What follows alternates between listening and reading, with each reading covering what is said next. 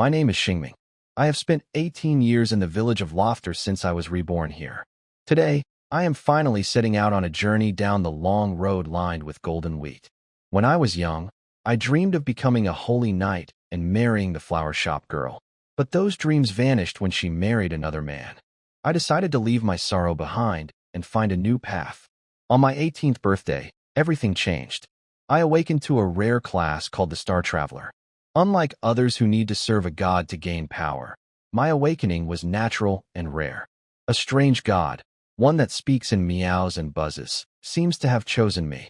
I have a special mark and an ability I call Traveler's Star Eyes, which lets me see golden cross-shaped stars. By touching these stars, I gain experience and level up. I spent a month collecting stars around my village until I reached level 5 and gained the Travel Star map. This map shows me where to find more stars, but I have already gathered all the ones nearby. To grow stronger, I must travel far away. Since I have no combat skills or money, I decided to become a trader. The villagers, who are like family to me, pooled their money to buy me a magical truck powered by mana stones and a special algae potion. It was hard to say goodbye, and I cried as I promised to return one day with great gifts for them. Now, I am on the open road, eating apples and steering my mechanical beast toward Robert City. I recently found a new cross star on my map and stopped to collect it. This journey is just beginning, and although I am currently just a driver hauling wheat, I am eager to see what lies ahead. I carry a plain black stone from my village around my neck to remind me of home and the courage of my people. No matter how long the road is, I know that home and adventure are never truly separate. While driving my mechanical vehicle, I noticed a new light on my star map. It was a cross-star seed, a rare item I needed to grow stronger. I stopped my vehicle, locked the doors, and set out on foot into the endless, golden wheat fields to find it. The map showed it was about 2 kilometers away. As I ran through the quiet fields, I enjoyed the fresh air and the peaceful scenery. However, my peace was suddenly broken when I heard a loud rustling nearby. A villager in the distance began waving frantically and screaming at me to run. I realized then that I wasn't alone. A large shadow was moving through the wheat like a shark in the water. A massive, muscular wild boar was chasing me. I sprinted as fast as I could back toward the path, but the beast was much quicker. It leapt out of the wheat and blocked my way. Strangely, the boar had a red ribbon tied to one ear, but its sharp tusks and fierce eyes told me it was a deadly threat. I remembered the advice of my village elders and tried to stay calm. I drew my iron sword, gripping it with both hands. The boar was clever. It disappeared into the wheat only to launch a surprise attack from my side. I used my Star Eyes ability to track its movement through a golden mist, allowing me to block its initial charge. The impact was incredibly powerful. The force threw me backward into the wheat, knocking the breath out of me and causing me to lose my grip on my sword. Unarmed and hurt, I watched as the boar prepared to charge again. I managed to dive out of the way just in time, rolling through the dirt. Luckily, the boar's movement flattened enough wheat for me to spot my sword. I scrambled to grab it, realizing that I couldn't keep running. To survive this adventure, I had to stand my ground and fight. With my sword finally back in my hand, I realized I couldn't outrun the boar. I decided to strike first, lunging forward to drive my blade into its head. The hit was strong, but the beast was tough. The sword got stuck in its skull, and the force of its movement threw me to the ground again. Just as I prepared to retreat from the now frenzied sword boar, a sudden whistle cut through the air, followed by a dull thud. The boar fell dead instantly, pierced by an arrow. I sat in the wheat field, shaking with relief, as a limping man in leather armor approached me.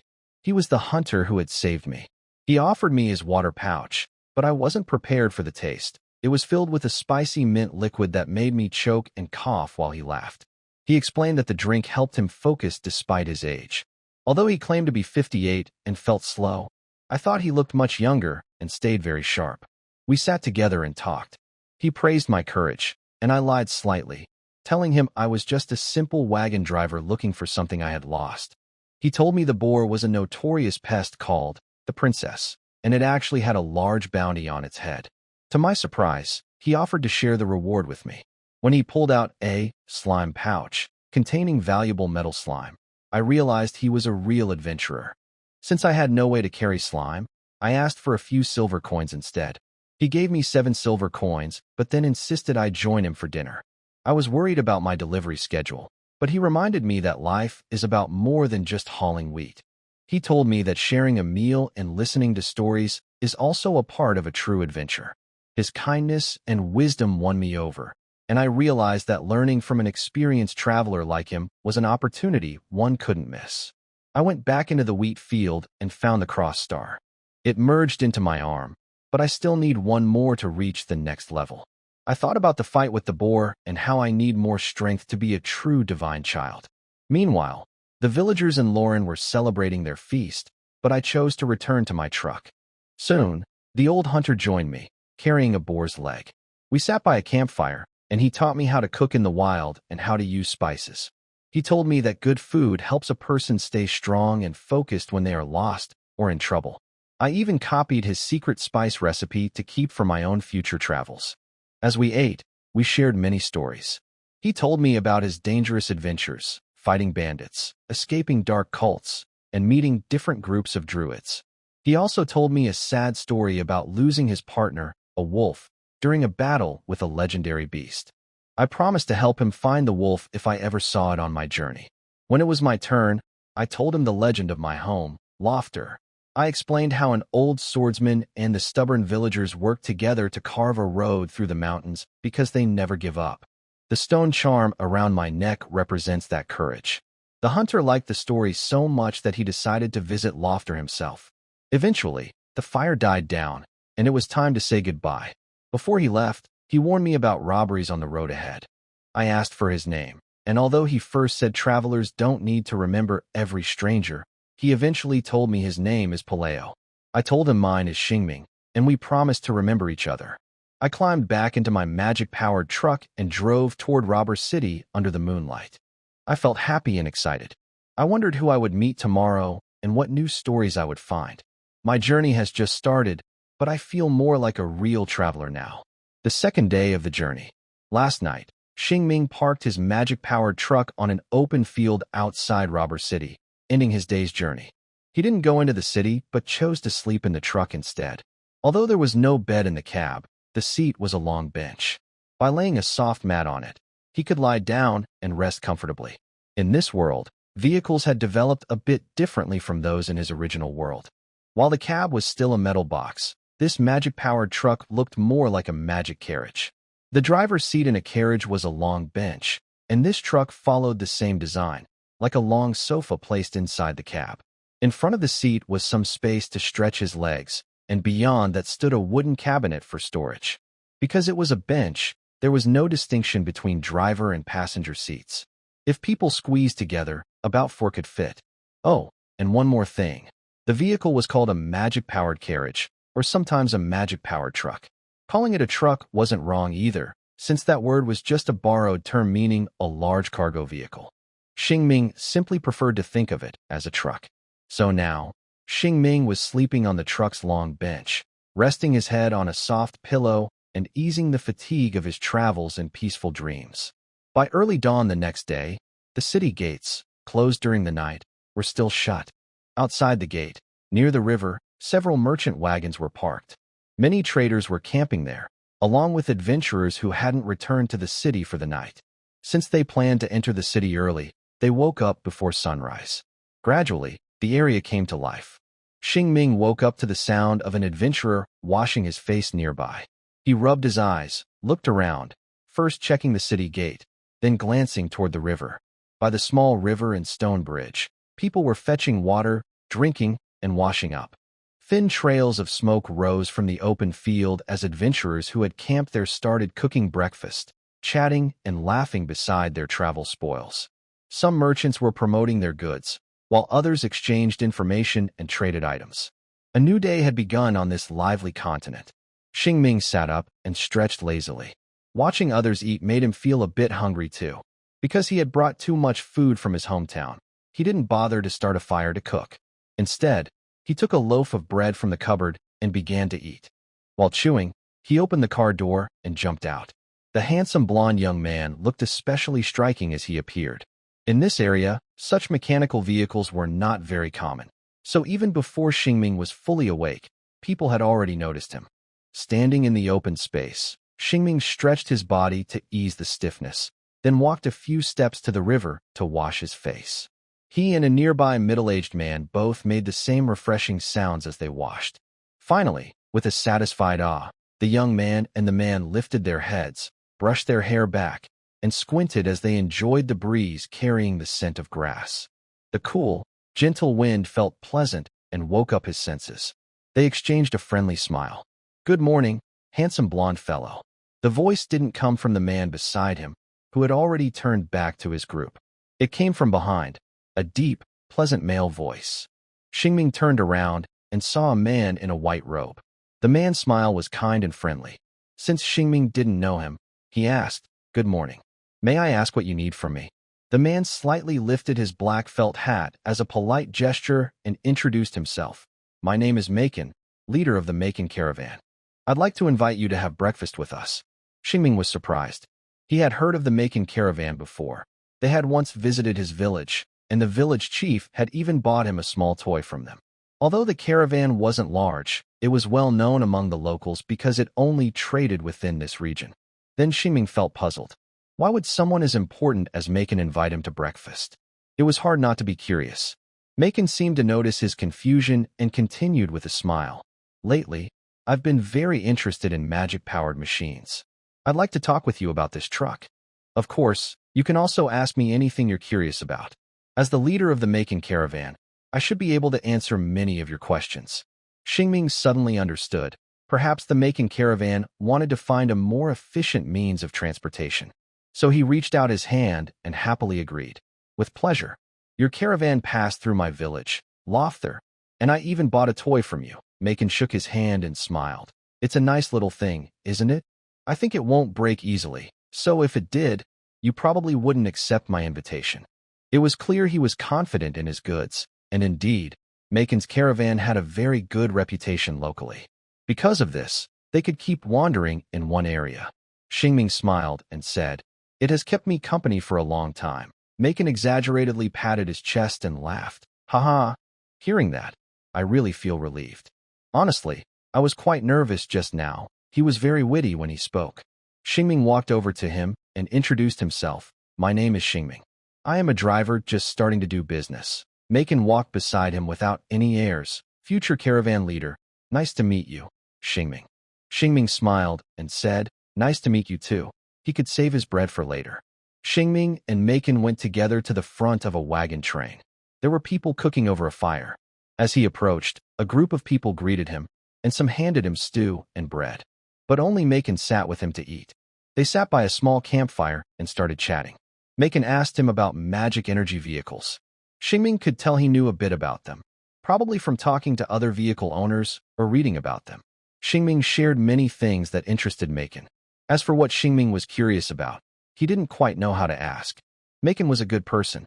He asked Xingming what he wanted to do, and Xingming said he wanted to become a trader who travels between regions. Maken explained which cities in the Lorn area offered opportunities, which cities had large trade flows, and where it was easier to find goods for the next stop. He also mentioned what to watch out for, like expiration dates and fragile items. All of this was very useful information. Maken treated him very well. He also showed great respect for Xingming, especially when other traders came to talk to Maken. Ming refused them, saying he would visit later, and did not abandon Xingming after not getting the information he wanted. Honestly, being respected by such a team leader made Xingming feel a little proud. After breakfast, they talked about everything they needed to. Another merchant came to see Maken, apparently to sell some goods. Xingming didn't delay him and stood up to say goodbye. "Thank you for sharing so much with me." "Really, thank you." Maken waved and smiled. "I got the information I wanted, so no need to thank me." To say something a bit sentimental, I hope the children who play with my toys will become even better than me. Goodbye, Mr. Maken. Xingming waved with a smile and turned to leave. Just as he turned his head, he saw a dark shadow rise in the early morning sky. It was a signal, a sign of time. He clicked his tongue and said, "It's been a while. It's time to open the gates." The shadow was the old knight's old cat eagle, flying leisurely out of the city and slowly approaching the wall. Then, This large cat with white wings and sharp claws, just like a normal cat, stretched lazily on top of the wall. Next moment, the sun peeked over the city wall. The first rays of sunlight broke through the plains and rivers, illuminating the young man's golden hair and the cat eagle's fur. The lazy cat eagle kicked its head with its hind legs toward the sun, as if calling the sun itself. It really loved basking in the sun. Every day, it would greet the dawn early, settle on the city wall, and become the city's adorable guardian. Curling up, a big fluffy ball. No one knew when it appeared.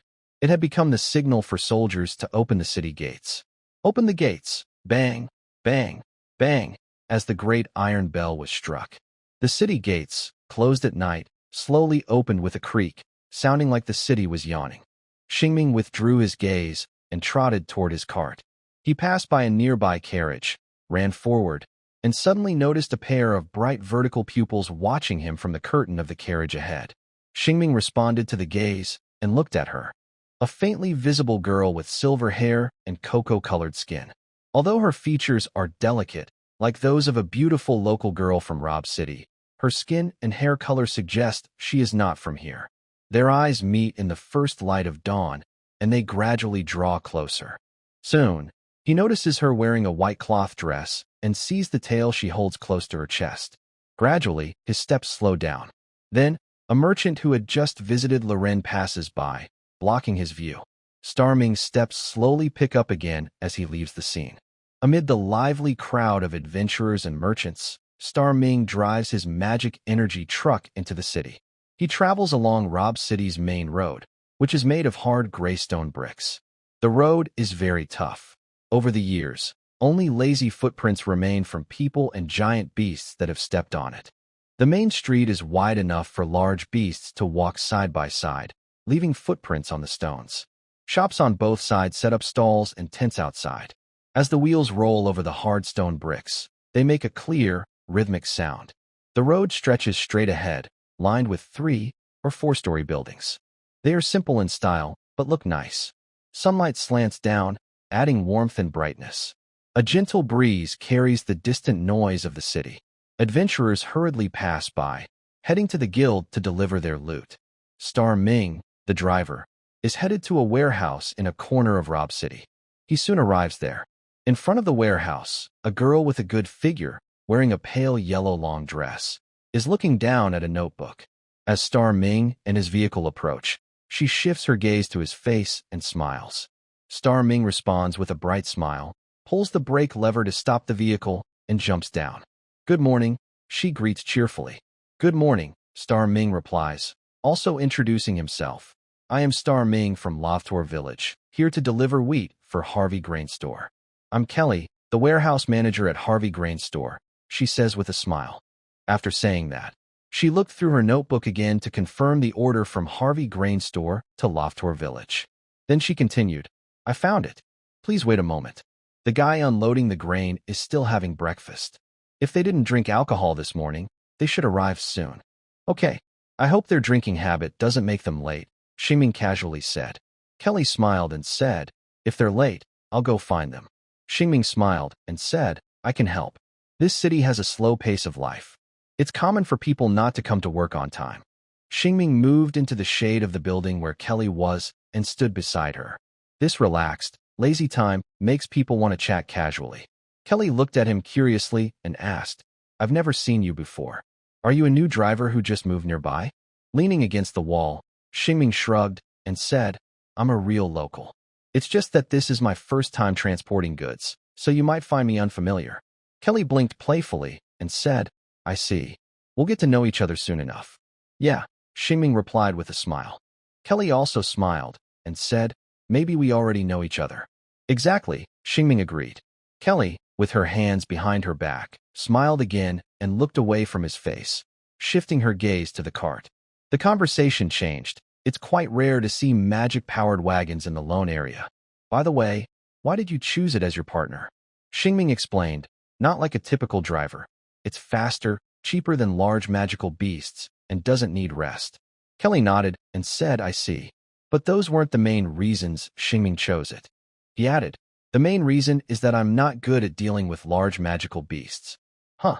Kelly was surprised and asked, "As a driver, you're not good at dealing with large magical beasts?" Shingming, not a typical driver, said, "Yeah, I'm not good at it, so I chose this. There are always strange people in this world. Knights who don't like wearing armor, mages who don't like using magic. Maybe there are drivers who don't like magical beasts too. At least now Kelly has seen it." In Kelly's mind, the coachman and the hunter druid are both people who really like magical beasts. This made her ask, "Aren't you bored traveling alone with a magic-powered carriage?" Shingming honestly replied, "Maybe I am." Then he added, "But I plan to buy a small magical beast as my partner, so it shouldn't be so boring in the future." Really? Kelly was a bit confused at this point. She put her notebook on her forehead and quickly interrupted, "Wait, you don't like dealing with magical beasts, right?" Shingming casually explained, "It's just that I'm not good at handling large magical beasts. Small ones are fine." He kept saying he's not good at it, not that he doesn't like it. Actually, he really likes magical beasts. Unfortunately, without divine blessing, he can't understand their thoughts, so controlling large magical beasts on the road would be very difficult. As for small magical beasts, he can communicate through eye contact. Kelly looked up at the sun, feeling she didn't understand him. She decided to give up trying to understand and instead focused on the carriage. "Can I take a look inside? I'm curious about how it's built." Shingming happily agreed. "Of course. I can even teach you how to drive it." "Really? I can do that." Kelly got excited. "Of course," Shingming said politely, making a welcoming gesture. The clerk from Harvey Grain Store found something interesting that morning. She wouldn't be bored anymore. Shingming happily satisfied her curiosity and helped her learn how to drive the magic-powered truck. During their cheerful driving session, the wheat unloading workers arrived to do their work. They called out to Miss Kelly from afar, and Kelly stuck her head out the window, telling them to wait. Hearing this, Shingming forced a helpless smile. Looks like they would have to wait again for the wheat unloading. By noon, everything was finished. The carriage was now empty, and Shingming held a completed transportation contract. The money from selling wheat would be sent to Lovetal Village, and this merchant association contract would serve as proof of his work, helping him improve his rank in the merchant guild. "Kelly, can I park my truck here for now?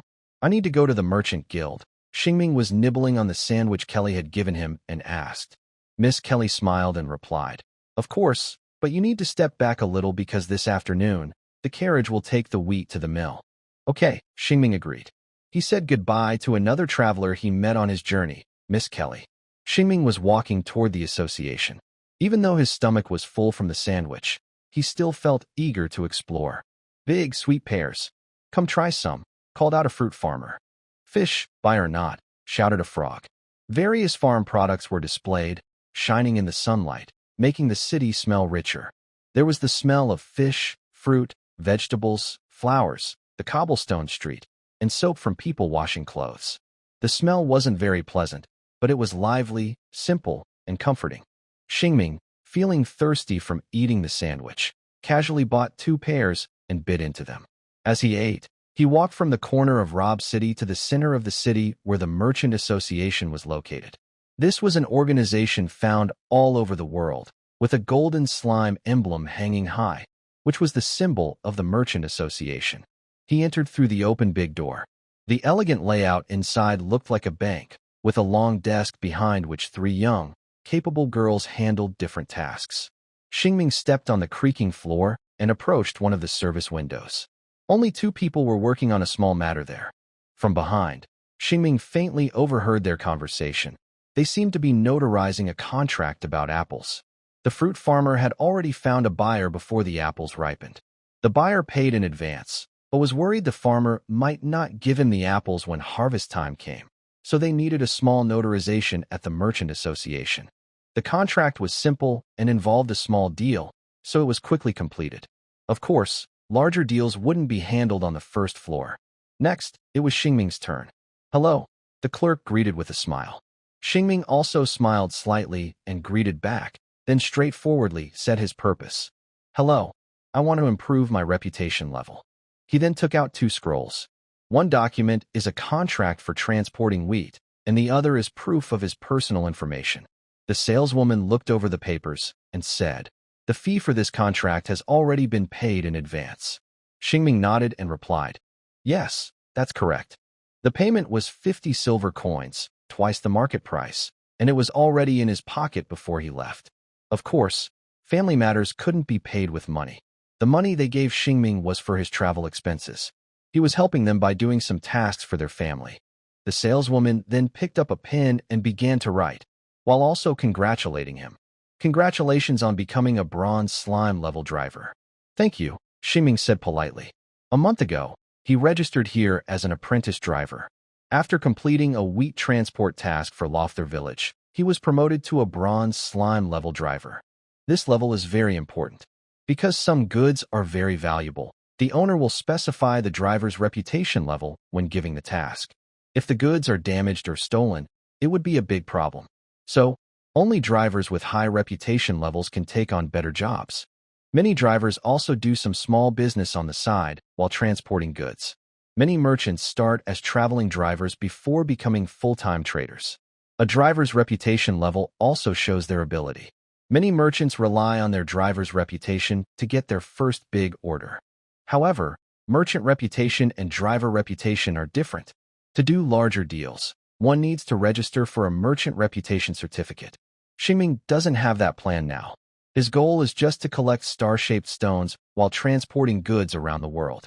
Soon after, please drip a drop of blood onto your proof. The saleswoman, who had finished drawing and writing, handed over 2 dark brown leather papers. Xingming understood this step, so he didn't ask much. In simple terms, it's a blood recognition process. This magic paper is made from a mixture of blood sapphire powder and other materials. It glows after absorbing blood for the first time.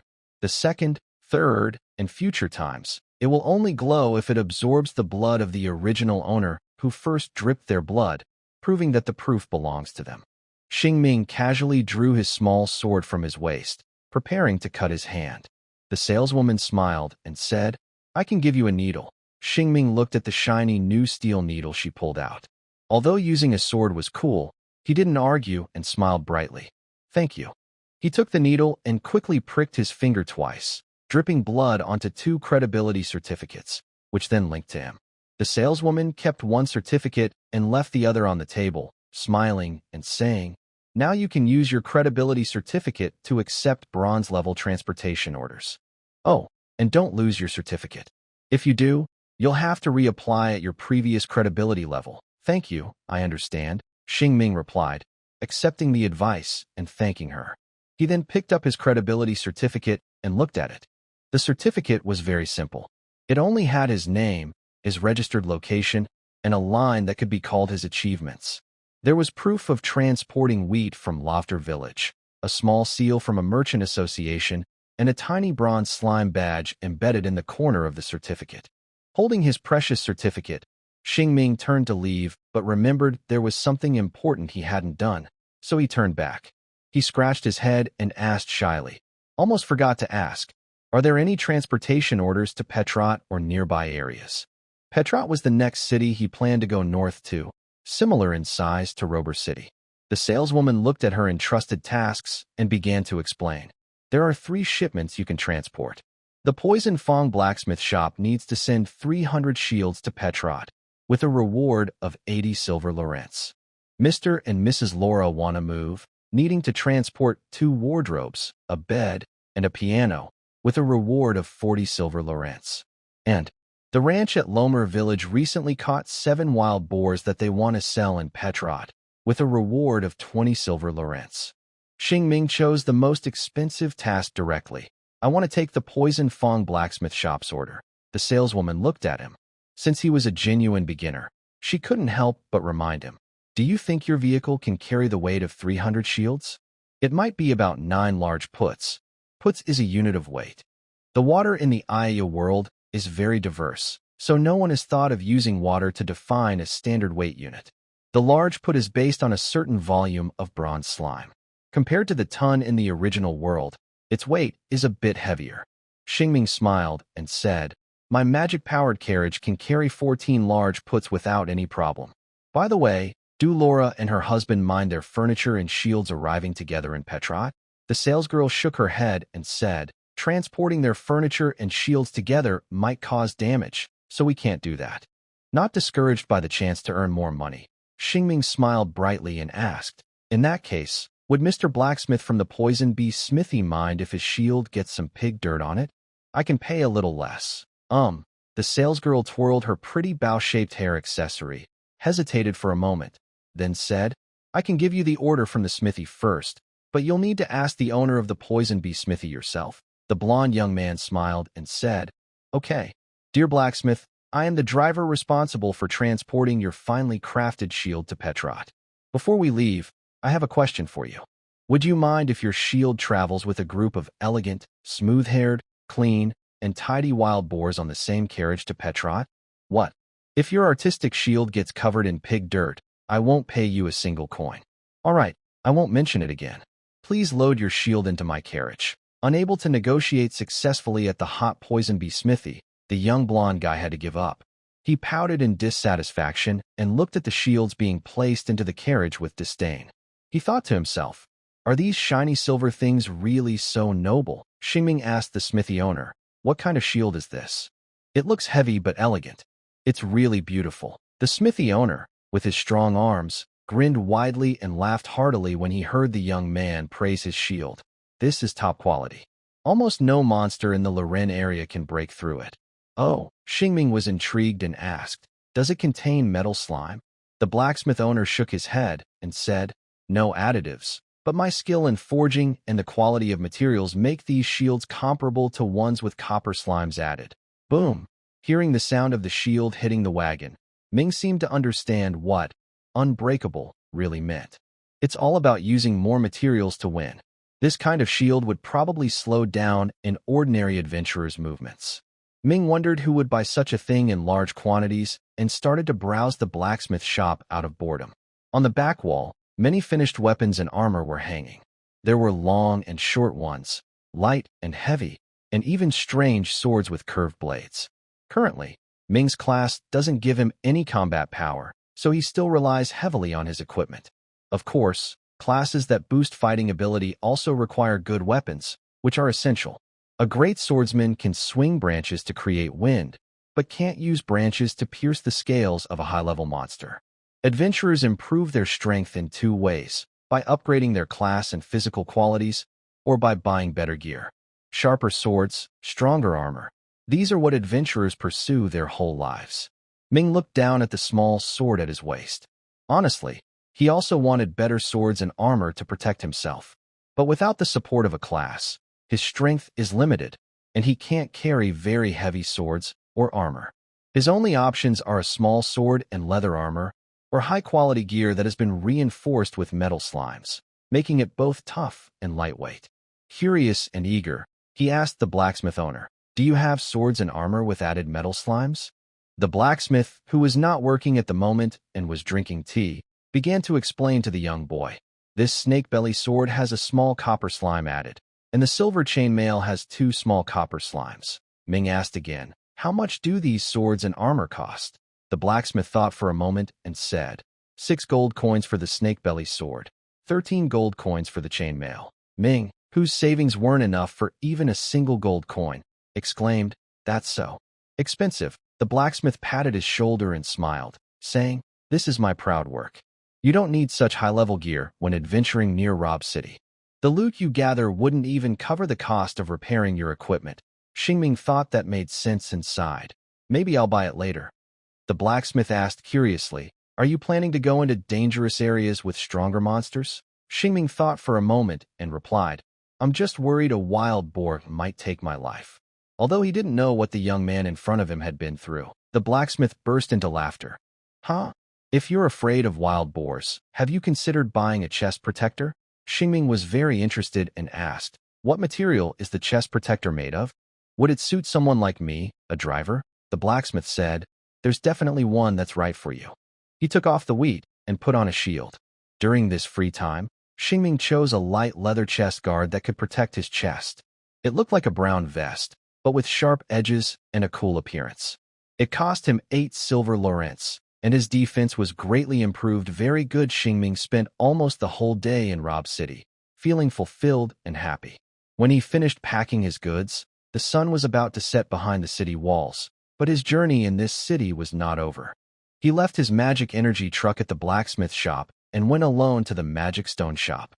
He spent 20 silver lorents to buy 20 small magic stones. He carefully selected a few stones that seemed to contain a lot of magic energy inside. He borrowed a cart from the shop owner and carried the stones to his magic energy truck. He opened the steel container that stored the green, floating algae potion. Inside, there was a box of clear light blue liquid and several dull black stones that had absorbed all their magic energy. The liquid was harmless to people. Xingming rolled up his sleeve, reached in, and carefully took out each black stone, shook off the remaining liquid, and threw them aside. Shaking was an important step. As one of the greatest inventions of this century, the green floating algae potion was not cheap. One of its raw materials, the horns of the Kuno tribe, was very expensive. The potion was mainly used because it didn't degrade much, so every household bought it to make magic energy lamps. This lamp uses less magic energy compared to the original magic energy lamp, because the solution can absorb the magic energy from the magic stones more completely. In the past, some people would crush used magic stones into powder and reuse them, but now that's no longer necessary. Sorry for going off topic. Xingming was collecting stones, cleaning them, and repeating this process several times. Finally, he threw half of the purchased stones into a container and stored the other half in a storage box. The magic stones he threw in were enough for him to travel to the next city. The extra stones were just in case of emergencies. Xingming finished his magic energy refilling task, which meant he had completed all his work in Rober City. But there was one more place he wanted to visit. If he didn't go now, he would be off work soon. Xingming pushed the small cart borrowed from the magic stone shop owner, rushing along the main street of Rober City. The wheels clattered, and his footsteps echoed as he ran, calling out, "Excuse me," along the way. The sunset glow shone on his blonde hair, making it sparkle like bright points of light. The sweat on his forehead and his smile were the most beautiful sights in the city. After returning the small cart and saying thank you from afar, regardless of whether the shop owner heard him, he headed toward a wooden building outside the shop filled with various plants. As he got closer, Xingming increasingly felt that the strong man outside the shop looked familiar. Gradually, he recognized the silver hair, silver beard, and finally identified the man by his muscular biceps. That strong man was actually an old man, but he still looked healthy and vigorous. When Xingming reached nearby, he greeted him. "Good afternoon, Uncle Bernard." Uncle Bernard tilted his head to look at the young boy running toward him, smiled kindly, and took out his gentlemanly cane, striking it into the ground. Xingming. Uncle Bernard chuckled heartily. "Good afternoon, little knight of Loftor." The collar of his shirt hung on the cane, and Xingming, hanging in midair, showed a look of disdain. Humph. In his mind, he secretly thought, "One day when you can't walk anymore, I will push your wheelchair to join the carriage racing competition." By the way, Bernard was a retired old knight who used to like hanging young Xingming on the tip of his knight's spear. Although he was old and Xingming had grown up, it didn't stop him from still hanging Xingming on his spear. "Can you put me down now?" Xingming asked, his limbs hanging in the air. Uncle Bernard cheerfully put down his cane, patted his head, and asked, "Why is the young knight in town today?" Xingming tidied his clothes and explained, "Uncle, you remember the magic carriage the village bought for me? I've now become a driver. Today, I delivered the wheat from Loftor to the city." "Oh, time flies. The young knight has grown up and can now the village's wheat into the city," the old knight sighed. Xingming, often seen as just a child, helplessly agreed, "Time really flies. The young knight has become a special driver." Uncle Bernard knew about Xingming's situation and was present during the ceremony to communicate with the gods. He patted Xingming's shoulder and smiled, saying, "As long as your heart holds justice and peace, you are a knight. Where are you headed now? Would you like to visit my home?" They were standing in front of a shop with a sign that read, "Sprout's Place." Xingming pointed at the shop with his thumb and said, "I want to buy a small beast cub." "Uncle Bernard, are you on your way home?" Uncle Bernard explained, "My old friend hasn't had much appetite lately. I want to bring him in for a checkup." Xingming looked around and asked, "Where is it?" Bernard shrugged and said, "The sun hasn't set yet. I was just about to chat with Dr. Charles for a while." Since they were heading the same way, Xingming suggested, "Then let's go see Dr. Charles together." "Sounds good." Bernard happily agreed. So an old man and a young boy walked side by side into Sprout's place. From the outside, it looked small, but inside it was surprisingly spacious. There were many flower pots filled with fragrant plants, some with unknown names. These were herbs beneficial for magical beasts. At that moment, a kind-faced, silver-haired old man in a black robe was crouched beside the herbs, trimming and pruning. "Charles," Bernard called out warmly. Charles didn't look up but greeted back. "Good afternoon, Uncle Bernard. What brings you here? Is my old friend feeling unwell?" The old knight walking ahead spoke about his purpose. "My old friend hasn't had much appetite lately." Charles stopped tending the flowers, stood up with a smile, and said, "Let's go see it." Old Bernard waved his hand and said, "It's still sunbathing. First, let's talk about this young lad." Behind them, Shing greeted, "Good afternoon, Dr. Charles." "Good afternoon," Charles replied with a smile. "Young blonde guy, what brings you here?" Shing said. "I want to buy a baby magical beast." Suddenly, a girl's voice came from the back of the room, scolding, "Don't tease little Lely. Naughty kid." Through the window in the wall, they could see a courtyard where a girl in an apron was chasing something, probably a baby magical beast. Charles thought for a moment and asked, "What kind of magical beast are you looking for?" Shing briefly explained his idea, an adult one that can carry people, not too strong in fighting, and preferably cheaper. Charles searched his mind for suitable magical beast cubs and recommended, "You could buy a swift wind pony." Shing asked, "Can horses be kept in a carriage?" His unusual question made Charles scratch his sparse Mediterranean-style hair and say, "Of course not. Horses need wide open plains and freedom." Shing asked again, "Are there wolves, dogs, or big cats that can be kept in a magic energy truck's driver's seat?" His request was quite difficult. Charles searched his mind again and replied negatively, "No. Dogs that can carry people are very expensive, and I don't sell rare magical beast cubs here." Shing was a bit disappointed. "What about birds that can carry people?" Charles smiled and said, "Birds that can carry people are even more expensive. Actually, a cat eagle would be a good choice, but it costs around 100 gold lorents. Can you afford that?" Shing's vehicle only cost 20 gold lorents. "Sigh, I can't afford it." He sighed deeply, thinking to himself that the road to making money is long and heavy. All just to buy a cat eagle. The money-making trip was over. Shing waved his hand and said, "Sorry to bother you. You two can keep talking." "I need to leave now," Old Knight Bernard asked. "Where are you going?" Shing politely declined and said, "I'm going to Petrot to deliver a shield. I'll leave tonight." When the old knight heard that the young knight was setting out again, he didn't try to stop him. He smiled cheerfully and said, "Although the road to Petrot is safe, you should still be careful. You never know when bandits or dark travelers might appear. Be sure to watch out for strange sounds while sleeping on the road." Shing nodded and said, "I will remember your advice." He stayed a little while longer. Then Shing turned to go outside, with old Bernard and Charles following behind him. It was only a short time. Outside, the sky was painted a lazy orange-red by the setting sun. The sun slowly sank westward, casting its glow over the land. Shing looked up at the distant mountains and city walls, his gaze quickly fixed on a large black spot flying in the sky. They could see it clearly, too. It was a giant cat with 4 sharp eagle claws, covered in black and white feathers like a cow. It had wings with the same black and white pattern and a head like a black and white tabby cat.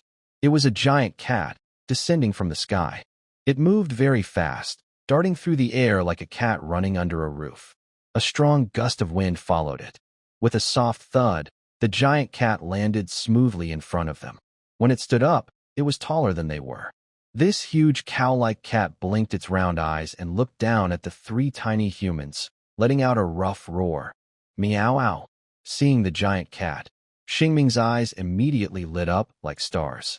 He ran over and buried his face in its fluffy face, taking a deep sniff. The big cat, warmed by the sun, smelled wonderful.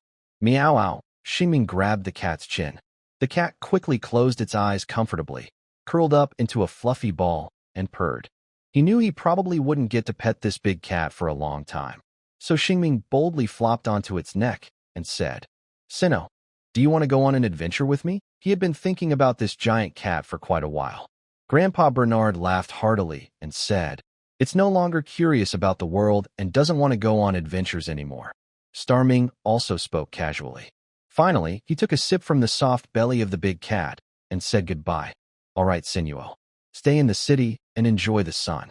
Next time I see you, I'll bring a huge ball of yarn. Seeing the playtime end so quickly, Sinuo, the cat eagle, stretched its wings, stood up, and pawed at its chin, making a meow-like sound as if saying farewell. Grandpa Bernard looked around and asked, Star Ming, where is your mechanical carriage? Star Ming replied, at the Poison Bee blacksmith shop. It's a bit far, and Grandpa Bernard chuckled. Let Sinuo take you there. If the young knight still likes riding on a cat's back, flying feels amazing. Star Ming really wanted to experience it again. But then he thought better of it and said casually, Sinuo needs to see a doctor. I can walk there myself. Goodbye. Charles laughed and said, Haha, little Star Ming has become a real knight now. You've learned to protect your friends and family. Grandpa Bernard smiled and said, in that case, go on your journey. Little knight from Lovtor, the holy light will guide your way. If you face danger, Uncle Bernard and Sinuo will help you fight evil. Sinuo let out a harmless meow and then curled its tail around Star Ming, tossing him onto its back. Star Ming wasn't afraid. He simply asked, Sinuo, what are you doing? In the next moment, the black and white spotted cowcat flapped its wings and took off into the sky. After a long time, Star Ming was once again carried into the air by the big cat, and he saw the sunset falling behind the city walls. Sinuo knew this young boy loved playing on its back. Usually, it was reluctant, but today it seemed to realize the young boy was about to leave. It made an exception and flew around the city with him, circling again and again.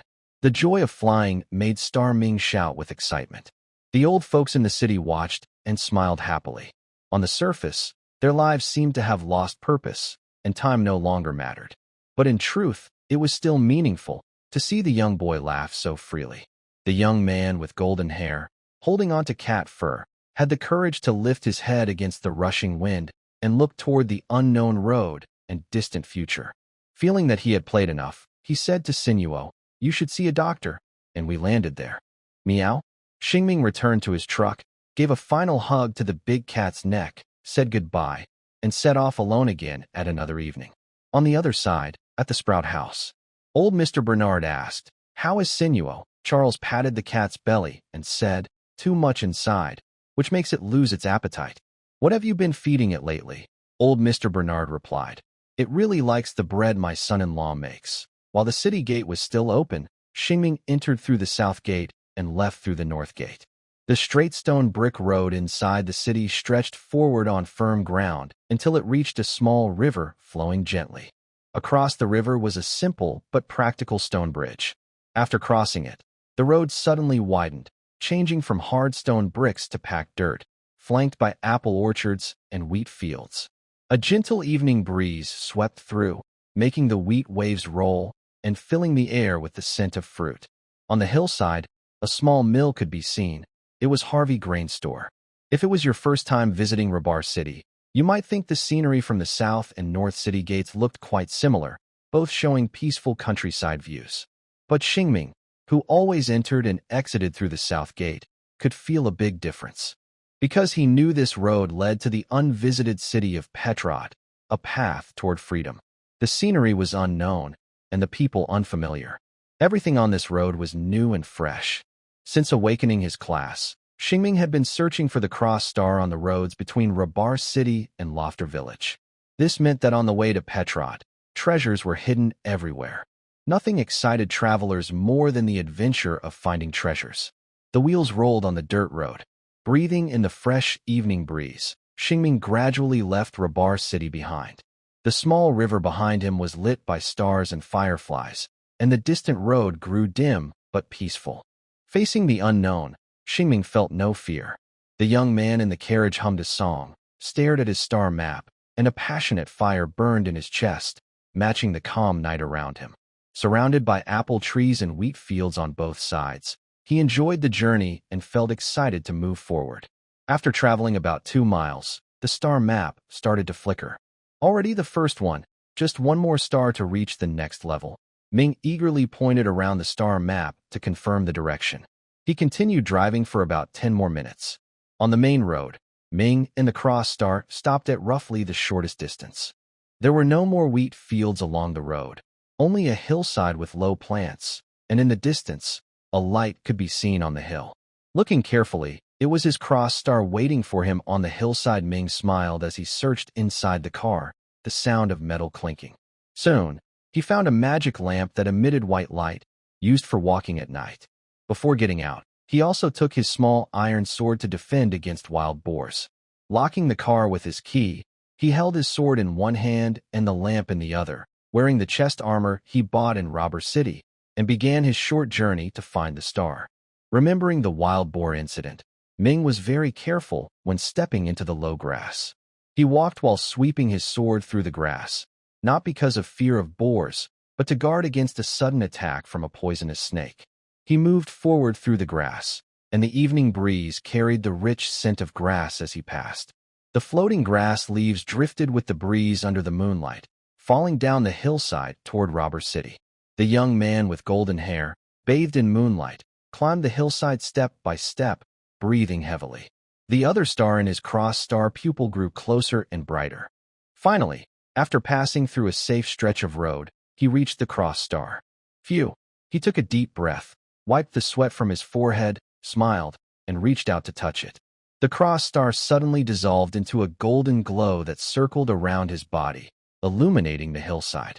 Curious insects tried to come closer, but the light quickly disappeared into his chest, and the insects did not come.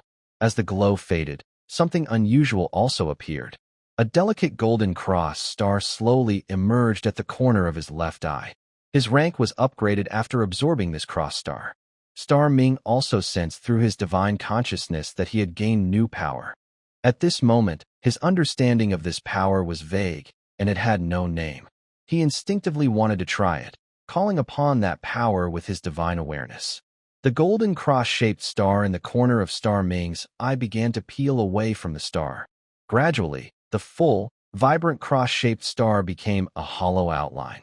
All the light within it shimmered like sparkling sand or a golden galaxy, gathering in the young man's hand.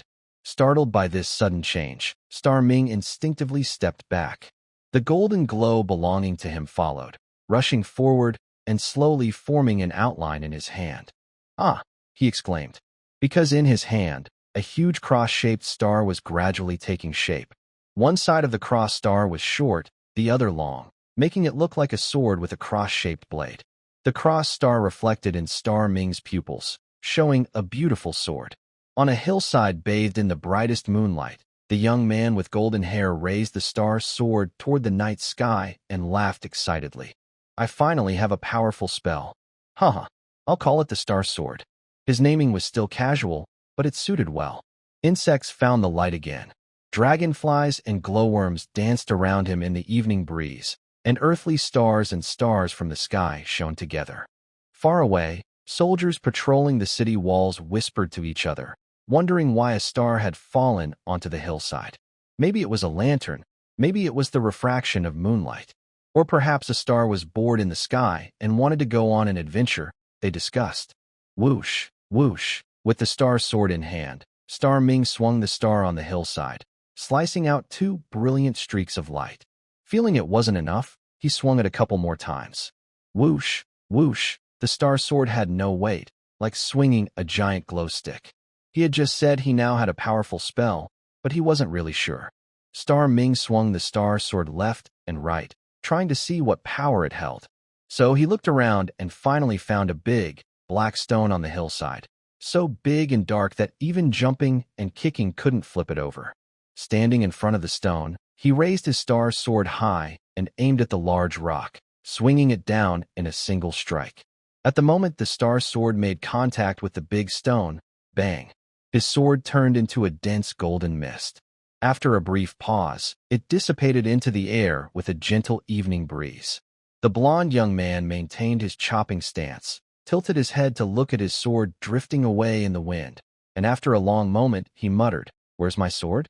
Did it just explode?" He straightened his back, placed one hand on his hip, and absent-mindedly scratched his head on the hillside. He was stunned for a while before regaining his senses. He thought a lot. He guessed that this kind of situation happened because his sword was fragile and the stone was too hard, so it broke. Although it was fragile, maybe it was very sharp? He turned his head again to look at the stone. From the outside, it still looked perfectly fine, just as it did before. He looked closely and found no difference. The stone hadn't even cracked, and kicking it with his foot didn't move it at all. It seemed the large black stone was unharmed inside as well. So the question is, what good is my star sword? His mind was full of confusion. He simply couldn't understand, so he decided to summon his star sword again to study it. He acted immediately. With his spiritual awareness, the cross-shaped mark near his eye flickered faintly. But unlike before, it didn't release a golden glow. It only flickered briefly before calming down, suggesting that the energy inside the cross-shaped mark had been used up.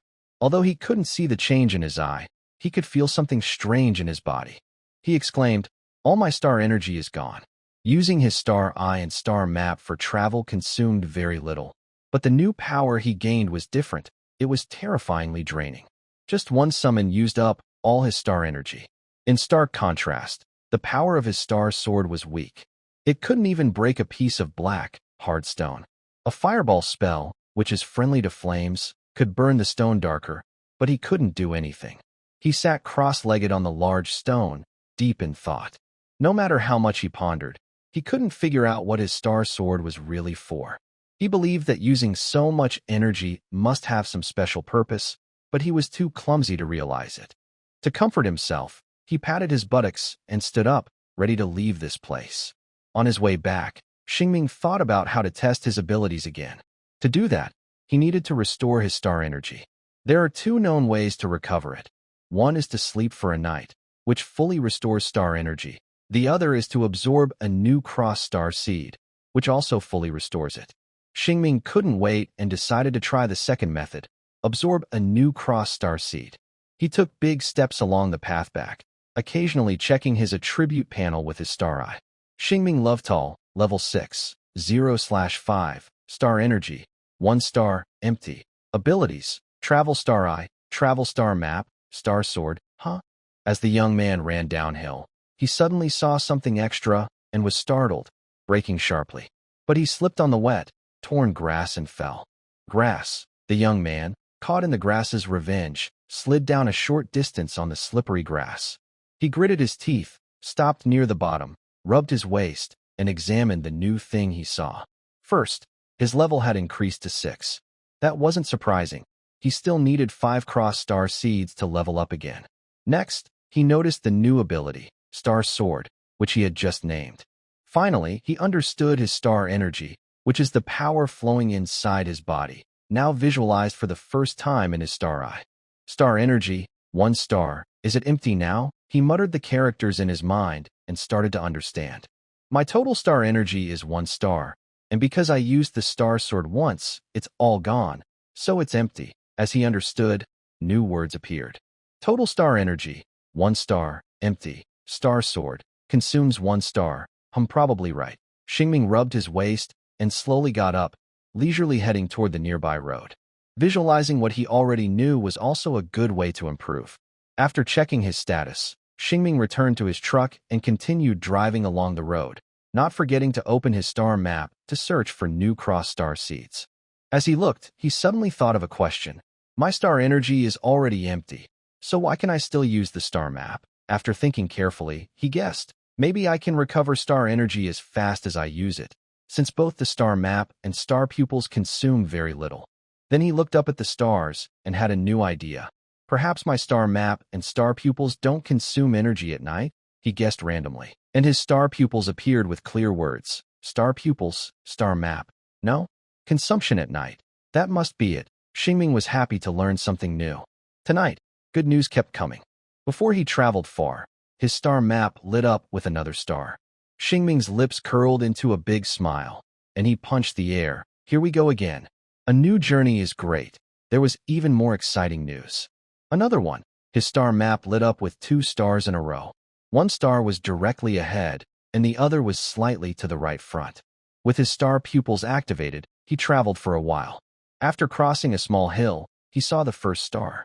Next to the road, a tree was full of shiny red apples, and hanging among them was a bright star-shaped ornament. Nice choice of location. I can even pick an apple to eat. Getting closer, Shing happily got out of the car and ran toward the apple tree. Children born in villages are good at climbing trees. They hugged the trunk and jumped up and down. The leaves rustled, and 2 apples fell with a plop. He climbed onto the tree. Sitting on a branch, he stretched like a cat, reached out, and touched the star. The star turned into a stream of light and merged into his body, boosting his experience and filling his star energy at the same time.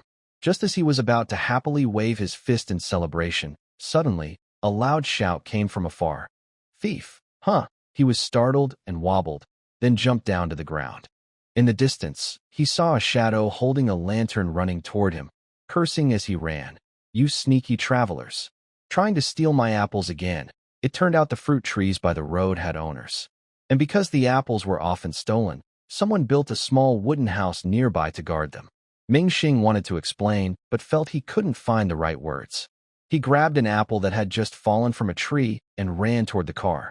Since there was already a misunderstanding and the apple was on the ground, he thought, might as well eat it. He quickly jumped into the car, and driving away was like escaping. He stuck his head out the window, and the person holding the lantern was no longer chasing him, shouting that he would beat him next time. Shing thought to himself, "They didn't see who I am, and they won't recognize me next time. Maybe I can pay them back with a couple of coins." He drove a little further. He looked at the star map and suddenly realized an important thing. That star is also in the apple orchard. Sweating, Shing put on his armor and turned the car around to go back. Not long after, a loud shout came from the orchard. "Wow, you dare to come back? Huh?" Shing was chased and yelled loudly. Even those who couldn't beat him made him stronger. In the end, he safely got the star and, while munching on the apple and driving, managed to escape smoothly. Adventures are really exciting. Shing wiped his forehead in the night breeze. His journey to Petrot was not yet halfway done, and he wondered if he could level up again. Apples are really delicious. Next to the road from Rob City to Petrot, there was a farm.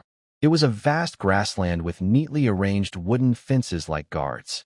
A winding road ran through it, with cows resting quietly in the moonlight. The grass was lush and swayed under the moon, creating a peaceful and beautiful scene. Tonight, a carriage was traveling along this scenic route, a guest of the farm. Inside the carriage's shelter, a girl sat holding her tail, bored, watching the scenery change behind her. She hoped this was the last stop of her journey with the carriage, but she didn't want it to be the last stop of her life. Sigh.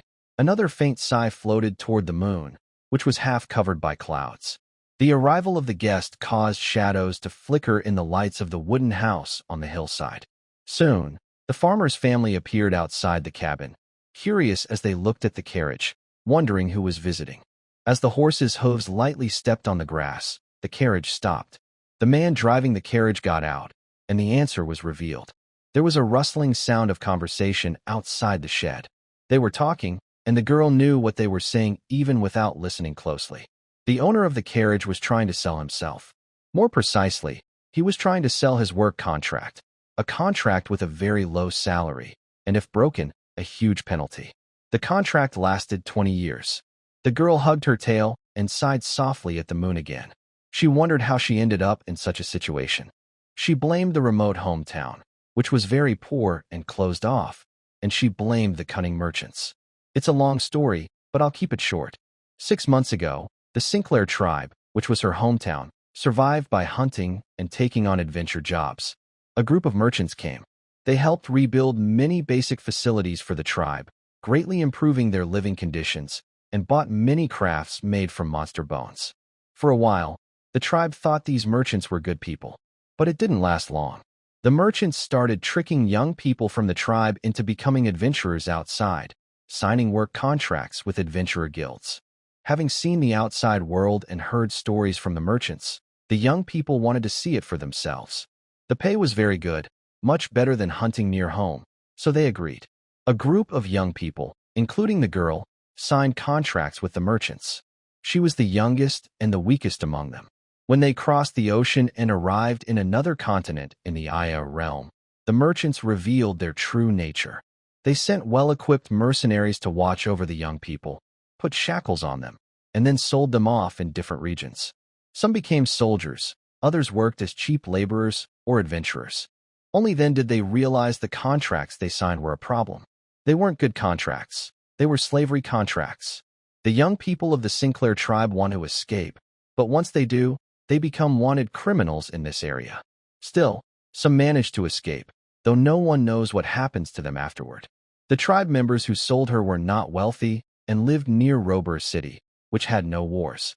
Only she remains now, and the trader who accompanied her is gone, leaving only the last person. She is the youngest and the weakest among them. She is not very good at fighting and not very strong. That's why she was kept until today, under the moonlight, in this area where slavery has been abolished, and on this farm where she is sold as forced labor. 20 years have passed. Who would want to spend their best time here? If she hadn't been sold in the Lorn region, she wouldn't know who her contract would end up with. Right now, the trader and the farm owner are still talking. Maybe the trader is very good at talking. Suddenly, someone calls out, "Raphael, get off the carriage." The girl, holding her tail, sighs softly again. She releases her silver tail and clumsily jumps down, dragging her shackles step by step toward the front of the carriage. She is very short, even shorter than the farm owner's 14-year-old daughter. Feeling uncomfortable under their gaze, she avoids looking at the farm owner's family. But she doesn't lower her head. She lifts her face high and glances at the bright moon with the corner of her eye. It seems her spirit moved them. At the same time, because this farm bought more land and livestock this year, they indeed need more workers. In the end, the farm owner's family decides to buy this very affordable girl.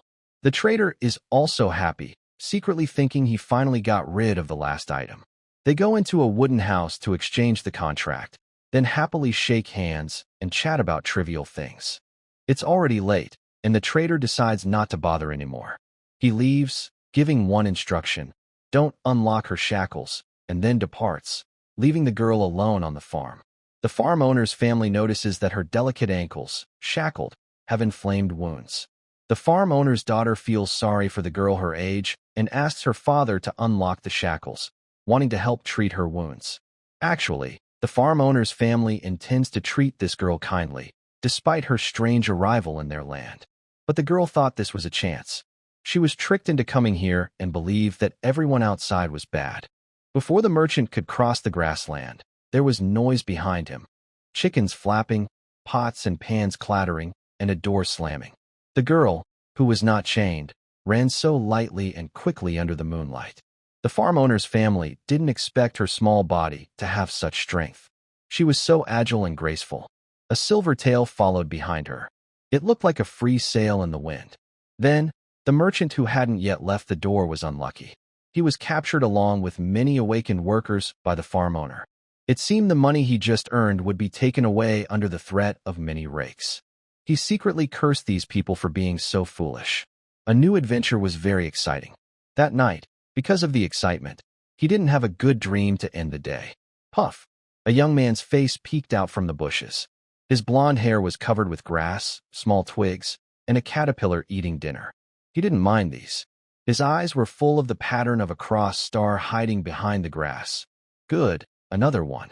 After the chase in the apple orchard, Shing had collected his 4th star tonight. He was 2 cross stars away from reaching the next level. Before absorbing it, he called out his star sword to test it. During the apple orchard adventure, his star energy had already been replenished. He moved his mind, and the cross star pattern on the corner of his eye lit up again. Gold dust separated and wove into a star sword in his hand. This time, instead of using a dark, hard stone, he chose a sturdy tree. He prepared himself and swung his sword. Bang! The star sword, which had just formed, turned back into gold dust. His sword exploded again. Shing scratched his head, confused. He still didn't understand what his star sword was for. He quickly absorbed the stars in the bushes to refill his star energy and gained some experience for leveling up. The experiment failed again, but he wasn't discouraged. He comforted himself internally, thinking maybe his current rank was too weak, so the sword was fragile. He just needed to improve himself. After absorbing 2 more stars, he could level up again. Maybe after a promotion, his sword will become harder. At this moment, he has no sleepiness. He plans to collect 2 more stars and see what changes happen before he sleeps. He turns his head and dives into the bushes onto the main road. casually brushing off leaves and small twigs from his hair. Just as he is about to return to his magic energy truck, he feels an itch on his back. He reaches out and scratches. The fuzzy feeling on his fingertips makes him shout in surprise. Ah! Soon after, he continues on his way. His view suddenly opens up after passing a small hill, with no trees on either side, just endless grassland. Through the fence, the herd of cattle, and the figures holding lanterns moving across the grassland. He can tell this is probably a ranch. Tonight, it's quite lively here. Even from far away, he can hear the talking of people on the grassland, but he cannot understand what they are saying. He thinks they are probably arguing, because their debate sounds almost like shouting, with voices hoarse and loud, and scattered words pieced together like this. It's your fault. Oh no, it's your problem. Even if you can't find her, it's not my fault. As for what specific problems the ranch is facing, Shing doesn't know and doesn't want to know. Compared to joining in the noise, finding 2 more stars would make him happier. He keeps moving forward, and 2 lights appear on the road ahead. Since Shing is moving faster than them, he quickly sees that they are 2 riders with lanterns rushing along. While riding, they sometimes lift their lanterns to the left, sometimes to the right, illuminating the dark fur of their hunting dogs. At first, Shing wondered what they were doing, but soon he guessed from the occasional growls. The ranch must have lost something.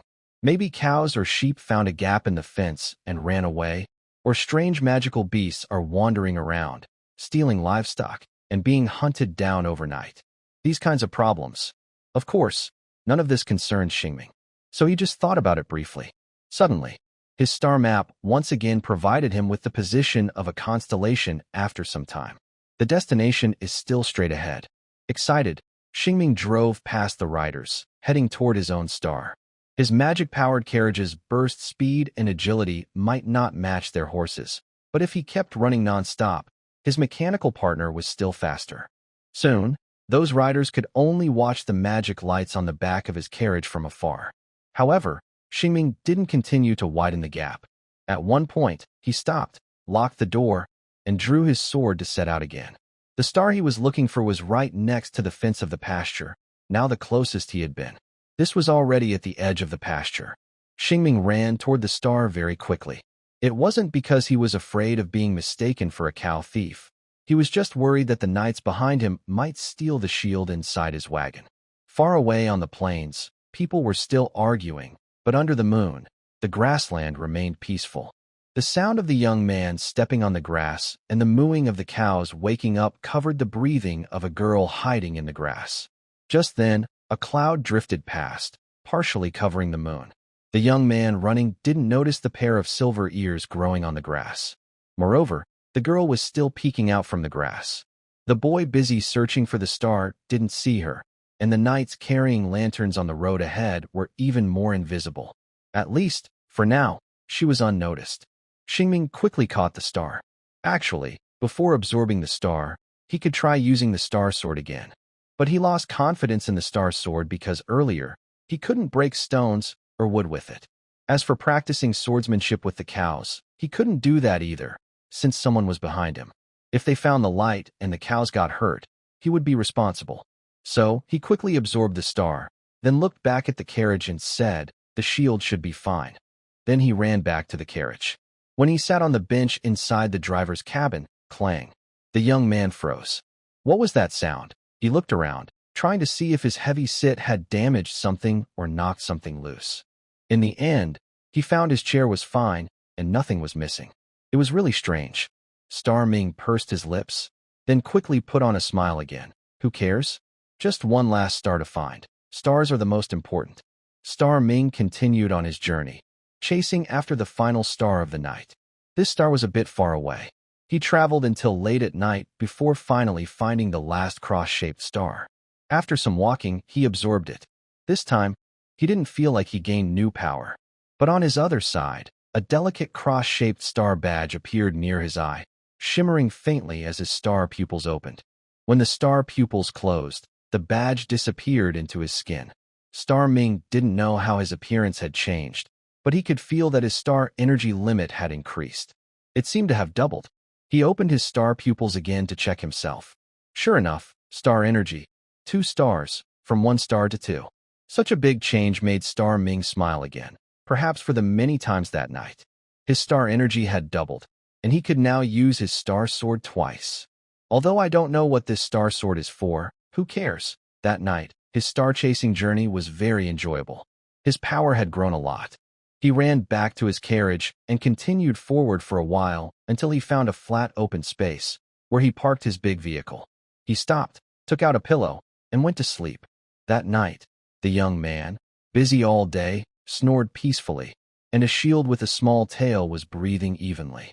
They both rested peacefully on this peaceful land. Morning. On the open ground, the first rays of sunlight slowly spread from the east, covering the grass, the forest, a small unknown village on this continent, and the road. The sunlight made the dew on the roadside grass sparkle like tiny jewels. Birds that had woken up early chirped in succession, urging the start of a new adventure. In this way, amid the pleasant alarm clock and sunlight, Star Ming in the carriage was awakened. He straightened up, rubbed his hair, looked at the sun for a moment. Then, after a brief daze, filled with energy, patted his face and said, "Get up." He was shouting this to himself. A person's vocal cords can get damaged if they don't use them enough, so talking to oneself is good for health. The first thing to do is fill the stomach. Eat something. I really don't want to bite into this tight bread. He searches through his storage cabinet and finds some seasonings, dried meat, bread, butter, and a bit of vanilla. Starting the day with a good meal is important to recharge energy for the busy day of searching for stars. Shing decides to make a proper breakfast. He rummages through the cabinet again and finds the cooking tools needed to start a fire. Carrying a bunch of supplies, he opens the car door and steps back into nature. The air is filled with the fresh scent of grass and flowers, typical of the morning. He takes a deep breath, feeling refreshed. He is near a steep mountain wall, with birds singing in the forest above and the gentle sound of the breeze rustling the leaves. Sometimes, distant animal sounds can be heard. There is no city noise or crowds here, only lively nature, beautiful and full of life. The young man happily moves around on the flat ground. He takes some dry wood and hay from his toolbox, placing them under an iron stand. Then he takes out a box of matches, strikes one, and starts a fire. Next, Shing places a pot on the metal stand. Now he can start cooking, but he forgets to take a knife and fork from the car. After a moment of surprise, he casually breaks a branch to make rough chopsticks, and with his hands, he breaks off a piece of butter into the pot, slowly melting it with the chopsticks.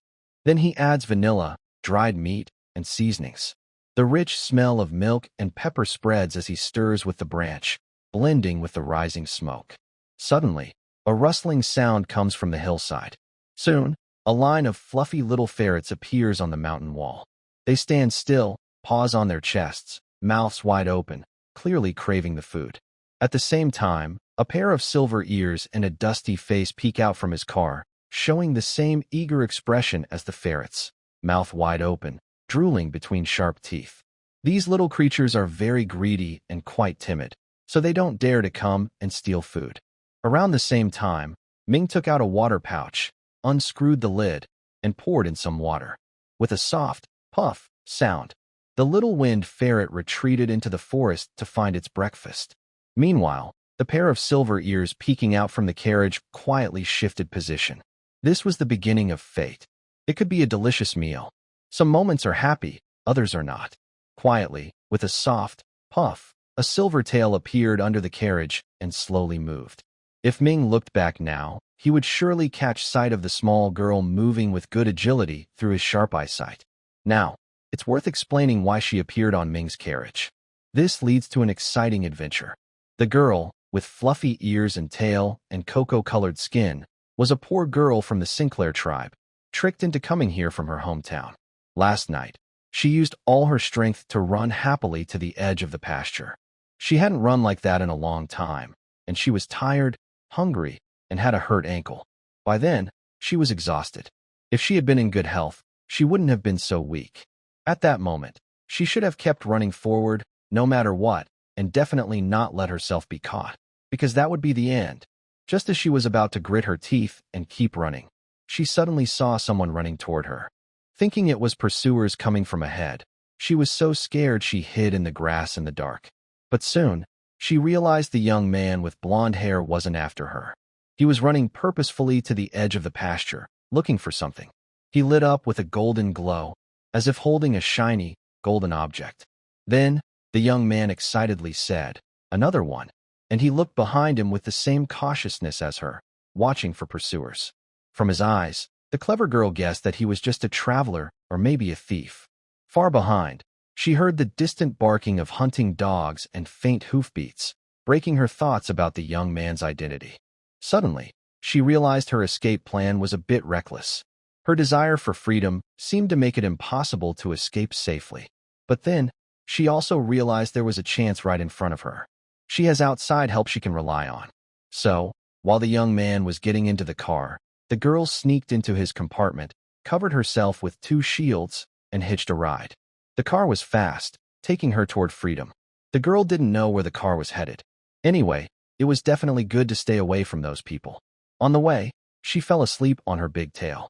When she woke up, it was early morning. She kept thinking about finding a way to leave, but was suddenly awakened by the young man shouting encouragement. She was scared, thinking she had been caught, but it was just him talking to himself. She sighed in relief and planned to leave soon. But she was very hungry, and the smell of food kept her rooted in place. She really wanted to eat something. So, she started to make small moves. Meanwhile, Shing was still cooking his meal. The water in the pot had mostly evaporated, and the dried meat inside had become soft and juicy. He preferred thick, rich soup, so he decided to cook it a little longer before eating. He set the cooking time for 60 seconds. Sitting on a stone, Shing looked at the sky and counted. 1, 2, 3. Suddenly, there was a loud clattering of dishes and utensils behind him. Shing shivered, turned around, and looked at his magic energy truck. What's going on? He was sure the noise came from inside his driver's cabin. The girl, who had wanted to grab something to eat inside the truck, found the cabinet so full that when she opened it, many items fell out all at once. In a hurry, she looked around, grabbed 2 pieces of bread, and carefully got out of the truck, trying not to make any noise. Meanwhile, Shing ran back, still cooking his thick soup. Although he moved quietly, he still heard a soft, puff sound. Looking down through under the truck, he saw a pair of feet stepping onto the ground, and then quietly moving toward the back of the truck. Shing suddenly realized what was happening and shouted, "Thief!" He had been called that last night when he stole an apple, and now it was his turn to shout. It felt strange. After being caught, the silvertail bristled and quickly ran away without making a sound. Star Ming, worried about what was stolen, hurriedly followed her toward the back of the car. When they reached the middle, he bent down to look through the gap between the tires made of sticky tree resin to find her location.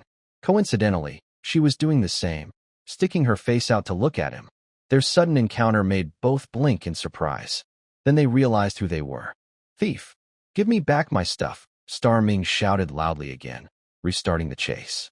The girl chuckled and gasped as she ran 2 steps to the left, and Star Ming did the same. Then she ran 2 steps to the right, and he followed. It seemed this way wasn't working, so Star Ming crawled under the car, while the girl ran around to the other side. They pulled at each other across half a truck, moving left and right. Suddenly, the girl broke free and ran quickly away from the car. Star Ming shouted, "Don't run," and chased after her. He saw the girl in front of him, running with quick, tapping steps, and she grabbed a bubbling pot of soup. Star Ming was startled when he saw this. Don't do anything reckless. He thought she might splash him with the soup.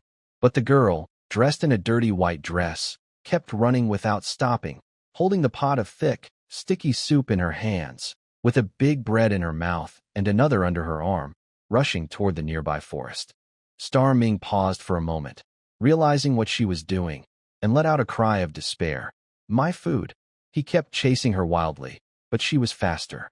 After running at full speed for a while, Star Ming was exhausted and stopped, clutching his knees. He shouted, "Wait for me. Don't let me see you again." His final shout made the girl turn around. She was also out of breath, gasping heavily. After a moment of facing each other, the girl, with a slightly hoarse voice that quickly became clear and confident, said, "I only took some of your food. If I get the chance, I will return it." Huh? She only stole food? After hearing her explanation, Shing wiped the sweat from his forehead. Feeling a bit more relaxed, He looked at the girl in front of him. He saw that she was dirty and looked very pitiful, as if she had been through something difficult. Could she be a homeless girl? A stranger in a strange land?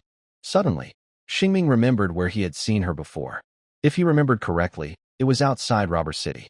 But that didn't seem to be related to today's events, so it wasn't important. Xingming felt he couldn't catch her, so he decided to show mercy and let her go. He also had to let her go, and he asked breathlessly, "Are you telling the truth? You didn't steal anything else?" The girl's dusty face tilted up slightly and nodded gently. "Mother Earth is watching me. I'm not lying. What I said is true." Her words were sincere, even including Mother Earth, which was like a kind of promise. From a few trees away, Xingming sighed and asked again, "By the way, why don't you have any food? If you're in trouble, you can tell me. If you're willing to return the pot, I have more food I can give you. Maybe I can help you somehow." Hearing this, the girl blinked her beautiful golden eyes. Her pupils, which were vertical, slowly relaxed. Then she said nothing and quickly ran into the forest behind her.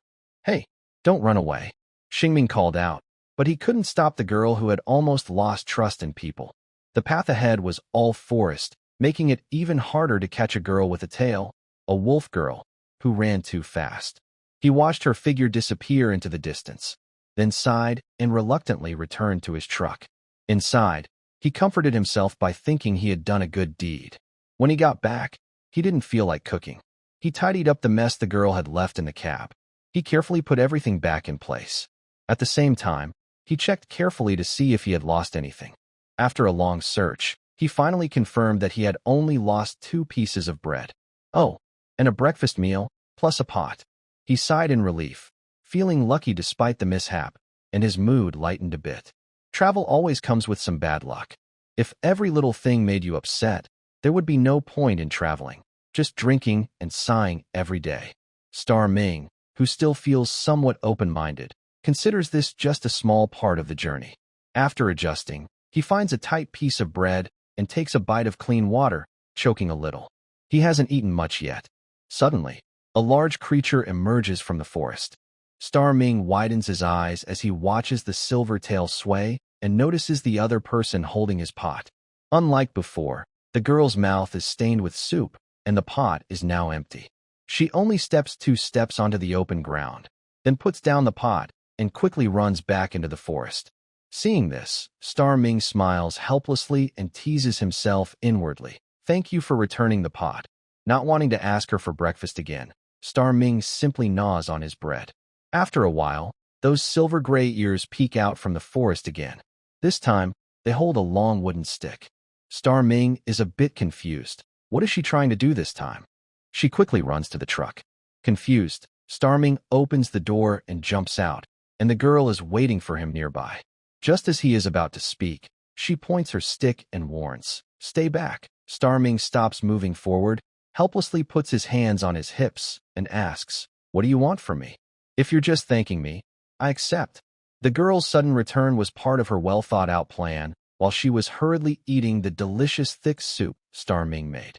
By the way, let's talk about the process. First, eating. The meat in the pot was very tender and juicy. Dipping bread into the thick soup made it less tight and more relaxed, very tasty. After finishing such a meal, the girl let out a loud burp. When someone is extremely hungry and faces the lack of food, their mind is filled with thoughts and plans to find something to eat. However, once the person fills their stomach and meets basic survival needs, their thinking becomes more active, and all kinds of creative ideas start flowing. In this situation, people might begin to think about more advanced issues, such as going home. The girl, who is in a foreign land, plans how to return to Sinclair and report what she has found. She seeks out the strongest members of her tribe to punish those nasty merchants and rescue her companions who were sold to a shady guild. The final goal of the plan is perfect. But what should I do first? The girl, holding her tail, suddenly feels confused. She doesn't know what practical steps to take, which way to go, where her home is, or even the name of the city she just passed through. Being smart, she quickly realizes that the first step is to gather information. As for where to find it, it's best to ask someone. She looks at the pot, then thinks about the blonde young man who was running slowly. He seemed to have said he would give her some food. He seems like a decent person. Maybe there's no better choice. Although she still doesn't fully trust him, asking just anyone might be risky. They might run away or catch her. So, she decides to choose someone soft to handle. After some mental deliberation, the girl appears in front of Xingming, holding a wooden stick with a firm and sharp look in her eyes. At this moment, Xingming doesn't realize he's being seen as an easy target. He calmly stands there, waiting for the small girl with the big stick to tell him what she wants. After a moment of tension, "Thank you for the food," she says first. Then, the girl, with golden vertical pupils and sharp teeth, continues. "Can I have a map of the nearby area?" Xingming tilts his head, knowing there must be a map, but he wants to clarify something and asks, "What do you need the map for?" "There's nothing to hide." The girl straightforwardly replies, "I want to go back to my hometown, Sinclair, but I don't know the way." The name sounds a bit unfamiliar, so Xingming asks, "Where's that city?" "It should be far from Rob City, right?" From her skin tone, hair color, and some features of her subhuman traits, it's clear she's from a very distant place. At this point, he also confirms that she's the girl he saw outside Rob City. She answers, "My hometown isn't a city, but a tribe. It's located in the northern part of the Qasim continent." Hearing this, Xingming starts to sweat. Qasim continent? Oh my god, do you know where we are now? We're in the Lorn region of the Starn continent, very far away. The girl senses something is wrong and asks, "How far is it?" Starming touched his forehead and thought, "Basically, it's very far away, across other continents. If I try to walk there, I would never reach it in a lifetime because there's also an ocean in between." The girl had traveled by boat before and now remembered she needed to take a boat to go home. Her plan became more detailed after hearing the young man's words. She continued to ask, "Please give me a map. I want to know where I should go to catch a boat. Also, please give me some food and the fare for the boat." Wait a moment. These requests made Starming feel overwhelmed. Although he was kind, the girl was asking for too much. "Is this a robbery?" Starming spread his hands and said with a very helpless tone, "I will give you my map, money, and food. How am I supposed to continue my journey after that?" In the peaceful open space filled with birds and flowers, they faced each other. The girl bit her lip after hearing this and thought for a moment before saying, "My name is Raphael. Please tell me your name and where you live. When I return to my hometown and finish everything, I will send someone to give you the money." Knowing her name was nice, but not important. Starming pursed his lips and looked even more helpless. "That's not the point. Miss Raphael, I mean, if I run out of money, I can't continue my adventure. So I can't lend you money. I hope you understand. By the way, why are you wandering here?" At this moment, a contradiction arose. The girl in front of him was being caught. She was afraid to speak because she worried that if she said something, the person in front of her would send someone to catch her. She didn't know anyone here and thought anyone could take her back. She didn't want to be caught. And Starming didn't know anything. How could he help her? Starming wasn't stupid. If she needed money, he would give it. Raphael paused silently for a moment, going through many thoughts and feelings. Finally, she swung her stick upward, pointing it at Starming's face, and threatened, "Give me everything I want." When she felt she had no other choice and couldn't win the argument, the girl decided to take things by force. Imagine being scammed and taken to a foreign country. In such an unfamiliar place, the fastest way to get money and escape might only be this. No one would choose to stay here working or begging if they were being chased. Maybe she was tired of life. Starming was stunned. I quickly realized what was happening. So, it was polite first, then force. Xingming stepped back in fear, pressed against his truck, and pointed at her, shouting, "Are you really robbing me?" Faced with Xingming's question, Raphael didn't reply. She knew what she was doing was wrong. Life had pushed her into this situation. She was desperate and had no choice but to take back her supplies. But no matter what, she was still making mistakes. "Give me what I want," the small wolf girl growled fiercely. Staring with hostile vertical pupils, Xingming felt like he was facing a real little she-wolf. His hometown, Loft Hall, had taught him, when facing a beast, don't back down, don't be afraid. You carve your own path. Xingming thought the girl in front of him was being a bit mean. He grabbed one end of a stick and gritted his teeth. "No way. Don't think you can take my money. Let's talk." Next, the wolf girl let go of the other end of the stick. Before Xingming could react, the small, agile figure stepped forward and her beautiful dress with embroidered flowers from her hometown spun and danced. In Xingming's eyes, her graceful pose and a dirty little foot reflected a scene full of beauty and battle. His bright blue eyes suddenly shrank, then closed tightly. Oh no, I can't win. It seemed she had a very strong combat skill, which was normal considering her physical traits, clearly indicating she was from a race with powerful fighting abilities. Sometimes, when you can't win, running away is an option after a gust of wind. With a clink, the stick hit the ground, and everything fell silent again. Xingming lowered his hands, shielding his face, and peeked through his eyes. He saw her foot hanging in midair. Then she slowly retracted her foot and said, "You can't beat me, and I don't want to hurt you. So, please give me what I want. I will still keep my promise.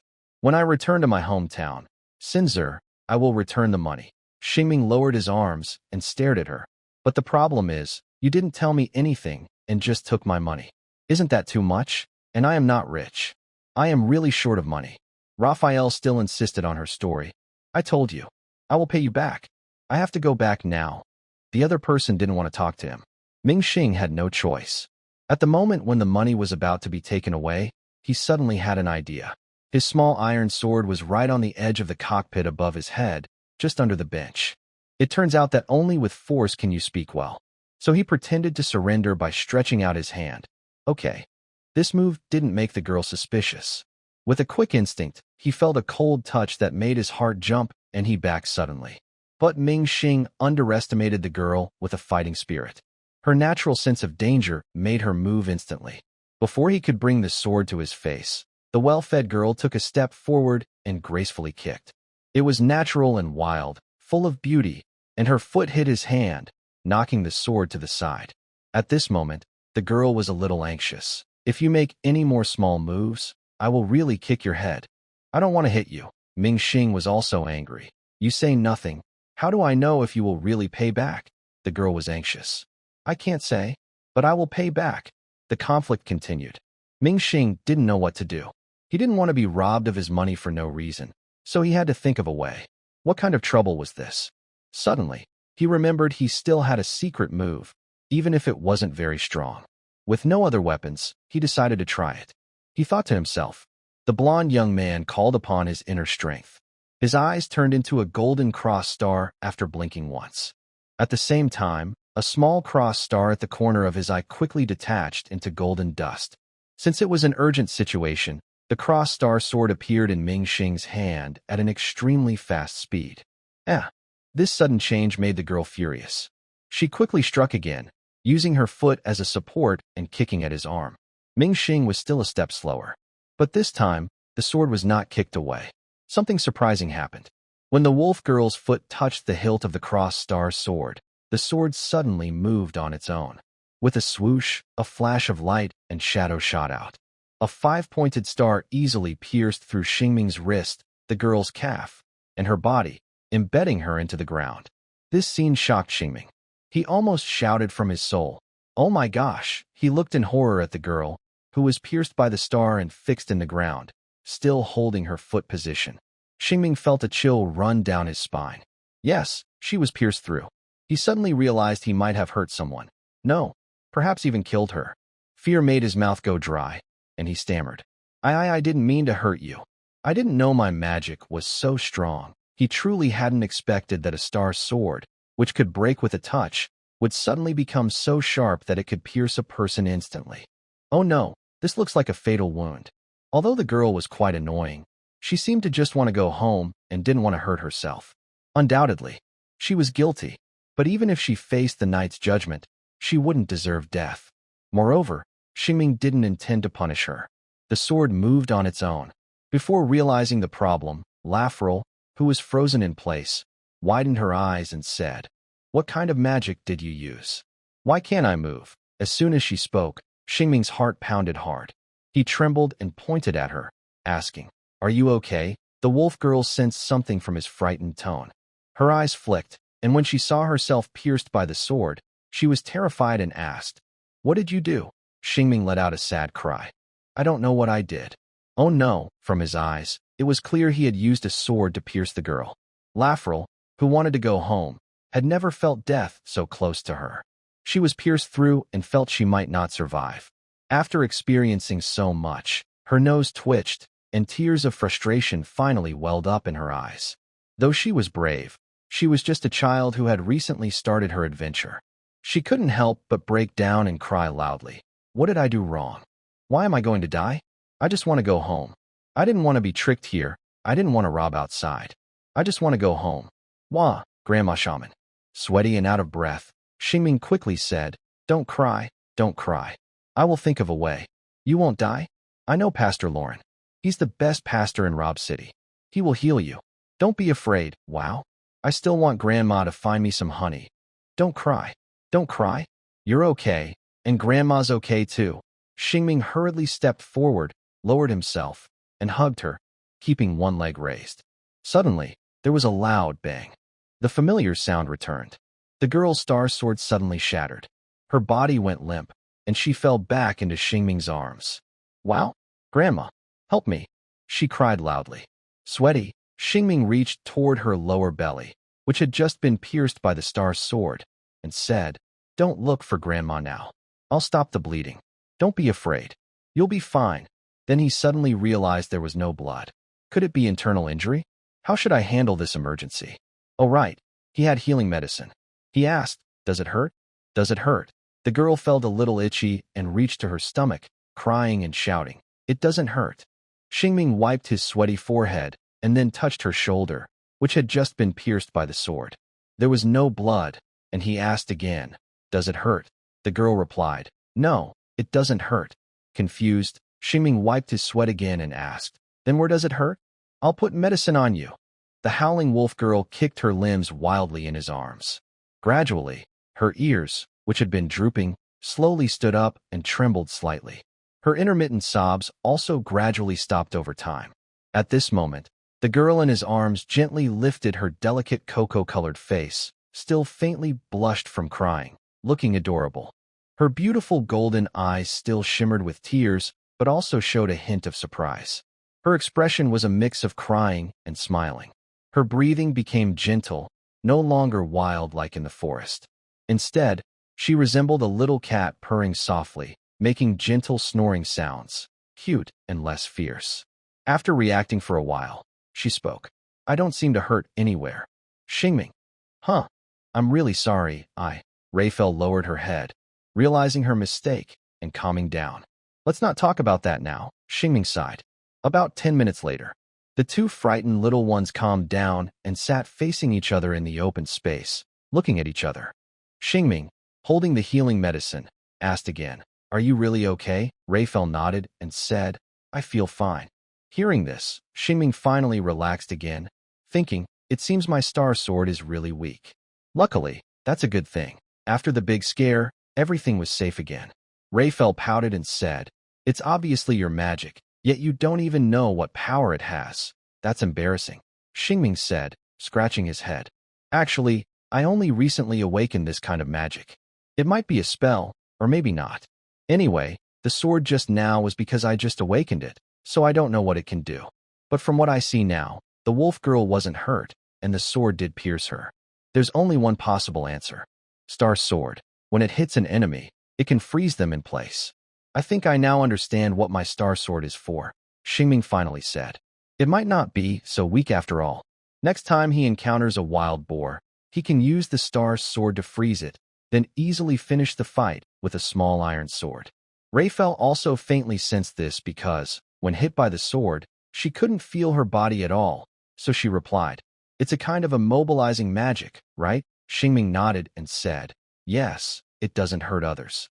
Sorry for scaring you. Raphael, sitting with her legs crossed and her face on her knees, muttered with a nasal tone, You shouldn't have apologized to me. It was my bad thoughts that caused all this. It's my fault. I'm sorry. She had calmed down after being overwhelmed earlier. Sigh. Shing sighed again. Despite that, Shing didn't want to scold her anymore, because he faintly sensed that the girl in front of him, although a bit reckless, wasn't truly bad. From the pot that still sat there, the foot that stopped in midair, and the last somewhat childish crying, he could see this. But on the other hand, what made this girl decide to make a mistake? Star Ming wanted to know. What did she mean by being deceived just now? Calming down, the little wind weasel watching the show on the hillside, holding the fruit given by her mother, went to play elsewhere, accompanied by the rustling sounds in the woods.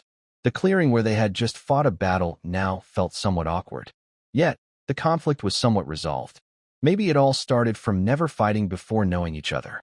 Star Ming looked for clues in what she had just said, breaking the silence, and curiously asked about the forced event that caused everything. By the way, why are you from Qasim continent here? What do you mean by being deceived just now? Now that they had talked and fought, Raphael felt that the one who was more afraid of dying than herself was a good person. But she still held her last guard and told Star Ming. Listen, you must not tell anyone, Star Ming replied. Okay, I won't. Recalling her experiences, Raphael remembered those angry memories and couldn't help but show her teeth. If you want to hear about my story, then tell me about the merchant caravan that brought misfortune to my tribe. Oh, Star Ming tilted his head. I'm willing to listen to your tribe's story. After fighting and making peace, the girl was willing to share a story, a moment she couldn't advance her plan, just to pass the time. Otherwise, she had nothing else to do, and she had no money to go home. The girl, who hadn't spoken of her grievances in a long time, also wanted to talk to someone she felt she could trust, hoping to get some help. Since she couldn't win in a fight, she could only try this way. Maybe even a map would do. During this early morning, Raphael recounted her experience once more.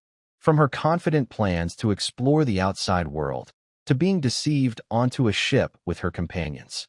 Their hometown was a bit too closed off. They had never seen such tricks before. At first, everything was fine, but once they entered someone else's territory, they were forced to sign a different contract from the one they initially agreed upon. They were sold around the world as forced laborers. In the end, she was on a farm where she met Shing. After some time, turns out you were on my car last night, Shing exclaimed in surprise. Raphael muttered, yes, thank you for giving me a ride, which helped me escape from them. The sunlight gradually lit up the forest behind them. As the story came to an end and Shing learned the full details, he began to feel sorry for her.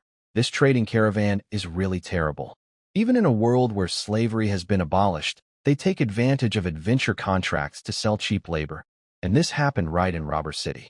Raphael was also very angry. What could she do? She just said bitterly, one day, I swear I will tear them apart. Shing agreed. If he ever encountered child traffickers, he hoped his star sword could send them to justice. He asked, what is the name of their trading caravan? Raphael shook her head and said, as far as I know, they are part of a merchant organization with many caravans and aliases. I don't even know their real name. It was truly mysterious. Shing wiped his sweat. But right now, revenge was not the most important thing. The girl's situation was so dire that she couldn't even protect herself, let alone seek revenge. If you had told me this earlier, maybe we wouldn't have fought, Shing said regretfully. Maybe so, but I was afraid you would tell those people I was here, Raphael said with a slight smile. Shing thought about it. Putting himself in her shoes, how could a girl being chased possibly reveal her identity to others? He then changed the subject and asked, so, what do you want to do next? Raphael, who had been aggressive just moments before, suddenly fell silent and muttered, I don't know. I just want to find a way to gather enough money to go home and send a message. If more people are tricked, it would be terrible. Star Ming said, there aren't many valuable prey nearby. By the way, it seems like you're being chased, right? If you're in the city, you might get caught easily. Perhaps because the moment was so peaceful, Raphael almost forgot this fact. It seems so. I'm not sure if I've escaped my pursuers, so I might need to hide in the forest for a while. Although the girl fought bravely just now, seeing her dirty face made Star Ming feel reluctant to imagine her crawling and rolling in the forest. He also didn't want to think about what might happen at the end of such struggles. In winter, she could freeze. In the city, she might get caught trying to sell things. Star Ming felt a little sad for her situation. He remembered when he was alone in a village, rescued by some kind uncles. His hometown, Loft Tor, taught him to be brave against wild boars. And the town of Loft Tor, which gave him his name and life that night, also taught him to be kind to those who need help. He sighed and suddenly had two ideas, which he shared. My village, Loft Tor, is nearby. I can take you there to hide for a while. Everyone in the village is kind and can protect you. I also have another idea. You can hide on my cart for a while. I can give you food and even help you catch a free ride to the port so you can go back home faster. The first idea is the safest. The uncles and aunties in the village will definitely like this wolf girl. The second idea, traveling with Raphael, has some risks but also many benefits. At least when he goes to look for stars, someone can watch his home, and if he encounters wild boars, he will have a strong little protector. He only needs to provide food as payment. Thinking about this, Star Ming felt a little mischievous. If he earns some money, he can give her a bit for her travel expenses as a reward for helping. The wolf girl didn't think he was bad. Her ears perked up. The first idea was very good. But words like food, free, and ride made her very happy. These words meant a lot to her, and her eyes almost filled with surprise. Are you also going to the port? Star Ming thought for a moment and explained, I don't really have a destination. You could say I am a traveler wanting to explore the world. Maybe I can not only take you to the port, but also help you get home. When she heard home, the wolf girl became even happier. Raphael wanted to ask him to take her home right away, but she was still polite. I'm really sorry just now. I hope I didn't trouble you. I can sit in your car, and I promise I won't bother you again. Star Ming pursed his lips and said, as long as you don't kick me, I don't think it will be a problem. The wolf girl, afraid he might change his mind, immediately stood up and thanked him. I promise I won't kick you. Please. You are a guest of Sindel forever, and Sindel's forest will always protect you. Star Ming laughter, he added. Having an unexpected travel companion, especially such a lovely girl, made Star Ming smile. Just call me Star Ming, Raphael called out. Star Ming, please take me to the nearest port. If I can get back to Sindel, that would be even better. Star Ming smiled and said, I'll do my best, Raphael, if I remember correctly. Sunlight poured down, and the wolf girl's small but upright figure shimmered with faint silver light in her slightly swaying ears. Her white dress looked like it was covered in a layer of gold fabric. She slightly tilted her head up, and her lips curled into a bright smile. That smile was like a beautiful flower blooming in the forest. Everything around seemed to fade away, leaving only the wolf girl's smile as the focus of the world. Yes, you remembered correctly. Thank you, the wolf girl added at the end. I almost hit you just now, but you still agreed to take me. Star Ming, you are such a good person. Meeting you is truly my luck. It was clear she wasn't used to praising others. Star Ming chuckled softly and said, I'm glad I could help you. Although our meeting wasn't very pleasant, I'm happy to meet you, traveler from afar. Just then, his stomach growled. Star Ming rubbed his belly and said, By the way, do you want to eat a little more? I haven't eaten yet. Raphael looked a bit shy. I haven't eaten enough either. Some encounters end with a meal, and some are just the beginning. Star Ming said, I'm going to get some ingredients. Raphael, who didn't want plain rice, offered. I can help. The trouble has calmed down. Although things started badly, the meal ended on a happy note. They agreed to bring along the poor wolf girl who had been tricked when they went to the port. Before leaving, during breakfast, Star Ming discussed some important matters with Raphael again. First, there are many shields still on Star Ming's car that haven't been taken off. So, he needs to go into town. However, he doesn't plan to take Raphael with him.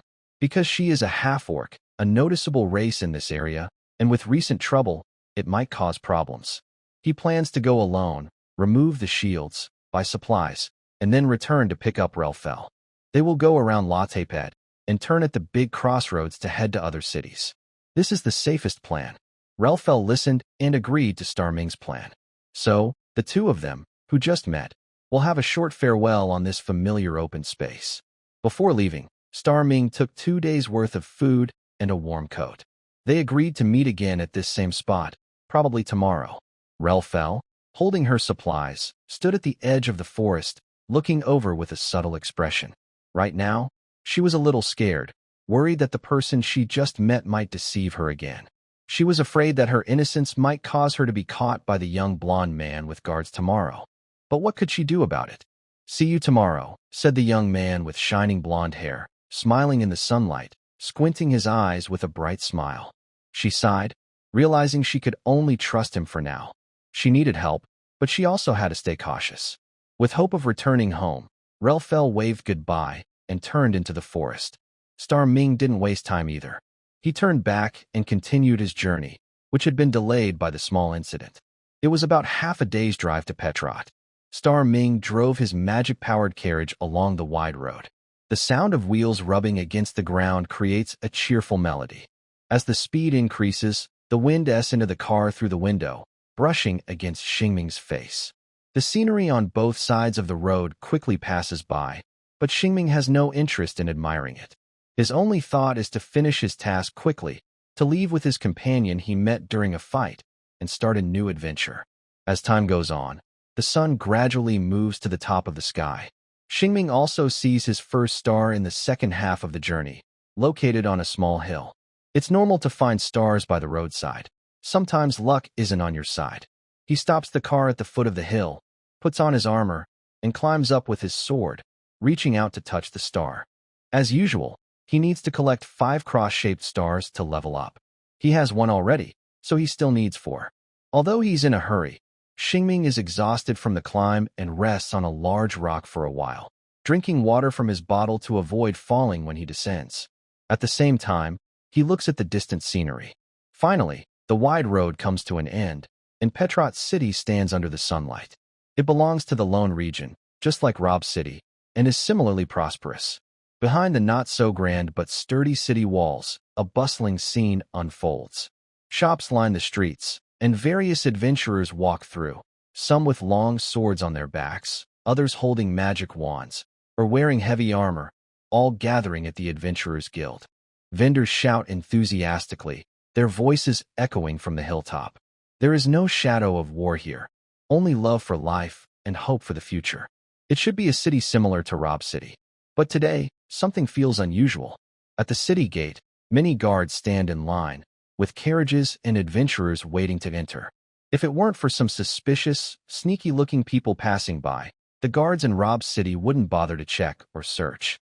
But this city seems to be screening everyone trying to enter, which is why there's a line. It feels a bit serious and makes people uncomfortable. Xingming finishes his water and turns to leave the mountain. On the way down, he thinks to himself, it probably isn't because of Raphael that this strange situation happened. Although she escaped his contract, it shouldn't cause such a serious search, right? At most, it's just a financial dispute. We returned to the carriage and continued on our way. Along the road, we met a group of adventurers sitting in a wagon. Xingming rode alongside their wagon and started talking. The guards at Petrot seemed to be doing a big check at the city gate. Does this happen every day? A man sitting on a boar carcass with a sword on his back smiled and replied, no. Petrot has only recently become more cautious. Xingming's eyebrows raised, and he asked, did something happen in Petrot recently? The adventurer answered, a few days ago, there was a big robbery at the main crossroads. It's said to be done by a very strong band of robbers, and no one has figured out who they are yet. Hearing that the trouble wasn't caused by Raphael, Xingming relaxed a little. He remembered that the old hunter had also mentioned this. The Ron area hasn't been very peaceful lately. The adventurers comforted him. Even peaceful places can have small problems. If you're not very good at fighting, I suggest you find some people to travel with when you leave the city. It was quite a coincidence. He had actually found a travel companion. But with him and Raphael, they probably couldn't fight a strong band of robbers. So, the advice was useful. Thank you. That's very helpful, no problem. Adventurers and traders are like family. Even if you do cheat us sometimes, the adventurers laughed. While chatting, Xingming and the adventurers unknowingly arrived at the city gate and queued for inspection. Although anxious, they had to wait patiently. It was all because of those bandits. Xingming listened to the adventurers' curiosity about the magic energy wagon as they slowly moved forward. Finally, it was their turn. The armored guards asked formally, what is your purpose for coming to Lopet City? Xingming pointed to the wagon and replied, delivering shields ordered from Rob City by the Broken Leaf Weapon Shop. He had nothing suspicious to hide. But the guard still said, please let me check your wagon and the inside of the magic energy carriage. Xingming agreed readily. He got out of the carriage and waited on the side. While 2 guards were looking around at his companions, another guard came to talk to him. The guard held up a wanted poster and asked, do you recognize these people? If you can give us information, you will get a reward. Xingming looked at a sharp-faced man hiding under a hood and replied, no, I haven't seen them. Actually, the guard wasn't holding a wanted poster. He took the one in front and moved it to the back. It was a poster of a bald man with a scar, a typical bandit face. Xingming said, "No, I haven't seen them." Then another poster was shown. Again, Xingming hadn't seen the person.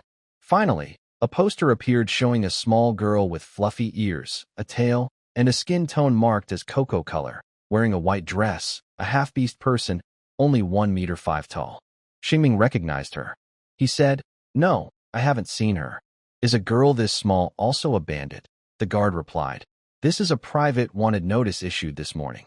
The girl named Raphael is accused of violating an economic contract. She is a half-beast from Cincer. Although she looks like a girl who might like honey candies, she has already killed many dangerous magical beasts. Be careful on the road. This kind of desperate half-beast might hurt someone." Xingming looked at the 3 gold coins reward on the wanted poster. He rubbed his forehead, feeling a bit dizzy. Raphael was worth more than he thought. 3 gold coins, 3. Enough to feed a family for a year. This wanted notice also broke the economic contract, which also meant she broke her contract, proving she was telling the truth. This girl was indeed taken from a possibly remote tribe in the Lun region. After a search, on the way into the city, Xingming thought he only had 20 silver coins in his pocket, which was not enough to pay such a high bounty. He wondered how long he would have to work to earn enough to buy her freedom, but he quickly laughed at his own illogical thoughts. A wanted notice isn't something you can cancel just by paying a reward. Basically, she committed a crime. If it was a public warrant issued by the knights, it's almost impossible to cancel unless she was truly innocent, and evidence was presented to convince the judge. Although the wanted notice for Raphael is issued by an individual, it is based on a crime, which is why the Knight Order issued the bounty. Unlike a public prosecution warrant, this kind of bounty related to economic agreements and money can be canceled if the issuer agrees, rather than being impossible to revoke. However, obtaining that agreement usually comes at a cost.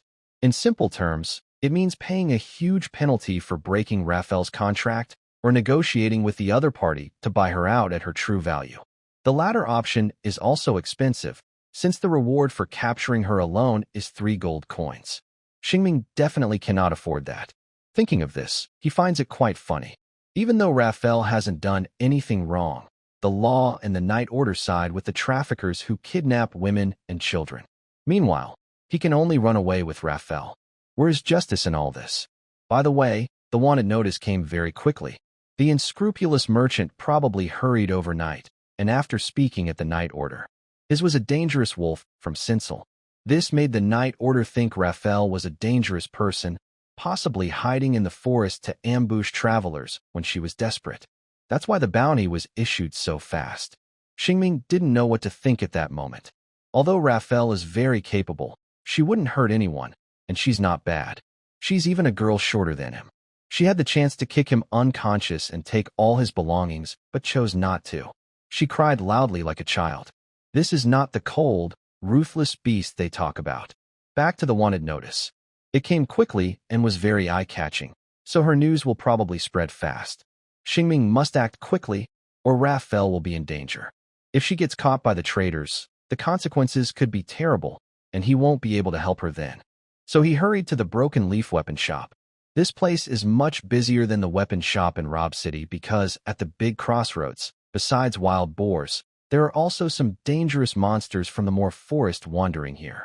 Beasts are animals with intelligence close to or exceeding that of humans, or they are as strong as adventurers with combat roles. Because they are very powerful, adventurers here also need better equipment. Xingming squeezed into the shop despite the unhappy looks from some adventurers, shouting that he was here to deliver shields. Those adventurers' displeased looks turned into anticipation, and they even made way for Xingming. Recently, there have been many problems, and shields are sold out. The shop owner quickly came out to greet Xingming and arrange for assistance to unload the goods. During this time, Xingming also went to nearby stores to buy supplies, food, magic stones, and some small items like seasonings. Outside the city, in Xingming's view, the area seemed chaotic, but as he passed a small fountain, he heard the gentle sound of it. He stopped to look and saw a group of children gathered around a bard, listening to him sing songs from distant lands. The songs told stories, perhaps about the life of a brave hero. Birds circled in the sky, sometimes landing on the shoulder of an old man who liked birds. All of this looked very peaceful. The person whose travel plans were disrupted was actually him. Xingming sighed, carrying various supplies, busy with chores, and refilling energy into his magic energy truck. All of this cost him 10 silver coins. He was left with only 10 silver lorns in his pocket, but after unloading the shield, he received 80 silver coins from the weapon shop owner. This deal was quite profitable, but such a big task wasn't something he could find often. If the weapon shop hadn't run out of stock, and considering the heavy weight of the shield, he wouldn't have earned so much. Now with money in his pocket again, Xingming had the means to continue his journey. Next, he took the completed transportation proof to the merchant guild to record his achievements and boost his reputation. Then, Xingming wanted to take some goods to other cities and travel with Raphael. But unexpectedly, he encountered trouble again. The response he received from the merchant guild was, "There are no suitable transportation orders for a bronze-level coachman." Xingming asked, puzzled, "Why is that?" The staff replied, "Recently, there have been issues at the Great Crossroads. The cargo owners are worried about their goods, so they prefer to pay extra to get orders for silver slime-level transports." Xingming was speechless. There were no more goods to transport. It was easy to reach the copper level from the internship, but he still needed to deliver at least 10 more shipments to reach the silver level. He couldn't just wander around nearby villages delivering a dozen or so shipments. Although he could also gather some cross-star seeds. But what about Raphael? This place is too dangerous. Keeping promises is a basic rule of a man, and since he promised Raphael, he didn't plan to leave her behind. After thinking carefully, Xingming decided not to carry goods and to pass through the crossroads smoothly, then go to a new city to take on commissions and earn money. 90 silver loon coins would definitely cover his travel expenses for this period, maybe even more. But there was another problem. Xingming asked, after crossing the crossroads and reaching Wit Town, "Are there any suitable commissions for me?" Wit Town is a stop along the way toward the port. The staff thought for a moment and said, "There might not be any suitable commissions there either. The big robbery and wanted notices have already spread to towns near the Great Crossroads. If you go further north, there might be some commissions for you, but I'm not sure if the new wanted notices will cause trouble there." Xingming scratched his head, thinking about what kind of robbery had happened at the crossroads recently. Such a big problem. If Wit Town can't get any commissions, it's not a big deal. He can keep heading north. He should be able to find some commissions, right? He decided to go ahead and leave. While thinking, he turned to walk outside. But after a few steps, he suddenly remembered something important. He quickly turned around and asked, "Will the wanted notices reach towns further north?" The man, who was about to handle some business, nodded and said, "Of course. The wanted notices will reach every town in the Loon area where a night order is stationed." Oh, thank goodness. Xingming clutched his tingling scalp and left the Merchant Association. This was something he should have known, but he hadn't thought about it today. The answer he just received was very serious. If wanted notices spread all over the world, it meant that towns along the way would more or less be dangerous. But he could handle that. As long as Raphael hid before reaching each town, it would be fine. Even in some relaxed towns, she could wear a hat and go for a walk. The most important question is, how can we get Raphael onto the ship? Raphael's destination is the Qasim continent. Normally, the port is heavily guarded, and it's said that there are magical beasts that can detect living beings. Raphael cannot pass through inspection easily. If she were to take a black ship that transports unusual people, Star Ming's truck can't carry her, and she might face even greater danger, possibly being sold somewhere unreachable. To be honest, black ships are too expensive, and it's also hard to contact the ship owners. In short, there are many problems. Star Ming, just starting his journey, feels very powerless. What should I do? Is that the only way? After thinking carefully, he feels resigned and decides to do it that way. He turns around and goes back to the Merchant Association to accept a transportation request back to Robur City.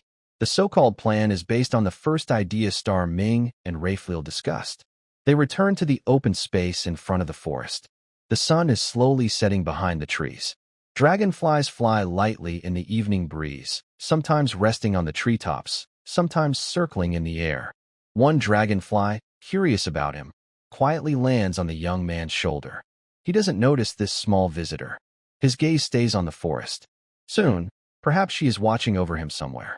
As he appears, the wolf girl quickly peeks out from the forest, alert. Star Ming notices her too, waves at her, and she, after looking around, happily runs toward him and says, "Star Ming, you're back so early." Just about to disappoint her, Star Ming forces a bitter smile and says, "Anyway, let's get on my magic-powered carriage first." The girl nods in agreement. They sit together inside the carriage, heading back along the same road to the south where Loftor is. As soon as they start, Raphael opens her mouth curiously and asks, "Is the port this way?"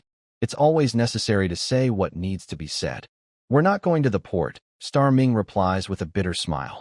Hearing this, the girl's expression darkens. What happened? And then, Star Ming told her about his experiences in Petrot. He mentioned the chaos at the crossroads, the big inspection at the city gates, and her wanted notice. As he spoke, Raphael's face, which had been full of happiness, gradually lost its brightness, and she became quiet.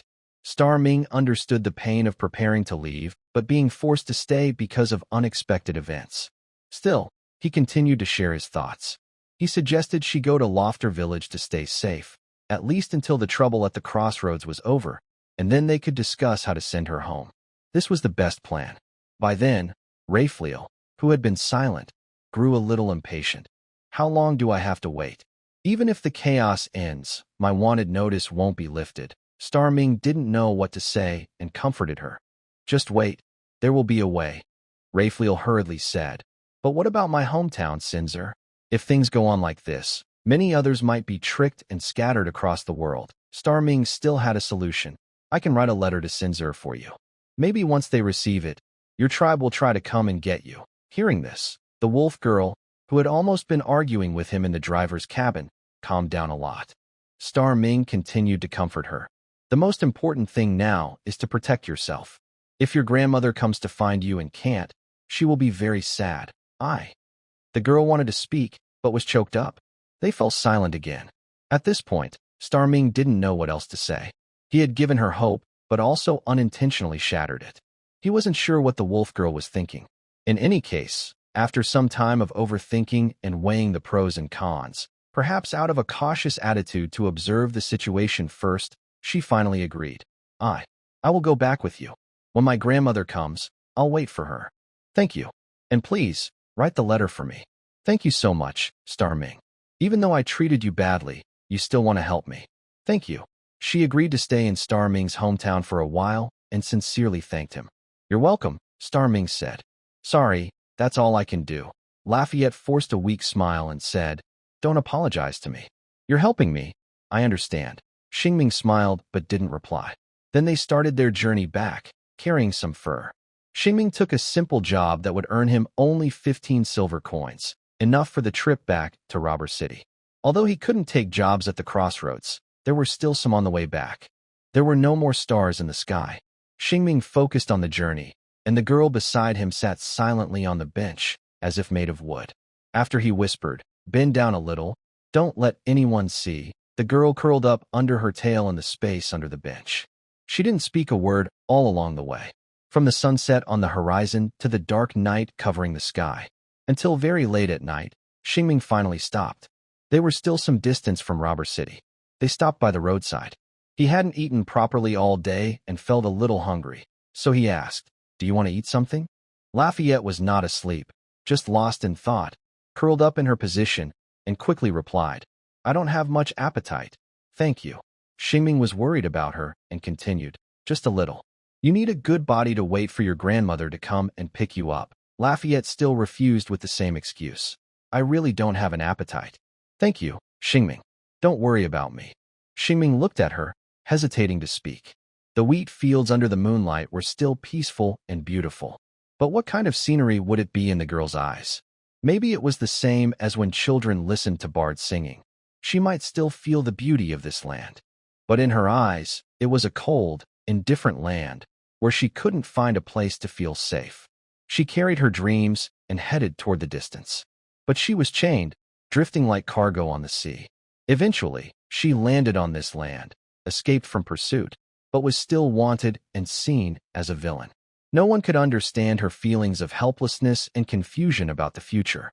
The letter to Sinsel, hoping it might bring hope to her heart, was uncertain. Xingming didn't eat anything either and lay on the chair, falling asleep. He felt sorry for her and tried to connect her with the land, but it seemed he couldn't succeed. At first, he thought too simply. The next morning, as soon as it was light, Xingming continued heading south. By midday, he returned to the city gates of Rob. This area was far from the busy crossroads where trouble had occurred, so there was no strict security like in Petrot. However, he didn't know if the wanted notice had reached the Rob Knights Guild. To be safe, Xingming didn't drive the carriage carrying Raphael into the city. Instead, he borrowed a small cart from a magic stone shop near the gate. He ran back, stacked the few furs onto the cart, and went alone to deliver them, leaving Raphael behind. His destination was a cloak shop. He pushed the cart into the shop, unloaded the goods, received payment and proof, then hurried to the Merchants Association.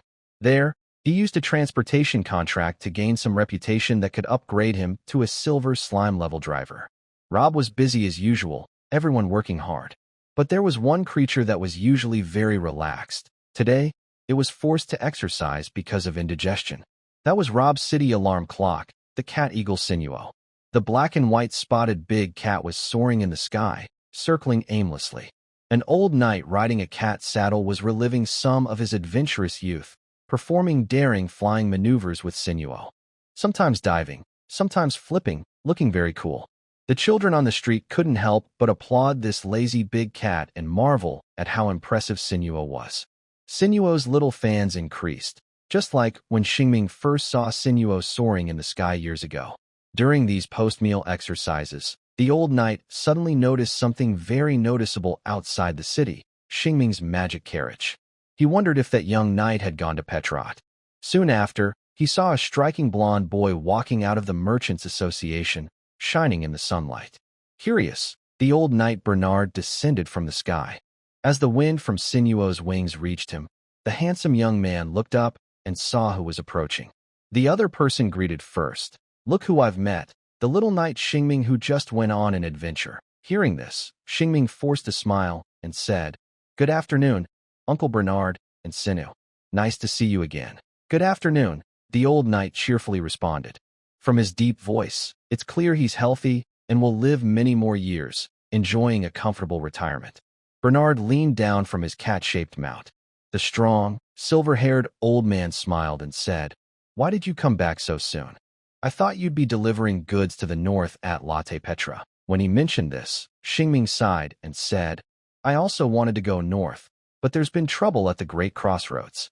I can't get any copper-level transport jobs in Petrot." "Oh, I see," Bernard nodded, then suddenly remembered and hit his head. "I heard about what happened at the Great Crossroads. I thought it wasn't serious, but I didn't expect it to affect your journey." Xingming didn't know the full details, but he said, "It seems pretty serious." Bernard nodded again and asked, "So, Xingming, are you planning to find some jobs in Rob City?" "No. I will take a job heading to Petrot, then pass through the Great Crossroads without carrying any goods," Bernard warned. "In that case, be careful of those troublemakers, the black travelers. Try to find trustworthy people to travel with. The so-called black travelers are actually bandits disguised as different people, but most of the time, they are just doing honest work." He talked a bit too much.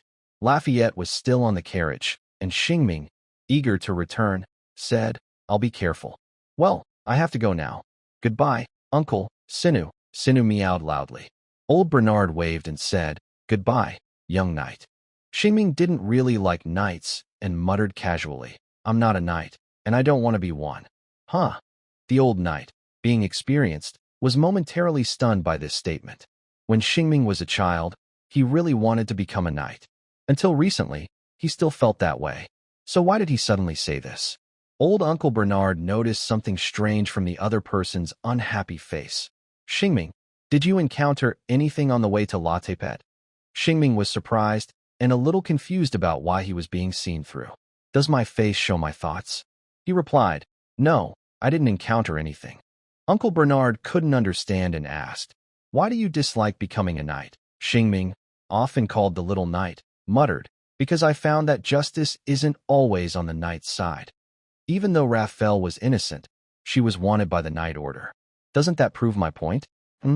Uncle Bernard was still confused, but sensed something was wrong. He trusted his 15 years of knowing this young boy. He continued to ask, "Why do you think that? Did a knight from Latte Pet trouble you during your journey? Tell me, your Uncle Bernard can speak up for you in the Lorn Knight Order." Shing honestly answered, "No knight bothered me." Uncle Bernard asked again, "Then why did you say that?" Shing didn't want to argue anymore and said casually, "I really have nothing to say, Uncle Bernard. I need to go now." He was about to turn and leave. But in the next moment, with a loud pop, he was caught by the old knight's staff and lifted into the air. Judging by the strength and accuracy of that strike, he could live another 100 years.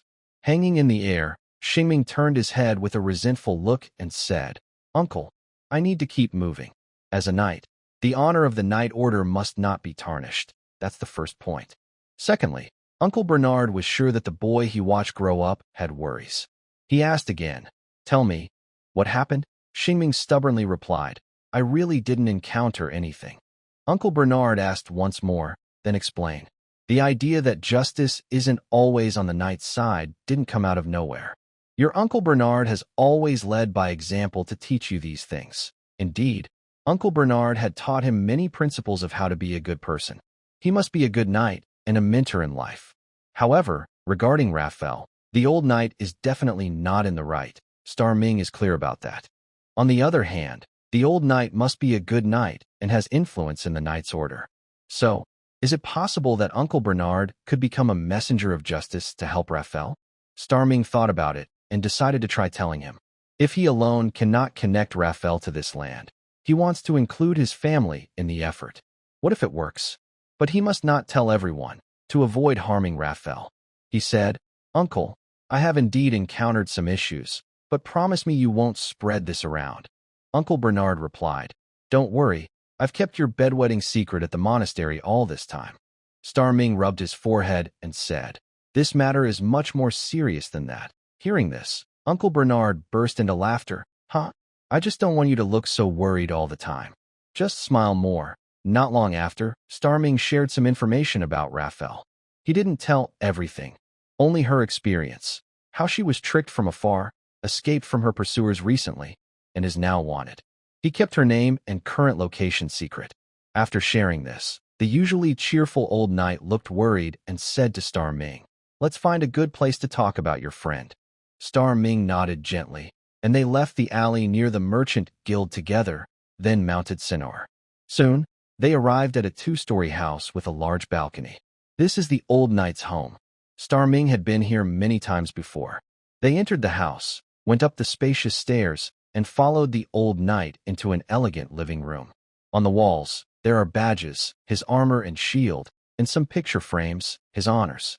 In the center of the room, there is a fine wooden table surrounded by several chairs. They pulled out the chairs and sat down. On the table, there was a vase with bright pink flowers.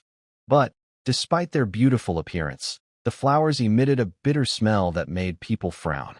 Smelling the bitterness, they discussed some painful topics. Old Mr. Bernard asked first, "Can you trust what your friend said?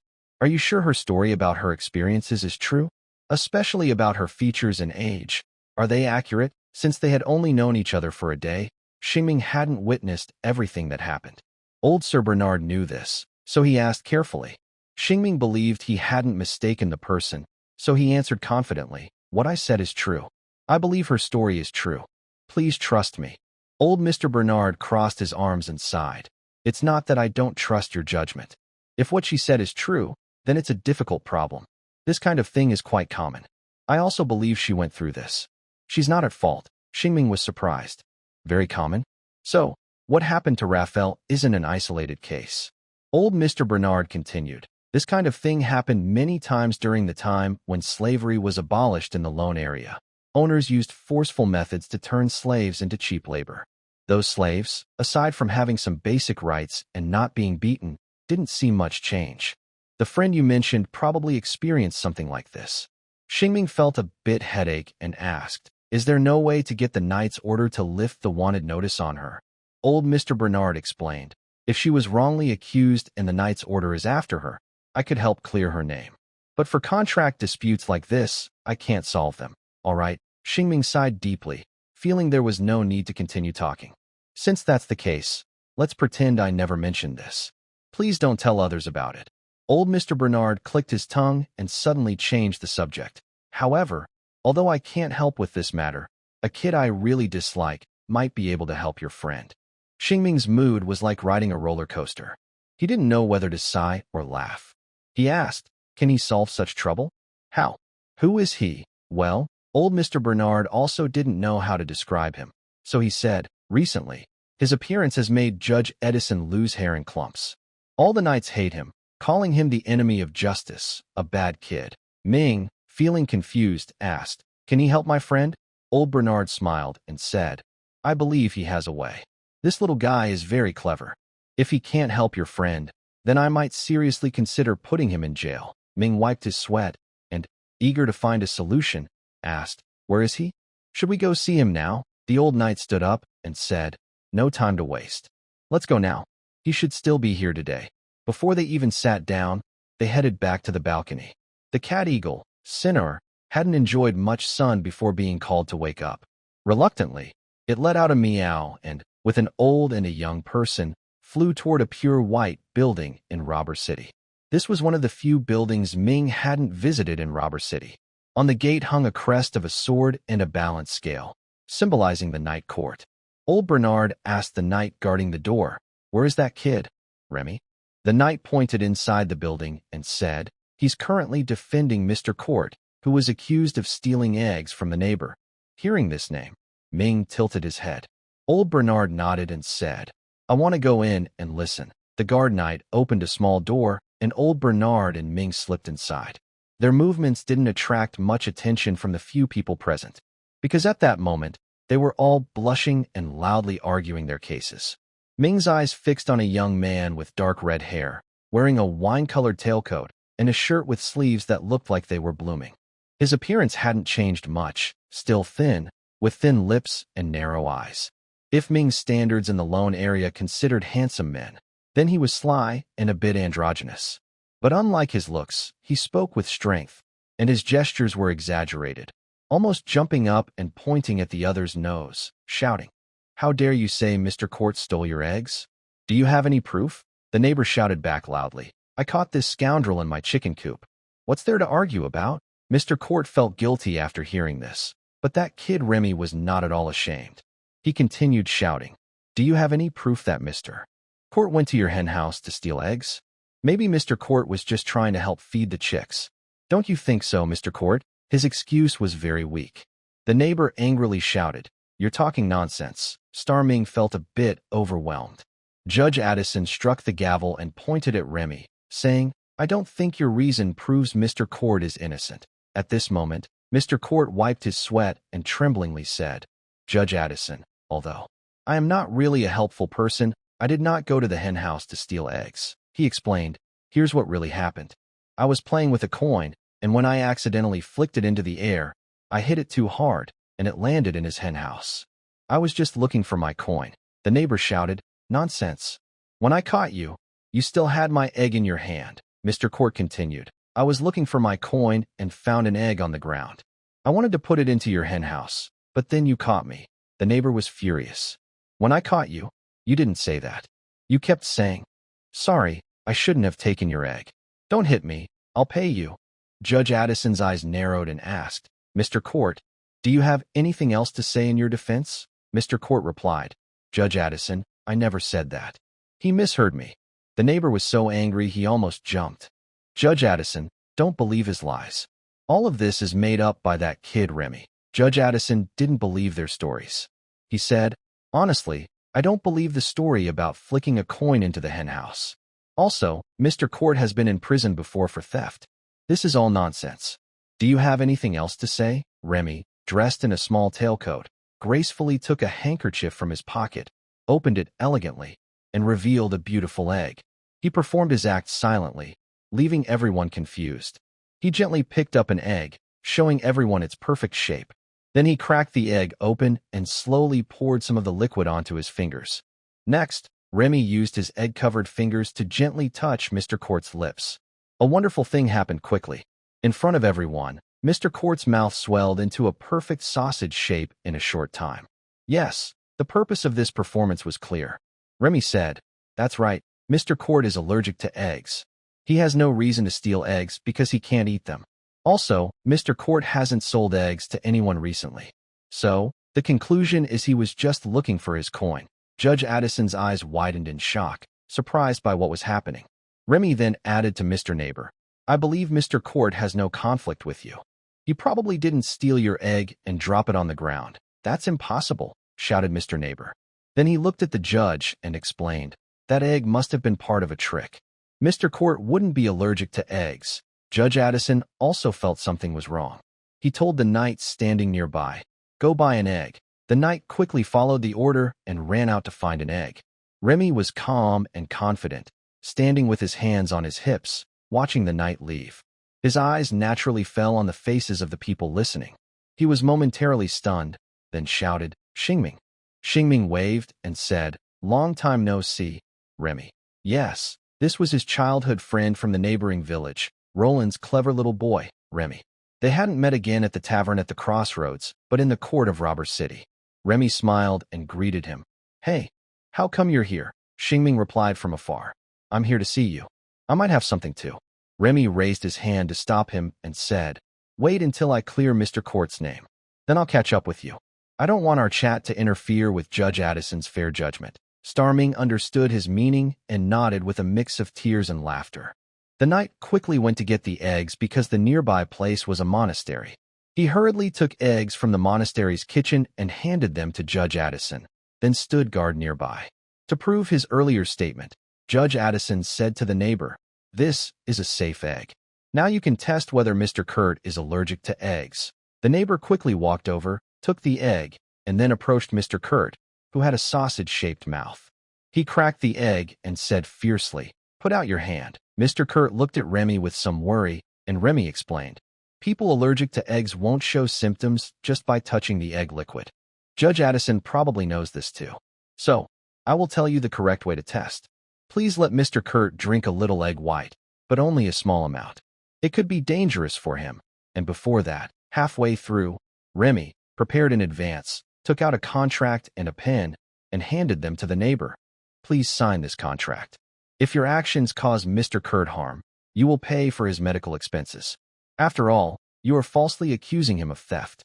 And if Mr. Kurt dies, you will pay 50 gold coins in compensation, plus extra funeral costs, including a choir, praying priests, and these costs could buy eggs for a lifetime." The angry neighbor was about to open Mr. Kurt's mouth and pour in the egg to see if he would die. But the singing and the huge costs he would have to bear interrupted his plan.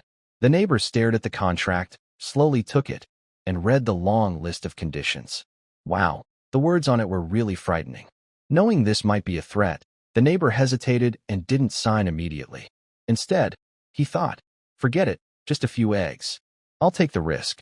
Even if I stole eggs before, it wasn't worth much. No need to take such a big risk. If I get caught, losing money isn't worth it." Especially when he saw Mr. Kurt's sausage-shaped mouth. Clearly hearing Kurt say, "Don't hold me. I will return the money for the eggs," the neighbor began to wonder if there was a mistake. Was he really allergic to eggs?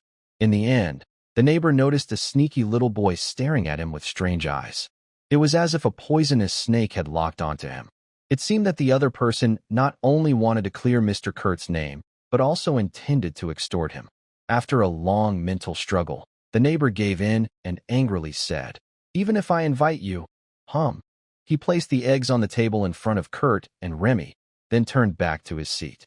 Remy licked his lips, seeming a bit regretful as he put away the contract, then gave him a polite, gentlemanly tip of his hat, delivering the final, "You can find Mr. Kent's lost coin in your chicken coop." Seeing all this, Judge Addison understood the neighbor's meaning and asked, "Do you want to withdraw your accusation of theft against Mr. Kurt?"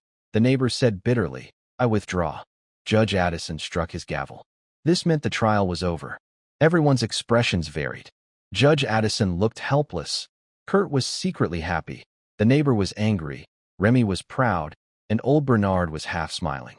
Amid all these different faces, Star Ming remained expressionless, but his eyes shone brightly. "Oh, Remy is really impressive.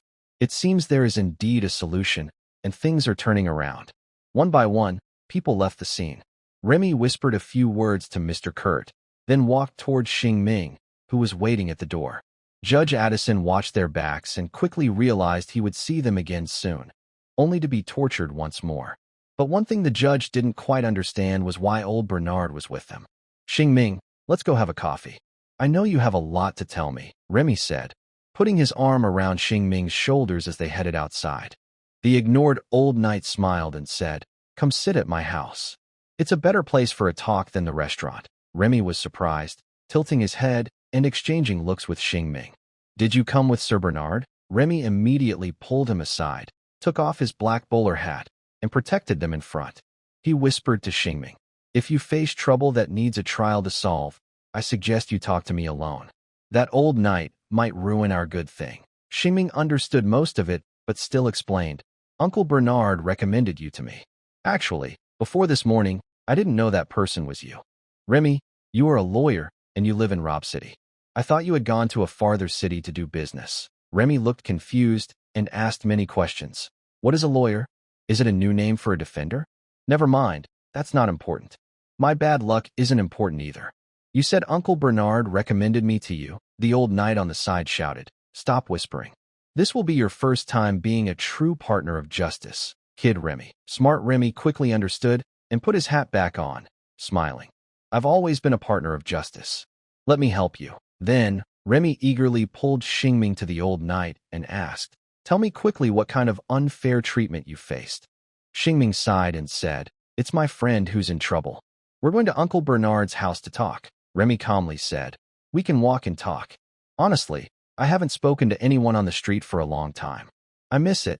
This implied that he had been defending criminals for a long time and finally had a normal client again. Old Bernard said, "This isn't a place to talk about this." "Huh?" Remy was confused. "Are you really innocent or guilty?" Back at the old knight's house, they sat on the sofa in front of the fireplace and started talking. Xing Ming repeated the story about Raphael. It was about being sold from the distant Qasim continent, escaping from the ranch, and then being wanted. After telling these, Remy suddenly understood why these things shouldn't be mentioned on the street. He also realized he could be a true partner of justice now. If what he said was true, justice was on the other side, but fairness was not. After some time, Remy peeled a honey candy, put it in his mouth, and said, "Things are a bit more complicated than I thought, but I like the hero saving the damsel scene. I'm willing to be Xing Ming's supporting role to help that girl." Xing Ming asked happily, "Are you sure it's a little complicated? Is it really that simple for you?" Remy confidently replied, "Just a little. It's only a contract dispute." Xing Ming's eyes lit up. "So, does that mean you already have a plan, Remy?" Remy said no. The old knight, who was making tea, almost threw his back out hearing that and couldn't help but comment, "Then why do you say it's only a little complicated?" "Because," Remy drawled, pulling out a tattered notebook from his pocket, then continued, "Let's look at the core through the contract and the wanted notice. This is actually about a running away and trying to escape from the owner's control. Similar things have happened in history. We just need to copy their solutions." Honestly, after Remy explained, it seemed not so complicated after all. As mentioned before, although slavery in the Lorn area has been abolished, the contracts that still appear are actually written by owners to control their slaves. Tracing back to the origin can help find a solution. Xing Ming curiously looked at Remy's notebook. The other was flipping through it, the writing dense on the pages. He asked out of curiosity, "What kind of book is this?" Remy casually answered, "It's a notebook I bought at the Great Crossroads, about historical court records and judgments." It seemed that Remy didn't leave Lorland Village just to come to Robber City as a defender, but had gone on a long trip and returned. Xing Ming still remembered that Remy's dream was to become a traveling merchant. As for the other friend from the neighboring village, Oriel, he wanted to be a swordsman. They probably traveled together. Thinking of this, Xing Ming couldn't help but ask an off-topic question. "Did Oriel also come back to Robber City with you?" Remy was focused on his book, but when he heard this, he paused slightly in flipping the pages. He didn't come back. I don't know where he went. We parted ways in Pala, each of us looking for our own path. That's how it is, Xing Ming said. Remy suddenly had an idea and brought the topic back. "Oh, I found it. It's about a trial for slaves to gain freedom." Xing Ming also focused on the book again and asked, "What does it say?" Remy explained. "Many years ago, a wealthy female merchant, liked working at the dock. She wanted to make him her companion. However, the owner and the merchant didn't get along well, so the owner tried to charge her a high price. The solution was that the merchant bought a seriously ill man and asked them to kill him. During the trial, they exchanged a life for a life, and the was brought back. The story in the book was much more exciting than expected, not the serious kind I imagined. Also, the cases seemed kind of useless. Remy licked his honey candy and said, "We probably can't afford to buy a person." Old Bernard said, "I won't just watch you kill innocent people." Shing sighed. "I don't think this will work." "It's okay. I'll look for more," Remy said, flipping through the strange notebook again. Soon, he found another story. Shing asked, "What's this one about?" Remy explained. This time, I wanted to break free from the control of the master. During an outing, he damaged the knight's emblem. The master was worried this would cause trouble for him and make the knights think he disrespects the king. So, he handed the over to the knights. In the end, they spent 10 years in prison and then became a free person. Shing rubbed his forehead and said, "I don't think this helps us either." "Yeah, spending 10 years in prison is too long," Remy said, and kept flipping through the book. After a long search, he finally found another story and said, "This one is about the trial after slavery was abolished." Again, I wanted to escape his master. You could also say an employee wanted to leave his employer. To keep it simple, they still used slaves as an example. This was framed by others to anger his master. The master beat him up, and finally, the contract was terminated based on the work agreement. Among all the stories, this one seemed the most reliable. But it was the most absurdly plausible story.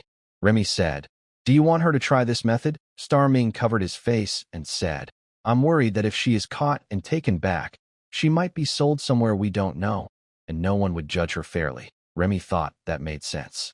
"What should we do then?" Starming said. "Let's wait and see." Remy threw his notebook onto the table, crossed his legs, and said while tasting honey candy, "There are no more records. Slaves, who have no rights, rarely become the main focus of trials. They are usually just bargaining chips. Those trials have no real value." "Huh?" Starming, feeling frustrated, spread his hands and said, "If that's all, then there's no way to go forward." Remy, who had just been confident, remained calm. "Maybe. Or maybe I just haven't thought of something. Let me add some sugar and think more." Starming didn't disturb his thinking. He picked up the notebook he threw on the table and continued flipping through it. He tried to find new records about trials involving slaves. Remy didn't interrupt him because he wasn't sure if he had missed anything either, even though he had read this notebook hundreds of times. Time passed slowly. Remy silently ate his candy, thinking of ideas. During this time, he suggested pretending Laffy was dead to escape the chase, but faking death was risky and could turn into real death. Starming's eyes blurred from reading, but he still couldn't find any useful records of trials. As Remy had guessed, this notebook didn't contain more trials about slaves regaining freedom. Only these 3 trials might be valuable. Starming, throwing his notebook onto the table, adopted the same pose as Remy and quietly thought about solutions. Remy couldn't think of a way right away, so he decided to look at the problem from a different angle and muttered, looking beyond the surface to see the essence. Although this is about a trial, in fact, it's a contract dispute. Hearing this, Starming suddenly grasped something and muttered, looking beyond the surface to see the essence. Suddenly, he stood up sharply and shouted, "Brother Remy, do you think this approach will work?" "Huh?" Remy blinked. "Tell me more." Starming suddenly said something a bit hard to understand. Remy didn't follow his train of thought and thought for a moment before saying, "This is indeed a cost that an owner cannot repay with money. If it could be paid with money, they might lose money, but exchanging life for life is the rule." Starming added, "From the only trial that abolished slavery, it seems slavery still hasn't been completely eliminated." Remy replied, "Of course. You are experiencing this yourself?" Starming asked, "So, do the laws that apply to slavery still work now, at this very moment? For example, if a breaks the knightly order's emblem and the owner gets involved." Hearing this, Remy thought for a moment and said, "There is a new law specifically for owners. If an employee signs a contract with an owner for more than 10 years and earns far less than the penalty for breach, and if the employee commits a fault they cannot bear, the employer must take responsibility." Starming then asked, What if the employer doesn't want to take responsibility? Well, Remy fell into thought. Based on the case where who broke the knightly emblem was sent to prison by the owner, the judgment should be like this. As long as the employer terminates the contract with the employee, they shouldn't be involved. The employee alone bears the fault. But if it's clear that the employer instructed or caused this, even if the contract is terminated, they still need to take responsibility. Starming clapped his hands and said, "That's enough." As long as the contract can be cancelled, Remy still didn't understand what he meant and asked, "So, what idea have you come up with?" Starming excitedly explained, "I think we can make a fake story. Let Raphael hurt me, then I can sue the judge and have the merchant compensate me. At that point, he will probably see Raphael as a troublemaker and cancel her contract. That way, we achieve our goal." This idea is actually very similar to a suggestion mentioned earlier. Remy spread his hands and said, "Isn't that basically trading life for life?" Starming, "If it's just a minor injury, the merchant might be able to handle it. Unless you get seriously hurt, at least half paralyzed." Then, at this point, Remy suddenly stopped, realizing that Starming had been thinking a bit too simply. Remy widened his nearly slit eyes, and his dark red hair trembled with excitement. He clearly understood. "You're right. The core issue is the impossible responsibility. We can add other bribes. There's no need for you to just take the blame. Oh, by the way, that girl, Raphael, right? She's still a fugitive. It's so easy to make up a convincing story." Realizing they might have a way to break the deadlock, Shing also became excited. Instead of sitting on the sofa, he stood with Remy and asked, "Tell me more." Remy explained, "Here's the plan. Pretend you were at home when Raphael came to rob you.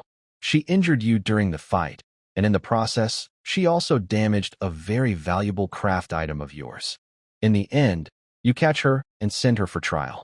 Then I'll argue with Judge Edison.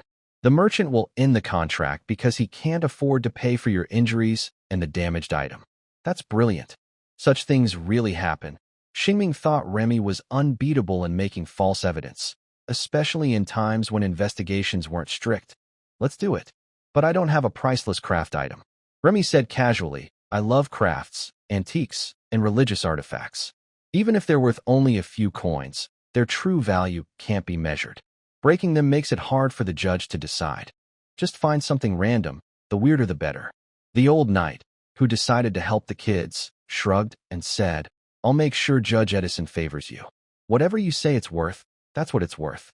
All conditions were in their favor. Remy had never fought such an easy battle. "Then let's start. By the way, Shing, where is Raphael now? Can you find her? Even though Judge Edison will side with us, we should rehearse. If news gets out that he was bribed, he'll be in trouble." Shing replied, "She's outside the city now." Remy nodded, "No time to lose. Let's go find her." Bernard, who was participating in this mischievous plan for the first time, felt young again. He waved his hand and said, "I'm going to see Edison for a drink. I miss the days when we played judge and knight on the street." There is no need to say much about the underlying message. Everyone should do their own job. Shing and Remy went out directly outside the city, while the righteous knights went to bother the righteous judge. When they entered the city, it was still bright and noon. When they left, it was already evening. Maybe they relaxed after finding a solution, so Shing, busy as he was, finally felt how time was passing. The day was almost over. He and Remy walked quickly along the stone-paved street in the city. It was similar to some days before.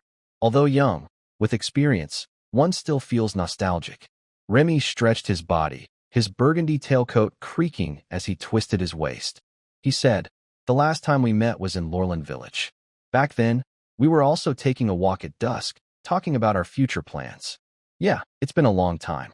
2 years, or maybe 3. It feels like 4, Shing casually replied. Remy smiled and said, "Have you become the person you wanted to be back then?" As for me, I haven't.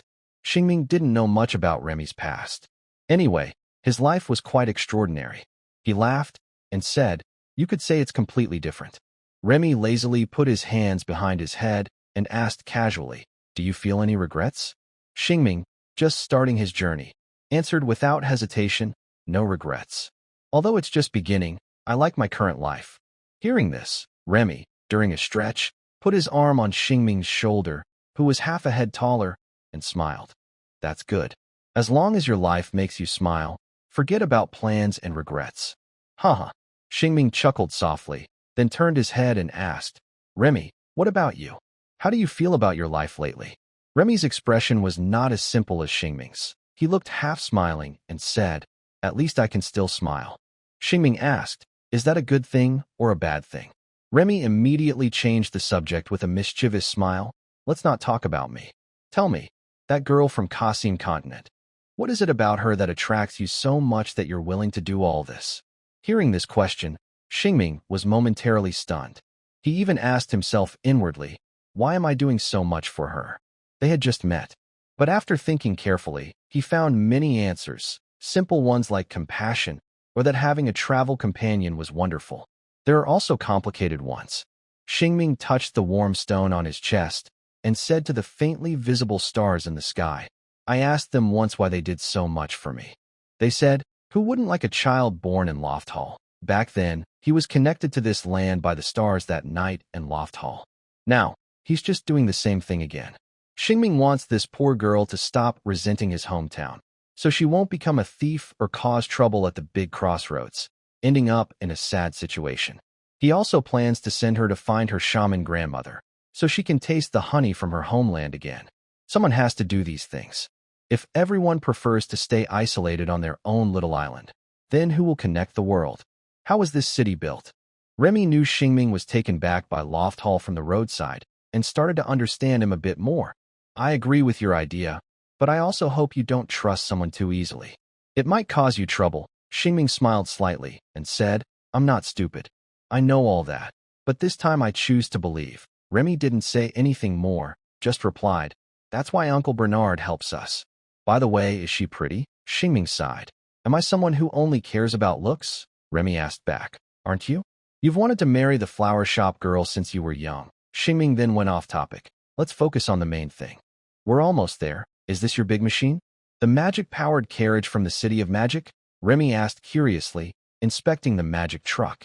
Outside the city, Remy was led straight to an open area where vehicles were parked, so he sensed their destination. Xingming nodded confidently. Yes, this is a gift from the village. Remy sighed. You've become a carriage driver. Many things are complicated, so during busy times, Xingming could only reply, It's a long story. Remy's own experiences were also complicated, so he didn't continue the conversation. After this is over, let's catch up properly. Is Miss Raphael over there? He asked. Xingming replied, Yes. Walking the last stretch of the road, Xingming stood by the car door, worried about startling the other person. He gently called her name and softly knocked on the door.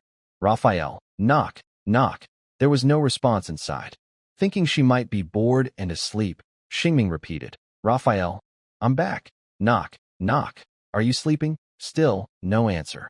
He stepped onto a small stool and tried to turn the doorknob. The door opened easily without any resistance. Xingming peeked inside and saw an empty driver's cabin. He froze for a moment. Then his heart tightened in his throat. Remy looked at his stiff expression and asked, What happened? Xingming stepped back to the ground, swallowed hard, and said, She's gone. Huh? Remy's eyes widened. Where did she go? He finally thought of a solution, but the person was missing. Xingming's mind was a mess, and he didn't answer right away. He first wondered where she might have gone. The answer immediately pointed to the forest with no people. The wolf girl might have changed her mind, decided not to accept her proposal, and hidden in the Loftor village, waiting for peace to come someday, or for her wanted notice to be lifted. Maybe she wanted to try finding her own freedom. Xingming, Remy's voice brought Xingming back to reality. He said, I don't know where she went either. Remy wiped his forehead and muttered to himself, What should I do? Outside Robe City, on an open space, Xingming really wanted to shout out loud, Where are you? I found a way to save you. But he couldn't. There were others outside the open space, including guards. If he shouted, it wouldn't be a solution. If others found out, Judge Edison would never be able to cover for him. Standing in the evening breeze, Xingming felt helpless, looking around blankly. Gazing at the distant forest, he felt a sense of powerlessness, like searching for a needle in a haystack. For a moment, he felt he had missed many things, and some things, once missed, could never be recovered. The traveler he met at the start of his journey would forever be a regret in his life. After thinking for a while, Xingming felt a sudden emptiness inside. He had been busy for some time, but it was all useless effort. He stood for a moment, shook his head, and wanted to change his mood. What should I do? I can't figure out what to do next. Where should I go now? What should I do tomorrow? On a small bridge that separates the city from the outside world, dragonflies still fly around, and the river beneath the bridge continues to flow quietly. The guards about to change shifts are joking on the city wall, and the people returning to the city walk happily and cheerfully. To Xingming, Rob City is still a beautiful and lively little town. He feels that if he can't find her, he should go back to his normal path. He sighed and vaguely remembered his plan to go far away to collect stars. So, tomorrow he should return to Latepet and start the next part of his journey. When this idea came to him, he also felt a bit reluctant. Is it too early to give up so soon? He thought again. Should I look for her one more time? What if I find her? Xingming's goal is to collect stars, so he thought. Look, I've been walking along the main road. Could there be stars behind those mountains? Maybe I should go look. And this river, where does it lead? To the ocean? He looked ahead along the river. Suddenly, his eyes fixed on a small figure sitting by the river.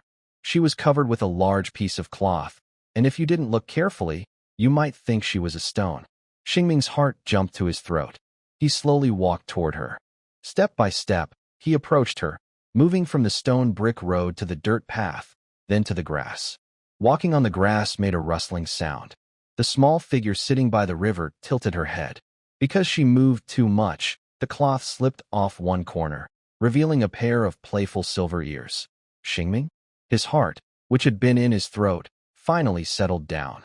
For a moment, he felt an unprecedented calm.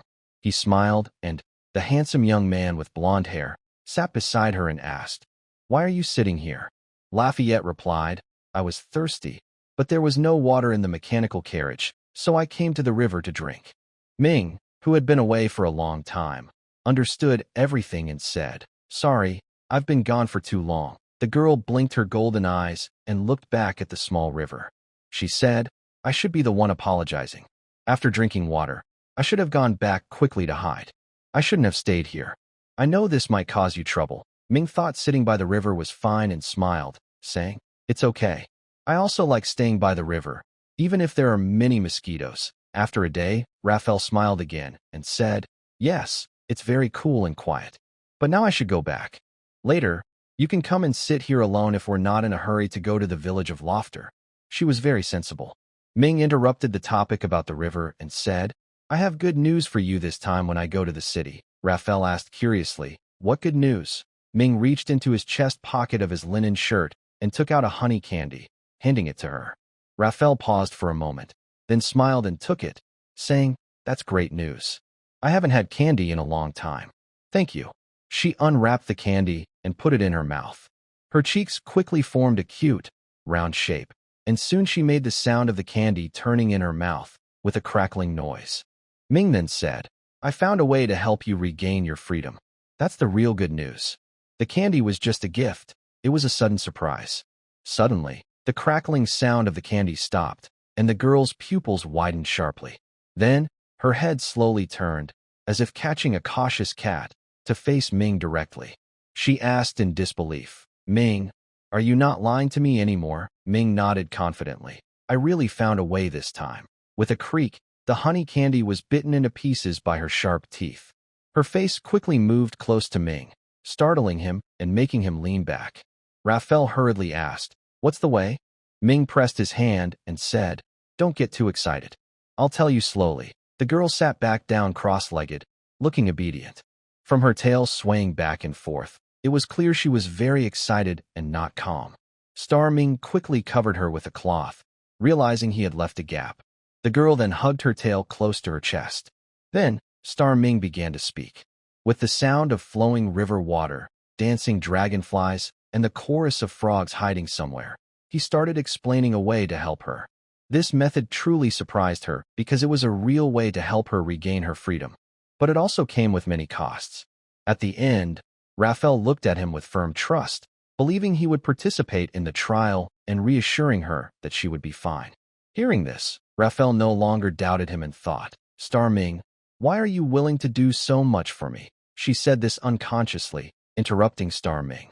It was the same question he had to answer twice a day. This time, Star Ming responded in a lighter tone. I promised you that a man should keep his word. Raphael found it hard to believe. Just because you promised me? Star Ming smiled and said, Of course, there are also some reasons related to this land, but I don't have time to tell my story now. Once we solve your problem, we'll talk. Raphael's eyes flickered, and she nodded. At this moment, Remy, who was wisely waiting by the truck, couldn't stay still and came over to interrupt. I think it's time to focus on the main matter. Raphael was startled. Star Ming hurriedly explained, This is my childhood friend, Remy. He will help us get through this tough time. Remy tipped his hat and smiled. Good evening, Miss Raphael. I am a defender, here to help you escape your current predicament. Now, let's go somewhere quiet, and I will tell you what to do. Raphael stood up and said, Thank you. Let's leave now. They all climbed into Star Ming's magic-powered carriage and set off from Rober City toward Petrot. On the way, they discussed specific plans. As the main character, Raphael's role was actually small. She just needed to understand what she had done. Star Ming, who proposed the plan, and Remy, responsible for arguing with others, had more to do. The plan was discussed late into the night, and the specific steps were finalized. They decided to use an old-looking object to deceive the other person and then break it. The last step was to choose the right time to carry out the plan. Star Ming suggested that instead of waiting for a lucky day, they should act when the sky is about to brighten. Since the plan was to start soon, the disguise should begin now. Star Ming had to pretend to fight Raphael fiercely. The messier he looked, the less the other person would doubt the truth of the situation, making everything go smoothly. They arrived by car next to a quiet forest. Star Ming pointed to his head and said, Come on, kick this place. Don't hold back. Raphael, standing opposite him, looked a bit unsure. She was on a clear patch in the forest, and even when she was really fighting him, she couldn't bring herself to hit him hard. Now, pretending to fight, it was even harder. Nearby, Rami watched and joked, I think Miss Raphael might not be able to hurt little Star Ming who wants to protect her. Maybe I should do it instead. Star Ming thought it didn't matter who hit him. He looked at Rami calmly and said, Then, Rami, you go ahead. Rami silently took out a small glass bottle from his pocket, unscrewed the lid, and poured out a black, pointed needle. He walked over to Star Ming, admired his handsome face, then chose a dramatic spot after casting a spell, and moved his hand. This is a bee's sting with a drop of bee venom. A quick poke will feel like a heavy punch. Star Ming raised an eyebrow. If you have such a good thing that doesn't require hitting, why didn't you bring it out earlier? Rami grabbed his face and pricked his eyelids, cheekbones, and one side of his face with the needle. At first, there was no reaction. But soon, Star Ming felt something was wrong and gasped, Ow, why does this hurt so much? Oh, ow, Rami calmly explained. I said it feels like a heavy punch, but that doesn't mean it doesn't hurt. This young and strong guy was now on the ground, clutching his head and groaning. I feel like this hurts way more than a punch. Rami nodded. Exactly. Star Ming was in so much pain, he almost rolled on the ground, shouting, Just hit me twice instead. This will protect your white teeth. After Remy explained, he ordered Raphael to bite his arm with her sharp teeth. Raphael hesitated and pointed at Shing, saying, His face is almost swollen like a pig's head. That should be enough, Remy calmly replied. Trust me, without blood, that heartless merchant won't be scared. This, Raphael hesitated a bit. Shing, in terrible pain, hissed, Bite me. I think the pain in my arm can distract from the pain in my face. Hurry. He still scratched his head with one hand and stretched out the other arm. Under the moonlight, standing out from the lively scene, the wolf girl finally sat beside him. She held his arm and bit into his flesh. The flowing blood shimmered with a silver glow in the moonlight. Shing covered his face and said, Did you bite? Why is there no strength? Raphael, feeling guilty, raised her blood-stained face and looked nervous, saying, I already bit him. There was a lot of blood. Sorry, Shing wailed. It doesn't hurt at all. This bee sting is really strong. Raphael anxiously asked, Is Shing okay? Remy calmly waited for the blood to soak through his sleeve, then used medicine to stop the bleeding and said, It's not a big problem. Raphael, go roll on the ground a couple of times, get a little dirty, then give yourself a shot on your pretty face. Soon after, another person was squatting on the ground, hissing and laughing. Shing, Why does it hurt so much? Raphael, this hurts more than a wild beast sting from Sindel. But maybe it wasn't that painful after all. Remy, who was in charge of everything, looked at the two clumsy little ones and nodded with satisfaction. Good. Keep your current state. We're leaving now. After enduring the darkest pain, they traveled through the forest at dawn. Xingming, driving, and Raphael beside him were very alert, occasionally hissing and laughing. Remy, who hadn't slept all night, yawned and muttered to himself about what he needed to say soon. They returned to Robber City before the city gates opened. In the final moments, Xingming found a rope and Raphael. Remy looked again at Xingming's face, which was swollen and bruised, and felt unsatisfied. He dipped his finger into the blood seeping from the wound and wiped it on Xingming's lips. This marked the end of their preparations. Today, the cat vulture Sinnoh did not come out to greet the morning. The guards only rang the doorbell after the sun had risen. The three of them, having stayed up all night, got off the carriage. As soon as they appeared, they drew the attention and whispers of travelers outside the city gate who wanted to enter. Xingming and the others ignored these looks and headed straight to the Knights Guild office. When they arrived at the door, their presence surprised the young knights inside, who asked, "What happened?" Remy explained, "My friend Xingming and I were robbed on our way to Petrod, and we caught the thief. She is also a wanted criminal." The young knights immediately went to report the incident. Soon after, a senior knight in a red cloak came out to greet them. Seeing their condition, he was also surprised. "Oh my goodness, leave the wanted criminal to me. You probably need some treatment now," Remy firmly said. "We won't let her go until we see the merchant who issued the wanted notice." The knight in the red cloak thought they might be afraid the merchant wouldn't pay. So he said, "Hand her over to me. The bounty you receive will be paid by the Knights Guild." Remy grimaced and said, "We're after more than just the bounty. Look at what happened to my brother. He's badly beaten and swollen like a pig's head. We want more compensation. If we don't get it, we won't return his goods." The word, goods, was delicate. After hearing their explanation, the knight in the red cloak looked at the private wanted notice, which resembled a contract, and hesitated. He quickly understood the situation. It was about traders who had run away. During the escape, they robbed them and injured them. Without the S involvement, this would be easy to handle. But because it involved a contract, things got complicated. Although officially, it was just a case of a worker breaking a contract. Unlike cases where people ran off with a lot of money, this was fundamentally a dispute. It required the owner to step in and resolve it. The Red Tent Knight had no obligation or reason to handle money matters and said, "I will go to the address on the wanted notice to find Mr. Moss. When he arrives in Robber City, I will send someone to contact you for a meeting. Please tell me your address beforehand." One eye of Xingming, who was covered with a bandage, mumbled, "I will rest at Uncle Bernard's house for a few days." Hearing the name of the elder, the Red Tent Knight paused, looked repeatedly at the golden-haired, pig-headed person, and asked cautiously, "Xingming?" Xingming, who often hung out with Uncle Bernard at the Knights Guild and was somewhat familiar, replied, "It's me." The Red Tent Knight chuckled and said, "It's tough for you to deal with this. Go to the monastery to heal. If I get any news, I will notify you at Uncle Bernard's house." Xingming muttered vaguely, "Who?" The Red Tent Knight thought he probably meant, "Okay." Remy, with a hint of anger, asked, "When will that useless merchant under our control arrive? He won't run away, right?" The Red Tent Knight thought for a moment and said, "If we can't contact him within a week, you can sue him. But no matter what, as long as you hand him over to the Knights Guild, you will receive the reward." Remy firmly said, "We won't let him go." The Red Tent Knight shrugged and said, "That's your right." After finishing these talks, Remy and Xingming, along with the similarly swollen-faced Raphael, turned and left. Before they took more than a few steps, Uncle Bernard, riding a cat-eagle named Sinor, who was out for a walk at this time, landed in front of them and shouted loudly, "Xingming, what's wrong?" Xingming pointed at Raphael and said, "Woo-woo."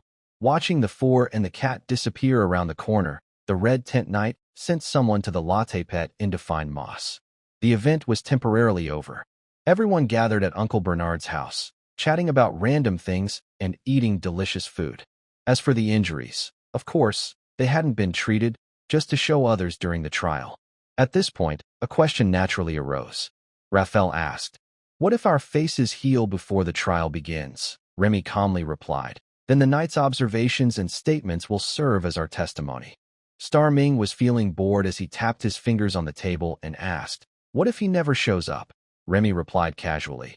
That would make things more complicated, but at least we can cancel the wanted notice. Star Ming asked again. What about the contract with Raphael? Remy said.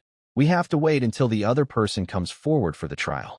If they don't show up this time, we probably won't see them again. There was no real need to worry about the other person not attending the trial. In the afternoon, during tea time, a knight pushed open the creaky wooden door of the fireplace in. The sound of his iron shoes on the wooden floor quickly caught the attention of the owner, who was wiping cups. This inn not only offered rooms, but also served wine, chickpea stew with bread for lunch and dinner. Now was the time for serving meals. Sir Knight, what brings you here? Are you here to dine? The owner's question drew the attention of the two diners nearby. When the knight said, I'm here to see Mr. Moss. One of the diners, a man dressed in a black silk robe with a neatly trimmed brown beard, waved his hand and said, That's me. He then raised his glass, drank the wine in one gulp, wiped the wine from his beard with a handkerchief, and stood up to leave the inn with the knight. The knight briefly explained what he needed to do here. Hearing this, Moss muttered, Troublemaker. From his furrowed brow and tightly pressed lips, it was clear he had lost patience with the difficult Syndral warrior.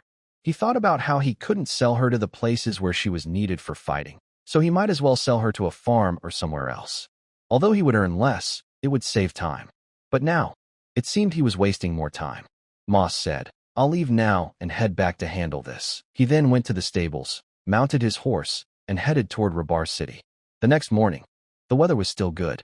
Yesterday, while waiting for the other person to arrive, the little ones who hadn't slept all day finally fell asleep. On the floor, on the bed, and in the wings of the cat Eagle Sinnoh, sleeping in all sorts of positions. They were awakened by a sudden, urgent knocking at the door. Uncle Bernard went to open it. The visitor was a servant from the Knights Guild, here to inform them about resolving a dispute. What must happen will happen eventually. The upcoming events concern Raphael's life. The group quickly gathered their spirits, tidied themselves up, and headed to the office of the Knights Guild stationed in Rabar City. 10 minutes later, with the morning breeze and the whispers of street vendors, they arrived outside the office. They were greeted by the red-hooded knight from yesterday and a man cloaked in black silk. When Raphael saw him, she immediately narrowed her eyes, showing clear dislike. The man, impatient, glanced at her dismissively, then looked away and said with surprise, Oh my, how did they manage to hurt you like this? At this moment, Remy identified the opponent and snapped sharply, I want to ask how you are in charge here. Moss scratched his head. The mature-looking man smiled foolishly and said, Sorry, this is a long story. The fault lies with the Chandler family for being too kind, which caused this ungrateful girl to run away from the ranch. Remy waved his hand impatiently. I don't want to hear excuses. Let me speak with the owner who has the contract. Are you Chandler? Moss replied. Her contract has been returned to me. I am her current employer, Moss, a traveling merchant. Remy said, Then let's talk about compensation. Prepared for this, Mr. Moss examined the injuries and quickly said, Rest assured, I will add a gold coin on top of the original bounty as your compensation. Remy responded, That's not enough. Mr. Moss, leaving room for negotiation, raised 10 fingers and said, Add 10 silver coins. No, 20. I understand this has caused you a lot of trouble and unpleasant times.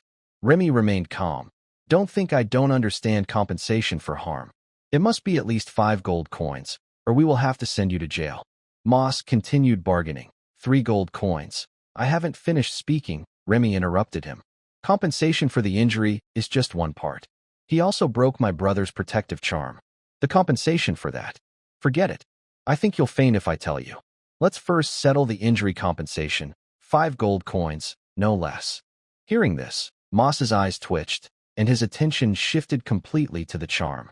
He tentatively asked, Please tell me, what material is this charm made of? At this moment, Shing, still wearing a head wrap, became excited and let out a cry. Ugh, ugh, ugh, ugh. Remy hurriedly comforted him. Don't get too excited. I will help explain everything.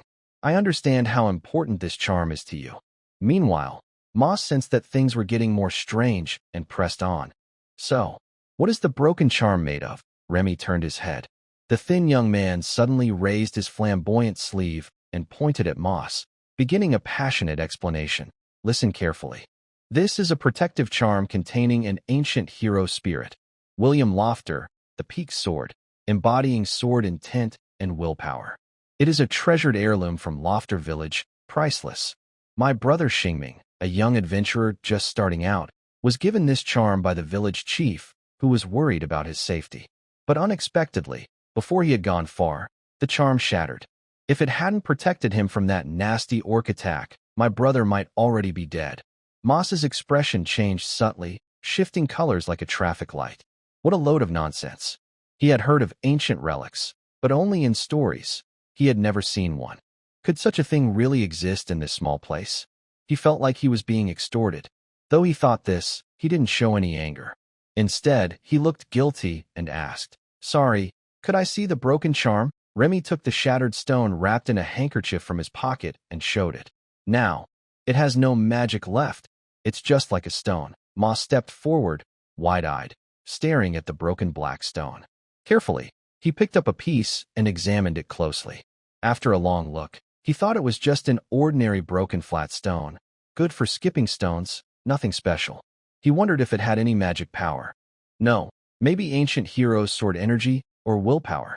But it didn't matter. Moss didn't believe it. He thought it was definitely a scam. Still, he asked cautiously this amulet, how much is it worth? Remy held up 5 fingers. Knowing it was a scam, Moss still had to negotiate. His brow furrowed tighter. 5 gold coins. No, that's too much. Remy sneered. 55 gold coins. Not a single coin less. Haha, Moss laughed bitterly. This was clearly a scam. He forced himself to stay calm and said, "This is indeed my fault. So, including the damage and the compensation for the amulet, I can pay you 5 gold coins. With the reward, that's 8. Sorry, I can't afford your price. The amulet is valuable, but not worth that much. I hope you'll accept my offer." His hidden meaning was clear. "I admit you're scamming me. That should be enough." Remy reached out with a big hand. 55 gold coins. Not a single coin less. Moss finally lost his patience. "If you won't accept my offer, then don't expect to get a single copper coin." Moss wanted to show them his bottom line, to tell them that if they kept pushing, they wouldn't get more from him. But this wasn't really a typical bargaining between merchants. This situation suited their plan perfectly. Remy said, 55 gold coins. "If you can't pay, then forget it. We won't let her go." Moss sneered. "You don't think this half-beast is worth 55 gold coins, do you?" Remy snorted. "How much she's worth doesn't matter to us. I only want my compensation." At this point, things were about to get ugly. Moss waved his arm and sneered. "Let her pay you. This has nothing to do with me anymore." Everyone heard this and felt a bit of relief. Remy controlled his emotions, still very angry. "Don't try to avoid responsibility. It was you who brought this little troublemaker here, and you also have a contract with her. If I'm right, your contract must include a clause from the revised code about employers being responsible for unacceptable damages." Remy had already brought up this topic, trying to force Moss to break the contract. Hearing this, Moss suddenly realized that the other side was prepared and was not just a reckless trying to extort him suddenly. Just as Moss was about to get angry and turn away, preventing them from getting even a penny, he suddenly became clear.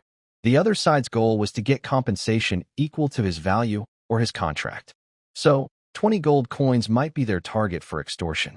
But Moss wouldn't give them that money. He doesn't do bad deals, and he wouldn't give up his goods.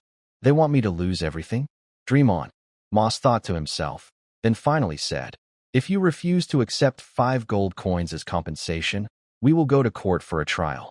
I want to see if the judge will believe your lies." Hearing this, Remy almost couldn't hold it anymore. He forced a smile and shouted, "Then let's go to trial. Right now? Come with me." Moss snorted coldly, said nothing more, and silently followed them to the court. The trial was still presided over by Pastor Edison, who is known for his fairness in Robber City. The goddess of light, Sophia, watches over my heart's balance. Now, the trial begins. The first part was of course Remy explaining what happened, then presenting various evidence.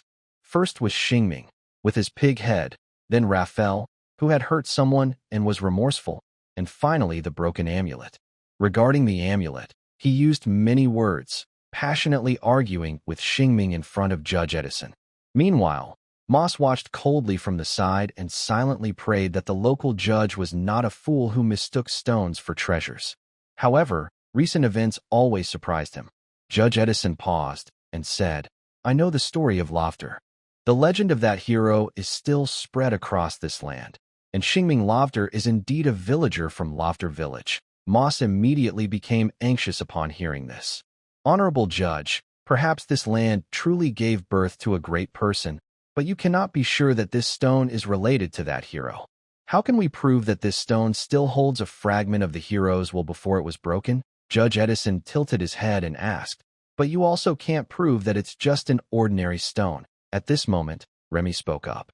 "But we have witnesses who can prove it's not just an ordinary stone." Moss was surprised. Who else could be involved in extortion? Judge Edison asked, "Who can prove that?" Remy pointed to Raphael, standing in the center of the courtroom. "She almost killed my good friend Xingming." At a critical moment, the amulet showed its power and froze her in place. Facing an ancient hero spirit, she can testify to this. So, she was his employee. No, her. Moss felt really troubled. Judge Edison asked, "Raphael, tell us what you saw and heard." Raphael pouted and muttered, "That stone definitely has some strange power. When it glowed, I suddenly couldn't control my body until they tied me up." At this point, Moss didn't know what to say anymore. That could be some kind of magic or spell, not the power of the stone itself. Pig-headed Xingming whimpered. "Woo," Remy spoke for him. "The power remaining in the stone isn't some magic or spell. It's the will of an ancient hero spirit that can intimidate all strong beings. Now, that will has already faded. No matter what, this is a wondrous world." Judge Edison is a fair judge. He firmly believed in the magical power of this stone and said, "Moss, this amulet has historical value for Lofter and practical value as a protective charm. As Lafrel's long-term employer, you need to compensate them for their loss." Moss stared and asked, "Honorable Judge, how much do you think this amulet is worth?" Edison looked at Remy, who immediately stretched out his hand. 50 gold Lorentz. Edison then looked back at Moss and asked, "Are you willing to accept this price?" Moss, whose money combined still wasn't enough, thought to with that. He said, "I refuse. I believe this amulet is definitely not worth that much money." Judge Addison replied, "If you refuse, we will have to detain you. Tomorrow, you and your long-term employee will face a trial for your crimes." Guards, "Wait, buddy. Hold on." Moss was stunned and quickly waved his hands. "Honorable Judge, I am just discussing the price. I didn't mean to refuse compensation." Judge Addison said, "There's no room for negotiation. This trial isn't about bargaining. It's essentially about serious theft, and so the victim has a higher right to explain." Hearing this, Moss felt confused and helpless. He thought the other side was extorting him, but everyone else believed that the stone was truly a protective amulet. Could this really be a treasure? He even doubted his own judgment. Star Ming sincerely held the stone given by Lofter, muttering, "Aminos, a traitor." As he spoke, a faint golden glow appeared in his hand. Moss's eyes widened in amazement. "What's going on?" At this moment, Judge Addison asked again, "Moss, are you willing to accept the monetary compensation demanded by the victim?" Feeling that today might be his downfall, Moss wiped the sweat from his forehead. Every second under everyone's scrutiny was very stressful. "I request a retrial at a higher court." This surprised Star Ming. How could he forget about this move? If the new judge doesn't favor them, what will happen? Judge Addison said, "That is your right. Guards, take Mr. Moss and this half-beast lady to the dungeon." "Wait." Moss, sweating nervously, quickly wiped his forehead again. "Why do you want to detain me?" Judge Addison explained again. "This is clearly a case of serious theft and the evidence is solid. If you haven't obtained the victim's forgiveness, you will be detained." Guards, wait a moment. He was about to be taken away, feeling overwhelmed by the pressure. Moss begged, "Can't we go to the higher court for a trial now? Do I really have to be locked up?" "The highest authority," Judge Addison said, "recently, the higher court in LV requires us to send a letter to apply first. We must wait for their reply before we can go there." Desperate Moss finally asked, "How long will this round trip take?" Judge Addison replied, "About a month. During this time, We also need to investigate your identity. Moss could no longer hold on. Enough. That's it. Judge Addison frowned, struck the gavel, and shouted, "Silence." "Sorry, Your Honor," Moss said through gritted teeth.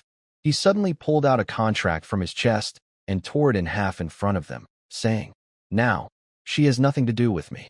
You can ask her for compensation." Excited, Rami seemed to understand the other side's weakness and shouted, "Don't think you can escape. Maybe you were the one who ordered this. If you were involved, even if you give up your contract with her, you can't wash your hands of this. Judge Addison, arrest him and have the Knights investigate his identity." Moss, who couldn't stay any longer, turned around with a cold smile. "Do you have any proof? I have no reason to let her rob you. You don't seem very rich. Plus, I have the Chandler family as witnesses. They can prove her escape was just an accident." Judge Addison asked, "Should we summon the Chandler family to court?" Rami snapped, "Of course." His wild dog-like expression made it clear he was determined to seize Moss's wallet, which gave Moss a headache. What kind of greedy person had he encountered? At this moment, he couldn't help but feel scared. If the Chandler family also gave some strange testimony, he might really end up in jail. The court was temporarily adjourned because the Knights went to find the Chandler family, but Moss could only sit on the wooden bench in the courtroom, feeling uneasy. The man in the dark red tailcoat still wore a strange smile, staring at him like a hunting dog. The feeling that the Chandler family might give strange testimony grew stronger. He felt like he was caught in a trap that could bleed him dry. At this moment, he was already thinking about which bank in his area had enough money to buy his freedom. Half a day had passed, and the foolish ranch owner appeared in court.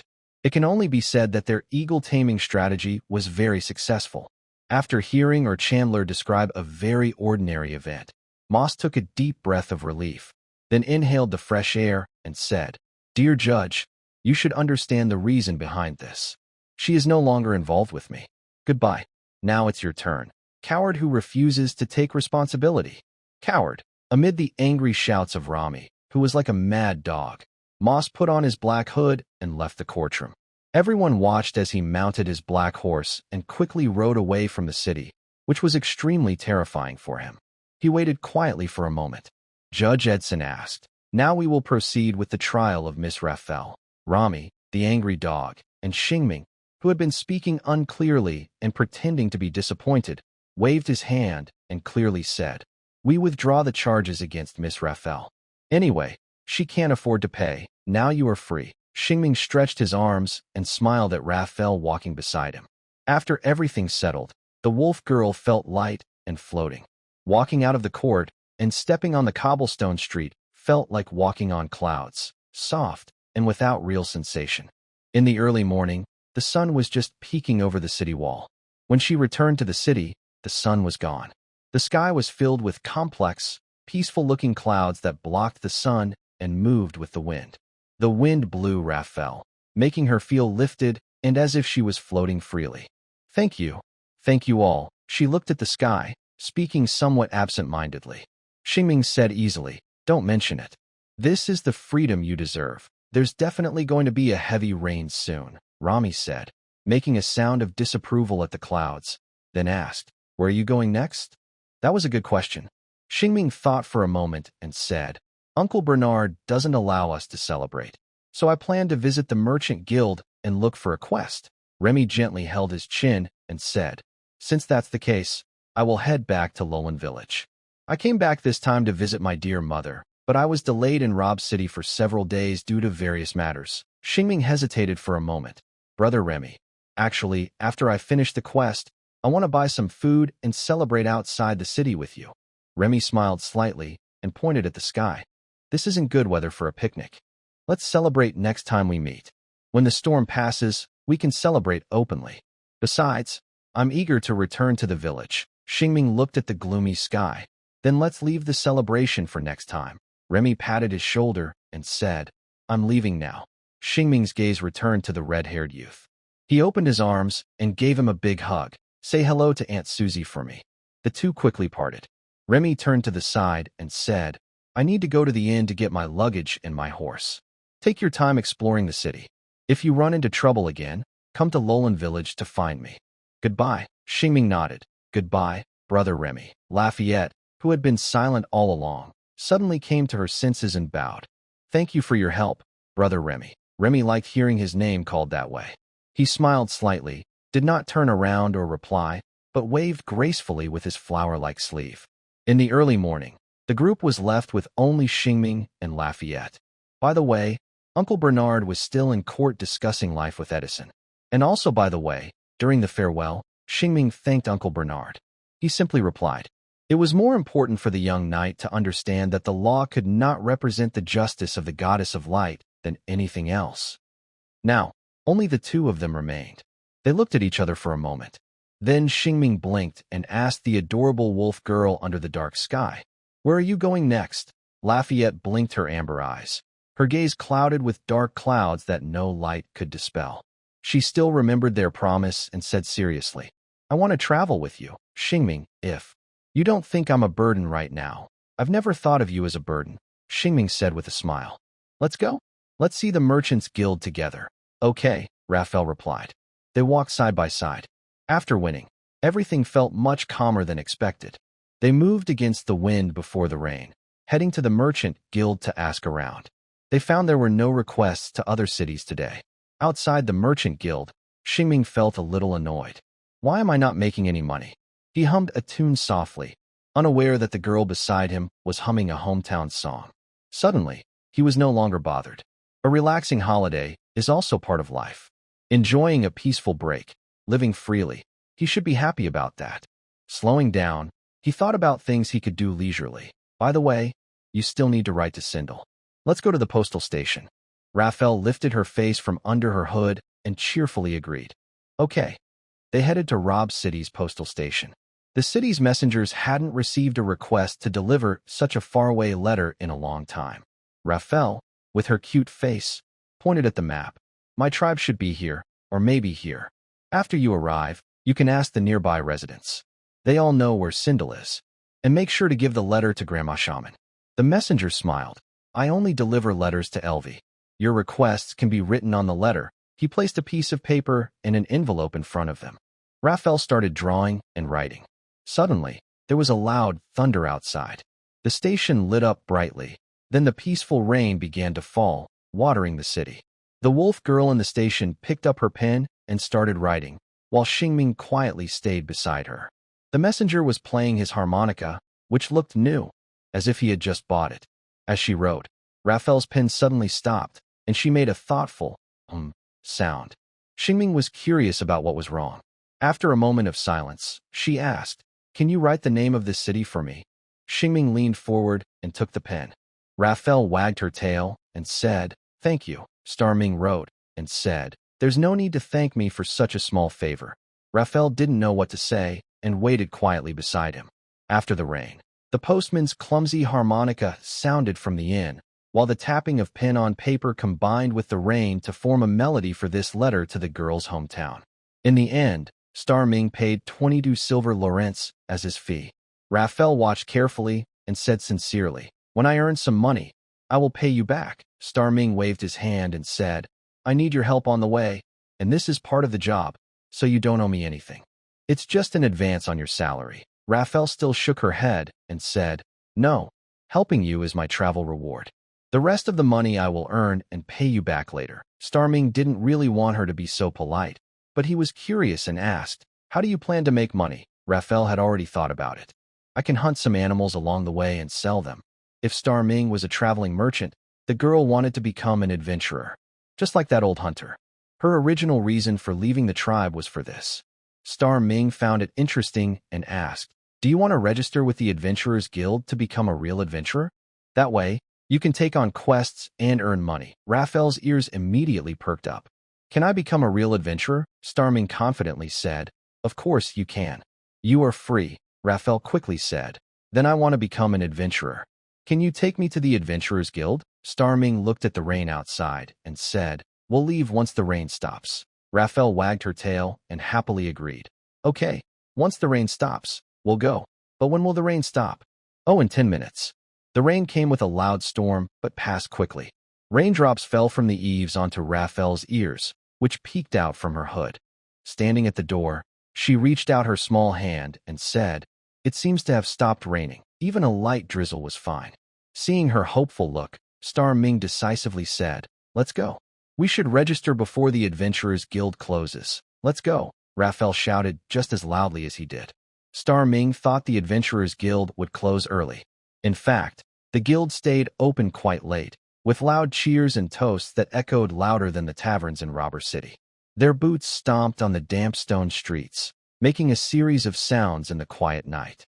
Soon, they pushed open the guild's door, where most of the patrons were old friends drinking together. "Such a short little guy wants to be an adventurer too?"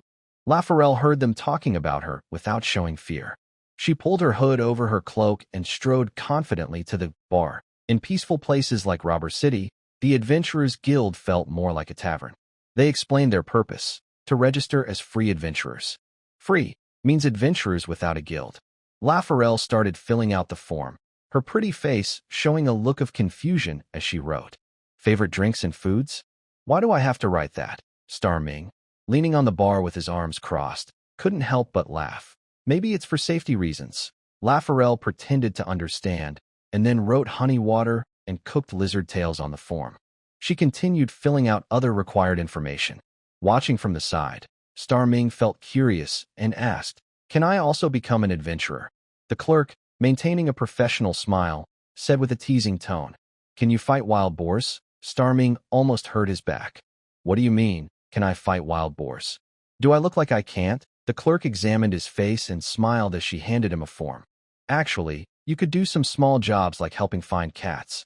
As a new adventurer, don't try to be too brave," Star Ming asked. "So, do I really look like I can't fight wild boars?" Raphael looked at his face and also couldn't help but laugh. Feeling a bit annoyed, Star Ming filled out his form and registered as an adventurer. He was confident he could do this job. He now had a spell that could defeat enemies. With his poor swordsmanship, fighting weak monsters was no problem. He wanted to become an adventurer and believed he could do the job well. After some time, the Adventurers Guild gained 2 new trainee adventurers. They immediately asked if there were any quests they could take. Currently, Robe City only has 1 seasonal quest issued by the Night Order. Hunt wild boars. Bring back a pair of wild boar ears as proof. 1 pair earns 3 silver coins. These quests don't need to be officially accepted. Shing and Raphael noted that wild boars could be sold, so that was enough to fulfill their purpose here. Just as they turned to leave, adventurers who came here to enjoy drinks on rainy days raised their glasses. "Let's toast to our 2 new trainee adventurers. Cheers." They had never seen such a scene and froze in place, unsure of what to say. Should they also join in for a drink? Should they invite them? They didn't have much money in their pockets. Until the bartender, who also served as a clerk, sighed helplessly after putting away the 2 certificates and started wiping glasses. "Ignore these guys. They just see you as entertainment for drinking." That was exactly the case. Soon, everyone burst into laughter because of the awkwardness of the 2. Uncomfortable and unable to join in, they covered their faces and left. Shing then suggested they buy some supplies, and Raphael was happy to browse. They bought food and spices along the way. Shing also bought pants and a short shirt for Raphael, whose skirt was getting dirty. The day was filled with laughter until the rain started again. Oh no, it's a sudden shower. No wonder the rain stopped so quickly earlier. They ran wildly in the rain, from Robe City to an open field outside the city, and climbed onto a steam-powered truck. Shing found a clean cloth to wipe the water off his head. Just as he was about to hand it to Raphael, she took off her cloak and shook her hair inside the truck, splashing water all over Shing, who had just dried himself. Suddenly sensing something was wrong, Raphael awkwardly scratched her head. "Sorry, Shing, I keep causing you trouble." Shing smiled and said, "It's okay. Can you teach me how to do that?" "I think it's pretty handy." Raphael felt a bit embarrassed, realizing he was joking. "Your hair is too short. I can't do that." Shing wiped his face again. "That's a shame." They sat in the truck for a while. Lafayette asked curiously, "What should we do next?" Shing replied, In Robber City, they hadn't received any transport orders, so they had no specific goal at the moment. They also wouldn't go out to trouble wild boars in the rain. Suddenly, they fell silent, quietly watching the rain outside. The rain came quickly and went just as fast. Before long, the rain stopped. Shing sighed.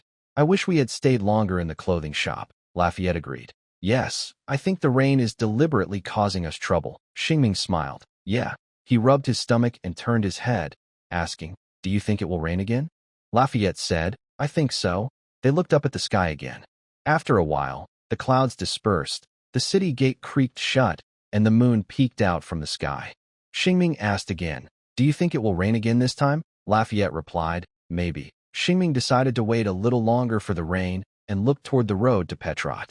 Although they couldn't move now, he wanted to talk with Lafayette about what to do next.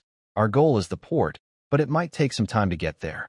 We need to save enough travel money. Lafayette understood. I can help with that now. Xingming added, I also need to improve my reputation, or I might not get any more orders. Lafayette sighed. I also need to upgrade my gear and skills to stay safe on the road. Xingming said again, thinking carefully, reaching your hometown might be very difficult, and it could take much longer than you expect.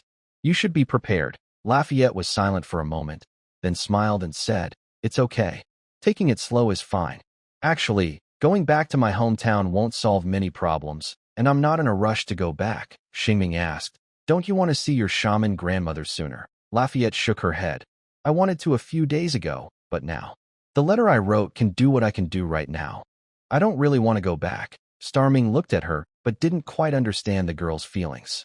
He asked, where do you want to go now? Lafayette suddenly seemed lost and replied, I don't know either. Seeing her confused look, Starming felt this topic was too heavy.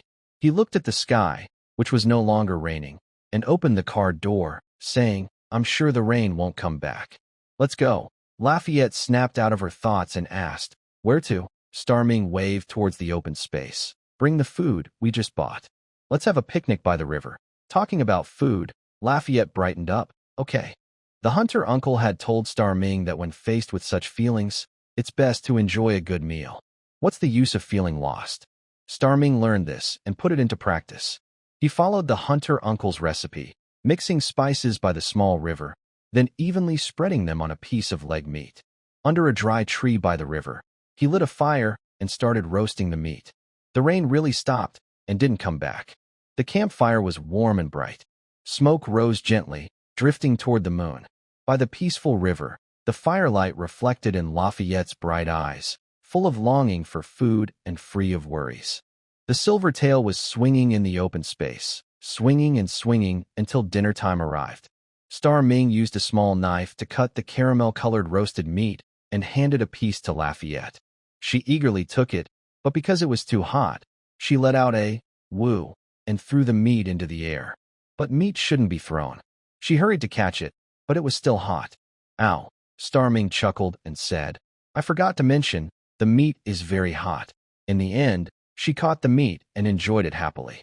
Starming, who had been hungry all day, did the same. The meat was delicious.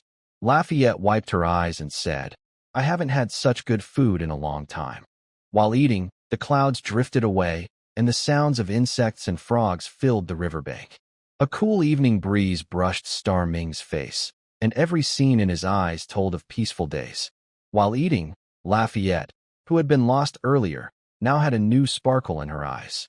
This light might have come from the dinner or the moonlight shining down. Suddenly, she said, I think I don't need a destination.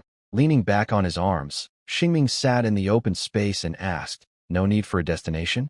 What does that mean? Raphael wiped her shiny lips and said, what I want is always freedom and experience, so no matter where I go, that's my direction. Xingming also didn't have a specific destination and sighed. That sounds good. Wherever I go, it's all about the direction.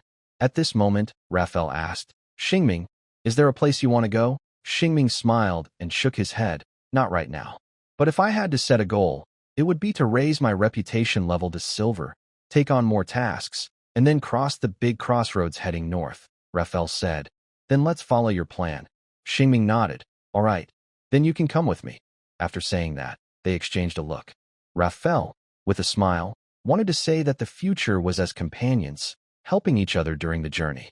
But seeing his tired face and the bandage still wrapped around his arm, she felt a bit shy and lowered her head, softly saying, I caused you a lot of trouble. Today, she had apologized so many times that Xingming didn't want to hear it anymore. He pointed at the swelling on Raphael's face and smiled. From this angle, you look like a little wind-type Pokemon. Raphael touched her face, blinked her eyes, and didn't say anything. She just grinned, showing her small sharp teeth. Xingming, now you look even more like one. Ha ha ha. Raphael was a little embarrassed from laughing. Although I shouldn't say this, you do look quite similar too. Xingming, huh? Really? I thought I looked more like a wild boar. Raphael blinked and, hearing that, burst out laughing with a puffed. But she knew she shouldn't laugh or agree with that. It wasn't very impressive. Until Xingming came to the riverbank, examining his face and sighing. It really does look quite similar. Ha ha. Raphael couldn't hold back and burst into laughter. Xingming rubbed his face, grimacing, feeling a bit of pain. After dinner, they sat by the warm campfire and started chatting. Raphael asked again about a question he hadn't answered earlier. So, Xingming, why are you willing to help me? We haven't really known each other well, Starming casually said.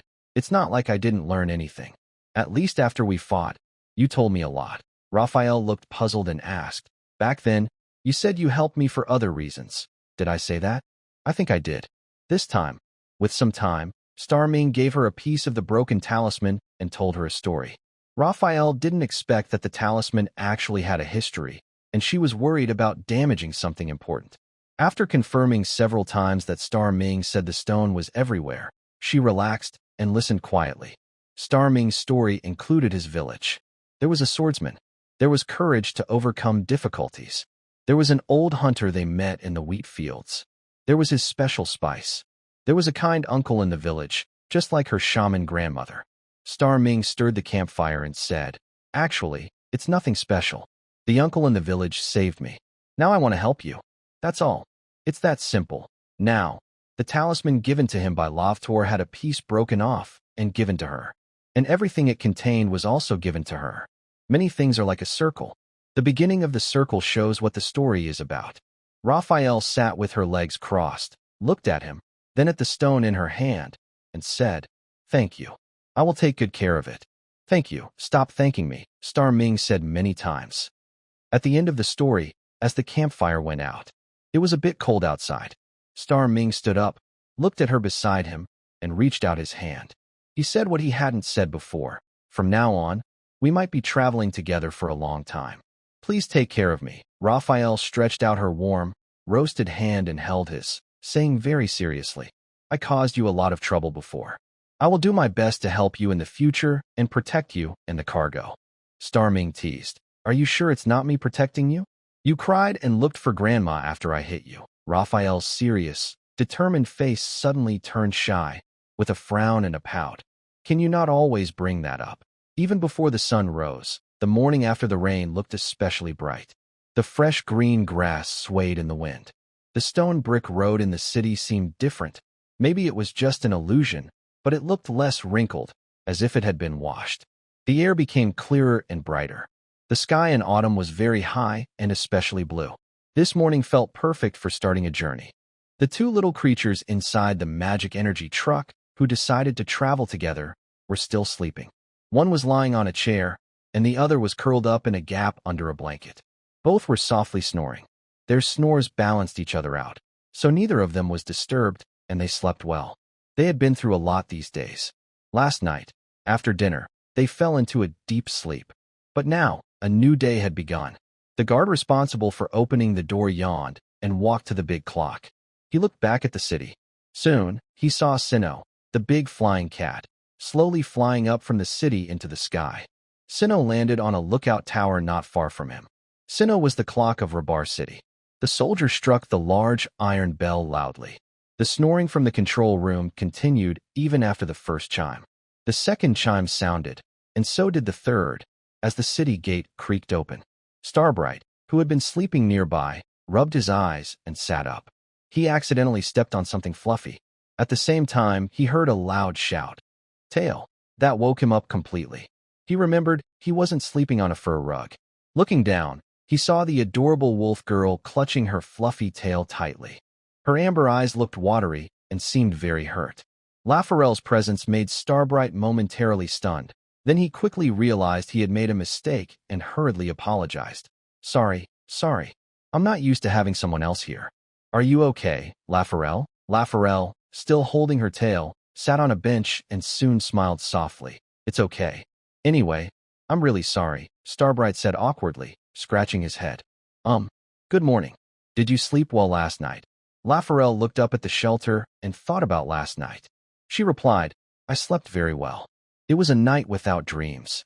Starming cares a lot about his new companion's sleeping environment. He looks at her small bed, which has a few strands of silver hair on it.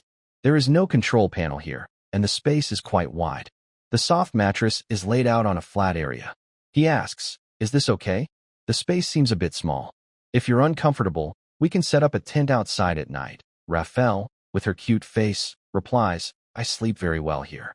When I was in Sinclair, I liked sleeping in my little hammock, which is similar to this. Starming says, we have plenty of time ahead. If you feel uncomfortable, please don't force yourself. Raphael nods and says, I won't force myself. It's really fine. Don't worry. As new travel companions, they are very polite and keep saying, please, to each other. Although it might not be the most appropriate way to speak, they treat each other with respect. After greeting each other in the morning, they naturally start talking about the new day. Starming rubs his stomach and suggests, let's go get something to eat. After eating last night's meal that Starming prepared, Raphael suggests, do we have any ingredients? I can make breakfast today. Starming casually opens the cabinet above and looks through the items, saying, bread, apples, butter, jam, eggs, sausages, and canned beans. Actually, we might not need to cook. Raphael, curious, asks, if we don't cook, what will we eat? Starming points to the nearby city and says, it's better to eat these foods on the road. Since we're so close to the city, we can go in and eat there. We can also see if there are any jobs we can do today. When she hears about looking for work, Raphael's eyes light up. Let's go to the Adventurers Guild and see. Seeing her enthusiasm, Starming smiles and says, okay, maybe we can get a quest today. They put on their shoes, jump onto solid ground, and head into the city as the morning sun rises. The first thing they do in the city is find a restaurant and that serves breakfast. They enjoy a hearty breakfast of fried eggs, bacon, bread, and beetroot soup.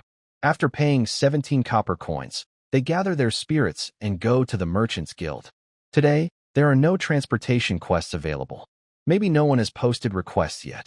This situation is quite normal. Carters don't have work every day. People with double roles go somewhere else to find work. The Adventurers Guild. Luckily, they arrived early and received the latest mission. There are reports of spider webs that might belong to the bird-eating silk spider near the Firelight Town Forest, and adventurers are needed to investigate. The bird-eating silk spider is a giant spider about 2 meters long. It can spit very sticky silk, has strong legs that support its large body and help it move quickly, and sharp fangs that can easily bite through prey's throats. It is considered a monster. While the area around Rob City is generally safe, monsters sometimes wander in from the northern forests. The reward for this mission is 5 silver coins. This is a scouting fee, and adventurers are not required to kill the spider. Just report what they find nearby. Of course, if they do kill the spider, there is extra pay. One bird-eating silk spider is worth 5 silver coins. Seeing this, Shing asked, why is it only 2 silver coins more than a wild boar? The bartender, who had just woken up and stretched her graceful body, replied, because wild boars are a big threat to crops. They run fast, and spiders don't like to run around randomly, so they are easier to handle. Considering the pros and cons, the prices are about the same. Raphael wasn't picky and said to the receptionist, I want to take this mission. Here's my adventurer ID. Shing also handed over a scroll. Here's mine. The bartender remembered them and smiled. Just a reminder, as trainee adventurers, don't act rashly if you see the bird-eating silk spider. Report back to the guild and let higher-level adventurers handle it. Raphael nodded and replied, got it. They successfully accepted the investigation mission. After securing their adventurer IDs, they turned to leave the guild. Raphael tilted her head and asked, Shing, can you help me buy a weapon? Shing readily agreed. Of course. Are we going to fight? The clerk said we should be careful. Raphael confidently said, leave it to me. I can handle the spiders in Sinzer. And with your magic that can trap monsters, we're well prepared. Seeing her confidence, Shing decided to trust his partner. My protective power can only be used twice. If I've used both times, and we still haven't won, we should retreat. What do you think? I believe we need to be careful. Raphael clapped her hands, took a few playful steps back, and then turned around, making a fist to her chest as a sign of greeting. Okay, Captain. Xingming was amused by her lively attitude and said, if we're going on an adventure, it should be someone experienced like you leading. Raphael thought for a moment, then stood with her hands behind her back, adopting a serious look like a hunting team leader, and said with a frown, Soldier Xingming, I think. Your idea is very good. Xingming nodded politely, mimicking her tone. Thank you, Captain. Raphael chuckled softly, then turned and walked back to his side, heading toward the blacksmith shop. When they left the blacksmith, Raphael had 2 leather sheaths attached to her waist, each holding a half-meter-long steel dagger. She also had a chest armor similar to Xingming's. Although heavy gear can affect movement, wearing armor was still necessary. After spending some money, Raphael felt a bit embarrassed. Xingming, I owe you even more now, but starting today, that amount won't increase anymore. Xingming didn't like feeling guilty about such things. Since they were partners, he replied casually, we're a team. Buying gear for Captain Raphael isn't a debt. Raphael smiled softly. Anyway, thank you, Soldier Xingming. Xingming returned her smile and changed the subject. By the way, Captain, how should we go to Firewood Village? I'm not familiar with the roads there, and I don't know if my magic-powered carriage can pass through the small paths, Raphael suggested. How about riding horses? I heard the city has horses available for borrowing. Xingming thought for a moment and liked the idea. Let's rent a horse at the travel station and head to Firewood Village. It might also save us some money. Raphael offered another idea. Also, besides transportation, we should bring some wound ointment. If we need to stay overnight in the forest, we'll need insect-repelling herbs too. Insect-repelling herbs were something Xingming hadn't thought of before. Captain Raphael truly lives up to her title.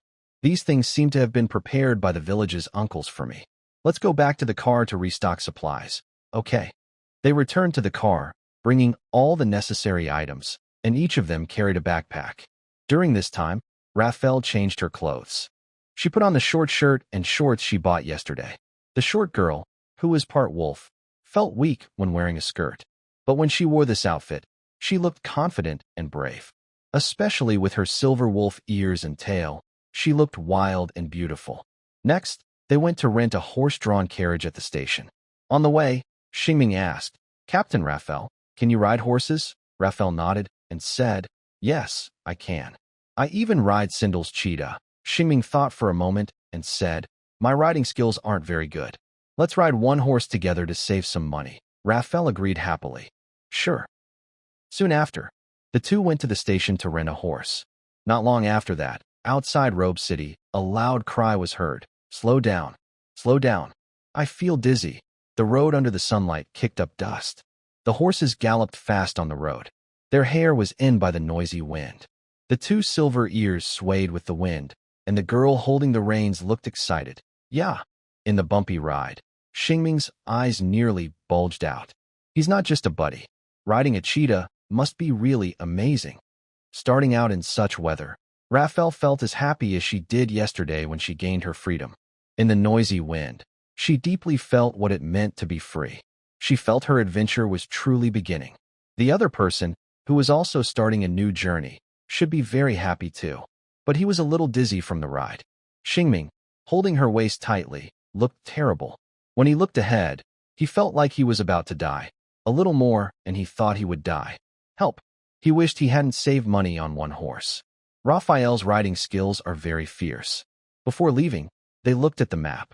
They quickly reached the 3rd intersection on the main road from south to north and turned toward Firewood Village. At this speed, they should reach their destination soon. But, on the way, Xingming held on, but the horse did not. Go! Raphael shouted sharply.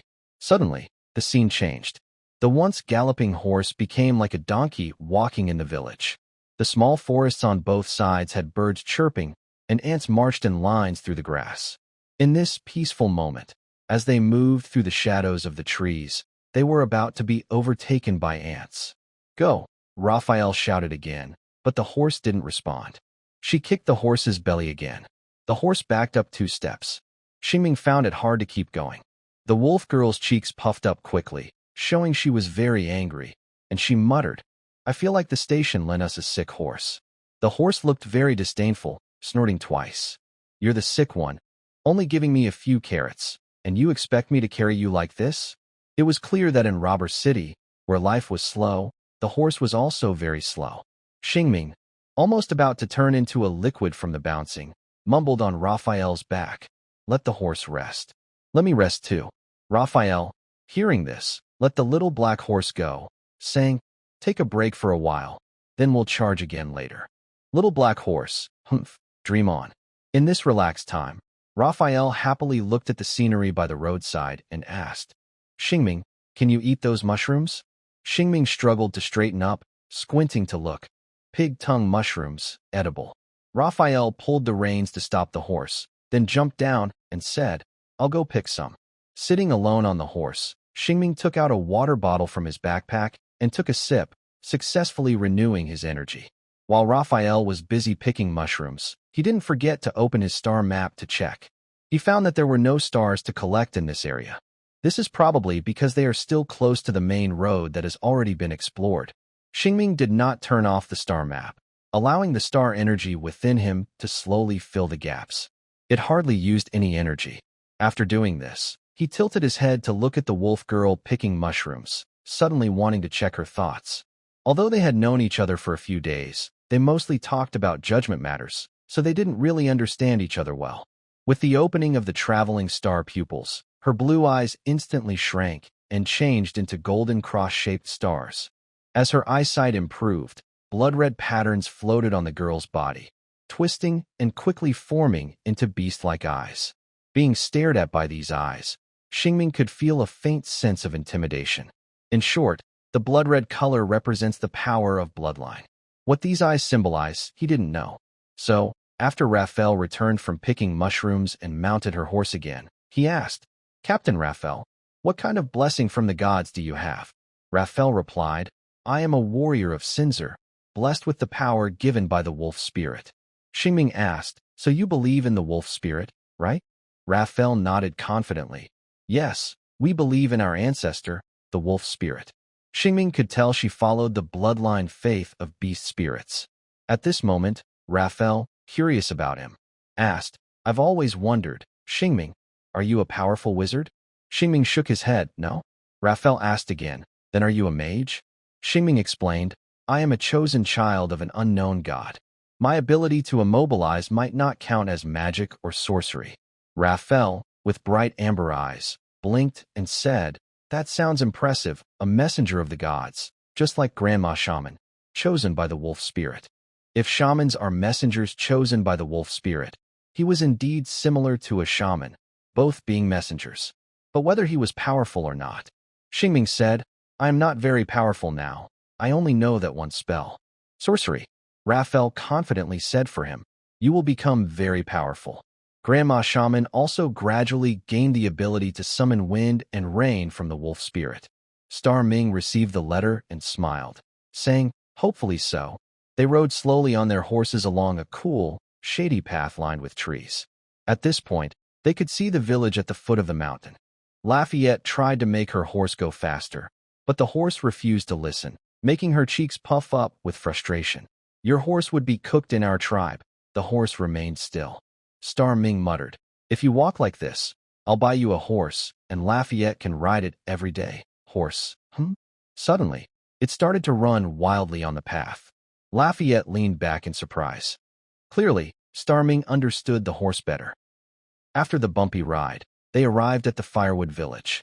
The little black horse was taken to the stable to eat grass and drink water, while the adventurers headed toward the mountain behind the village. A nearby witness, the carpenter boy, pointed in a direction and said, I found a spider web of the bird thread spider there. The two apprentice adventurers nodded and said, okay, we'll investigate right away. The carpenter boy nodded back and said, it's up to you. Please stay safe. They both said, don't worry, we will. Then, they carried their backpacks and stepped onto the leaf-covered grass. The path under their feet was firm, probably made by villagers who often went up the mountain to gather firewood, mushrooms, and wild vegetables. After walking a few steps, Star Ming suddenly pointed in a direction and said, let's go that way first. Lafayette tilted her head in confusion. Why go that way? Isn't the bird thread spider there? This involves the star map Lafayette couldn't see. And also Star Ming's eyes. Lafayette suddenly exclaimed in surprise. Star Ming, why are your eyes gold now? Star Ming pointed to his eyes and said, that's part of my ability, called the traveling stargaze. It lets me see stars you can't see. I improve my power by collecting them and gaining strength. Lafayette leaned closer to look. Star Ming, your eyes are so beautiful. Star Ming felt a little shy about being watched. Anyway, just now, when we were near the firewood village, my power guided me toward a star. Now I want to take it. Raphael found this very amazing. Okay, let's go get the star. She didn't understand. Just like she didn't understand why Grandma Shaman always drank a special soup every day. In short, she knew that what Star Ming was doing was similar. He changed his direction. There were paths made by villagers, and even in steeper places, people had set up stone steps. Though easy to climb, it was still tiring. Halfway up the mountain, Star Ming's steps became heavy, but Raphael was still fine. Star Ming wiped sweat from his forehead and asked, by the way, have you ever been an adventurer before? Raphael cheerfully replied, I haven't been an adventurer, but I have been hunting with Sinclair's team since I was young. Star Ming asked, have you hunted many magical beasts? Of course, Raphael said proudly. I've taken part in many hunts, and even helped trap legendary magical beasts that wanted to make our tribe their home. Star Ming was surprised. Wow, you're really impressive, Raphael quietly added. I was responsible for bringing back the spoils, Star Ming chuckled. So, you're part of the logistics team, Raphael pouted. Actually, I could do more, but the leader doesn't allow me to go to the front lines. He laughed softly. Haha, I understand what Sinclair and the elders are thinking. You're still very young, Raphael, but she was very brave. Raphael added, I've participated in many hunts of ordinary magical beasts, so fighting a big spider is no problem. Star Ming grinned. As expected of Captain Raphael, Raphael smiled proudly. While they talked and laughed, they reached the place where the star was. He looked around briefly and saw it behind a tree. Then Star Ming left the path made by villagers, carefully moved to the sloped side, inching closer to the star, and finally reached out to touch it. The power of the stars emerged, allowing Raphael to see a dazzling golden light. This kind of light seemed familiar. Raphael thought for a moment and remembered that when she was running away, she had coincidentally met Shing. At that time, he was probably also gathering this kind of power. After completing a small treasure hunt during their journey, Shing smiled happily and went back to meet Raphael. They still needed 3 more stars to reach the next level. Shing was feeling a bit tired, so he suggested, let's rest here, have something to eat, and then carefully search the mountain. At that moment, Raphael sniffed and said, it seems we chose the right path. I smell something annoying, bugs. Maybe we should deal with them before eating. Shing was surprised and also sniffed. The only scent was fresh mountain air. Curious, he asked, your nose is really amazing. Raphael turned slightly, her eyes glowing with a reddish hue, and smiled softly. I used the tribe's secret blood magic, Wolf Spirit Sight. It greatly improves my sense of smell and vision. Blood magic is a special ability that consumes blood to activate. Unlike spells that target enemies, blood magic often enhances oneself. Shing found Raphael's eyes fascinating and praised. That looks so convenient. It's much more useful than my star-finding eyes. With Raphael tracking them, they crossed the mountain peak and reached the back, beginning to descend. The path downhill was harder to walk than uphill. Few people came this way, and the ground was not well trodden. In the shadows, they moved slowly, supporting themselves on passing trees. Suddenly, Raphael stopped and drew 2 small knives from her waist, holding them ready.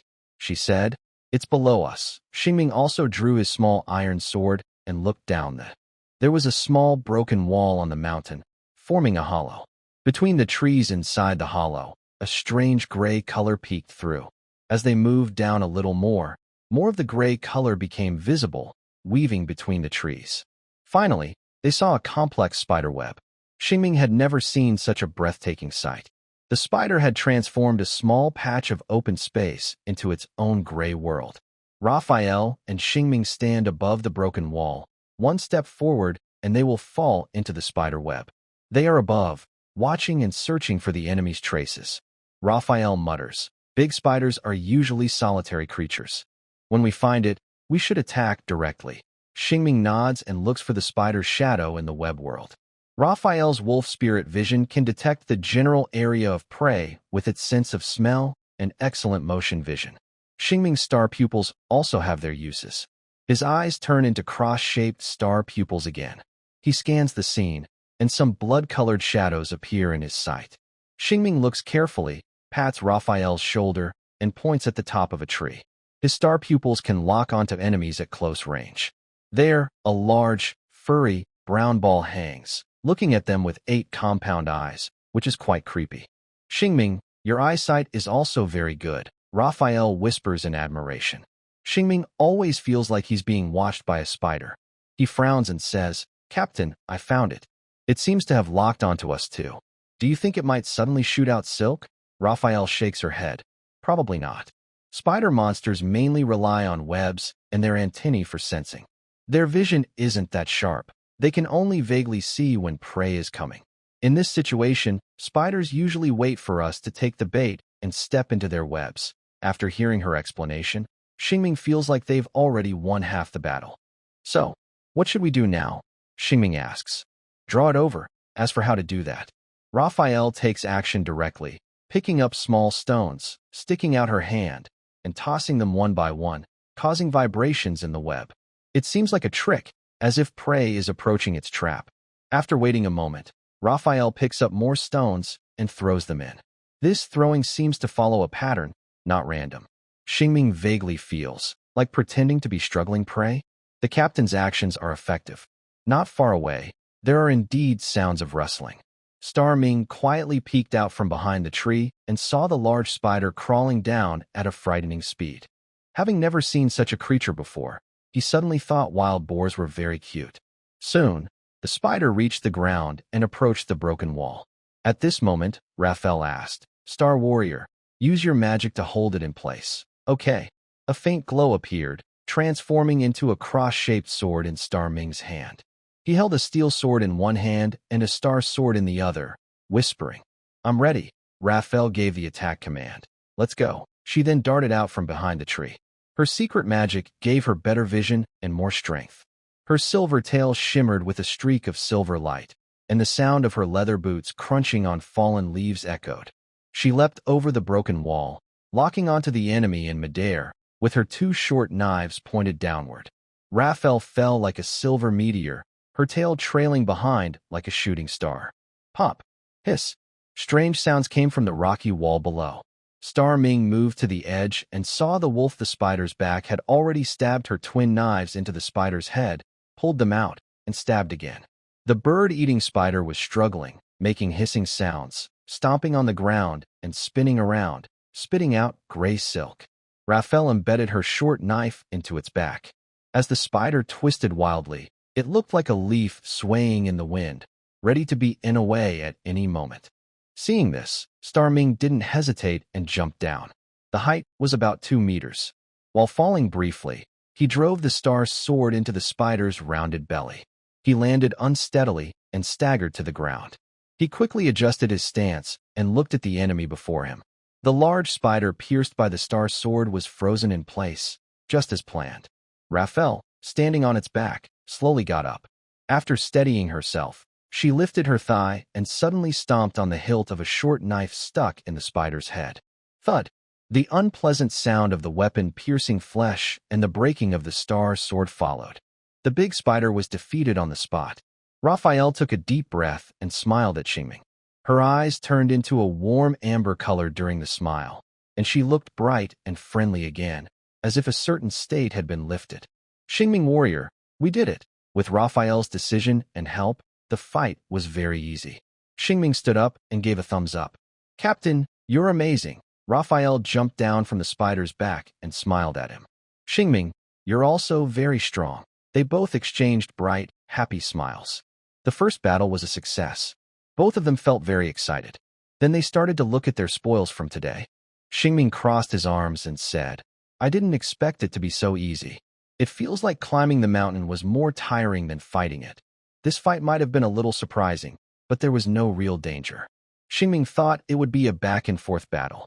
It seemed their strength had already gone beyond that of beginner adventurers. Raphael smiled and said, "It's just killing a spider.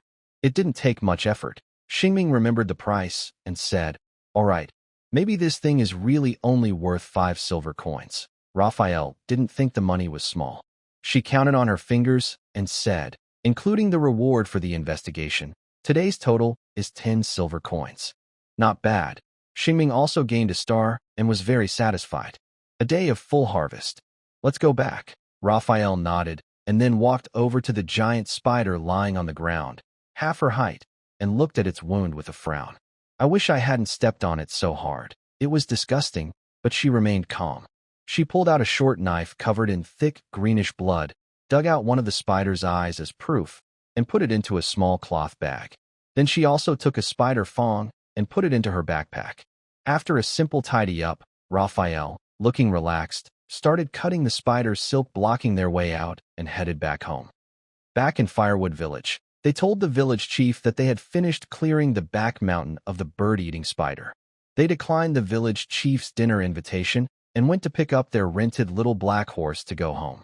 Just as they led the horse out of the stable, a group of children ran outside. Their curious eyes quickly focused on the visitors, but feeling shy, they ran away soon after. Xingming watched their retreating figures with a gentle smile. Then he and Raphael mounted their horses and slowly rode back along the path to Robber City. Raphael tried again to make her horse go faster, but the little black horse kept walking at its own pace, heading toward home. Raphael sighed, saying, "When I have enough money, I definitely want to buy my own horse." Xingming chuckled softly. He also had this dream, but he comforted her. "It's okay to go slow sometimes. We finished our task already, so taking it easy now isn't a bad idea." Raphael agreed, took a deep breath, and smiled. "This place is much prettier than Sinsel." Xingming looked around at the scenery.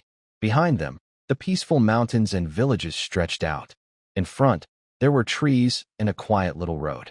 He watched the shifting shadows of the trees dance near the girl's ears. Seeing all this, he felt no worries at all. Sometimes, he even thought it would be nice to live a simple life in a small village. But then he remembered that traveling to see more places and meet more people was also wonderful.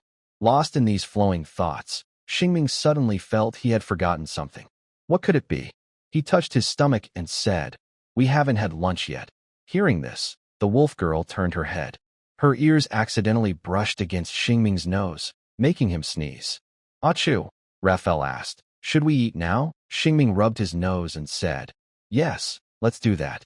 He took his bag in front of him, rummaged inside, and found a soft, relaxed piece of bread, a pork sausage, and a freshly dug carrot. He handed them to Raphael. Then he found some food for himself.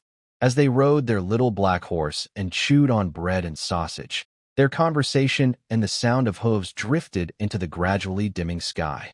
As they ate, the sausages were finished and the bread was gone. Raphael frowned at the carrot in her hand. After thinking for a moment, she leaned down and offered it to the little black horse.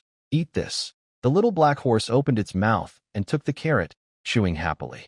It swallowed with a loud gulp. The little black horse let out a satisfied snort and suddenly, as if fueled up, shot forward quickly. "I'll take you for a run."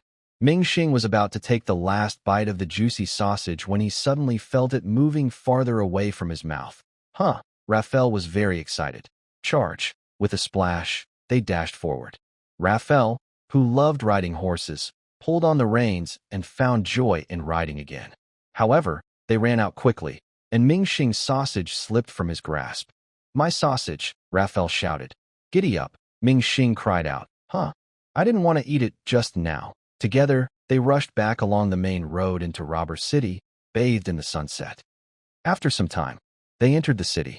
The little black horse was taken to the travel inn, then went to the Adventurers Guild to report and handed over a spider's eye. The bartender silently threw the useless, disgusting eye into the trash and then smiled as she paid them. She also helped them upgrade their status. It was similar to when Xing just changed from an apprentice coachman to a bronze, slime-level coachman. They received a new adventurer badge and a bronze insignia. After finishing these, they asked if there were any other quests. The answer was to come back tomorrow. They wandered around the Adventurers Guild. Of course, they also visited the Merchants Guild in the city. Some quests that weren't available in the morning appeared by evening. One client was a familiar face, with a big order. The blacksmith shop owner wanted to transport 30 sets of wagon wheels and axles to Latapet. The shipping cost was 70 silver coins. Shing didn't want to miss such a big order, so he took it. He wanted to leave tonight, but no one was available to load the goods at this time. Everyone was busy going home for dinner or had already finished eating and gone to the Adventurers Guild to start the second half of drinking beer and bragging. Shing could only wait until early tomorrow morning to go. At the end of the day, another relaxing moment arrived. Xingming and Raphael leisurely strolled back to the big guy who had been in the sun all day. After checking around, they just sat down in the car. Xingming sniffed and asked, "What's that smell?" Then he smelled himself and frowned. "Why do I smell sour?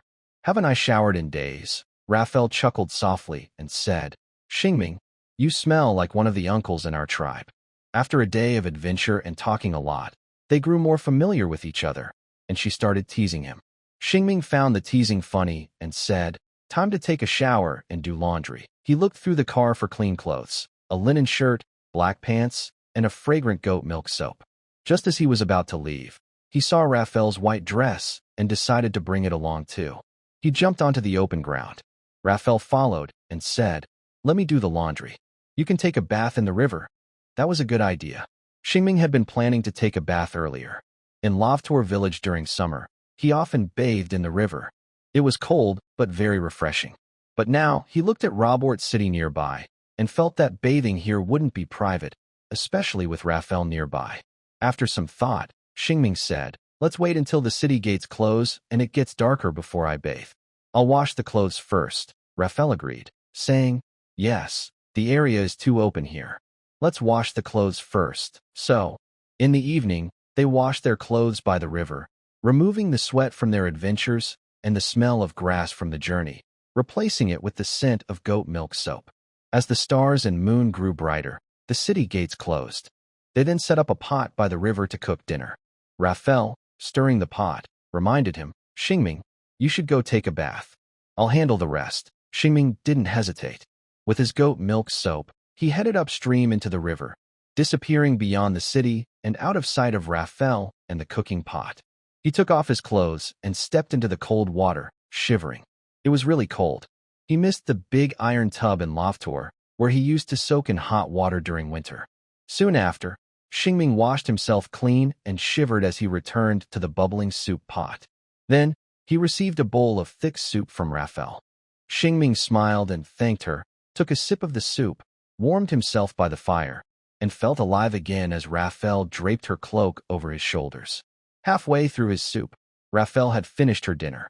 She wiped her mouth and thought for a moment before saying, "I think I'll take a bath now." Xingming casually replied, "Go ahead.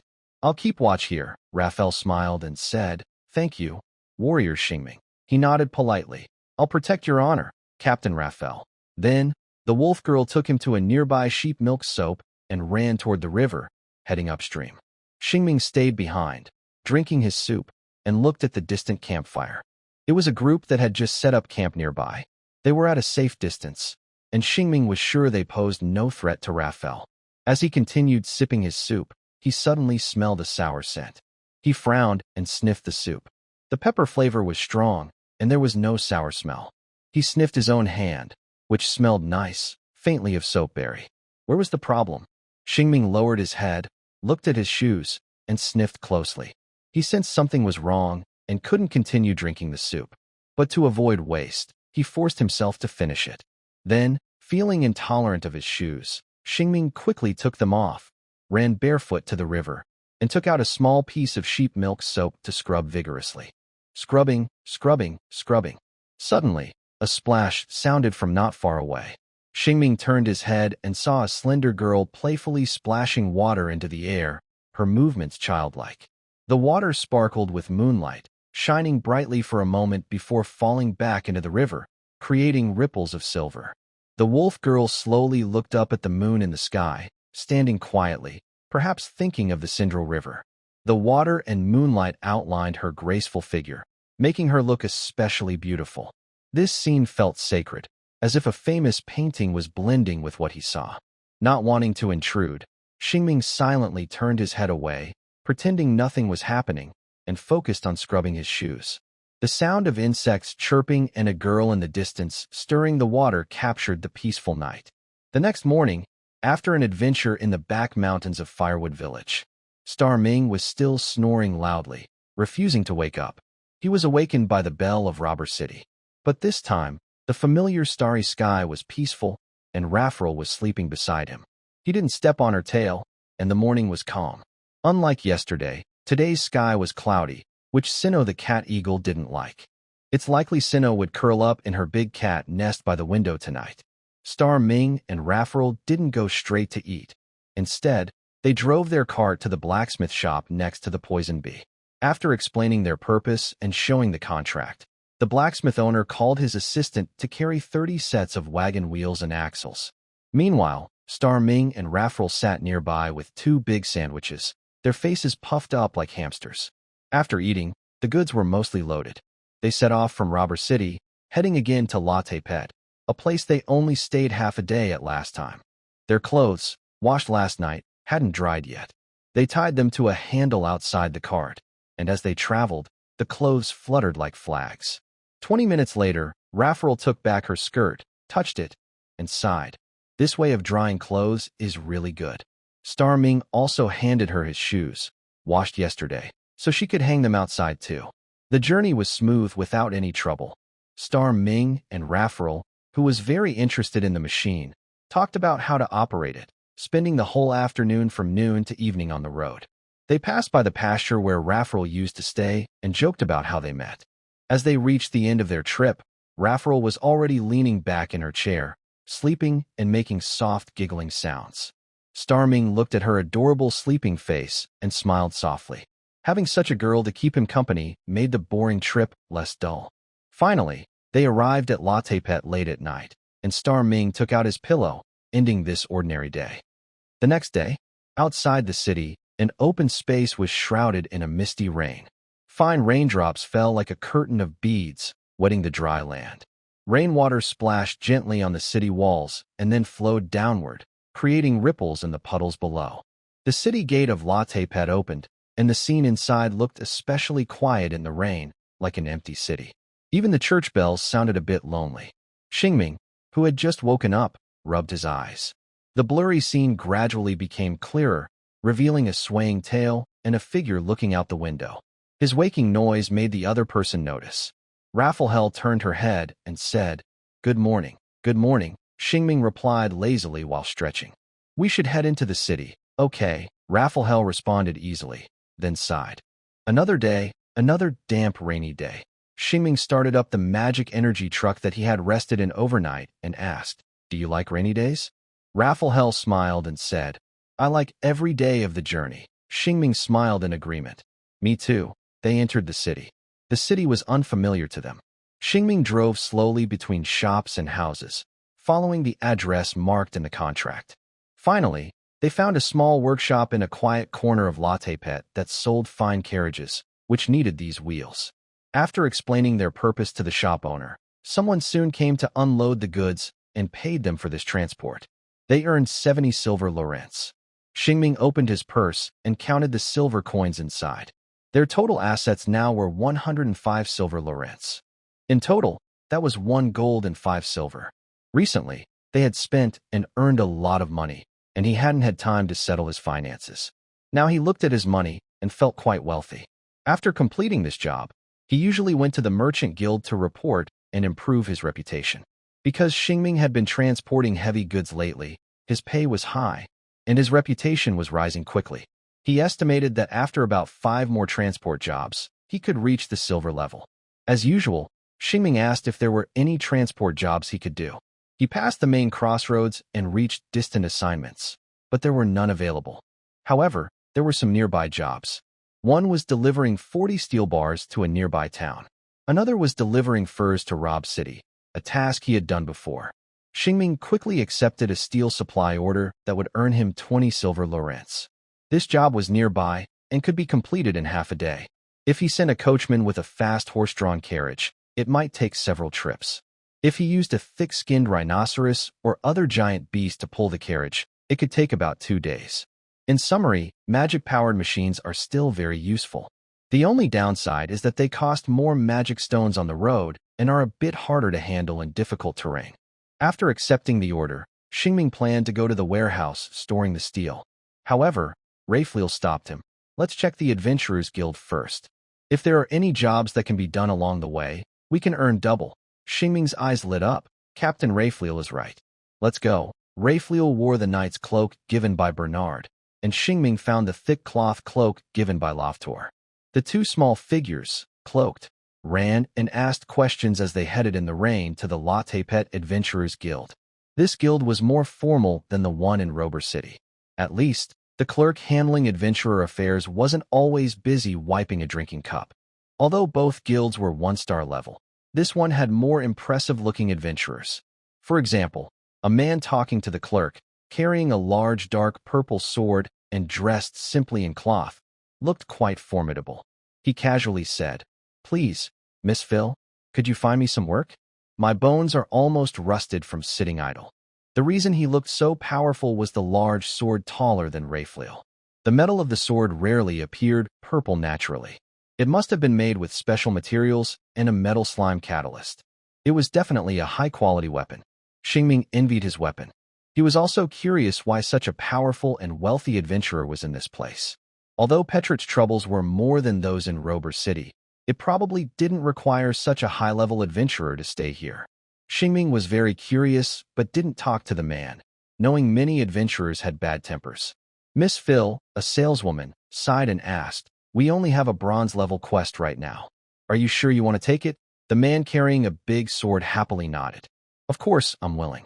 Even if I have to hunt wild boars, I have no problem. Just tell me the exact location of the boars. I don't like chasing pigs around." Miss Phil looked helpless. "In that case, please go clear out the ogre bears wandering near Winter Spring Town." The man gave a thumbs up. "I love bears the most." Xingming's Raphael sat quietly on a nearby chair, waiting. Not long after, the man with the big sword took his quest and left. Then, Xingming approached Miss Phil to talk. Xingming asked directly, "Do you have any quests for a bronze-level adventurer?" Miss Phil sighed again, tapping her fingertips on the table. Her round face, sprinkled with freckles, showed her frustration. "The last one was taken by a gold-level adventurer just now." Xingming touched his face with his fingertips, looking a bit surprised. "Why would a slime-level adventurer be in Latte Pet?" Miss Phil explained helplessly. "He's an adventurer based in Windhowl Town, outside the Windhowl Forest. Recently, he came to Latte Pet for a vacation and plans to rest until the harvest market at the Great Crossroads opens." That was a lot of information. Xingming muttered, "So his vacation is just to take bronze quests to train?" Miss Phil smiled. "Next time, I'll leave a task for you guys to practice. But you have to come early, or I won't be able to handle those folks eager to participate in the harvest market. Adventurers who come just to take a break and steal work are really annoying." If Xingming remembered correctly, the Windhowl Town Adventurers Guild should be a 4-star guild. The star rating indicates how prosperous the guild is. It also indirectly shows how dangerous the area is. Most adventurers choose a guild that matches their strength for long-term residence. Getting familiar with an area can really help an adventurer improve. Of course, there are still adventurers like the old hunter who like to travel around. Next, there was news about the harvest market.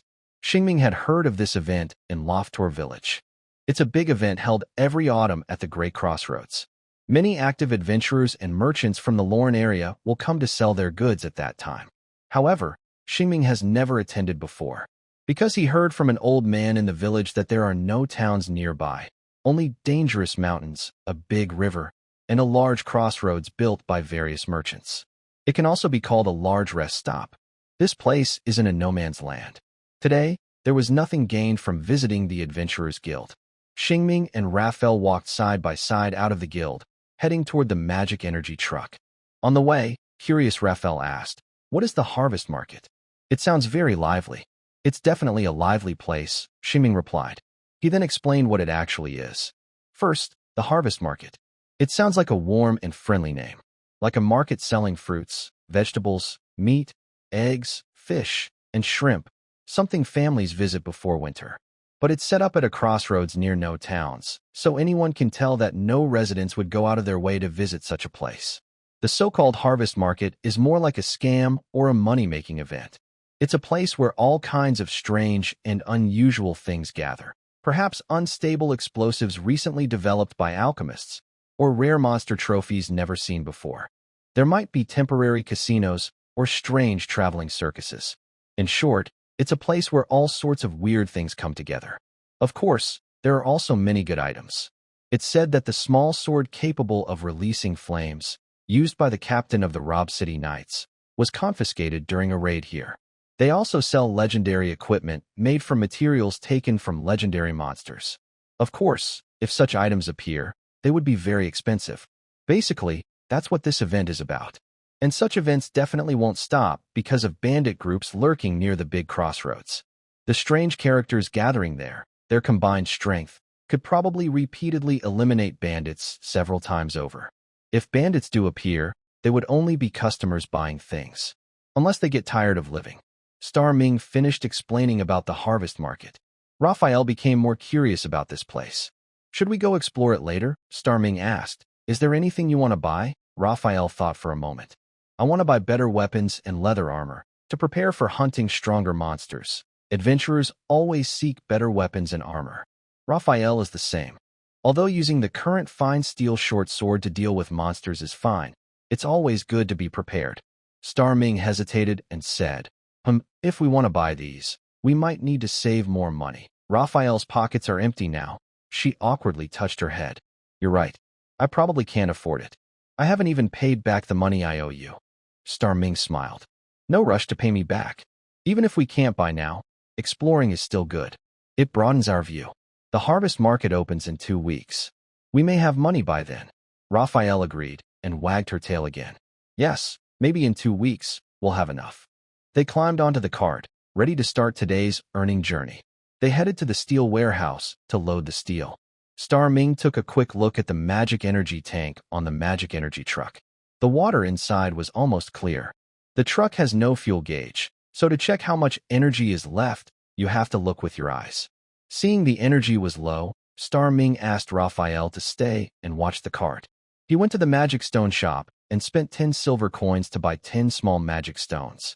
He added 5 stones to the truck and stored the remaining 5 in the magic stone storage box. After finishing everything, the strong, muscular worker, whose muscles shone in the light rain, carefully loaded the steel onto the truck. The work was very efficient. In the old world, without cranes or forklifts, this would have been impossible. With the energy replenished, Star Ming was ready to set off again. He looked at the map, left Latte Pet, and drove westward toward a small town in the light rain. This new road meant more chances to collect stars. Ming Shing spread out his star map, sometimes looking at the map, sometimes at the scenery along the road. There were many farms surrounded by wooden fences nearby, filled with lots of round, orange pumpkins. They were spread across the fields, like an orange sea of stars. In the drizzling rain, those pumpkins looked like hidden monsters, ready to open their mouths at any moment. It wouldn't be surprising if they smiled at you. Raphael sighed. So many pumpkins. Ming Shing nodded and said, they must be soft and sweet when eaten. Raphael blinked and asked, can I pick one? Ming Shing remembered some unpleasant memories and advised, if you try to steal one, believe me, you'll be caught. The farm owners will have people watching the roads. Look, there's definitely someone in that small house. Raphael pouted, what a pity. Ming Shing smiled and said, if you want to eat one, we can buy it. Raphael shrugged. Actually, I don't really want to eat it. I just think they look nice. All right, then let's get something you like to eat, Ming Shing said. After saying that, he thought of a happy memory related to the pumpkin fields. Do you know? Before I met you, he suddenly stopped mid-sentence. Raphael tilted her head and asked, you? What's wrong? Ming Shing pulled the brake lever and slowly stopped the vehicle, calmly saying, wait a moment, I want to show you what I went through before I met you. As he spoke, Ming Shing put on his chest armor and cloak. Raphael looked nervous and looked out the window. Are there any monsters? Ming Shing shrugged calmly and said, no monsters, but soon you'll see someone acting wildly, like a monster. Raphael asked, wait here. I'm going to collect a star. After saying that, Ming Shing got out of the vehicle. He watched as Ming Shing lowered his body and disappeared into the pumpkin field. Raphael stood there, scratching her head in confusion. Not long after, a loud shout came from afar. Thief! Get out! Don't think you can take my carefully grown pumpkins. In the pumpkin field, a young man wearing a cloak was running wildly in the light rain. Behind him, an older man holding a manure fork was chasing, swinging the fork loudly as he ran. Raphael saw this and understood what it meant to be like a beast. This time, the opponent in the chase was more formidable than the guard at the apple orchard. It seemed they were not just an employee but the true owner of the pumpkin field. Otherwise, they wouldn't be running so desperately.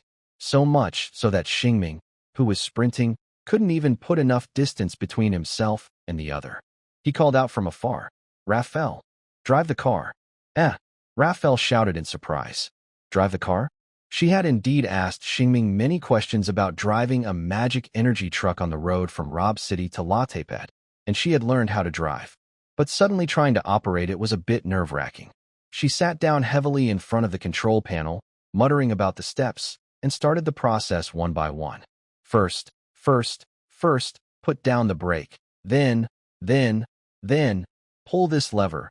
Wait a few seconds for the solution to contact the magic formation, then press this. With a loud mechanical noise, the magic energy machine slowly started moving. Shing shouted, "Stop chasing. I didn't steal your pumpkin," and made a big leap onto the main road. He sprinted 2 steps and grabbed onto the car door, breathing a sigh of relief. The farmer at the edge of the pumpkin field waved his manure fork and said, "Don't let me see you again." Shing understood him at a glance, opened the slowly moving car door, and got inside. Raphael tilted her head and asked, "So, that day, you experienced something like this? Went to find stars and got mistaken for a thief?" "Exactly, that's what happened," Shing replied with a tight smile. Just now, in the pumpkin field, he had collected another star. He was only 2 stars away from leveling up. If all went well, after reaching the town of Lucin, he would level up and gain new abilities. After paying attention to himself, Shing looked at Raphael, who was focused on driving, and couldn't help but praise. "By the way, you drive pretty well. I think you're already a qualified driver." Star Ming smiled and said, "Of course, I can do that. By the way." Suddenly, he felt that this slow-moving carriage actually had a bit of a pushback sensation. He couldn't help but ask, "Are we going a little faster now?" "Did you activate some magic arrays?" Raphael calmly replied, "All of them." Star Ming wiped the sweat from his forehead and silently moved closer to her, reducing the number of active arrays to just 3. "This is enough," Raphael curiously asked. "Can't we go a bit faster?" Star Ming said. "This way saves magic energy and is safer." Raphael clicked her tongue and, following Star Ming's suggestion, adjusted the power to operate the carriage. When they had traveled 2/3 of the way, Star Ming encountered a new cross-shaped star again. This time, the star was located on a grassy clearing not far from the roadside. Honestly, Star Ming preferred running wildly in pumpkin or apple fields. Even if he was chased, the roads there were easier to run on. While searching for this star, Star Ming's pants got soaked with rainwater mixed with grass and bushes, and some bugs stuck to him. With Raphael's help, after removing a caterpillar, he still felt like there were more bugs on him. He twisted and turned on the seat for a long time. While twisting, he noticed that the sky in the distance was clearing up. A few rays of sunlight broke through the dark clouds and shone on a distant small town, making it look very delicate. Diligent Raphael, the driver, cheered happily. "We're almost there." Star Ming clapped and said, "Great job." Soon, they entered the town. In an area where people and animals often appeared, Star Ming decided to switch drivers with Raphael. It wouldn't be good if they accidentally hit someone. Following the instructions of the contract, they reached the edge of the town. They saw a wide open space filled with stones, wood, and steel, clearly under construction, as if they were building something. There was no one here for now. Star Ming got out of the carriage, knocked on the nearest building, and asked who needed the steel. The answer was the mayor of Luosin town. Recently, a new resident had moved in and wanted to build a house. While digging a well, they accidentally found hot spring water.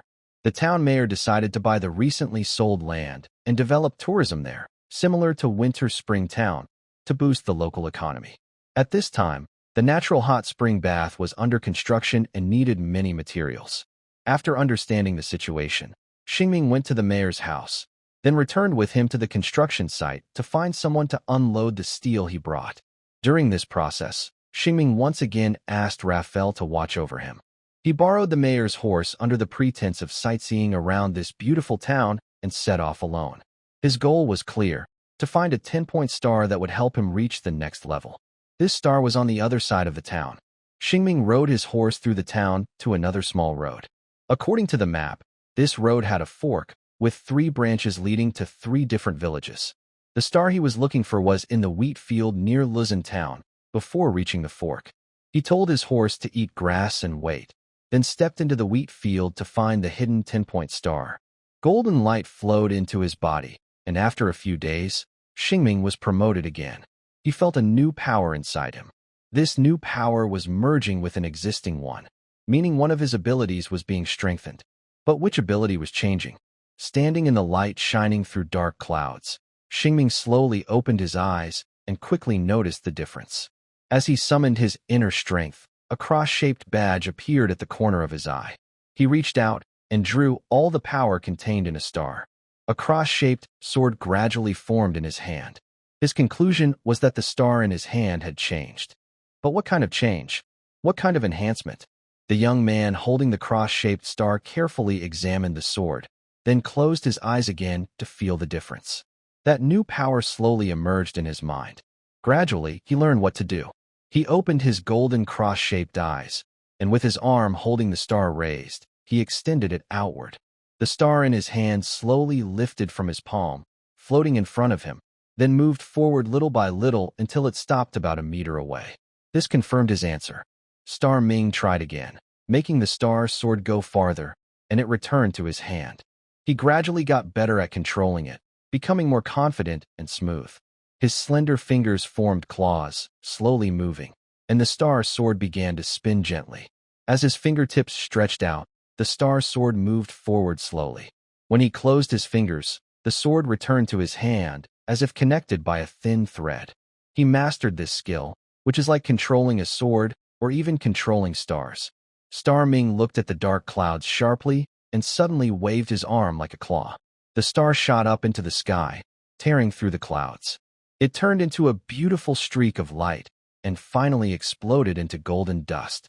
The young man with golden hair, bathed in the glow of star-like light, looked up at the gap in the clouds, smiled slightly, and said, "Finally, I look a bit like a hero." At the same time, this magic spell started to feel more like real magic.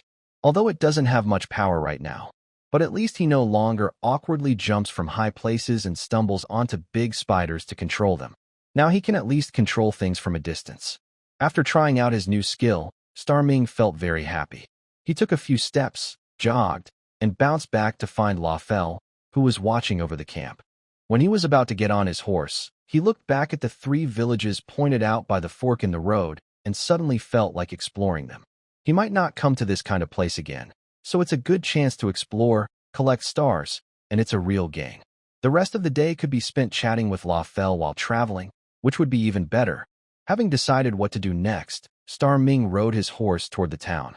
Meanwhile, Raphael at the construction site looked up at the sky amid many exclamations. Was that a shooting star just now? Is it still okay to make a wish now? The horse neighed. The young man riding the fine horse stopped in front of the large bathhouse construction site and dismounted casually. Raphael, sitting on a piece of wood, stood up and walked over, asking, "Was that a shooting star just now?" Star Ming nodded confidently. "Yes, I used my binding magic. It's stronger now, and I can throw it far and change its direction with my mind." Lafayette heard this and couldn't help but click her tongue. "It sounds impressive. If only my short sword could fly in the air, that would be amazing." Xingming smiled and said, "You might consider practicing throwing knives." Lafayette replied, "That's a sneaky trick meant for killing, and it's hard to cause fatal damage to monsters. What I want is a flying knife that can stay in the air and keep leaving wounds on monsters, so they bleed to death." Xingming shrugged without arguing. After all, he had never seen an adventurer skilled in throwing knives. Nearby, the mayor of Luzon town, who was directing the unloading of steel, was almost done with his work. When Xingming and his horse returned, the mayor's square face lit up with a friendly smile, and he stepped forward to talk with them. "How do you find our town, Xingming?" He had just borrowed a horse to take a walk around the town, so now was the time to share his thoughts about this small place.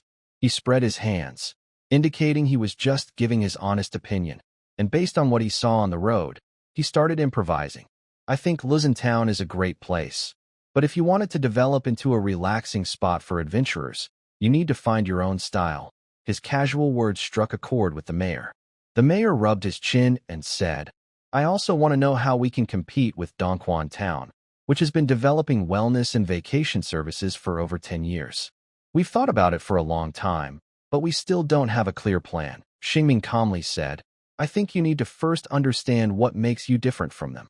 The mayor honestly replied, Our hot springs are no different from theirs. If there's no difference, that's a big problem. Shing said, wiping sweat from his brow. Without a unique selling point, how can you compete with a well-established wellness destination? Wanting to explore nearby again, Shing found another reason to borrow a small horse and said, Can I and my companions go for another walk nearby? She's a clever girl, and maybe she has some ideas.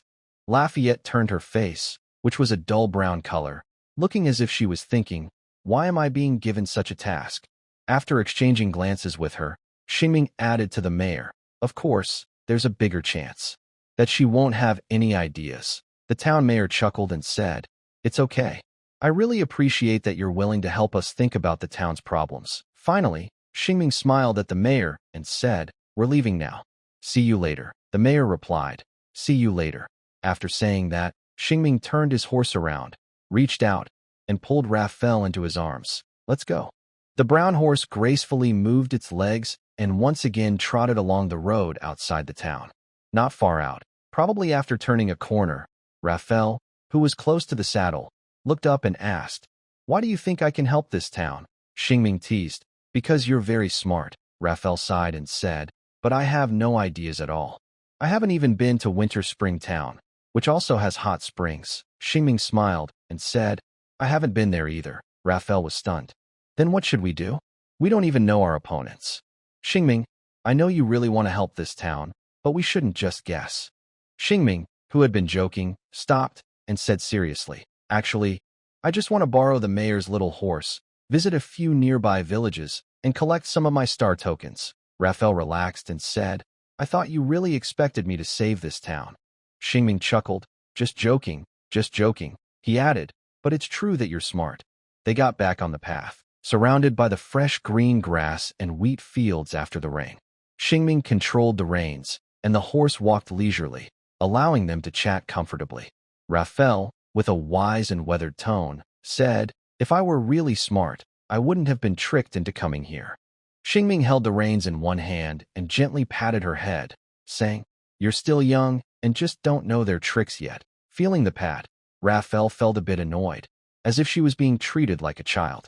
She asked, Shing, how old are you? 18, he replied. Raphael pouted, I'm already 19. Shing looked surprised at the girl sitting upright, almost reaching his chin. Should she be called older sister? She was even shorter than him when sitting up straight. Ming couldn't help but ask, Are all Syntherians this short? Raphael defended herself and her people. Syntherian warriors are very strong. When we grow up, we absorb the world's vital energy and dedicate it to the wolf spirit.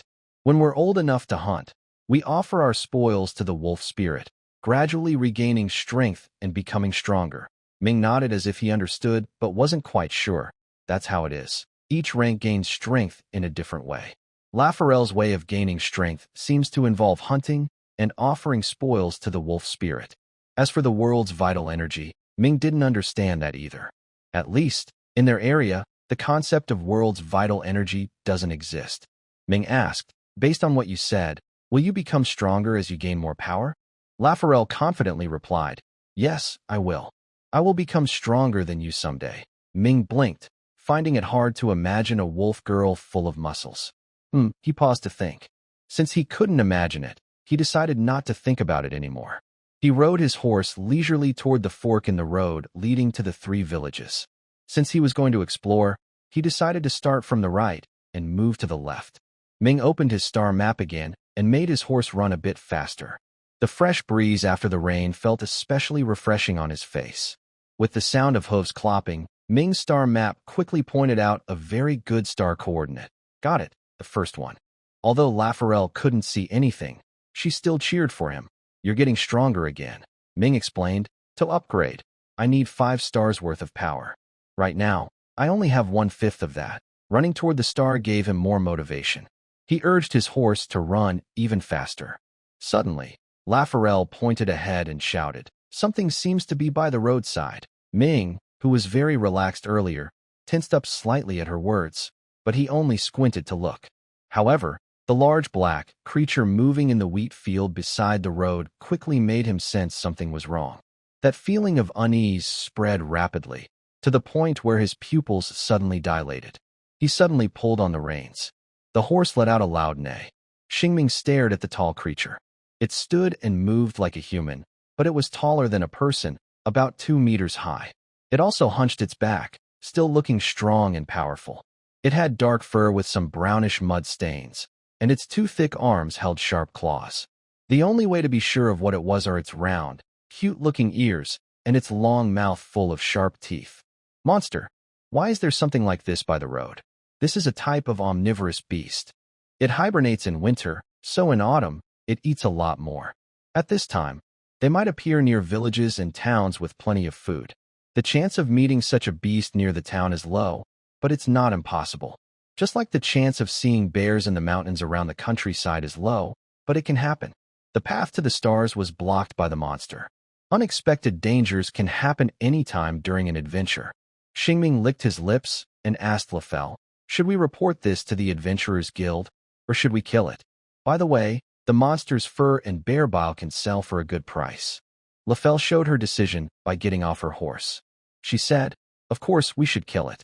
If we let it wander around tonight, someone might get hurt. Isn't this the monster's usual area near Winterspring Town?" Xingming also got off his horse. He patted its back, and the horse ran toward home. He took out his small iron sword and said, "It might be a monster from Winterspring Town that came here, or it could be another one." Raphael drew 2 short knives, and her golden eyes instantly turned fierce red. "Good, I will use its heart to honor the wolf spirit." Xingming wiped his forehead and said, "Wait, let's discuss our plan. This monster seems very strong. I heard it takes a team of bronze-level adventurers to defeat it. Its claws can easily pierce a knight's armor. Can we really beat it? Captain Raphael, are you confident?" Lafayette glanced to the side and said, "If I were alone, I might not be confident, but now I have your support. Warrior Xingming, your magic can freeze it in place, and I just need to quickly pierce its heart to defeat it. Sounds reasonable. Let's try it." After weighing the options, Xingming decided to challenge the bear monster. The road of adventure is never smooth. His eyes turned into a cross shape, and a dazzling star sword appeared in his hand, just the right time to test my strength. Lafayette slightly bowed and said, "It's up to you to control it, Warrior Xingming." Xingming replied, "Be careful. If anything goes wrong, we retreat immediately." Lafayette nodded and said, "I understand. While it's not yet alert, I'll go now." As she spoke, Lafayette's firm, cocoa-colored thighs suddenly relaxed.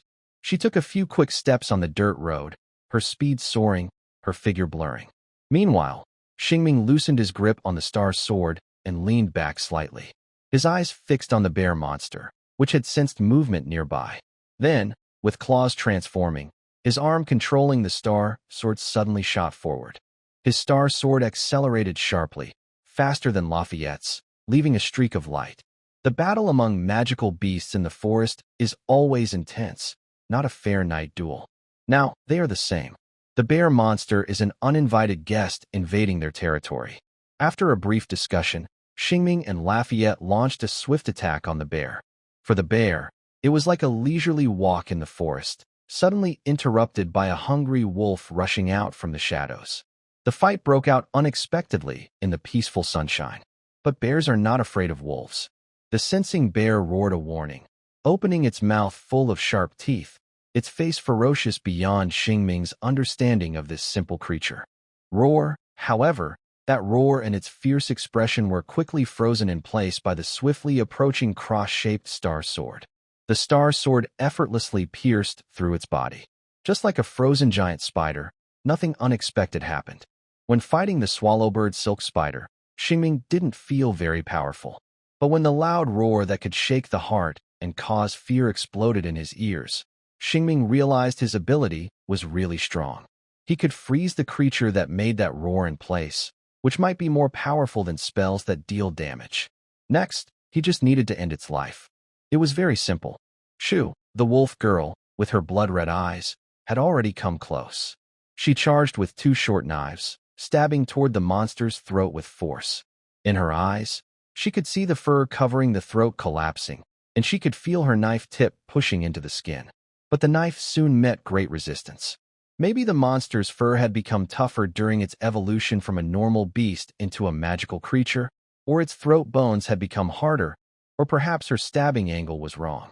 Raphael, feeling she had used all her sprinting strength and still couldn't succeed, immediately drew another short knife, gripping it in reverse, and struck the embedded knife handle in the monster's throat. Clang, clang, she had given her all, but it still didn't seem enough. Suddenly, the girl pulled back, supporting herself with her hands, tensing her muscles, then suddenly relaxed and kicked with wild strength, aiming at the short knife stuck in the monster's throat. This caused the enormous creature, which was like a giant to Raphael, to topple backward. Thud! It hit the ground. Raphael didn't know if her attack had cut its windpipe or ended its life. She flipped the remaining short knife in her hand, gripping both knives tightly, then jumped onto its stiff body.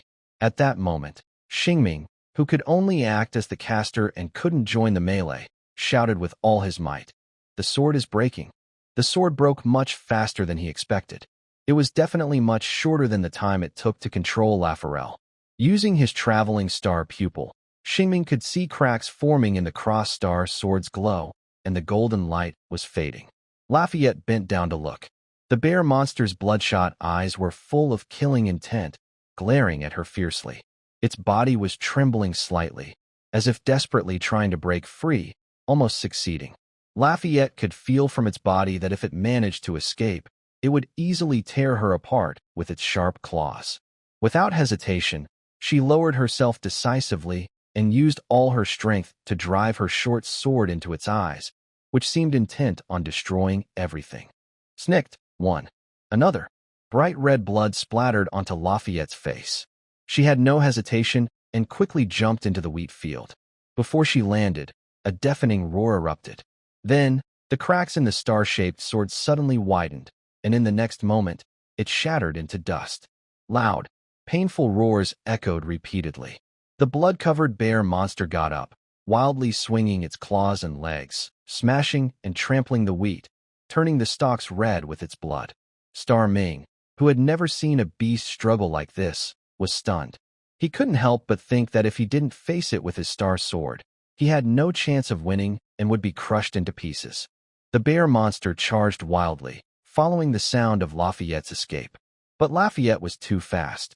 Her silver tail quickly appeared from the wheat field beside Star Ming. Exhausted from intense movement, Lafayette panted heavily and hurriedly said, "Give it another immobilization spell." "I'll try again." "I couldn't kill it just now." Star Ming was anxious and scratched his head. "My energy is gone. I can't use the star sword again." He had just tried using his skill, so he could only use it once. Lafayette looked at the still raging bear monster with a troubled expression. "What should we do?" Star Ming calmly said, "We can only go back to the village to call for help. If we leave it like this, there will definitely be injuries." Realizing how tough the fight was, Lafayette nodded. "Star Ming, you go. I'll stay and follow it." Star Ming immediately turned around and ran back to Luzerne Town. The roar of the ogre and its painful growls were very loud at this moment. The place where they fought was not far from the town. Maybe someone heard it, or maybe there were residents nearby on this road when the fight happened. Halfway there, Star Ming saw a few men running out of the town's exit, holding long swords and pitchforks. When they saw Star Ming running, they shouted from afar. What happened outside the town? Star Ming slowed down a bit, caught his breath, and shouted while holding his knees, "There's an ogre outside." The men immediately became nervous, looking around and talking quietly among themselves. After a short discussion, 2 of the men turned back to run, while the others continued forward to meet Star Ming. Star Ming briefly explained the situation. "I just saw an ogre wandering on the road. My companions and I fought it hard, but didn't kill it. Now it's going crazy in the field." The men nodded and said, "We'll go see it." After that, Star Ming and 7 or 8 strong men hurried back to the wheat field to set a trap for the ogre. There were many people. At first, everyone felt safe. Star Ming, who had seen the ogre, even believed that with teamwork, they could definitely catch it. But when they arrived at the scene, listening to the terrifying roar and seeing the huge dark shadow over 2 meters tall pounding the ground and wildly swinging its claws trying to tear apart the tiny humans who dared to get close, the men all wiped their sweat on the roadside and dared not go forward. What should we do?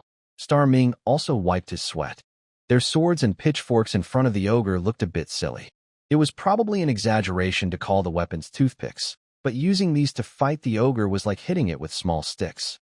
Raphael, who was guarding the wheat field, turned back upon hearing the noise, looked at the men present, and asked, "Are there any warriors in the town who are better at hunting monsters?" The sweating men answered, "There's a skilled archer in the village. When he was young, he could draw a heavy bow strong enough to pierce iron plates. Someone has gone to call him." Raphael nodded lightly and continued to watch the ogre causing chaos in the wheat field. At this moment, she dared not make a move.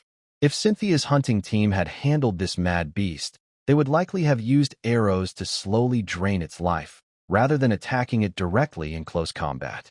For the hunting team, victory means all members remain unharmed and they defeat the prey. Charging in recklessly would definitely cause problems. If someone gets seriously hurt, it would be considered a narrow victory, and a warning meeting would be held afterward. Many strong men, including Shing and the short wolf girl, quietly wait on the side for reinforcements. Shing and Raphael don't have any particular thoughts, but one of the strong men is already sweating heavily. "If we go any further, we'll reach my farm. Can we change direction?" Another strong man slaps his head. "That side is my farm. Every second here causes economic loss." At this moment, their conversation attracts the attention of the bear monster, which suddenly turns its head and roars as it runs toward them. Everyone is startled, huh? Whoever runs slowest will end up inside the bear monster's belly.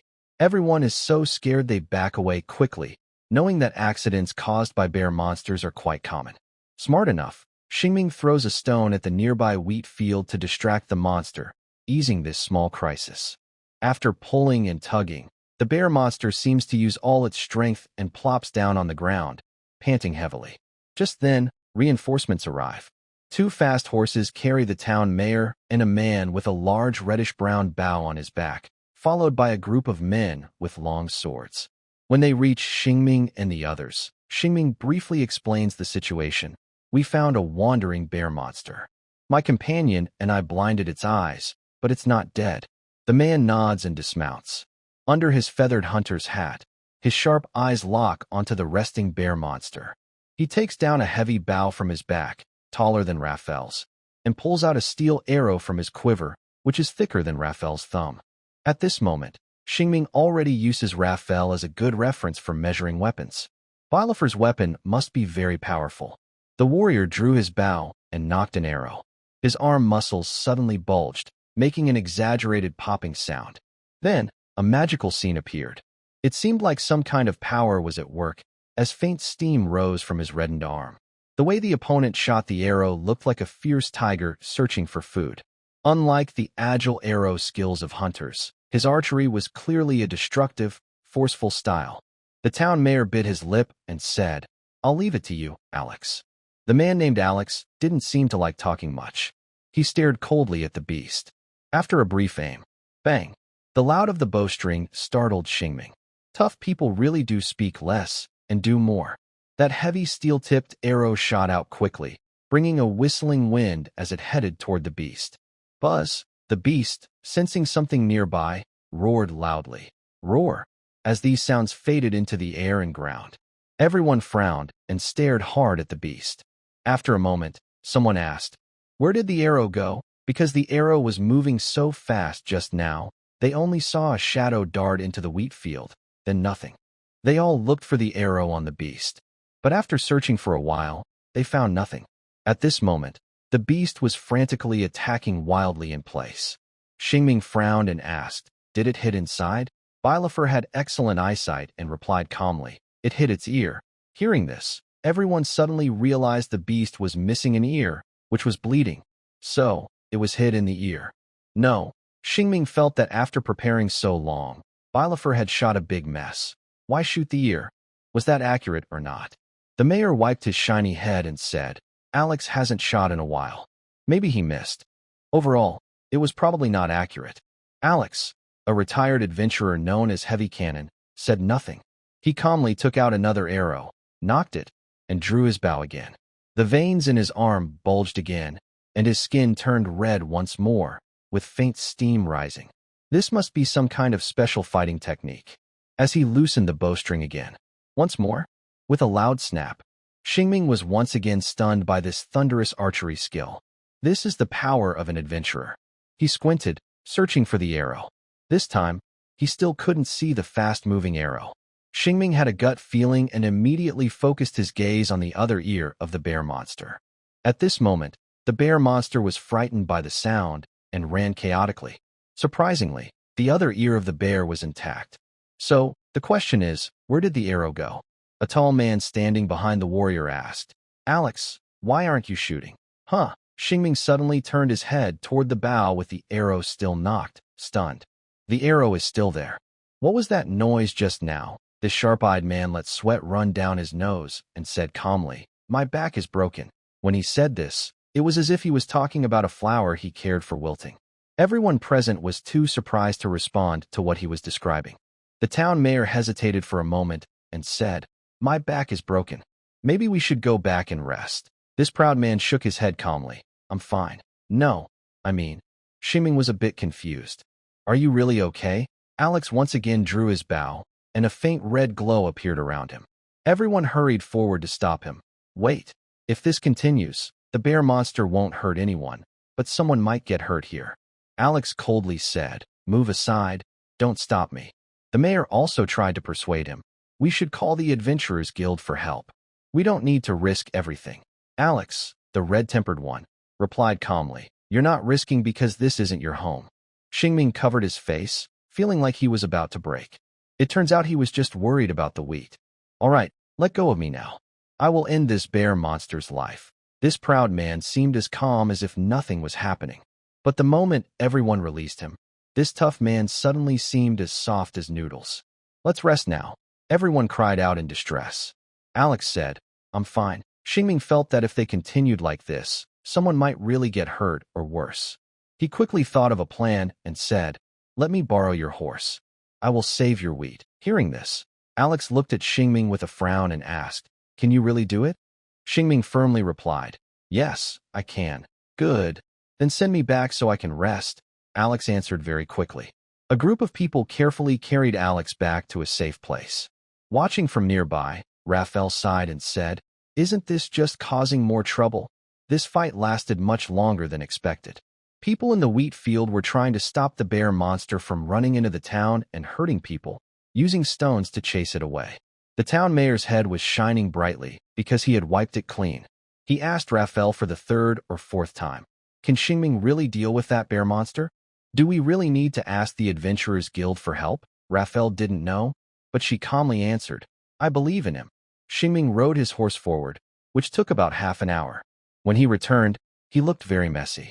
His wild, golden hair was covered with grass and leaves, clearly having been in a thick patch of plants. The mayor asked from afar, Did you find a way to kill the bear monster? Xingming dismounted and replied, Of course. We have the ability to handle it, Raphael asked. And what is the plan? Xingming's eyes turned into cross-shaped stars again, and two shining star marks appeared at the corners of his eyes.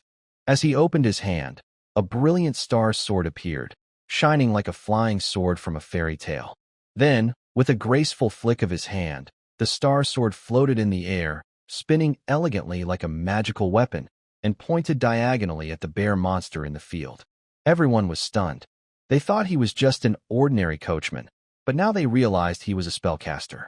Xingming, acting modestly like a proud man, said calmly, I am just an ordinary coachman, but I know a little magic. Raphael saw this and drew the only remaining short dagger at her waist, saying, The solution is to restore our strength and try again. Xingming tilted his head to look at his partner and asked, Isn't this method okay? Raphael smiled, turning the dagger in her hand and activating her bloodline power. There's no better way. Xingming believed Raphael could do it. This time, we have two chances. When he found the first star along the path, he also discovered another star at the edge of the star map. To be safe, he decided to take both stars. By gaining the power of 2 stars, he fully replenished his star energy and could use his star sword twice. Hearing this, Raphael became more confident. Twice? Then I can definitely handle it. Xingming nodded and said, "It's up to you. When you're ready, I'll let the sword pierce through it." Raphael, holding her short dagger, bent down to prepare for a charge, but suddenly she had an idea. She turned around and ran to the man supervising the battle, who was proud and determined, and said, "Can I borrow an arrow? I want to protect your wheat." The man silently took an arrow from his waist and handed it to her. Raphael sheathed her short dagger and took the arrow, then stepped forward quickly and said, "Let's go." Xingming didn't waste words. "Let's go." He pointed forward. The star sword, now more skilled in control, fell diagonally through the air like a shooting star. Raphael also moved, her silver tail rushing through the wheat field at high speed. The attack came from above and below. The bear monster, losing sight, roared and swung its claws wildly. But it couldn't hit the agile silver shadow. The falling star once again pierced through it, leaving it only able to claw at the field. Raphael, approaching from nearby, used her sprinting force to leap high and landed lightly on the bear monster's shoulder. The small shadow then raised both arms high. She held an arrow given by Alex in her hand. Raphael shouted sharply and suddenly drove the steel arrow into the blurred eye socket of the bear monster. The narrow bones prevented the short dagger from passing through, but the arrow was driven deep inside. The small hand, covered in splattered blood, let go of the arrow and lightly rested on the head of the bear monster. Then, it leapt gracefully into the air again. The silver tail drew a half-moon shape in the sky. The girl curled up in the air suddenly stretched her powerful thighs and kicked precisely at the arrow shaft in the bear monster's eye socket. Using the force of this kick, the girl flew backward, rolled easily on the ground, relaxed her strength, and quickly assumed a crouching stance ready to move again. She then drew a short dagger from her waist. Watching the girl hunt smoothly and naturally, Xingming was momentarily dazed. So cool.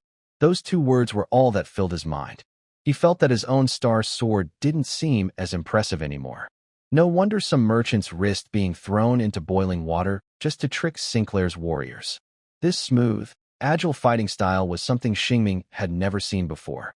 He thought even veteran knights who had lived half their lives couldn't match the dazzling skill of Raphael's combat. Xingming felt like he had found a treasure.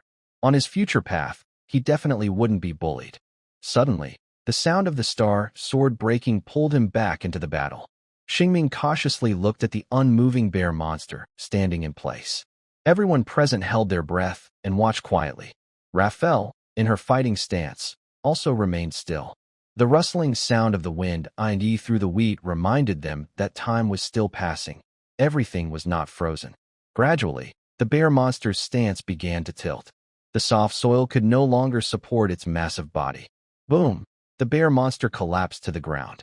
Raphael still held her short dagger, alert and quietly watching its body. Only after confirming that the creature's chest no longer moved with breath did she breathe a sigh of relief.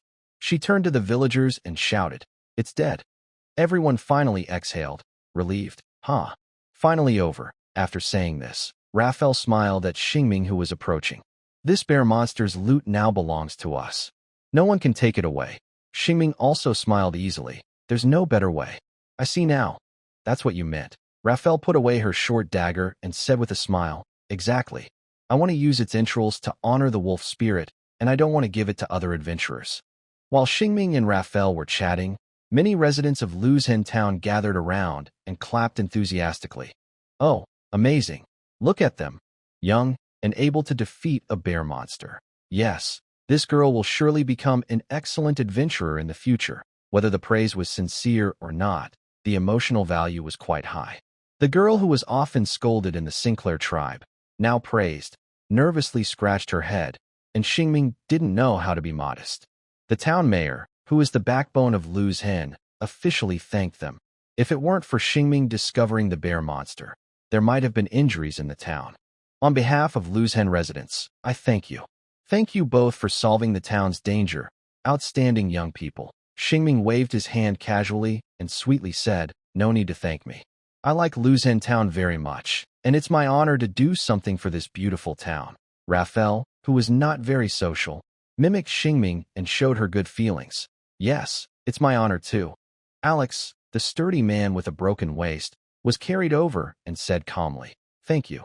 Xingming responded very calmly, you're welcome. Rest well and recover. Alex replied, I will. Xingming nodded. Good. After a seemingly emotionless conversation, Alex was once again carried away and left. On the small road back to the town, many people had already gathered, adults and children alike. As the people carrying Alex returned, the crowd suddenly became lively, chattering about something. Then, as if a barrier had been broken, people crossed an invisible line of danger and rushed over to join the fun. At the end of the event, the town mayor looked over the battlefield and asked, what do you plan to do with the bear monster? Xingming looked at Raphael. Taking the floor, Raphael blinked blankly and asked, what should we do? The handsome young man with blonde hair, standing with one hand on his waist, casually spread his hand and said, you said you wanted to offer sacrifices to the wolf spirit or something, so it's up to you to decide. Because she really wanted this bear, Xingming allowed her to speak. Raphael said nervously, I only want its heart and claws. I don't know what to do with the rest of the body. You said I could sell them, right? Xingming only knew they were valuable, but didn't know how or where to sell them. He looked at the huge bear monster and felt a bit unsure. After thinking, he asked, Mayor, would you like to buy a bear without a heart and claws? You name the price. The mayor habitually wiped his shiny head and said, my wife doesn't cook bear meat, and our family can't eat such a big bear. Xingming had to give up and said, we'll take it away.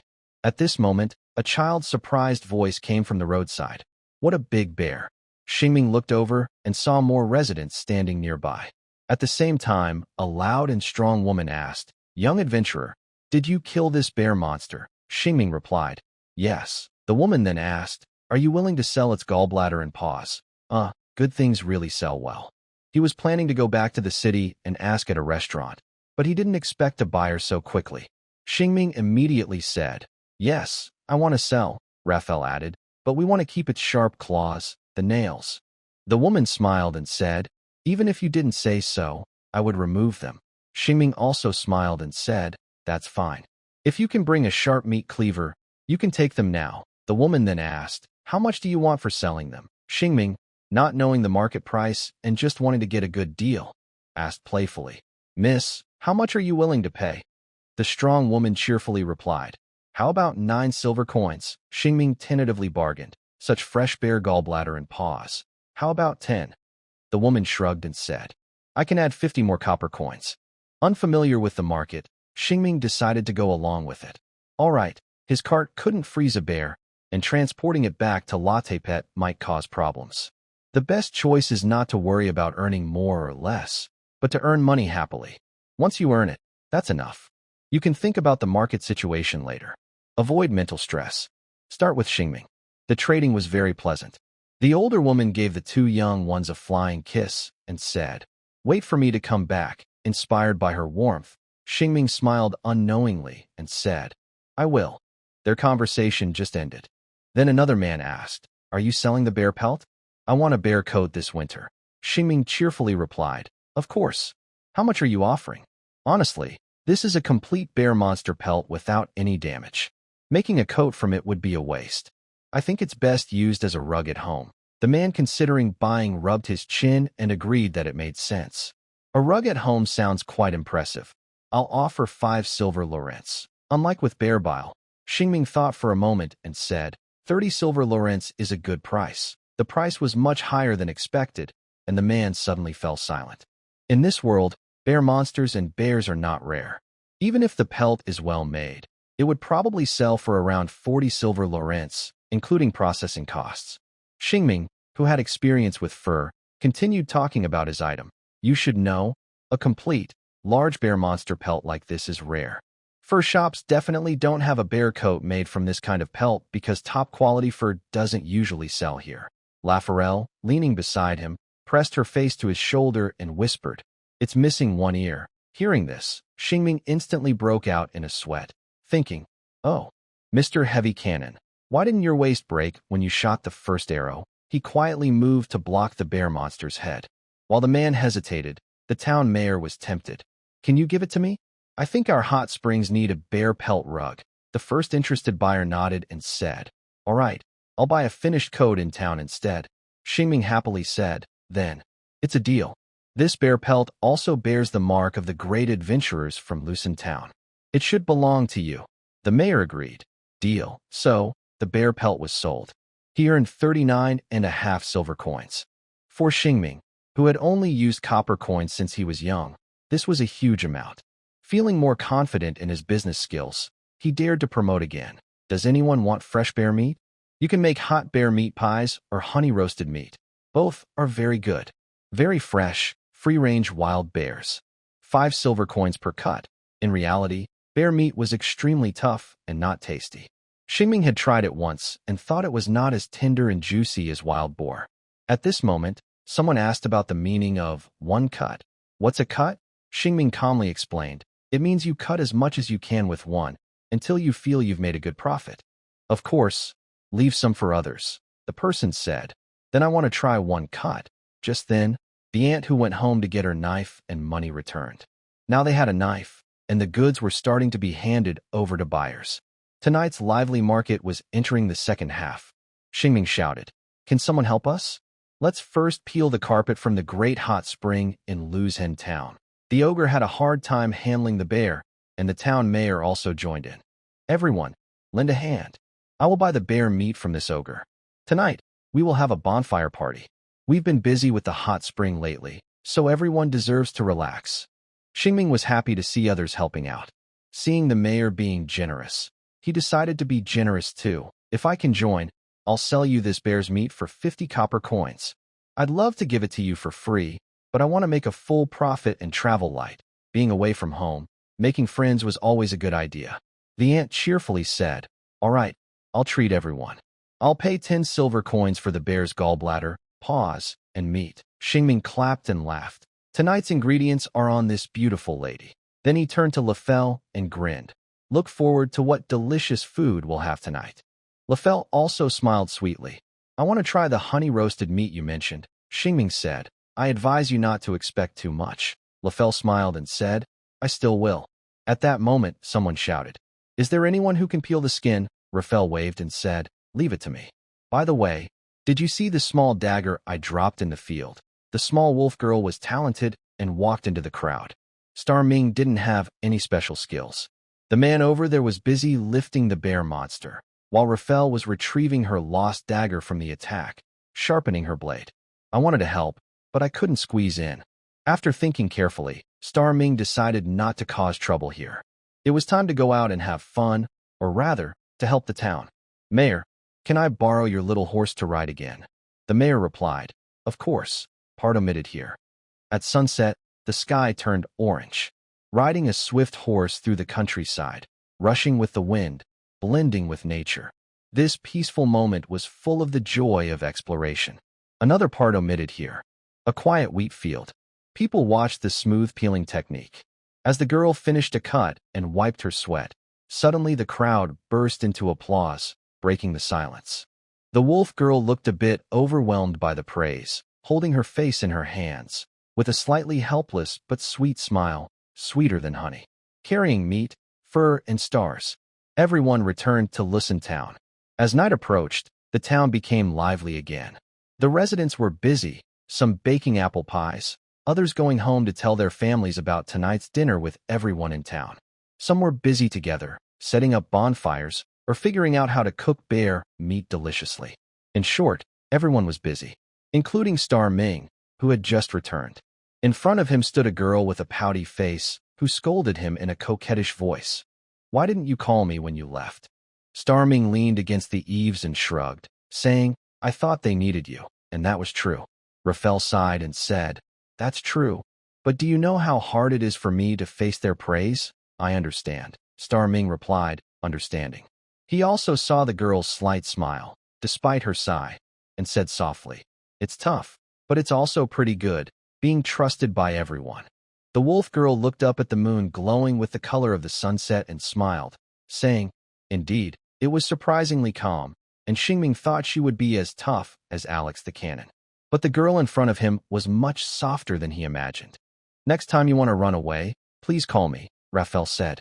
"Next time, I will," Xingming replied with a smile. "By the way, yes? Did you gain anything from your recent trip? I know you went to look for stars," Raphael asked casually. Hearing this, Xingming immediately perked up. "I gained a lot. I explored 2 more paths, found 3 stars, and also got something I've always dreamed of." Raphael became curious. "What did you get?" Since the start of his adventure, Xingming had been chasing something.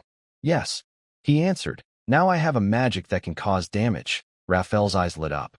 "Oh, what kind of magic is that? Can you show me?" Xingming had to hold back a little. "Unfortunately," he said, I just tried this new power once, and I used up all my energy. I can't show it now." Not getting an answer, Raphael became even more curious. That magic must be very powerful if it uses so much energy. "Well," Xingming hesitated and explained his new power. "Actually, using it only consumes half my energy, but it's a combo move, so I need to use all my energy for the full set. Xingming's star energy limit is 2 stars. This means the combo move requires 2 stars, but the power gained from it still costs 1 star. Raphael asked, half understanding, "So, is this combo move very powerful?" Xingming thought back to the scene and replied, "I don't know. I was a bit stunned by my new power at the time. It felt like." "It was okay?" Raphael asked. "Stunned by your own attack?" "Stunned," Xingming confirmed. "Anyway, once my energy recovers, we'll go to the Adventurers Guild and take on a quest. I'll give it a try and show you, all right? I look forward to seeing your performance, Warrior Xingming," Raphael said eagerly. Xingming teased, "I hope I can make the captain happy with my performance." They then continued chatting casually. Star Ming maintained this wall-supported pose, feeling a bit of leg fatigue. It was a relaxed, carefree time. He straightened up and said, "Before we start eating, let's go for a walk to help digest our food. We can eat more later." Raphael rubbed her stomach and said, "I'm already very hungry." Star Ming sat down suddenly on the steps in front of a shop, saying, "Actually, I'm starving too. I think I'll stay here." Snicker Raphael was amused by his quick change of words. "Haha." After a long period of preparation, the smell of food had spread throughout every corner of the town. At some point, Raphael, who had fallen asleep leaning on Star Ming's shoulder, was awakened by a call. "Hey, little ones. The party is starting." The girl's tiredness and drool instantly disappeared, and her eyes lit up. Seeing she was awake, Star Ming repeated, "Let's go, the party is starting. Let's go eat." Raphael quickly stood up and said, "Let's go eat." They followed a local resident to the gathering place. As night fell, the town square was lit by a bonfire, its bright flames illuminating the entire square. People had started arriving one after another, gathering around the fire, chatting and laughing happily. Next to the bonfire, various delicious foods were laid out. The smell of honey-roasted bear meat was tempting, with a golden, crispy exterior covering tender, juicy meat that made mouths water. Apple pie also emitted a sweet aroma. They each received a piece, biting into it with a crunch. The crispy crust and soft, sweet apple filling complemented each other perfectly. They also had a glass of rich grape wine. It was a bit early to drink now, as the town mayor still wanted to say a few words. Just 2 sentences. One to thank the guests and the little heroes of the night. "You." Everyone cheered together, drinking a glass of wine. The other to thank the residents for working together to build the town. Again, "You." Cheers erupted, and another glass of wine was downed. The mayor finished speaking, then began to sing. Yes, he had only finished speaking, but he hadn't started singing yet. The mayor's voice was loud and clear, singing a song that belonged to the town of Lucin. Everyone joined in singing, making this wonderful night even warmer. People are happily enjoying food, sharing stories and laughter. Xingming is talking with the nearby residents. As they eat, alcohol quickly takes control of their minds. A man with a red face and another man with a red face jump by the campfire and start dancing hand in hand, to the rhythm of clapping. Amid loud laughter, more and more people join the dance, adding a touch of romance to this wonderful night. Someone invites Raphael to dance, but she can't handle it, so Xingming says, "I'll go." Raphael watches Xingming dance awkwardly like a crab, laughing nonstop. The warmth of the campfire and the delicious food blend together, making the town's night full of joy. Of course, not everyone is laughing. Alex the heavy cannon lies on a stretcher, looking serious, drinking. Someone asks, "Why are you not happy?" He replies, "I'm quite happy." Someone asks, "Then why are you crying?" "Just because of some weed?" He says, "I'm thinking about where my son is." That person pats his shoulder and smiles. He must be doing well. He'll be back in winter. Other red-faced men, unaware of what's happening here, joke and say, "Stop drinking alone and come dance." Raphael sits nearby and can't help but smile. She thinks that although they speak roughly, they care tenderly for this man who has always been tough and tense. It's really a nice town, full of lovely people. Soon after, they carry Alex the heavy cannon and his stretcher to the center of the stage and start dancing wildly. Raphael feels she might have overthought things. Since traveling together, Shing and Raphael have slept so peacefully for the first time. They stayed overnight at a town inn. The bed was soft and much more comfortable than the bench on the carriage. They slept until someone with a hangover woke up to drink water and use the bathroom. They slept until the children in town received Alex's task to wake up the 4 men's wives and bring them home. They slept until someone hurriedly came to tidy up the mess. They slept until the innkeeper knocked on the door and said, "Are you awake, little ones? The town mayor is looking for you." They each got out of bed, wiped their eyes, and responded, "We're awake. We'll come down now." After saying that, they yawned and greeted each other from a short distance away. "Good morning, Captain Raphael." "Good morning, Warrior Shing." Shing mumbled, "It would be great if I could move this soft bed into the carriage. I wish I could sleep on such a soft place every day." Raphael replied, "You can buy a soft mattress, then you can sleep on it every day." Shing just said this casually. He didn't really dislike his small bed. It's fine. Sleeping on a hard surface is good for the back. They exchanged a few unimportant words. It was time to go downstairs. They couldn't keep the town mayor waiting too long. They put on their shoes, opened the door, and went down the stairs. The mayor was sitting at a table downstairs. After greeting him in the morning, they quickly got to the main reason for their visit. The mayor wanted to give them something important that they had forgotten in the excitement of yesterday. The contract for the transportation mission. This time, the reward had already been paid in advance to the merchant guild. Shing needed to take this to collect his favorite silver coins. Besides that, the mayor also gave them 5 signed notes. The notes said, "With this, you can stay free of charge at the Luzhen Town Healing Center." Wow, it was a hot spring spa voucher. The mayor invited them. "When our Luzhen hot springs are built, you and your friends are welcome to come and visit." Shing accepted the voucher and asked with a smile, "When will it be finished?" The mayor replied, "It should be done before the first snow falls." Shing agreed, "If I have time then, I will come to visit." The mayor nodded with a smile. At this moment, Shing remembered something forgotten deep in his memory, about ways to improve the town. However, he didn't bring it up because he didn't know the answer. The mayor also didn't mention it, probably not expecting them to turn the town into a lively place. After discussing this, the mayor quickly moved on to another matter. Luzhen Town needs a lot of stones right now. We planned to order some stones and sand from Latepet, but the prices were too high. So recently, I and the townspeople chose a good spot to dig for stones and sand ourselves. This way, we can save a lot of money. Shing didn't quite understand at first and casually said, "That sounds good." The mayor continued, "But now there's a problem. We've started harvesting wheat, and there's a lot of farm work. The carts aren't enough to handle both the farming and the digging for stones and sand." This time, Shing began to understand and asked thoughtfully, "Is there anything I can help with? I have plenty of free time." The mayor immediately brought up another request. "Since you have time, would you be willing to help us transport some stones and sand? Based on your magic-powered cart's capacity, I think 4 trips should be enough." They didn't mind staying a bit longer since it was convenient, and they could go the same way. "Can you tell me where to load the goods and what the transportation costs are?" The mayor, having considered the prices, straightforwardly said, "We dig sand at the lower part of Taylor River near the town, and the stones we need are also near the river. The total transportation fee would be 10 silver coins.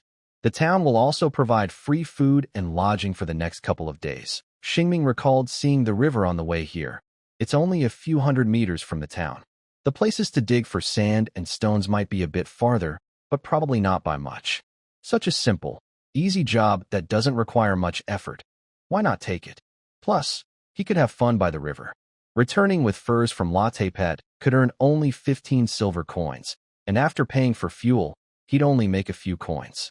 But here, he could eat and drink for free and earn some money. Why not? Xingming agreed. I can help you. The town mayor smiled cheerfully and said, if you don't have a headache from last night's drink, we will leave after lunch. Xingming nodded and asked, okay, but I want to know if my car can reach the place where you're digging sand. The mayor thought for a moment and replied, can your car go along the riverbank? His vehicle performs much better in the wild than the trucks from the old world. Xingming explained, if the river isn't too deep, my car can even cross it. I'm just worried that the road is too narrow for my car to pass or turn around. The mayor said, the road is quite wide. Xingming responded, then there's no problem. I accept this job. They discussed the work happily. Finally, the mayor extended his hand and shook hands with Xingming, symbolically agreeing on the deal. After finishing the talk, the mayor got up to leave, heading to find the residents who had received the town's commission to help build the hot springs. Meanwhile, Xingming and Raphael sat at the inn's dining table, chatting casually. Raphael teased, Xingming, your wish has come true.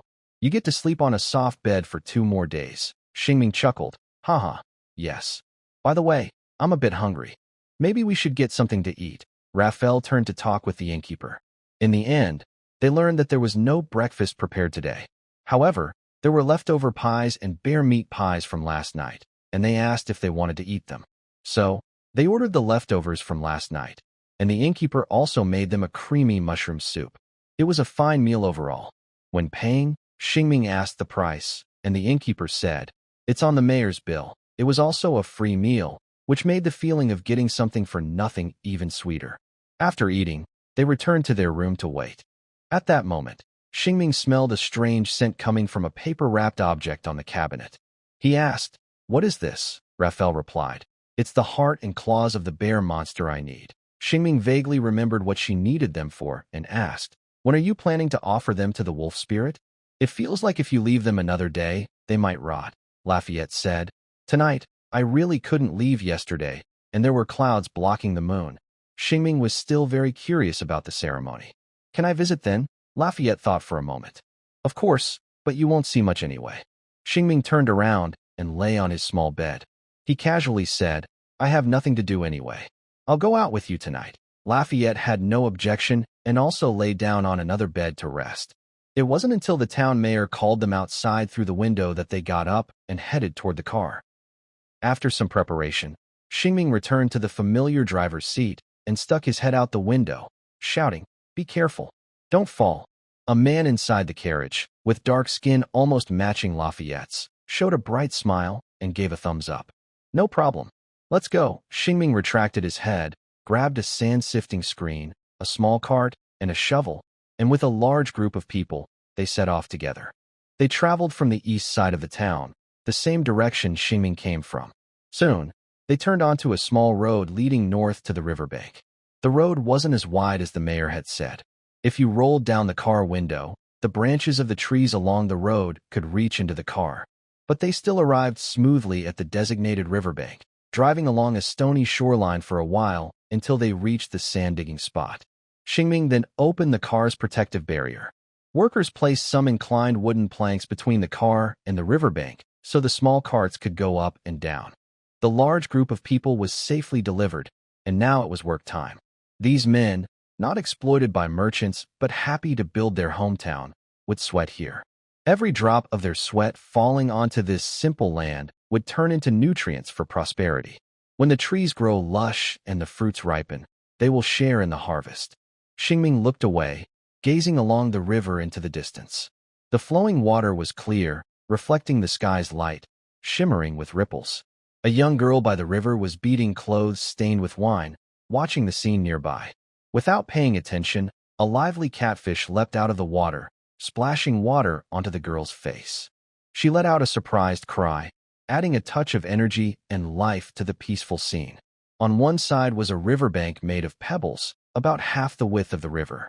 On the other side was a lush, green forest. The trees were full of leaves, stretching together like a green wall, protecting the town connected by the river. The river twisted and flowed far into the distance. Since this is a branch of the Ruelio River, it might eventually join the main river that runs through most of the Lone area.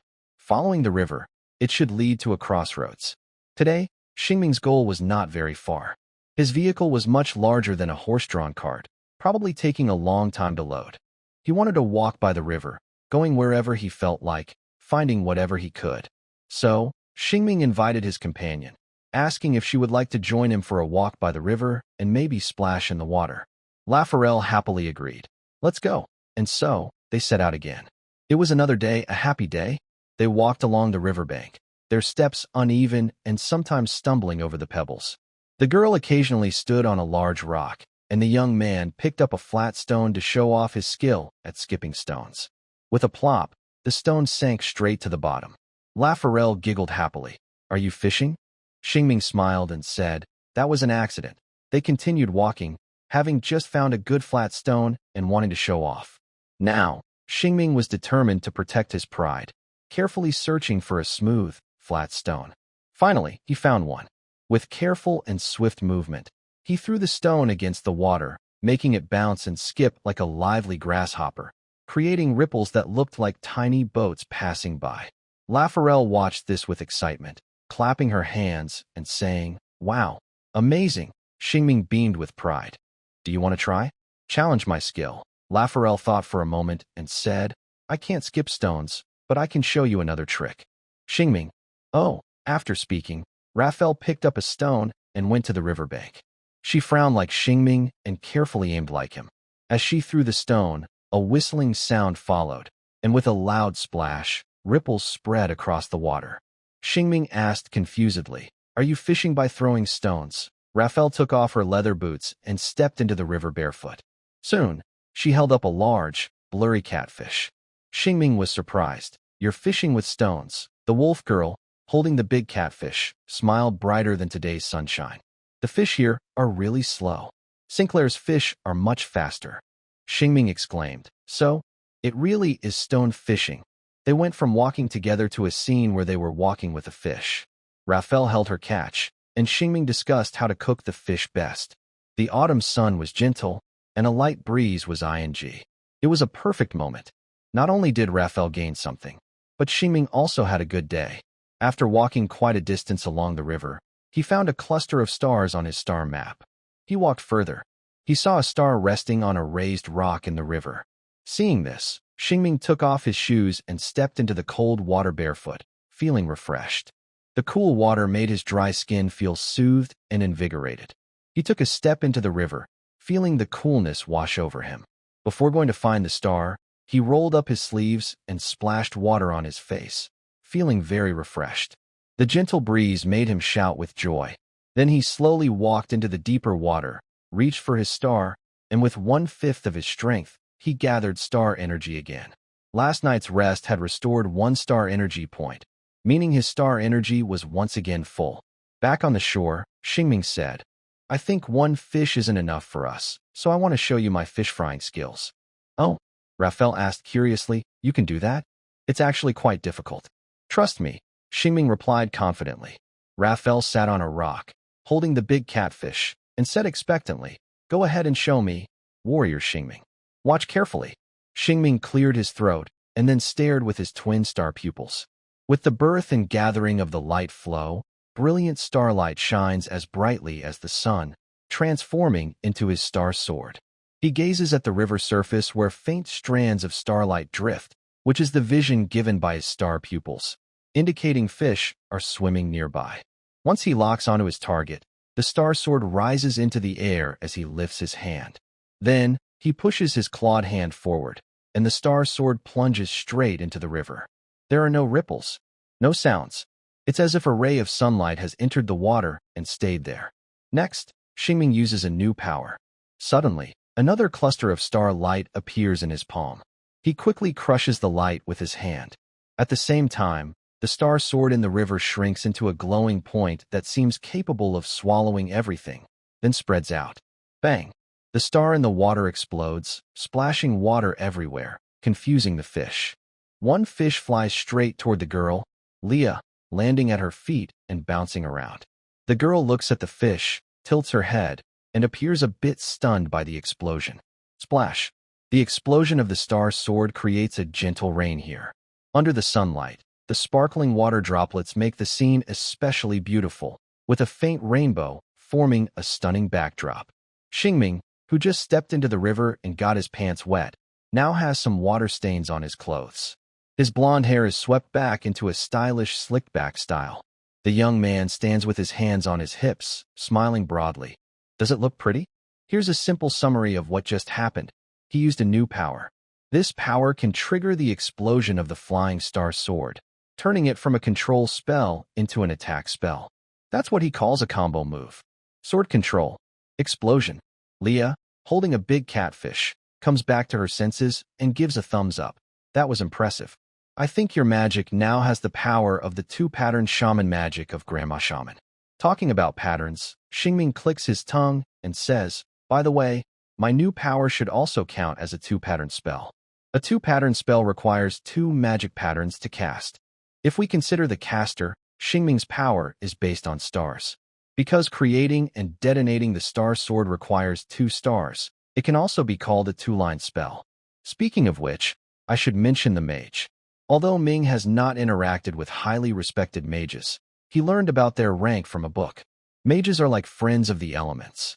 They can meditate using their mage bloodline, communicate with elemental spirits, and feed them with magic power to build relationships with one or more non-conflicting elements. As their connection with the elemental spirits deepens, the spirits leave elemental patterns on the mage's body. Each pattern stores the power of an element. A spell that uses the power of one pattern or less is called a one-line spell. 2 patterns make a two-line spell. The more complex the magic pattern, the stronger the spell. Mages with more patterns are more powerful. Mages with higher talent can increase their elemental pattern limit faster and reach greater heights. High-pattern mages are very strong in battle.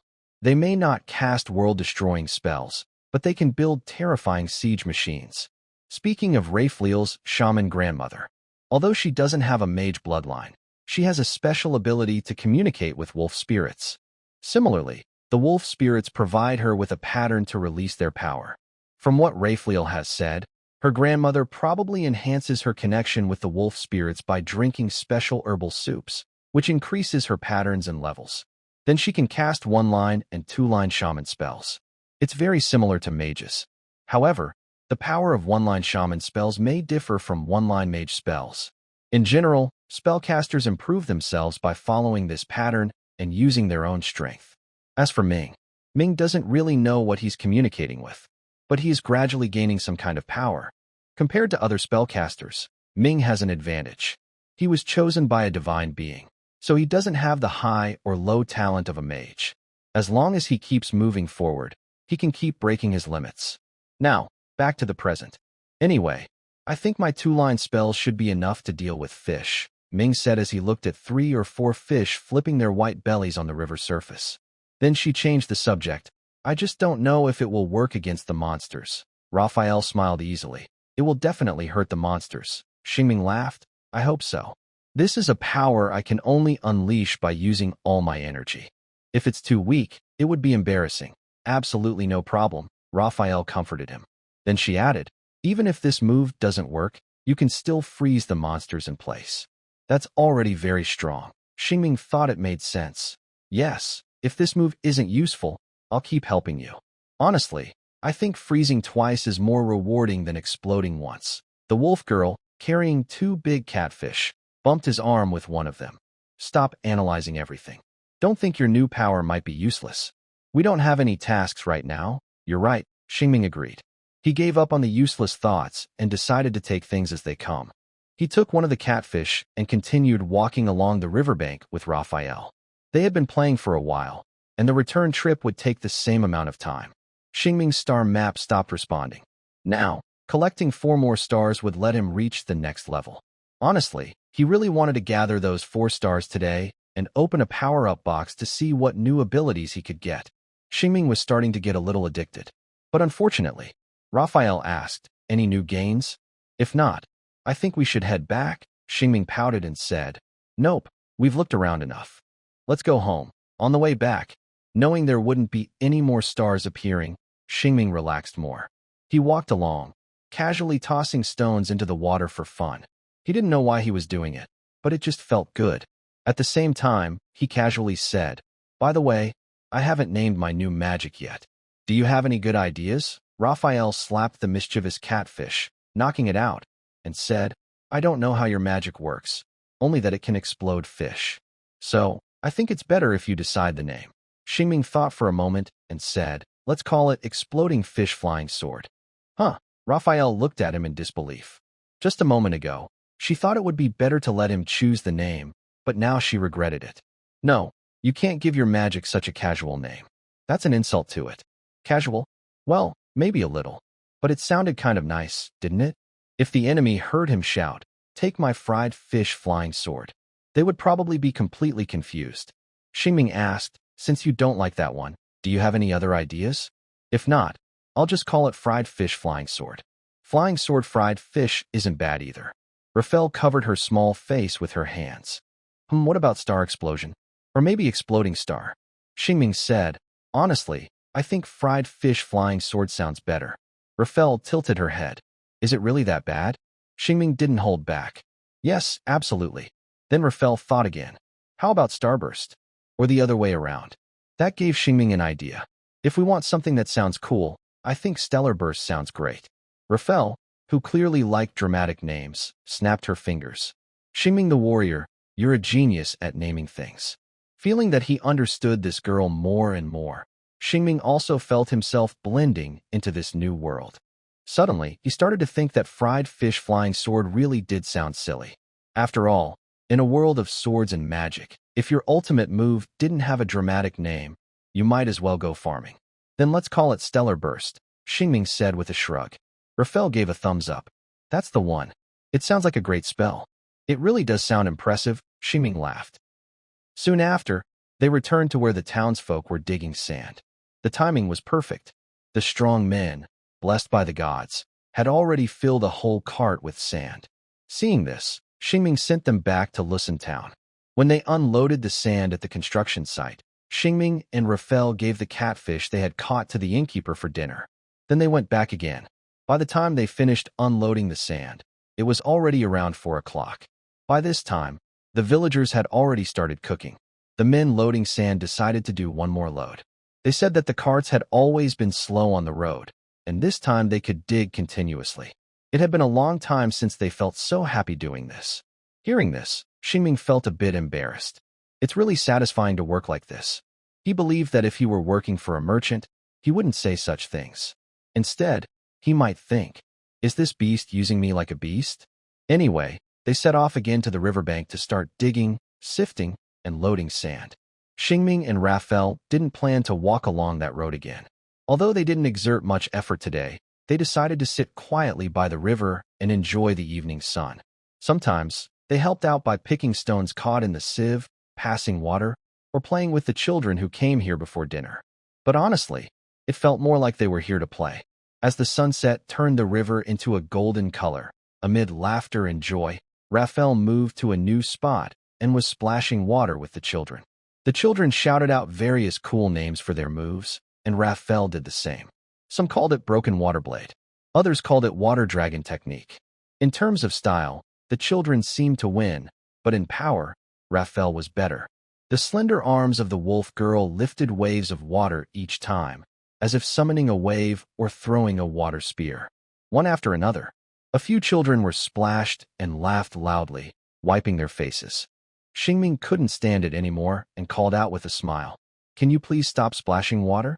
Hearing this, Raphael paused and asked the children with a smile, "A battle should be fought with all your might. Give it your best, don't you agree?" The children, soaked from the water, shouted in unison, "Yes. A battle should be fought with all your strength. Did you hear that, warrior Xingming? Please don't disturb our fight. Here comes the attack." Raphael launched her next move. Xingming could only smile and give up. Compared to himself, she understood the children better, or maybe she was more like a child herself. Sitting by the riverbank weren't only Xingming, but also another young boy. He had long black hair and a fair face, looking very delicate. At this moment, he was playing with a leaf. Star Ming asked him, Are you really not thinking about fighting alongside your friends? They're almost overwhelmed. The boy, with a young voice, replied in a deep tone, boring, too childish. Starming looked a bit uncomfortable. Then what do you like to do? The boy calmly said. I don't like to play. Starming was more uncomfortable. Then do you have any hobbies? The boy held up a leaf and said, studying life. Starming chuckled. Haha. The boy looked a bit annoyed. What are you laughing at? Sorry. Starming knew he was being rude, so he became serious and asked, can you tell me what you've been studying lately? The boy pursed his lips and said in a wise tone, I'm thinking, since leaves will wither anyway, why do they grow in the first place? Starming looked at the leaf and casually said, because they don't want to stay in the dark forever. They want to enjoy the sunlight of the seasons. The boy was indifferent.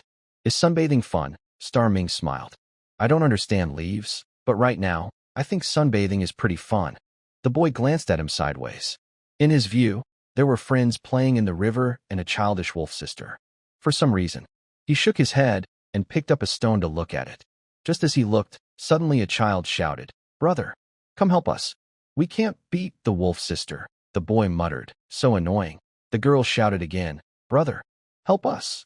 The boy threw away the stone and stood up, helplessly shouting, I'm coming. Starming blinked and watched as the other person took off their shoes, rolled up their sleeves, and stepped into the river. Then the boy said something to the children, and they all splashed around in the river, scattering in different directions. They went from a group huddled together to attacking Raphael from all sides. This tactic was very effective. Although the children going in didn't have much strength, the others provided plenty of firepower. A chubby boy was splashing water fiercely from the front. Meanwhile, the boy's sister was accurately splashing water at Raphael's face from the side. Raphael, losing sight, could only attack blindly. Although she was making a lot of noise, she couldn't hit anyone. Raphael kept shouting, Shing, come help me. These little guys are getting smarter. Many children cheerfully told the boy, You're a great leader. The boy, who thought playing in water was childish, wiped his nose with his fingertip and said calmly, It's just common sense. Shing believed this group of kids could form a very good team. But now wasn't the time to talk about that. He smiled and said, Okay, I'm coming. Then he rolled up his sleeves and stepped into the river, back to back with Raphael, ready for the fight. Of course, they won easily. Even with tactics, they couldn't match the strength of the two big kids. Raphael proudly said, You're still a long way from being real warriors. Keep practicing. The boy pouted and said, When I grow up, you won't be able to beat me. Raphael smiled and said, Then you should eat more tonight. Suddenly, someone called from behind, Are you finished? Shing and Raphael turned around at the same time and saw the uncles, who had finished work and were sitting on the bank, watching them play. Faced with their smiling faces, Shing suddenly felt a bit childish, as if he had become a kid himself. Raphael showed no shame and said, We're done. With my training, they're getting closer to becoming excellent warriors. The uncles laughed heartily and said, Thank you so much. No need to thank me, Raphael replied. Shing pouted, unsure whether feeling childish was a sign of maturity or immaturity. It was a strange feeling. Anyway, Raphael's answer was very mature later. Shing took some sand from Reason Town back to the big bathhouse. As for removing the sand, the uncles leading the children said, Let's talk about it later. First, go change out of your wet clothes. Once you're done, we'll go to the inn together for dinner. Shing and Raphael nodded politely and went back to the car to change clothes. Raphael put on the same white dress she brought from her hometown. The dress swayed in the evening breeze, like a beautiful flower.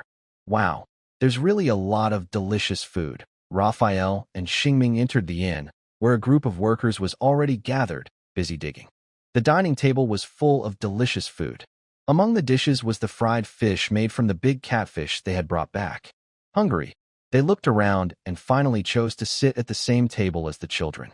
Before eating, the town mayor, who had been evenly sunbathing by the river today, stood up with a black egg-shaped hat on his head and smiled widely, saying, Everyone worked hard today. Let's toast to our efforts. Everyone raised their oak wine cups. Cheers. Shing and Raphael also raised their cups. Only they had wine at their table, so they clinked glasses and then drank together with the uncles. The drink was beer, not very strong, very refreshing, with lots of bubbles, sweet taste, and a rich aftertaste. Raphael, after drinking half a glass, licked her lips and said, "This is really good." "It's the first time I've had this kind of drink," Xingming asked with a smile. "Don't you have it where you come from?" "It's not really a special local product." Raphael shook her head. "Not that I know of." The children sitting nearby quietly drank apple juice and ate their food eagerly. After discussing the drinks, Xingming and Raphael were about to take a bite when they looked back. The roasted ribs on the table were almost gone. Only small tomatoes remained. Raphael had been staring at this dish since she sat down, surprised at how quickly it disappeared. She tilted her head to look. The big uncle's table, where the men were drinking, still hadn't touched their food. Raphael started to regret sitting with these hungry little ones. "I'll bring you some pies and roasted meat," she said. Just then, a woman's voice called out outside the door. They looked over and saw the children's mother, carrying a large tray filled with steaming hot food. To Raphael's surprise, she walked straight to their table and placed the dishes down. One of the uncles asked with a smile, "Isn't there a portion for us?" The pretty lady replied, "Your food isn't ready yet. Let the children eat first." Tonight's dinner seemed to be prepared not only by the innkeeper, but also brought by the mothers. That was good news. They still wanted to have another drink. Xingming and Raphael sat at the children's table, trying to adapt to the new environment. "Let's eat first, and then talk." So they both lowered their heads and ate quickly. Of course, they couldn't let the kids outdo them, but maybe they were a bit too eager. Raphael's fierce eating scared the little girl nearby, making her cry. "Big sister, eat slowly. I'm scared." Xingming couldn't hold back and burst out laughing. "Ha ha, cough cough." "Ugh, Raphael." They kept eating until their bellies were full, and then the children left. The uncles left a message and went to finish unloading sand for the day. "Leave the beer and barbecue on the table. We'll be back soon." As for Xingming and Raphael, they sat on chairs, rubbing their stomachs and talking. Xingming squinted and said, "I really want to take a nap. I think we're done with work for today." For Raphael, the day wasn't over yet. She asked, "I need to go offer to the wolf spirit now. Do you want to come with me?" Xingming almost forgot about this and nodded. "Okay, let's go." Raphael went upstairs to get the package containing the bear monster's heart and claws, then left the inn with Xingming, who had just stood up and stretched. The moon was becoming clearer in the evening, and it was cooler. The breeze made the evening heat from dinner feel like it had disappeared. Now, every house in the town had its lights on, and the villagers, full from their meal, were taking walks under the lamps. Not everyone enjoyed walking, though. Some places echoed with loud shouts. "Stop!" There was also entertainment, like playing cards and chess. Xingming crossed his arms behind his head and strolled with Raphael through the town center to the lively sand unloading site. She climbed onto a cart, found the thong of the swallowbird spider, and put it on, then led the way ahead of Xingming. Raphael, who wasn't very familiar with this place, thought the best spot for the upcoming ritual was the river they visited during the day. So they walked along the dirt road with tire tracks, winding their way to the river. During the day, only the quiet sound of water could be heard. At night, the sounds of insects and frogs joined in, making it livelier but also more peaceful. Raphael looked up at the moon hanging among the trees and said, "This is the place." Not understanding the customs of Sinksel, Xingming asked, "Do I need to stay far away?" Raphael glanced at him and said, "No, but soon you must stay silent, not draw your weapon, and show respect to the wolf spirit." Xingming nodded and sat cross-legged on the riverbank. "I won't do anything. Please begin." "All right." After responding, Raphael bent down and unwrapped the oil paper containing the bear monster's heart and claws. Then she placed the fangs of the swallowbird silk spider inside. The claws and fangs are weapons used to tear apart prey, containing the essence of the hunted. The heart is the part with the strongest concentration of their own energy. That's why Raphael chose these items. Once the offerings for the wolf spirit were prepared, she found 5 stones on the riverbank and arranged them around the offerings.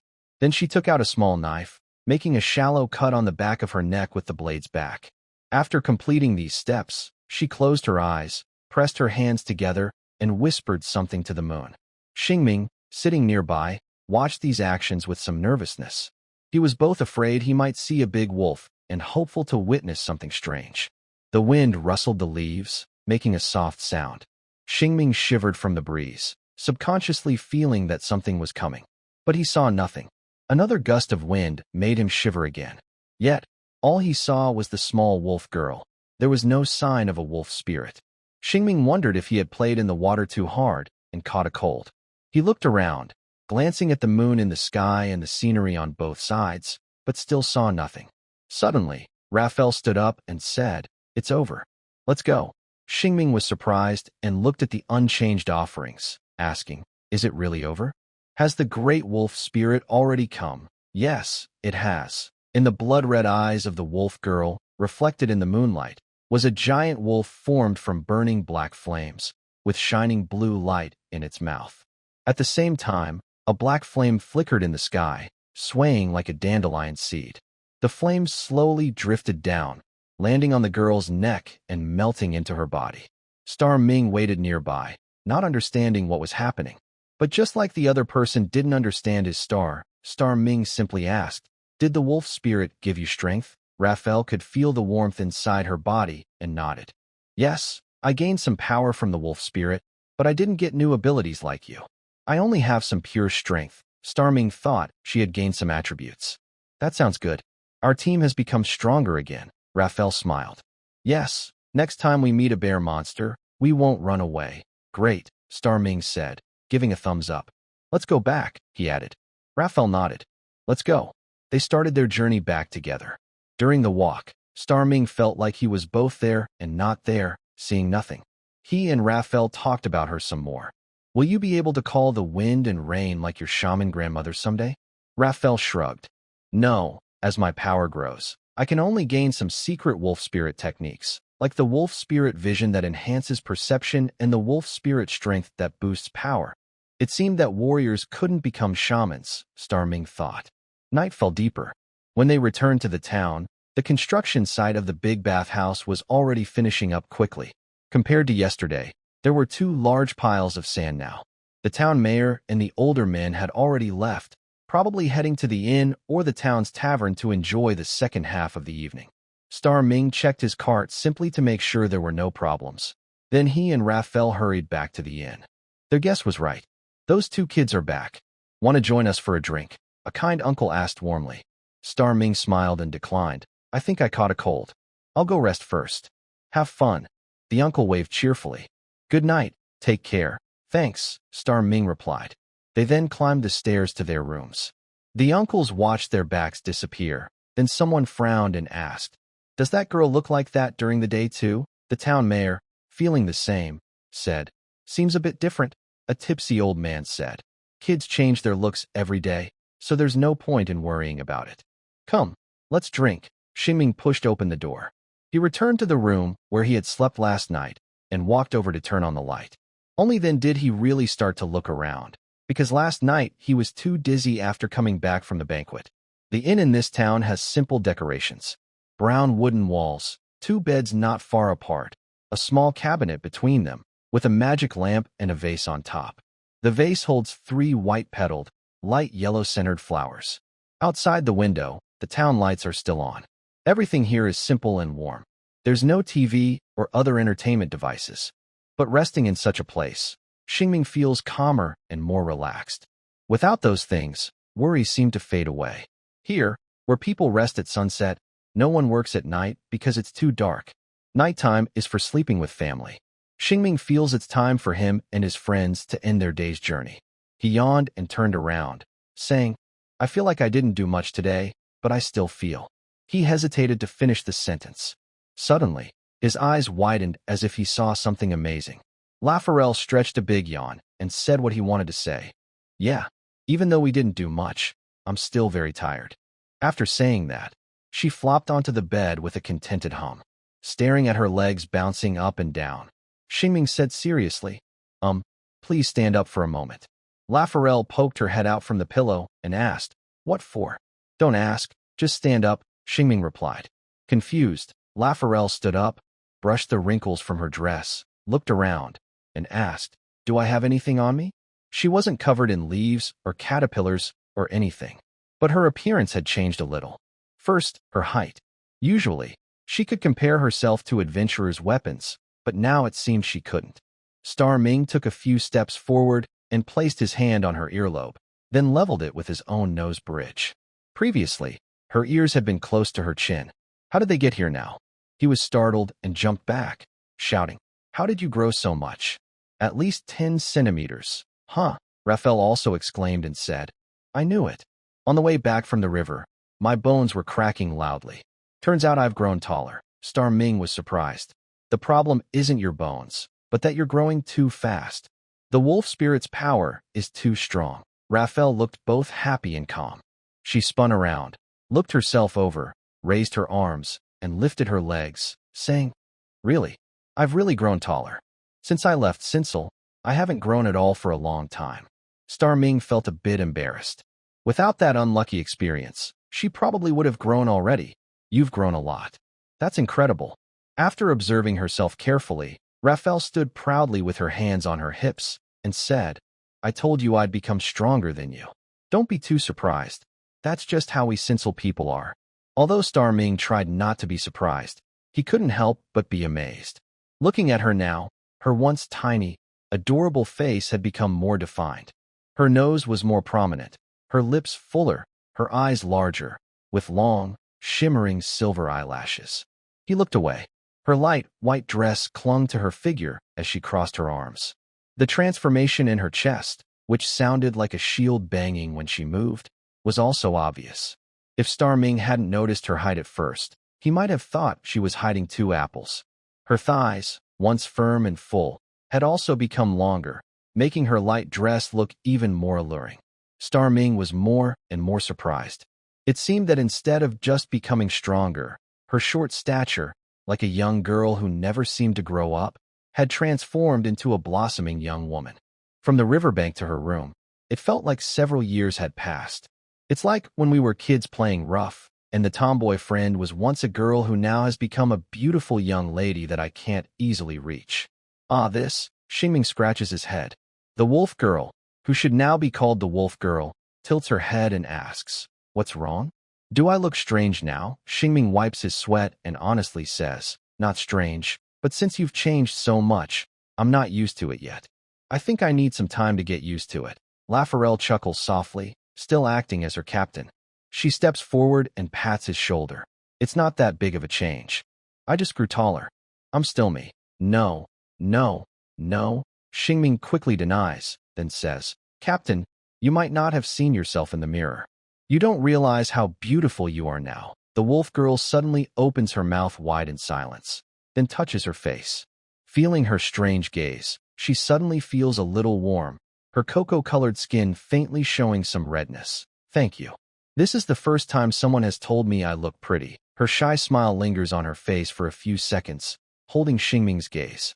Seeing him being held so tightly, Raphael feels a bit of her own control over him too.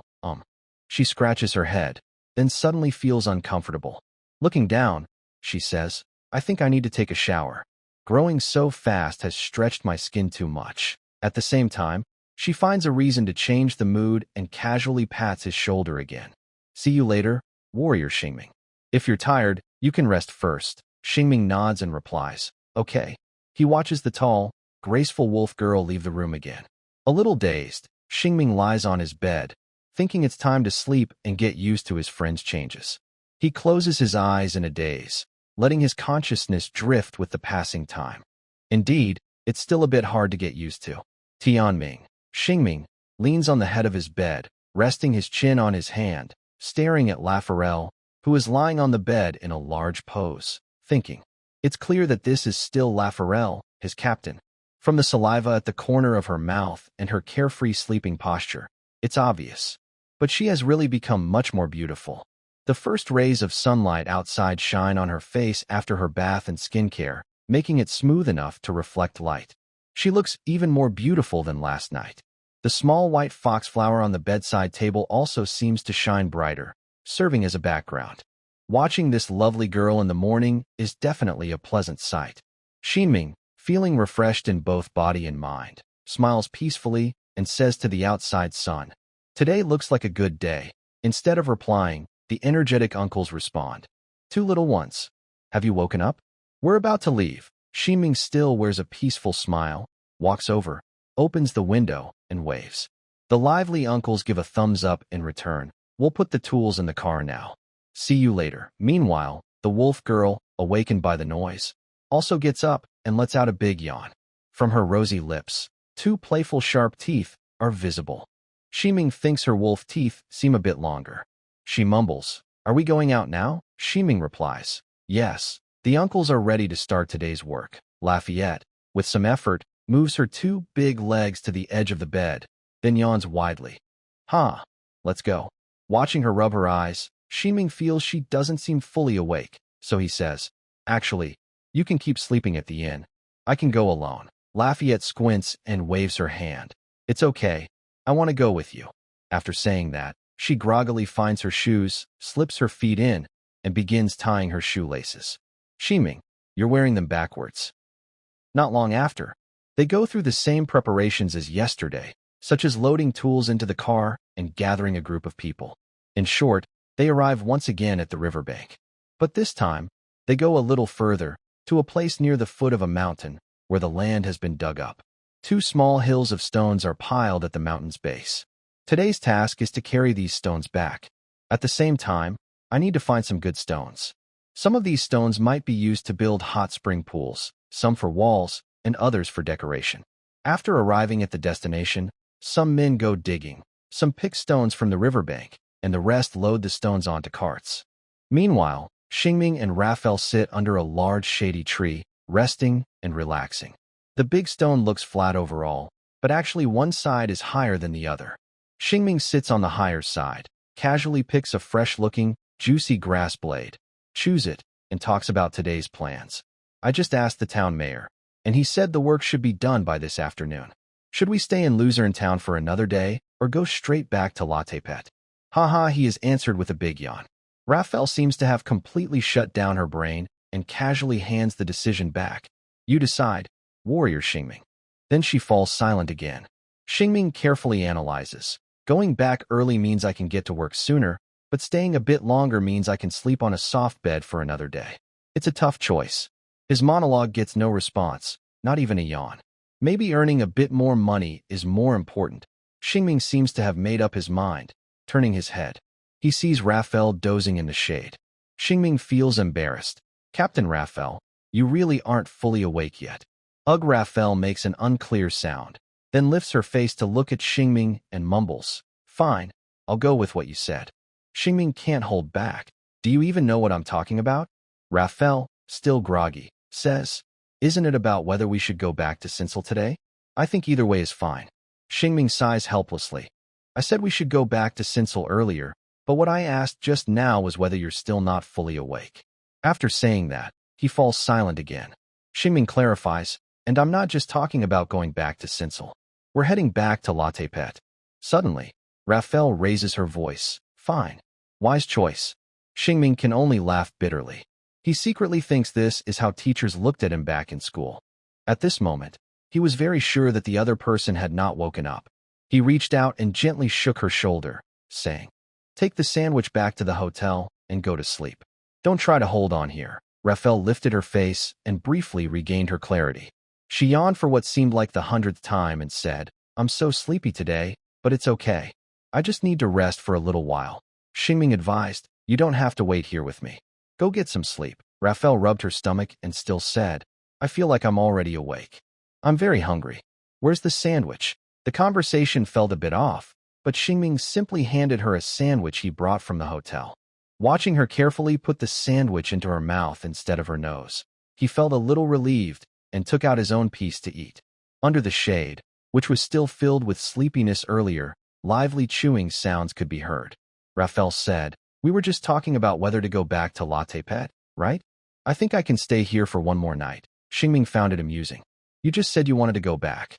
Why did your mind suddenly change?" Raphael remembered his words and replied, "You wanted to sleep on a soft bed for another day, right?" Xingming smiled. "Actually, I don't love beds that much. Maybe we should go back. If I earn some money, I can go to the market once a year. If I miss it, I'll have to wait until next year." Raphael quickly ate the last piece of her sandwich, puffing out her cheeks like a hamster, and said, "All right, then let's go back." Her eating manner was exactly the same as Captain Raphael in his memory. Xingming continued to chew his sandwich. After finishing, his hands were a bit greasy. He wiped them, but didn't clean them thoroughly. Suddenly, he felt some weight on his shoulder. His teeth stopped biting the last piece of his sandwich. He turned his head to look at Raphael, who was leaning on his shoulder, and thought to himself, being young is great. When you're full, you sleep. He always thought that the energetic Raphael from before was feeling a bit strange because of what happened last night. Shing decided to let her sleep. No need to ask more. He gave up on washing his hands by the river and quietly rested his hands on his knees, watching the river flow nearby. At the same time, he thought to himself that this was indeed the Raphael he knew. Remembering the banquet before, she, who had fought earlier, was now leaning on his shoulder and sleeping just like now. Maybe she trusted herself a lot. The wolf his shoulder was sleeping peacefully, just like that day. At this moment, Shing still had some selfish thoughts. He could wake her up and let her go back to sleep again. But he preferred to have someone with him during these meaningless times. Most of life is without meaning. If such meaningless moments could be enjoyed like this, life would be beautiful. As she slept, Raphael might subconsciously feel that her shoulder wasn't a good place to sleep for a long time. She mumbled, then lowered her head onto his lap. Shing simply pursed his lips, then found a blade of grass to chew on, letting time drift away with the breeze. Being young is great, the uncles resting there said this. Their work was going smoothly. Before noon, they had filled a truck with stones. Just as they finished loading the truck, Raphael also woke up, which relieved Shing, who didn't want to wake her. When she woke, Raphael looked around groggily. She wasn't embarrassed that her pillow was Shing's thigh, and she yawned casually. Today, I am really sleepy. This wake-up was very natural. No shouting, no apologies. Haha, Shing chuckled softly. You should stay at the inn and sleep this afternoon. That's a good idea. Raphael probably just realized her problem and didn't argue. The wolf spirit's power drains my energy. I need some time to recover, Shing asked. Do all Sinsul people do this? Raphael explained. Yes, but my sleepiness seems worse than I thought, Shing said again. It looks like you really need a good sleep at the inn. He tilted his head to look, and the uncle over there was already preparing to leave. Raphael also stood up and said, I can sleep on the truck, Ming said. You really don't need to wait for me here. When everything is over, I will come back to call you. Raphael stretched lazily and said, I think you might have misunderstood something. Ming looked confused. What did I misunderstand? Raphael glanced at him and then turned her face away, whispering, I don't want to rest in a place where I don't feel safe. Ming was surprised for a moment, then thought for a while and understood. If you don't mind, you can also sleep here this afternoon. From his perspective, he could see the side profile of the wolf girl's lips forming a smile. I miss my hometown's little hammock. Ming stood up and said, If you like, we can buy one to carry on the road. Raphael nodded. That's a good idea. Over there, the others were already waiting for them. Ming and Raphael hurried to deliver the stones to Listen town. After unloading the stones in the town, it was lunchtime. During the meal, Raphael's eating style shocked everyone. An older man said, Has this kid changed too much? Another man beside him replied, Didn't you say yesterday that the kid changes every day and looks normal? The first man said, Did I say that? Even if she's growing, she can't eat like this. Raphael was grabbing meat with her left hand and her right hand, too. Her gluttony drew everyone's concern. Finally, after she gave a vague answer and Ming translated, This is normal for her kind. Everyone then relaxed. As for the afternoon, nothing unexpected happened. The older men continued loading the remaining stones onto the cart, while Raphael was still sleeping. This time, she was snoring loudly on the cart. The sound of stones hitting the cart and Raphael's snores blended into the rhythm of the afternoon. After loading the stones, they returned to Listen town in the afternoon, where unloading the last stones was their final task. Ming's mission in this town was now complete. After talking with the town mayor to get his payment and packing up their belongings at the inn, he said goodbye to the innkeeper, with whom he had spent 2 days, and to this small town. Tonight, he would not stay here anymore because Raphael, on the cart, was sound asleep and clearly not able to move. Finally, after a few days together, the uncle waved goodbye as he left. Shing drove his car and started his journey once again. Come visit when our healing hot springs are ready, he shouted. Shing replied, I will. A simple farewell was like a comma, no sadness or regret. When they left the town, the sun had not yet set. Xingming managed to enter the city before the gates of Latepet closed. The car occasionally jolted on the dirt road, and Raphael's snoring could be heard, making this a normal, quiet trip. That night, he didn't plan to leave, so Xingming didn't stay outside the city. He found a safe spot near the city wall to park the car, already missing dinner time. Raphael, who had eaten a lot at lunch, looked like she might wake up at any moment, rubbing her belly and seeming very hungry. So, before night fully fell, he went to the tavern at the city gate and spent 1 silver coin to buy 3 dinners. Back at the car, Raphael was still sleeping soundly in her cozy wolf den under the bench. Xingming ate his dinner and then lay down to rest, placing his meal in a very visible spot so she could find it if she woke up.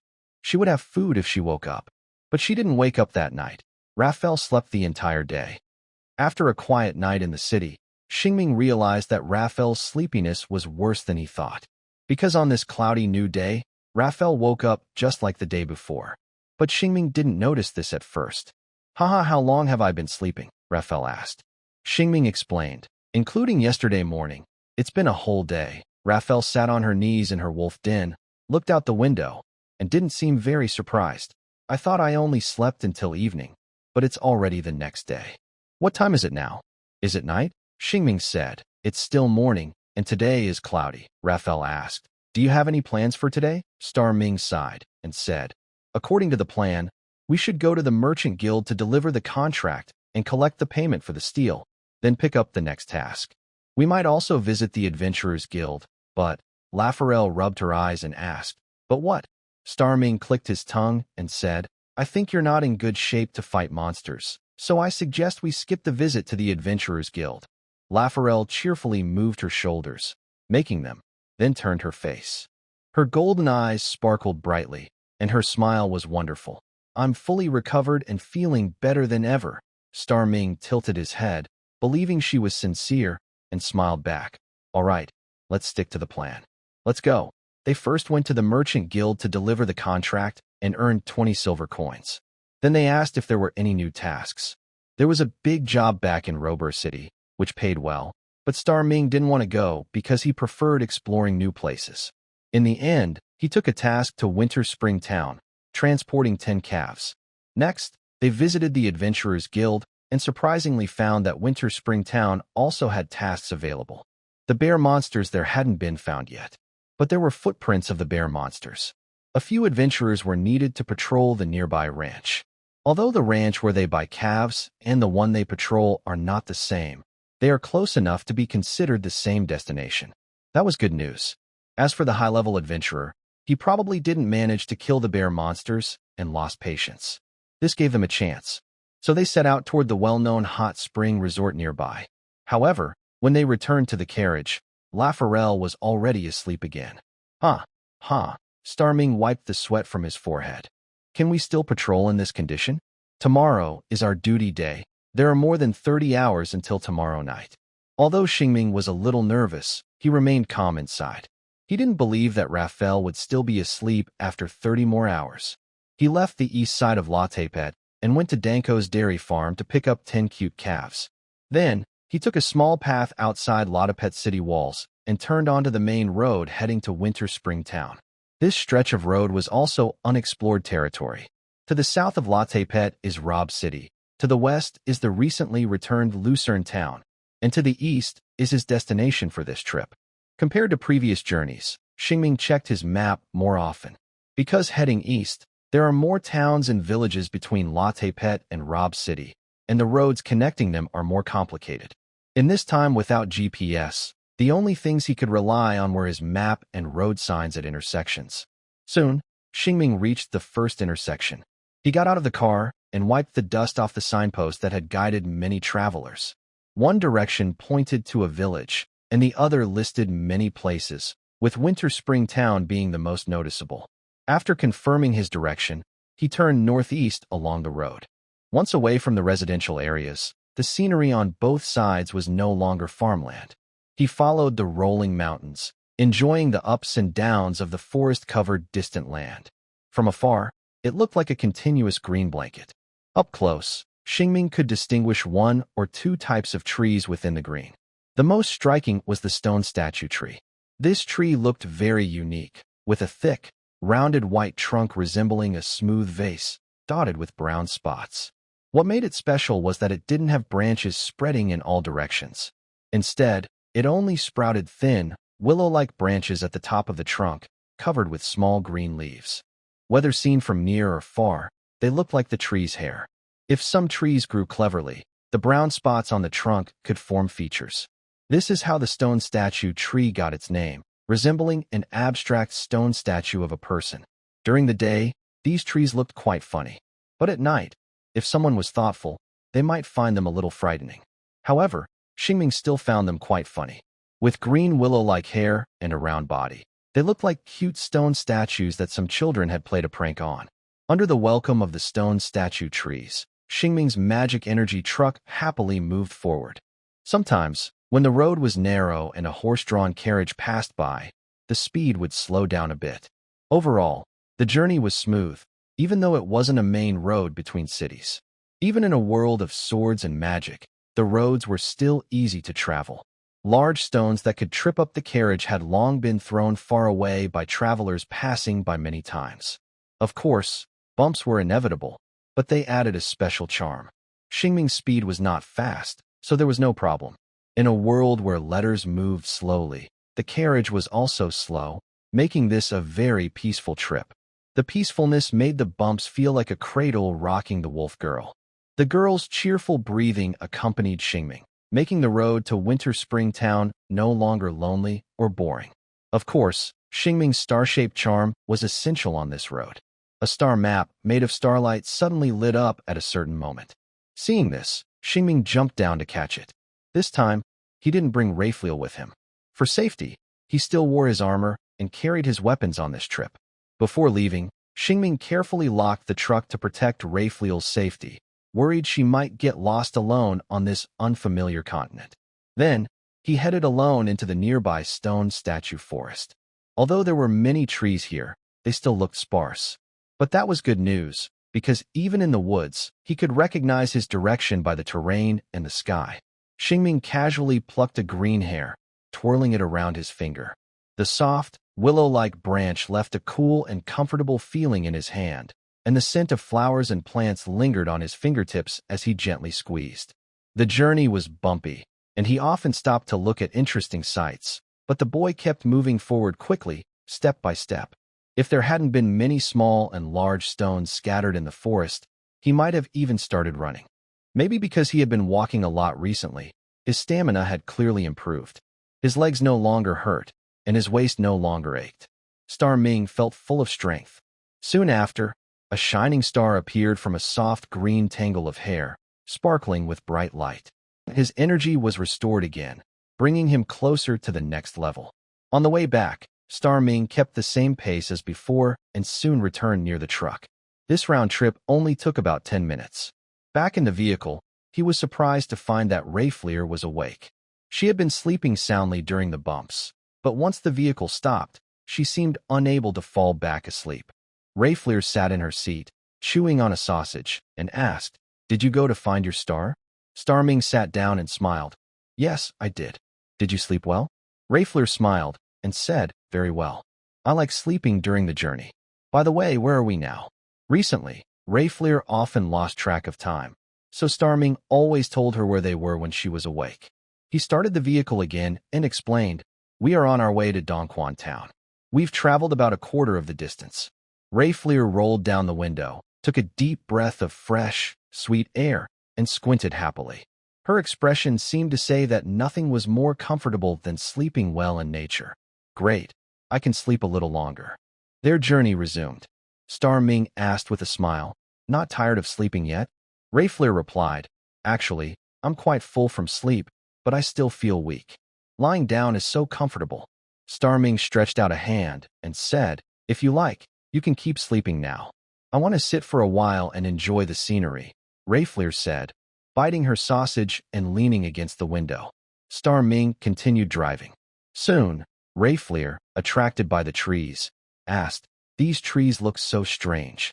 Star Ming asked, "Those are called stone statues trees. Don't you have them in your hometown?" "My hometown doesn't have these trees, Raphael replied, then sighed. But there are quite a few stone statues there, even if not these kinds of trees. Star Ming joked. In that case, seeing these trees must make you feel very familiar. Raphael shook her head. Statues are very serious things. I can't find any warm family feeling in them. Knowing the joke wasn't funny, Shing said, the trees here shouldn't be so serious. I always feel they look funny. Hearing this, Raphael smiled knowingly. Are you saying the branches on the statue trees look like green hair? Exactly, Shing replied. Raphael agreed. If the statues over there all had green hair, I probably wouldn't think they are so serious, Shing laughed. Green is truly a magical color. Raphael nodded without thinking. It is a wonderful color. Makes people feel happier. Suddenly, Shing looked straight ahead and said, colors that make people feel happier also include the color of stars. Raphael thought about the night sky and agreed. Yes, stars at night can lift people's spirits. But what color are stars? Yellow? Gold? If you can't think of a name, I think we can just call it star color. While answering her, Shing stopped the car again. Raphael suddenly understood. Oh, so there are more stars, Shing grinned. Yes, even two. I'll be right back. Wait here for me. Raphael blinked. I can go with you. Shing opened the car door. No. I need you to watch our little calf. If they run away, all our money will be wasted. Hearing that, Raphael became serious. I will protect them. Some time passed. Shing found two more stars. Raphael kept the little calf safe. Of course, nothing unexpected happened. The journey continued. This time, starting the vehicle was more hopeful than before. Why? Because they could open another wonderful career upgrade mystery box. At first, Shing hoped to get a damage spell, and now that he has one, he feels more hopeful about his job. He hummed the town song of Lucentone as he headed toward Winter Spring Town. After crossing another hill, Shing could see a very tall 4-story building in the distance, which was a large travel inn. This is a necessary route to Lot Pet, and because there are no rivers and the land is flat enough for farming, no village has grown here. That's why it was created. There is still some business here. After long, distant journeys, tired travelers can rest here. Arriving at the inn also means only half the distance to Winter Spring Town remains. It was already afternoon. Unknowingly missing lunch, Shing suggested, let's go to the inn and buy some food. Ha was the sound of Raphael breathing in response. Shing was surprised. When did you fall asleep? So fast. She had fallen asleep by the window, not curled up in her little nest. So, when the car accidentally hit a big bump, clang, her head bumped, which was not surprising. Ugh. Raphael let out a sad cry. Shing felt helpless, but also amused. Go back to sleep. If you're tired, don't force yourself to look at the scenery. Raphael turned her head and gave him a very wronged look. QWQ this made him vaguely see a 1.5-meter tall captain returning to her own place to rest and regain strength. Then she said nothing. Back to her place to rest and regain strength. Climb. Curl up. A ball. 3 Shing Ming. Feeling a bit helpless, he looked at Raphael curled up into a big ball, sighed, and decided to follow his own idea. He stayed in the village for a while, bought what might be dinner or lunch at a large inn, and brought it back to the car, nibbling as he continued on the road. Next, he faced a choice. In front of him was a 4-way intersection with 3 possible routes. From the map, all 3 roads lead to Winter Spring Town. Following the idea of choosing the middle route when unsure, Shing decided to go through the middle. Not long after he set out, he felt pleased with his choice, because he found the cross star again. This is the last upgrade before the next level. He reached the closest point, carrying his small iron sword, and ran down the hill quickly, grabbing the 10-pointed star. Golden light flowed into his body. He still felt the wonderful sensation of gaining something new. He looked forward to his star sword changing again or gaining new abilities. In fact, a new star pattern appeared on his forehead, a small cross star. The meaning was simple. His star energy limit increased. Star Ming felt the warm sensation on his forehead, and he was not disappointed. The blue bar was what he needed most. If possible, he hoped each upgrade would increase his star energy limit. A few more upgrades. With a wave of his hand, he could summon a large number of star swords to fight for him. A mage who can cast spells continuously is the best kind of mage. After leveling up, Starming took a deep breath and said, "Nice." He happily ran back. By the way, his rank has already risen to level 9, almost reaching double digits. He still has half the journey to Dongchuan town, so reaching level 10 is not impossible. He hurried back to the magic energy truck, added some magic stones, and continued forward. Soon, he realized that going through the middle was a mistake, because suddenly, a narrow path appeared ahead that he couldn't pass. On both sides were cliffs, likely dug out by people. A cart could pass through easily, and from the width, he could also pass, but the protruding rocks would limit the height. Starming looked very troubled. This unlucky map didn't mark the height limit. Oh, Ming, not daring to risk forcing through. Starming turned back and marked a big red cross on the map. He would never take this route again. Wasting some time and magic energy, he returned to the fork in the road. Following the idea that if the middle was blocked, he would go left or right. This time he chose the left, going around the mountain. The journey would be longer, but at least it was passable. Along the way, he found another star and added it to his collection. The 3 roads converged at another travel station, where he faced a new choice. This time, the choice was still among 3 paths. Unlike the last choice, there were only 2 paths to choose from. The other led to other villages. Before making his decision, Shing suddenly realized he should mark the path he had taken. This way, when returning, he could take the other route and gain new experiences. He marked the path he just traveled with a check on the map, then chose the left path, heading toward Dongquan town.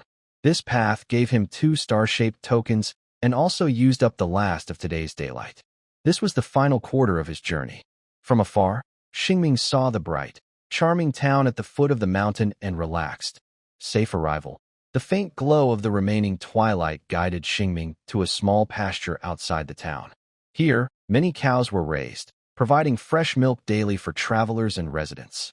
The young calves, having spent a day in the wagon, couldn't stay in the always shaking metal box for another night. Unlike other goods, which could be unloaded the next day after dark, these calves needed to be moved. Shing and the farm owner's family helped the calves off the wagon. The owner's young son carefully checked each calf for any problems. After confirming they were healthy, they led the calves to find fresh grass and warm nests to sleep in. The farm owner then signed a contract with Shing and paid him 32 silver coins. After saying goodbye to the farm, Shing stored all the money in his small chest. It was a pile of shiny silver coins. He had accumulated 201 silver coins, which was 2 gold and 1 silver, plus a dozen tiny copper coins about the size of a little finger. Holding this money in his hand made him feel very satisfied. Shing already imagined what kind of small villa he could buy as his home, just as cozy and beautiful as the old knights. His daydream ended as he played with the silver coins again. It was another peaceful evening. After leaving the farm, Shing came to a river. In a world where transporting fresh water was still a problem, almost every village and town had a river. Carrying a wooden bucket and a stiff-bristled brush with a long handle, he fetched water from the river and then climbed onto the carriage to clean up the small mess left by the little calf. Under the bright moonlight, the sound of scrubbing and washing paused for a moment after he poured all the water from the bucket onto the carriage. He leaned on the carriage railing, looking at the town of Dongquan in the distance. When looked at closely, this is the most unique town that Ming has ever seen. The town is not flat. Beyond a wooden archway, there is a round platform that looks like a town square. Surrounding the square are buildings like shops, inns, and general stores, places that sell goods. There is a staircase leading upward, dividing the buildings into 2 parts. This staircase also connects the 3-story town. Going up the stairs to the 2nd level, it is a residential area that extends far to both sides. At the top of the stairs is a long wooden corridor, which circles around the town's highlight. A simple, old-fashioned wooden building. This is the healing center of Dongquan town. It's not yet the busy season for healing, which is in winter. But normally, it still has some business. Although farmers are busy with farm work now, other workers come here to rest. Because the building is brightly lit, the town remains lively at night. Ming really wants to visit the town now. The reason is that there is a star-shaped object inside the town, probably in the healing center. To collect it, he would need to buy a ticket, unless he finds a job cleaning the bathhouse. Of course, tickets are affordable, but he doesn't plan to explore now. Instead of going to the healing center to relax before work, he'd rather finish his task first and then visit. So, Ming jumped off the carriage, fetched more water, and continued his quiet, ordinary cleaning work.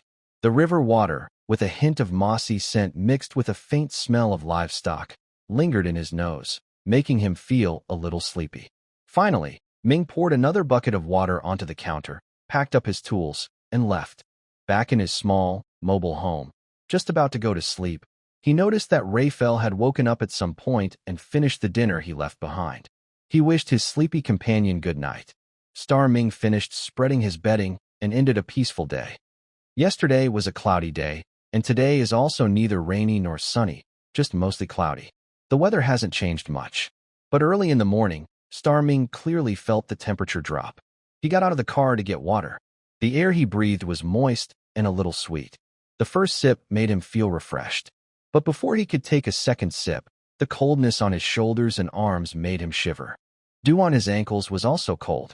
Every step he took made him regret wearing only a short shirt. He quickly finished getting water and hurried back. At this time, Raphael still was sleeping. Star Ming thought it was about time to leave for the farm east of Winter Spring Town. It took about half an hour to reach the small grassland where the farm was. The iron gate made of wooden bars was closed. Star Ming parked outside and went alone to ring the big bell hanging on the gate. Soon after, a middle-aged man with a beard came out from a nearby house, putting on his shirt, and approached the gate to talk with Star Ming. His eyes first looked at the car behind Star Ming. Then he looked at him with some suspicion and asked, "Is there something you want from me?" Star Ming took out the Adventure Guild's commission contract, opened it to show the man, and explained his purpose. "I am a bronze-level adventurer responsible for protecting your farm for the next 2 days. My name is Star Ming. Are you Mr. Luke who posted the request?" Luke suddenly understood. "So you're an adventurer." Seeing such a big guy, I thought it was a delivery I ordered in town. Star Ming smiled. "I also work part-time as a driver. You could say I am a traveling adventurer." Luke, with sausage lips hidden behind his beard, also smiled. "You're a capable young man. Go ahead and bring your mechanical horse carriage inside. I just finished boiling milk and frying sausages. Let's have breakfast together." It seemed the employer was easy to talk to. Star Ming smiled and said, "I like milk very much." Back in the car, he drove past Luke's open iron gate, along a stone-paved road to Luke's house. Now he faced a choice. Should I wake Raphael up? After hesitating for a moment, Shing decided to wake her up. After all, the employer for the next 2 days needs to meet her, and there might be some work-related matters. "Raphael?" Shing gently poked her shoulder. She didn't wake up. "Captain Raphael?" Shing poked her face again. It was soft, bouncy, and felt nice. Despite being disturbed, she showed no signs of being startled. She just lazily mumbled, "What's wrong?" "Where are we now?" Casually, Shing explained softly, "We've arrived at the ranch where we're supposed to carry out the adventure task. Mr. Luke invited us to have breakfast." Raphael's ears slowly stood up, but she still sounded like a sleepy cat owl, purring and making a vague sound. "Get up." Shing waited for a while. As he waited, her ears drooped again. He covered his face, feeling both amused and helpless, and said, "You should get up." Raphael's tail flicked up. Then it seemed her rational mind won over her instincts. She propped herself up with her arms, causing her dress's neckline to slip down. Instead of the usual shiny armor, there was now a deep cleavage. When she fully lifted her head, Shing was surprised again. Maybe it was just his imagination, but her face seemed to have changed a little, looking slightly larger both horizontally and vertically. The waking Captain Raphael stretched a big yawn and cheerfully said, "Get up. Let's go meet Mr. Luke." Suddenly, she seemed to lose her energy and relaxed, saying, "Why am I still so sleepy?" Shing kept his amused expression and said, "You can keep sleeping after breakfast. We only start working tonight." "Okay." Raphael didn't tidy up her little space. She found her shoes, put them on, and together they went down to Mr. Luke's house. Mr. Luke peeked out from the kitchen next to the restaurant and, upon seeing new visitors, warmly greeted them. "Is this little girl with ears your friend, Shing? Come in. There's plenty of hot milk." Encouraged by the warmth, Raphael cheered up a bit, smiled warmly, and responded, "Hello, Mr. Luke. I am also an adventurer here to protect your farm. My name is Raphael." "Hello, Raphael." Nice to meet you, Mr. Luke, carrying a tray, gave a polite, gentlemanly bow. Please, have a seat.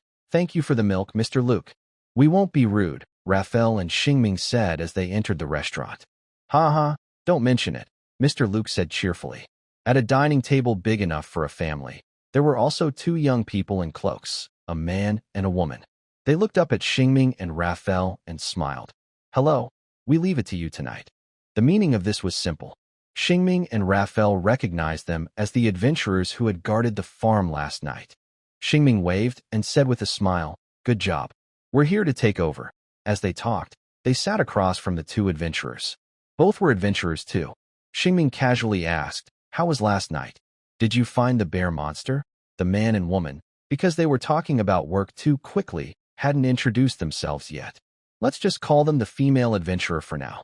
The female adventurer shook her head. No, we didn't find the bear monster.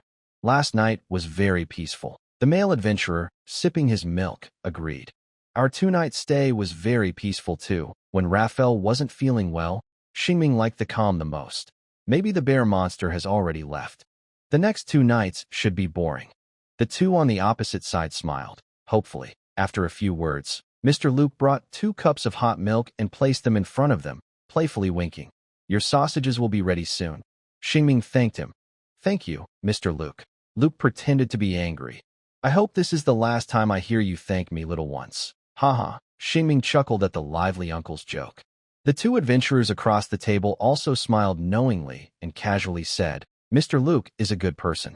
We hope nothing happens to him or his farm. Shing pounded his fist on his collarbone and said, Don't worry, we will protect everything here. The female adventurer nodded with a smile, then suddenly remembered something and mentioned, although we didn't encounter any goblin monsters during our 2 nights of guarding, something strange did happen. Really? Shing didn't like that word and asked, What kind of strange thing? The male adventurer shrugged and explained, After our first night of patrol, we all went back to sleep. Mr. Luke, while working, found fresh goblin footprints. Shing shivered. So, the goblin monster is still nearby. The male adventurer continued. Maybe, but that's not the strange part. What's odd is that Mr. Luke hurriedly came to tell us. We arrived at the scene immediately and started tracking the footprints, but the two adventurers clearly wanted to kill the goblin monster to prevent future trouble. The strange thing was behind them. This matter was really odd.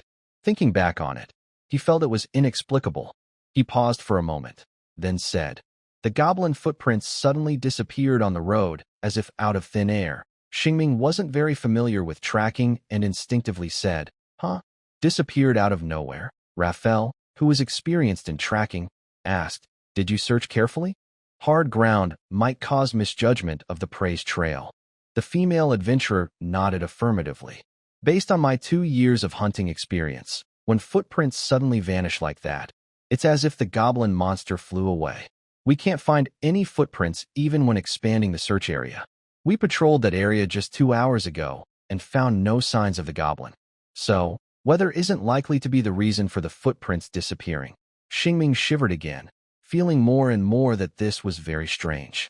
Even Raphael frowned and asked, Can your goblin monsters climb trees? The male adventurer said, Small goblin monsters can climb trees, but there are no signs of climbing on the bark. Raphael also scratched her head and said, That is indeed strange. Can you take me to see the scene now? The two adventurers happily agreed, saying, Of course, if you're not in a hurry for breakfast, we can go now. Just as Raphael was about to enjoy her breakfast openly, she became very serious and focused. It was as if she believed that until the potential threat in the territory was dealt with, she couldn't rest. Perhaps wolves are such creatures. Star Ming heard the question was a bit complicated and lost some of his appetite. So, everyone greeted Mr. Luke and said, Let's go check the footprints from yesterday. Then, the 4 of them left Mr. Luke's house, crossed a grassland, and reached the fence behind the pasture. Outside the fence was a deep forest, where anything could appear at any time. The 2 adventurers took Star Ming and Raphael to the edge of the fence and found the bear monster's footprints based on their memory. Raphael looked at the footprints and immediately recognized them as belonging to the bear monster. Anyone could tell they were its footprints. They followed the tracks into the forest. As they expected, the The footprints of the bear monster broke off at a certain point. The two older adventurers asked, "What do you think, half-wolf girl?" Raphael looked at the footprints with her red beast eyes. Then she paced around the area. If smells had colors, her vision would be a rainbow. She tried to find the color of the bear monster among these colors. Star Ming, who was not very strong in hunting but was at the apprentice level, looked around aimlessly, pretending to be busy. His expression remained calm. As the investigation continued, Raphael's previously calm face started to wrinkle into a small frown, and she kept muttering, "Strange, really strange. Why is there no sign at all?" "Star Ming, did it rain last night?" Star Ming replied, "It didn't rain before I went to sleep." The two older adventurers repeated what they had just said. No rain last night, so it can't be the weather that caused the footprints to disappear. Besides, even if we consider the worst case, there are no trees blocking the fence. If it rained, the footprints here should have disappeared too. Frowning, Raphael said, "You're right, but what I want to say is, there is no smell at all, not even a hint of the bear monster's scent." Ah! The two adventurers were first surprised, then quickly realized that the young girl in front of them was a truly talented hunter. Even without a beast companion, she could track prey alone. Following Raphael's line of thought, the two adventurers asked almost to themselves, "Is there no smell at all?" Raphael confirmed, "Yes, there is no scent of any beast around here." As she spoke, she turned around, squatted down, picked up a piece of mud where the beast had stepped, sniffed it, and shook her head. Not even a trace of the beast's smell. "This is very strange. There seems to be a faint one, but it's too weak, not like a fresh footprint." The two adventurers didn't quite understand what it was like to have a keen sense of smell, so they tentatively asked, "Could it be that the smell has been eaten away by the wind after a day?" Raphael denied, "If only a day has passed, I should still be able to smell the beast's droppings. The footprints are deep, so they should leave a scent, but there's nothing. I recently fought a beast, so I know for sure. There's no beast smell here." Confident in her judgment, Shing and the other two adventurers looked at each other, then finally chose to believe her. So, what could have caused this? The female adventurer also fell into thought. The more they investigated, the stranger it seemed. But this is a world of swords and magic. Everyone has seen strange things and heard many odd rumors. So, their imaginations tend to run wild, and their thoughts are very broad. While Raphael was struggling to find an answer, the male adventurer shared his observations. "I heard that there is a powerful beast tribe in the wind-howling forest. Among them is a legendary creature called the Wind Caller, Warl. That beast has the power to summon storms. Could it be that it appeared here?" Everyone was shocked by his statement. Raphael scratched her head and said, "If such a creature really exists, then the broken footprints make sense. It walked a few steps and then flew away. There is a feeling of encountering a big boss unexpectedly while leveling up in a village." And Shing was surprised and said, "Really? Why would such a powerful beast appear here?" The male adventurer casually guessed, maybe because the food in the wind-howling forest is running low. The bear monster tribe wants to hunt on a large scale before winter, so the legendary beast went out to find a good place for food for its people. It just happened to choose Winter Spring Town, where there are many animals and residents. As they talked more, they felt they had uncovered a big secret. The wind-howling forest is north of here, on the same longitude as the Great Crossroads. Shing didn't know exactly how far away it was, but he felt it was possible. After all, the legendary beast was involved, so anything could happen. Shing looked at the forest and shivered, saying, "Do you think that legendary beast has checked this place out and found plenty of food? Maybe the bear tribe has already sent out all their members and is very close to us." Their ideas kept getting wilder. The male adventurer hesitated for a moment and said, "Probably not. If the beast was migrating in large numbers, the adventurers in Wind-Howling Town would have noticed. The news would have spread quickly." Shing said, "That makes sense. Until we get strange news, we probably won't meet the whole bear tribe." The man who was imagining all this said, "Even if we don't meet the bear tribe, we might still encounter that legendary beast." While the two men were lost in thoughts about the legendary creature, Farrell, who was pacing nearby, suggested a more likely idea. Actually, this idea probably existed before the legendary beast appeared, but they were thinking too quickly. "I have a hypothesis. Maybe this bear monster was carried away into the sky by a large bird and left the pasture. I have some evidence for this. Oh. Everyone looked at Farrell and asked, what kind of evidence? And how big would a bird have to be to carry a bear monster into the sky? An adult vulture? Or another legendary beast? Farrell pointed at the footprints on the ground and said, it is indeed difficult for a bird to carry a bear monster into the sky. But look at these footprints. They are very shallow. Everyone looked at the footprints. Honestly, they hadn't observed the footprints of a normal adult bear monster before, so they didn't know how deep they should be. After speaking, Raphael took a few steps on the soft, dewy grass nearby. With a comparison, the differences became clearer. Shing crouched down to look around and said thoughtfully, how is this possible? Your footprints are about the same depth. Even I think, Captain, you stepped a little deeper than the bear monster. Raphael playfully kicked off her shoes and hopped on one foot, showing Shing the soles. The pressure on my shoes is more concentrated than on the bear's paws. Maybe I did step a bit deeper. I remember we found the footprints in the morning, which means the ground was soft then. This tells us something. The male adventurer asked, what is it? The female adventurer gently patted his shoulder and said, it suggests that this bear monster might weigh about the same as a person. It could be a very young cub or a malnourished one. Raphael looked at the footprints again. A very thin and weak bear seems more likely. Its footprints are quite large, so maybe an old or sick bear that couldn't find food in its birthplace wandered here, then was caught by a bird of prey. The more she spoke, the more convincing it sounded, even with some evidence to support her idea. The male adventurer shifted his thoughts away from legendary monsters. The wind caller probably isn't a thin, weak bear. He then looked up at the sky, and both adventurers started thinking about what kind of bird of prey might have passed by. Could it be a giant eagle? Or just a bird? Shing thought for a moment, but still didn't understand. The problem is, these footprints end abruptly at the fence. We still don't have the footprints of how this bear monster came here. Raphael, who had been studying footprints, suddenly snapped her fingers. Oh, right. The bear monster's footprints only cover a small part. Most of them are missing. How could I forget? It seemed like they were back to square one. All these clues might be meaningless. Captain Raphael's mind was almost burning from frustration.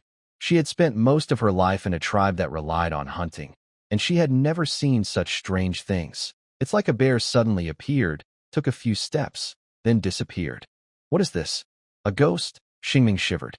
He didn't like ghosts very much. But then he thought, if ghosts appeared, he could easily defeat one with a sword, and he felt much better.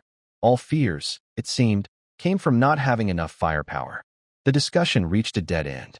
Raphael kept walking back and forth in the nearby and slightly distant forests, trying to find clues to solve this strange mystery. She really hoped that a bear monster would suddenly appear, ending everything. Using the wolf spirit's vision to enhance her senses drained her blood.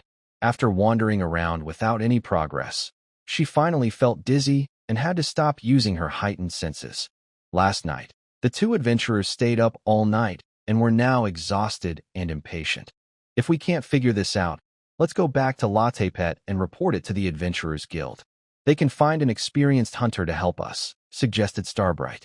Starbright sighed and said, that's probably the best option now. Raphael also gave up and shook her head. I don't care anymore. I'm going back to eat breakfast and then get some sleep. Whatever monster comes, we'll just deal with it. Starbright offered a comforting smile. Good job, Captain Raphael. The two adventurers also forced smiles and said, we'll leave the next steps to you. If you encounter any danger you can't handle, come find us at the inn in Winter Spring Town. We plan to rest there tonight. Starbright turned and smiled again. All right, thank you both for your efforts. The two waved and said goodbye. Starbright and Raphael also waved and said, see you later. On the way back, the four split into two groups. Raphael and Starbright returned to Luke's house. Luke was sitting anxiously in the dining room. When he saw Starbright and Raphael, he immediately stood up. Any discoveries? Of course, Raphael was the one to explain. She shook her head. No progress. We will patrol your farm over the next 2 days. Mr. Luke, if you find any clues about the bear monster, please let us know immediately. Luke, who had been lively just moments ago, sighed heavily. It was clear this matter troubled him a lot. Sigh? If I find anything, I'll inform you. Now I need to feed Lark. Your breakfast is on the table. Remember to eat. Mr. Xingming added some comforting words. Mr. Luke, please rest assured, we will do our best to protect you and your belongings. Mr. Luke forced a small smile and said, it's all up to you. Oh, by the way, your room is at the end of the corridor on the first floor.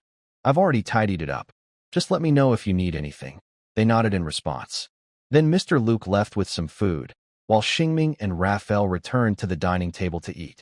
Xingming's eating paused occasionally as he was lost in thought, and Raphael, tired from the day, dozed off. It seemed as if all their energy for the day had been used up in that moment. Their breakfast slowly came to an end, accompanied by the gentle flow of dark clouds outside the window.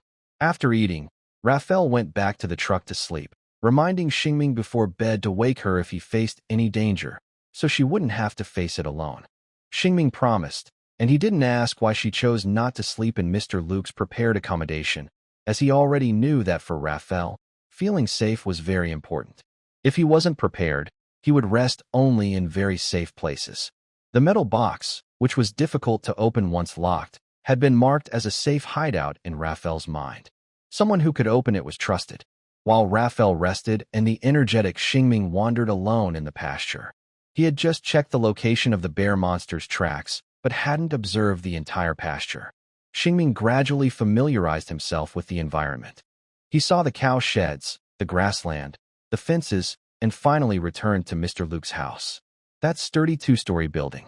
At this moment, Mr. Luke was crouched beside the house, gently petting a red hunting dog. Xingming also learned what Lack was. The red hunting dog named Lack looked at him cautiously, but did not bark. Perhaps, when it arrived in the morning, the clever dog saw its owner inviting them into the house. Xingming's footsteps also caught Mr. Luke's attention. He turned around, smiling as he introduced, "This is my hunting dog, Lack." "Hello, Lack." Starming was not afraid of animals. He greeted them and squatted beside Luke. Just as he reached out to pet the dog moved its front paw and reluctantly stepped back. Seeing this, he stopped. Luke smiled and said, "Lack is a very alert hunting dog. He doesn't like to be petted." Starming wasn't upset with Lack. Instead, he admired him. Lack is a great guard dog. Luke also liked his dog very much and was not modest. "Yes, Lack is excellent. With him around, my farm has never been invaded by wild animals. If the opponent hadn't been so strong this time, I probably wouldn't have asked the Adventurers Guild for help." Hearing this, Starming smiled at Lack again. "You're really dependable." After saying that, the two men, one petting the dog and the other watching, continued their chat. They also talked about everyday life. Starming asked, "By the way, I haven't seen anyone else here. Is this small farm managed only by you, Mr. Luke?" Luke replied, "Yes, my farm is small. I do all the work myself." Hearing this, Starming couldn't help but praise, "Mr. Luke, you're really impressive to run a farm alone." "It must be hard work," Luke cheerfully said. "Haha, it's not too bad. It can be a bit lonely and boring to do everything alone, but with Lack here and occasionally my wife and daughter visiting from Elvie, I manage." Starming almost thought Luke was a lonely old bachelor living with just his dog, but he realized he was overthinking. "Elvie? If I remember correctly, Elvie is north of the Great Crossroads. Why are they so far away from you?" Luke smiled and explained, "My wife is a talented tailor. She has her own clothing shop in Elvie. Both places are industries that can't be easily moved." Starming thought to himself that it was no wonder they were separated by such a distance. He then casually asked, "Have you considered having your wife open her shop in Winter Spring Town? Or Mr. Luke, maybe you could find another job in Elvie?" Mr. Luke shook his head. "I've been learning how to take care of animals since I was young with my father. When I got to Elvie, I didn't know what to do.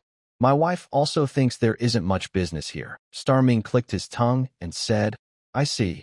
After talking for a while, he imagined a person working here. The more he thought about it, the more he felt sad.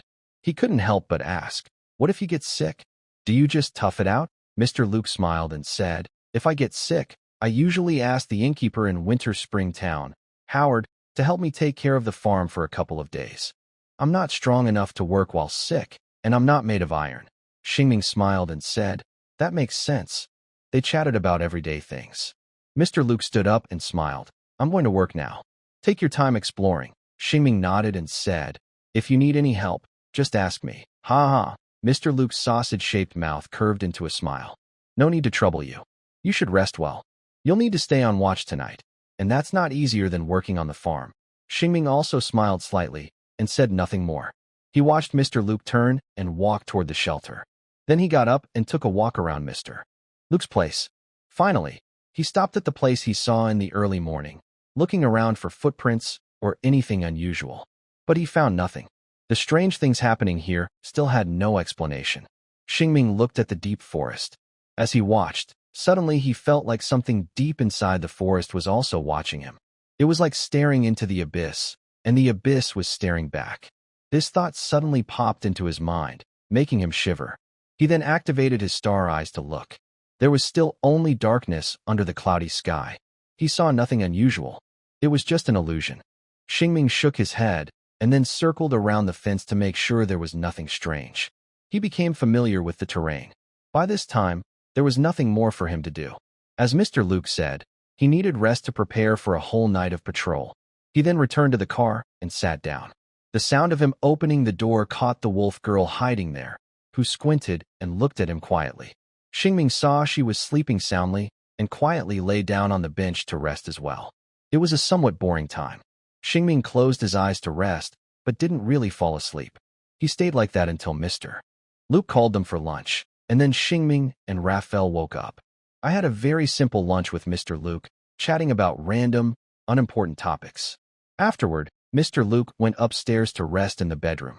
Xingming and Raphael sat in the dining room for a while longer. They looked around curiously at the decorations and started talking casually. Raphael pointed at a large picture frame hanging near the fireplace and asked, "Is that a hero from this area?" The frame showed a middle-aged man in brown leather armor, tall and well-built, riding a black horse, shading his eyes with his hand as he looked toward the sun. Xingming said, "I don't recognize him. Could it be a young Mr. Luke? They both have thick beards and look similar, don't they?" Raphael thought that made sense. "You're right. He does look a lot like Mr. Luke." Xingming suddenly thought of something funny. If we're right, then Mr. Luke now is much shorter and much chubbier than before. Time really doesn't wait, and I wonder if I will change like that someday. Raphael turned to look at the still handsome young man and smiled. "At least I can't imagine that day right now." Xingming took this as a compliment and smiled back. "If that day ever comes, don't forget what I look like now. Remember, I was young once too." Raphael pointed at the picture frame and said, "Since you're so worried about that day, why not find an artist now or buy a photo crystal to keep your image? Record how you look now." Xingming laughed. "That's a good idea. If I get the chance, I will do that. I'll also get a big frame for my living room and tell every visitor that I used to be handsome." Raphael also smiled. "I didn't expect you to be so self-loving." Xingming shrugged. "It's about capturing the good moments in life. Don't you want to record how you look now?" Raphael bit her lip and thought for a moment. "Maybe I do want to record it." Xingming felt he had convinced her and said proudly, "I think we should take a photo together. When you're old, you can look at it and remember the adventures we had together." Lafayette still bit her lip, then thought for a moment, laughed softly. "I think the idea of taking a group photo is good, but I believe that when I grow old, even without a picture, I will remember you." Xingming leaned on his side and smiled, holding out a hand. "It's really an honor to be remembered by you, Captain Lafayette. You are the most outstanding soldier I have ever trained," Lafayette teased. Xingming replied, "You probably trained only me, right?" Lafayette nodded. "Seems like it." They both laughed at their own jokes, enjoying a moment of boredom. Lafayette laughed until the end, then stood up and stretched lazily, saying, "I need to sleep a little more for tonight's work." Xingming also stood up and said, "I'll go back with you." They went back to the car to rest. It was still morning, and Lafayette curled up and slept soundly. Xingming, who hadn't slept much in the morning, ended up taking a nap while lying down. When he woke up, he felt a bit restless, so he got out of the car, filled the water tank, and checked the car's structure. The sun was blocked by dark clouds all day, making time feel a bit unreal. When Mr. Luke called them to dinner, they still felt like they had just had lunch.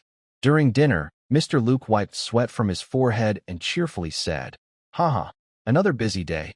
They didn't feel very involved because they were quite relaxed. While eating, they also talked about the photo in the big frame. After getting the answer, they realized they had guessed wrong. The photo wasn't of Mr. Luke, but of his father. No wonder he looked so similar.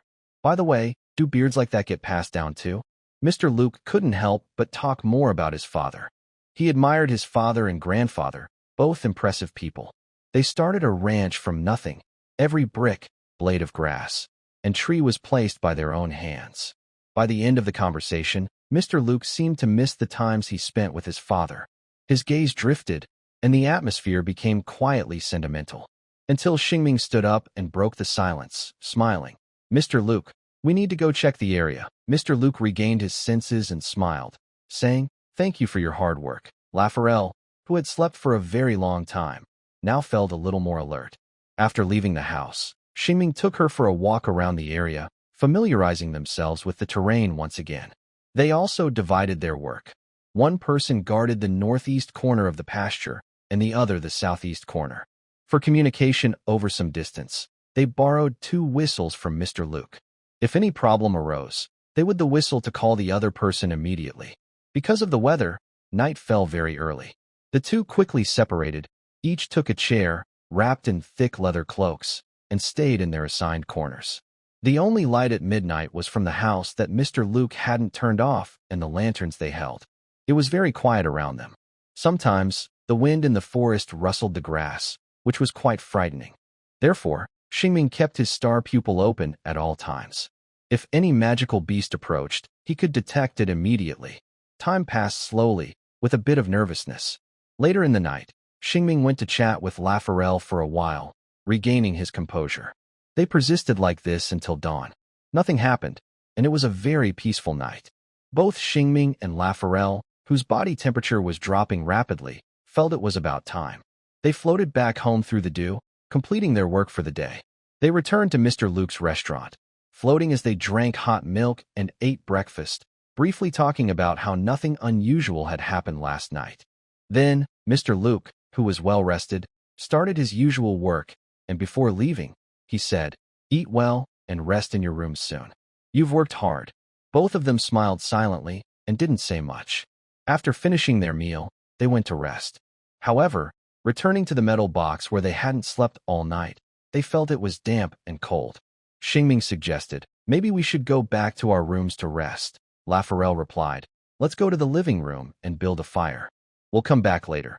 Shing nodded. "Okay." They returned to Mr. Luke's living room and curled up on the sofa by the fireplace. But as they talked about building a fire and then returning, Raphael quickly became drowsy and started to doze off. Starming thought for a moment, then went to the guest room to look around. He found a blanket and covered Raphael with it, while he sat quietly nearby, watching. Suddenly, with a loud rustling sound, Raphael suddenly opened her eyes and sat up quickly. Starming was startled. "What's wrong? Did you have a bad dream?" Raphael sniffed the blanket she was holding close to her nose, then widened her eyes and asked, "Who else lives here? Whose blanket is this?" "Huh." Starming was completely confused and didn't understand. "This blanket is from the guest room. It's probably for visitors." Raphael looked puzzled. "Is anyone else living here?" Starming was even more confused. "It's just us and Mr. Luke." "What's going on?" Raphael sniffed the blanket again, certain of herself. "This isn't Mr. Luke's scent. It's someone else's."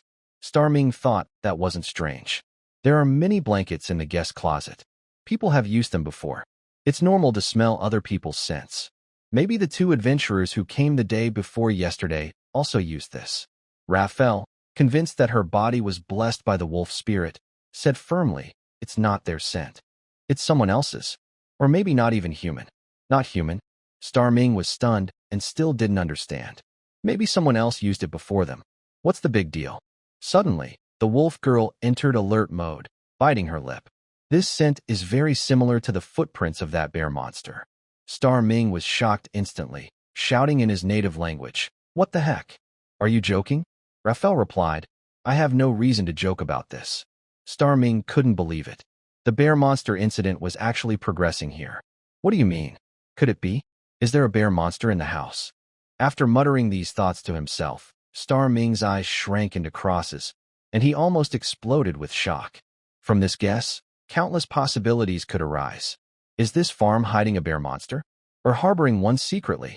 Each idea sounded more believable than the legendary monsters. Raphael also drew her short knife from her waist and looked sideways at Mr. Luke, who was walking across the farm. Starming understood what was happening. The answer to this strange mystery is likely found right here. So, he took the blanket, and Raphael held the knife. The two of them slowly moved outside. Soon, they stepped onto the dark, dull grass and arrived behind Mr. Luke. Shing spoke. Mr. Luke. The round, plump Mr. Luke, carrying a wooden bucket, turned around. His small eyes behind his beard were full of doubt. Is something wrong? Raphael asked. Has anyone used this blanket recently? Mr. Luke just glanced at the blanket and replied, This is Howard's blanket. He stays in the guest room.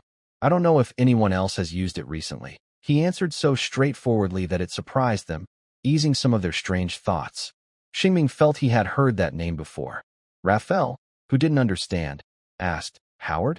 Who is he? Although confused, Mr. Luke answered quickly, He's a worker at the Winter Spring Inn. Sometimes he helps me with the farm when I'm busy. That's why he has some things here. Shing remembered something, and Raphael, having gained important information, continued to ask, When did he come last time? Mr. Luke thought for a moment and said, It was probably last month, when I accidentally hurt my leg. Raphael asked again, Is he a human? Mr. Luke was more confused and even started to sweat. He should be human. No, he definitely is. The fierce wolf girl patted Shing shoulder and asked, Just like you. Shing, is he an ordinary person? Mr. Luke was sure. Howard is definitely human. After hearing this, the very confident Raphael said, Although you might not want to believe it, this person visited your farm the day before yesterday. He disguised himself as a bear monster. As for why he did this, I can give you some time to think. I hope you can give me a reasonable answer. For some reason, her words sounded very firm. Mr. Luke, who should know the truth, was now the most confused. He stammered, Huh? Are you joking?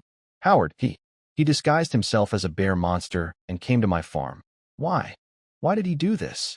He is a good young man. He has no reason to do such a thing. Seeing that he didn't understand, Raphael reminded him, Did you offend him? Is your relationship really as good as you think? Luke was sweating heavily. This shocking news made his thoughts slow down. I probably haven't offended him, right? Shing suddenly asked, Is he very thin? About the same as me. Mr. Luke was stunned. How do you know that? Shing knew how Raphael figured out that the bear monster was disguised as a human, because the depth of the footprints was similar to those Raphael made. Someone wearing bear skins or bear paws. As for why the bear paws would have his scent, it's like those who like to hang a full bear skin at home. He had just sold one. Let Mr. Luke hold the dog and calm down for a while, think for a bit. Shing and Raphael didn't need to worry about external threats right now. They just sat on small stools waiting for answers. However, Mr. Luke still hadn't shared any news about Juan. On the day the bear monster footprints appeared, if a bear monster really approached, why didn't the dog bark loudly? Maybe because it recognized Juan, who often came to the farm. Their relationship might be very good. They sat for a long time. Mr. Luke was still deep in thought. Seeing his face turn redder and redder, Shing almost thought their guesses were wrong. Things had progressed to this point. If they still couldn't figure out who the enemy was, maybe there really was no enemy. Could they have been mistaken? Wrongfully accusing a good person? Shing stood up and went back to the place where the bear monster footprints appeared. He deliberately looked for human footprints around. When he saw the footprints that day, they were messy. First, Mr. Luke's footprints, then the two adventurers' footprints, followed by theirs. The scene was already badly damaged. But if they had focused on the human footprints from the start, they might have found some clues. Along the fence, clear footprints of a sixth person can be seen. At the start of the Bigfoot tracks, there is also a trail of footprints leading outside the pasture. Initially, there was nothing flying. Because everyone was focused on the Bigfoot, they didn't notice these footprints. This might be a case of overlooking the obvious. When the two adventurers saw footprints nearby during their search, they probably thought they belonged to Mr. Luke. Mr. Luke, upon seeing the Bigfoot tracks, likely got scared and went back to call for help. Raphael thought the footprints were made by someone earlier. Shing, being misled by the foolish legend of the beast, was distracted by the raptor. Having confirmed this clue, confident in their findings, Shing turned around and headed back to the pasture. Meanwhile, Mr. Luke's face was almost turning purple with worry. Raphael tilted her head and asked, What do you think? Shing pursed his lips and said, You're right. There are footprints of a sixth person. Raphael never doubted herself. Mr. Luke, please think carefully. What is your relationship with this Howard? If you can't figure it out, just tell us, and we can help analyze. Desperate to remember, Mr. Luke stammered. Well, I first met him at the inn. I was about to go on a trip, so I asked him to watch over the farm. Over time, we became more familiar, and I often asked him for help. Then, that's about it. Last winter, I even invited him to our warm snow festival dinner. I think we have a very good relationship. Regarding human nature, Shing might understand better. No hatred, only interests. So he asked, what kind of person is he? Is he greedy? Did he ever steal anything from your farm? Mr. Luke shook his head. As far as I know, he's not greedy. My family has never lost anything, especially under the protection of Riki. Shing pondered, recalling a childhood friend Remigo's words. Let's look beyond appearances to the essence. He must have a reason for pretending to be a Bigfoot. I don't think he has a habit of scaring people as a Bigfoot.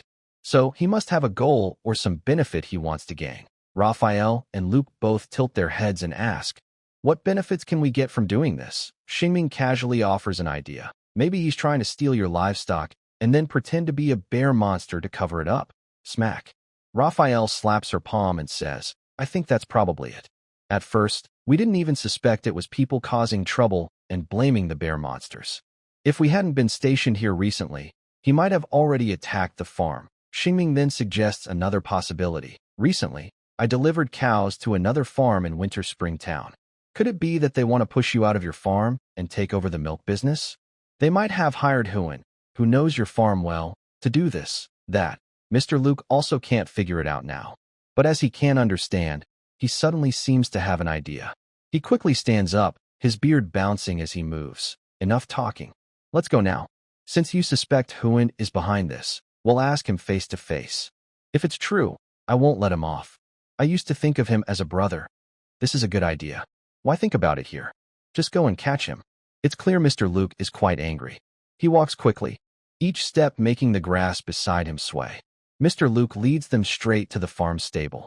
Inside, there are two horses, a big one and a small one.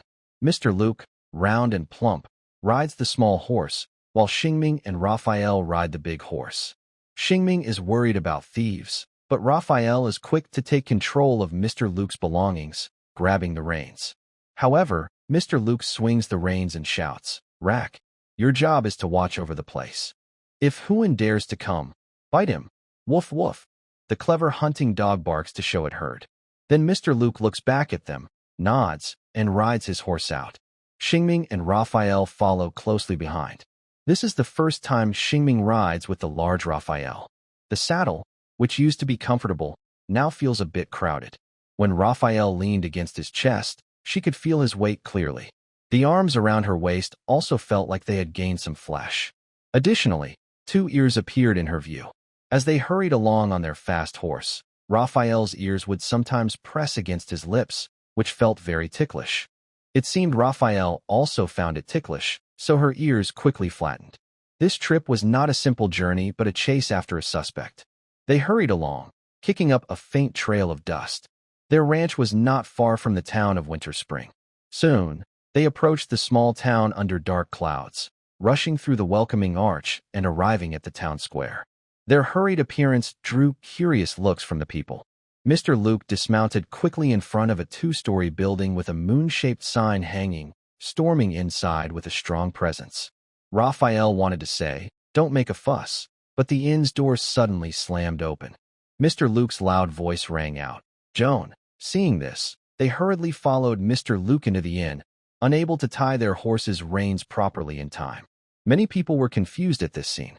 First, a little girl and her father, who were standing on the stairs, and a rarely seen white elf man who was dining. From his movements, it was clear he was about to play his lute. Most shocking was a blond man cleaning a window with a cloth.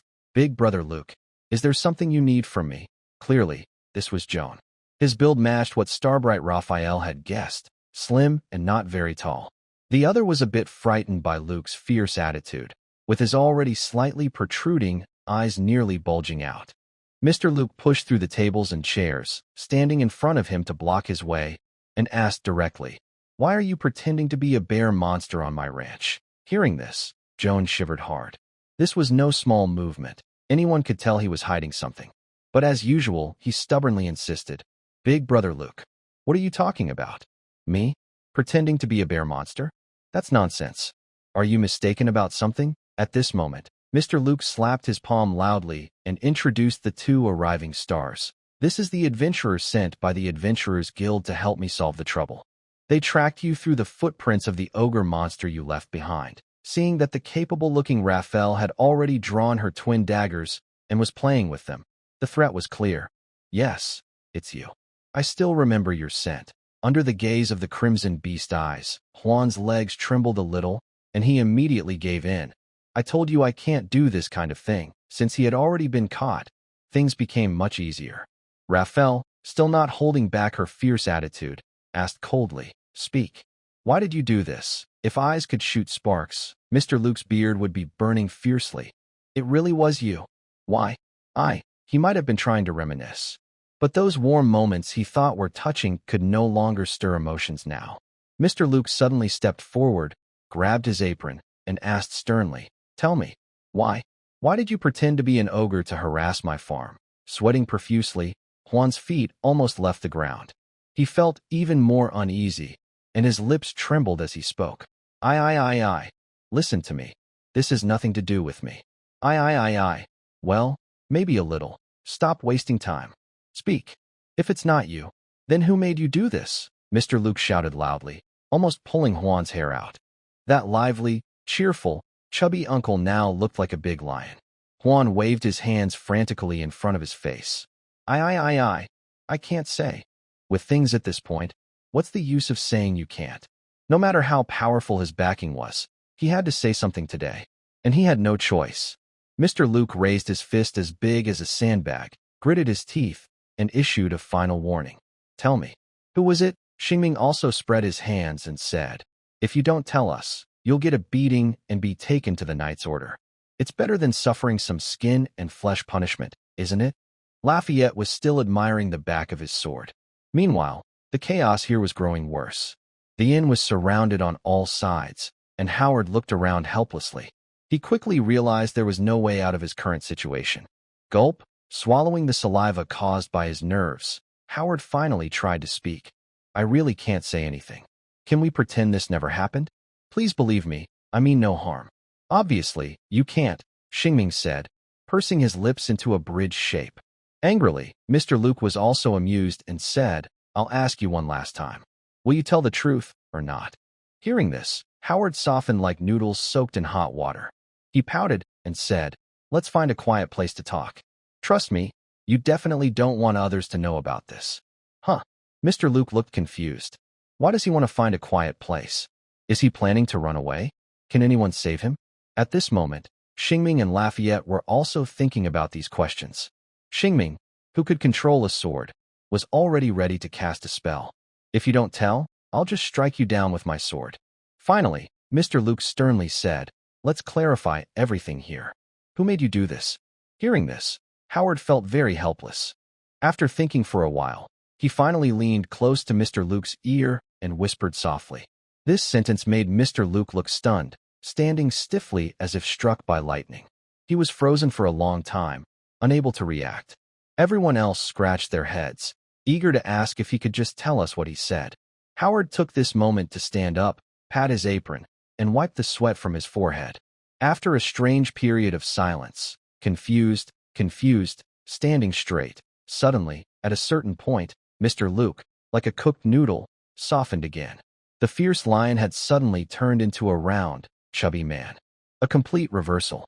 Now it was Mr. Luke's turn to wipe his sweat.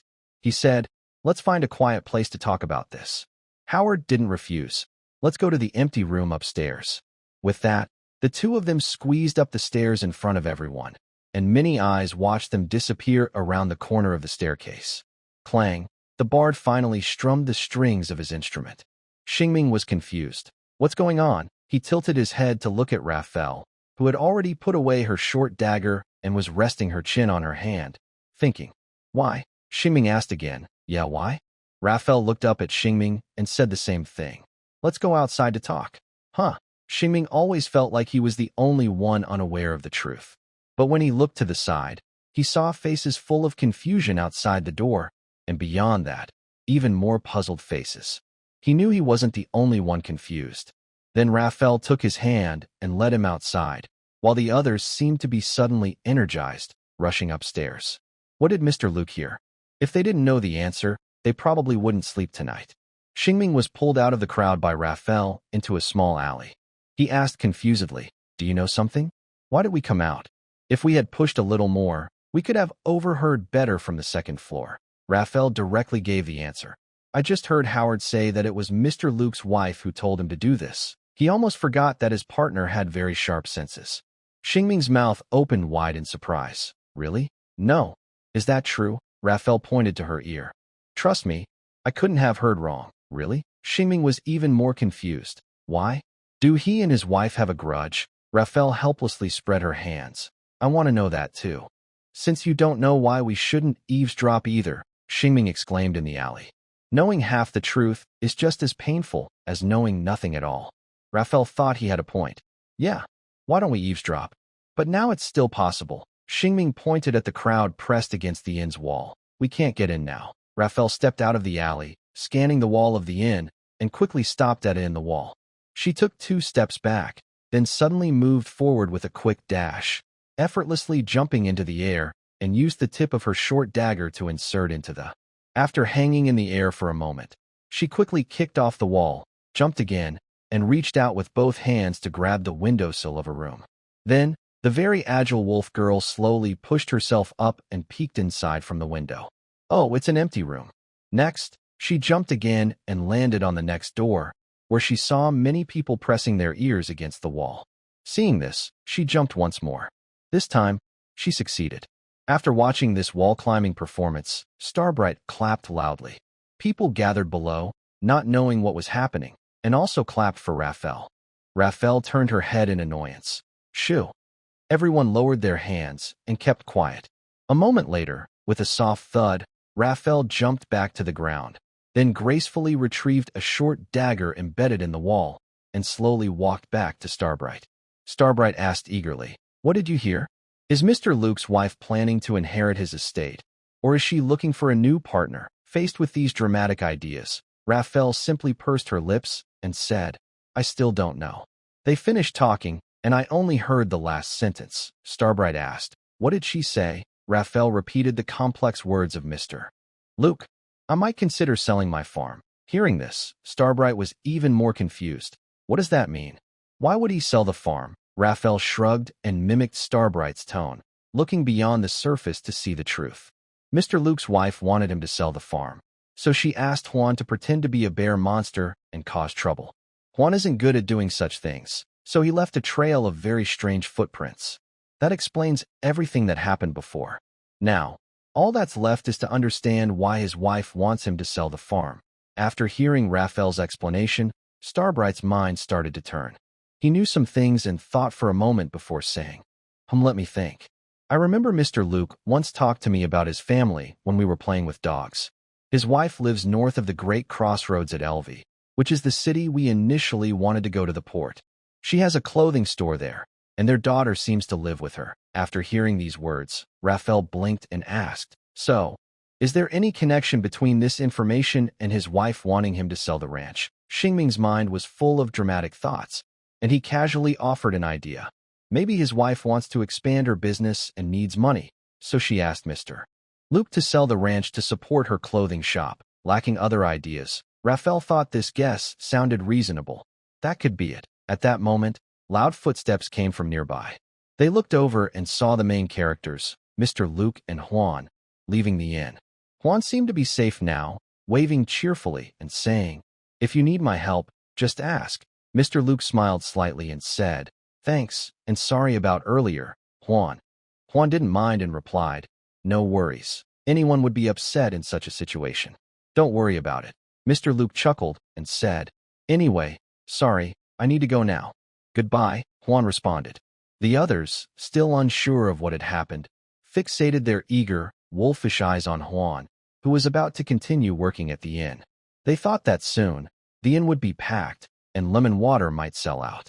Meanwhile, Shingming and Raphael didn't think much about it. They just needed to follow Mr. Luke to understand the full story. Mr. Luke, riding his small horse, looked around and finally focused on the mascot and captain of the team, who had distinctive ears. He waved and said, "Good job, little guys. Let's go home." Both of them pursed their lips and then mounted their horses. Raphael asked, "Can I ride too?" Shing didn't know how to refuse and simply said, "Of course." He then tightly held Raphael's waist, eyes wide as if about to go on a roller coaster. Raphael felt her waist almost being squeezed too tightly and could feel Shing's stomach growling. She asked, "Are you feeling unwell? You seem to be in pain." The stomach growling was because he hadn't eaten enough. Shing replied, "I have a feeling it might hurt later." Raphael was confused, thinking there might be some warning signs before a stomach ache. However, Shing's intuition was wrong. The journey there was full of energy, but on the way back, everything was very calm. Uncle Luke, who was chubby, sat on the small horse, seeming lost in thought. He swayed gently, like a toy on a rocking horse. Behind him, Raphael saw this and couldn't ride too fast. She could only follow behind, swaying along. This slow pace made her feel bored. She kept yawning, once after another. They slowly and lazily returned to the ranch. Facing the puzzled look of the hunting dog Rake, the owner, lost in thought, walked into the house. Following behind, Raphael and Shing saw Mr. Luke sitting on the sofa by the fireplace. They also sat down, but there was only one sofa. Shing sat on it, and Raphael sat on the armrest. The quiet atmosphere quickly changed as Mr. Luke spoke, turning naturally into a conversation. Mr. Luke sighed, saying, "I think I am doing the right thing." Shing calmly asked, "Why are you selling this ranch? Is it because your wife needs money for her business?" Mr. Luke didn't ask how he knew about this. Lost in his tangled thoughts, like his beard, he spoke as if relying only on his small brain, saying whatever came to mind. "It's not that complicated. She just wants me to leave this ranch and go to Elvie to be with her and our daughter." Hearing this, the two exchanged glances and pursed their lips. There was indeed a hidden reason, but it wasn't dramatic, just about family love and a father's responsibility. "So," Shing said, "it's because both of your businesses are not flexible enough, so she wants you to give up the ranch." Mr. Luke nodded. "Yes, she earns enough from her clothing store in Elvie to support our family, so she wants me to sell the ranch and go to Elvie." Hearing this, Shing realized things weren't that simple and directly said, "You two have discussed this many times before, but you haven't agreed, right? This time?" He finally got the correct answer. Mr. Luke nodded. "That's right. I don't want to give up this ranch and sell it to someone else." Giving up the ranch he had worked so hard to build was impossible. Very reasonable. But Shing still asked, "Mr. Luke, why don't you want to give up this farm?" Mr. Luke suddenly looked up. Shing and Raphael followed his gaze and saw the picture frame they had discussed earlier. They remembered it was Mr. Luke's father. This farm was built by Mr. Luke's grandfather and father, with hard work and sweat. Those reasonable thoughts were now filled with other heavy feelings. This land held his childhood memories and the hopes and emotions his family entrusted to him. Mr. Luke said, "When my father passed away, he told me to take good care of this place. It's the work of 2 generations of our family, so I can't give up this land." Hearing this, Shing and Raphael understood more clearly that this was a difficult problem, even though it was easy to explain. The man in front of them faced a hard choice. On one side was his family, and on the other was the land handed down from his ancestors. He had to give up one of them. Shing wondered, if he were in his place, what would he do? Raphael said casually, "Mr. Luke, why don't you find some workers to run the farm for you?" Mr. Luke smiled bitterly. This small farm only makes enough money to pay the workers' wages. Shing thought the same. If it made a profit, he probably wouldn't manage the farm himself, just to save money. Raphael then fell into the same kind of thinking as Shing. He could only choose one thing. He couldn't have both. Mr. Luke had already made a decision at the inn. "I think I will sell this farm and go find my family." But his tone was heavy. His expression looked like he would be worried and sad, even if he went to Elvie. Neither Shing nor Raphael could help him with his decision. Raphael simply said, "I hope you make the right choice." Mr. Luke chuckled. "What is the right choice? Both sides seem right, but both are wrong too." "I really don't know what to do," Raphael said. "At least, you should make a decision you won't regret." Mr. Luke replied, "I hope I can do that." After saying that, he seemed a bit tired or maybe annoyed. He stood up and said, I'm going upstairs to rest. You haven't slept all night, so go to bed now. Xingming and Raphael were both very sleepy and almost ready to fall asleep on the spot. They also stood up and watched the old man, who was hunched over and almost curled into a ball, climb upstairs.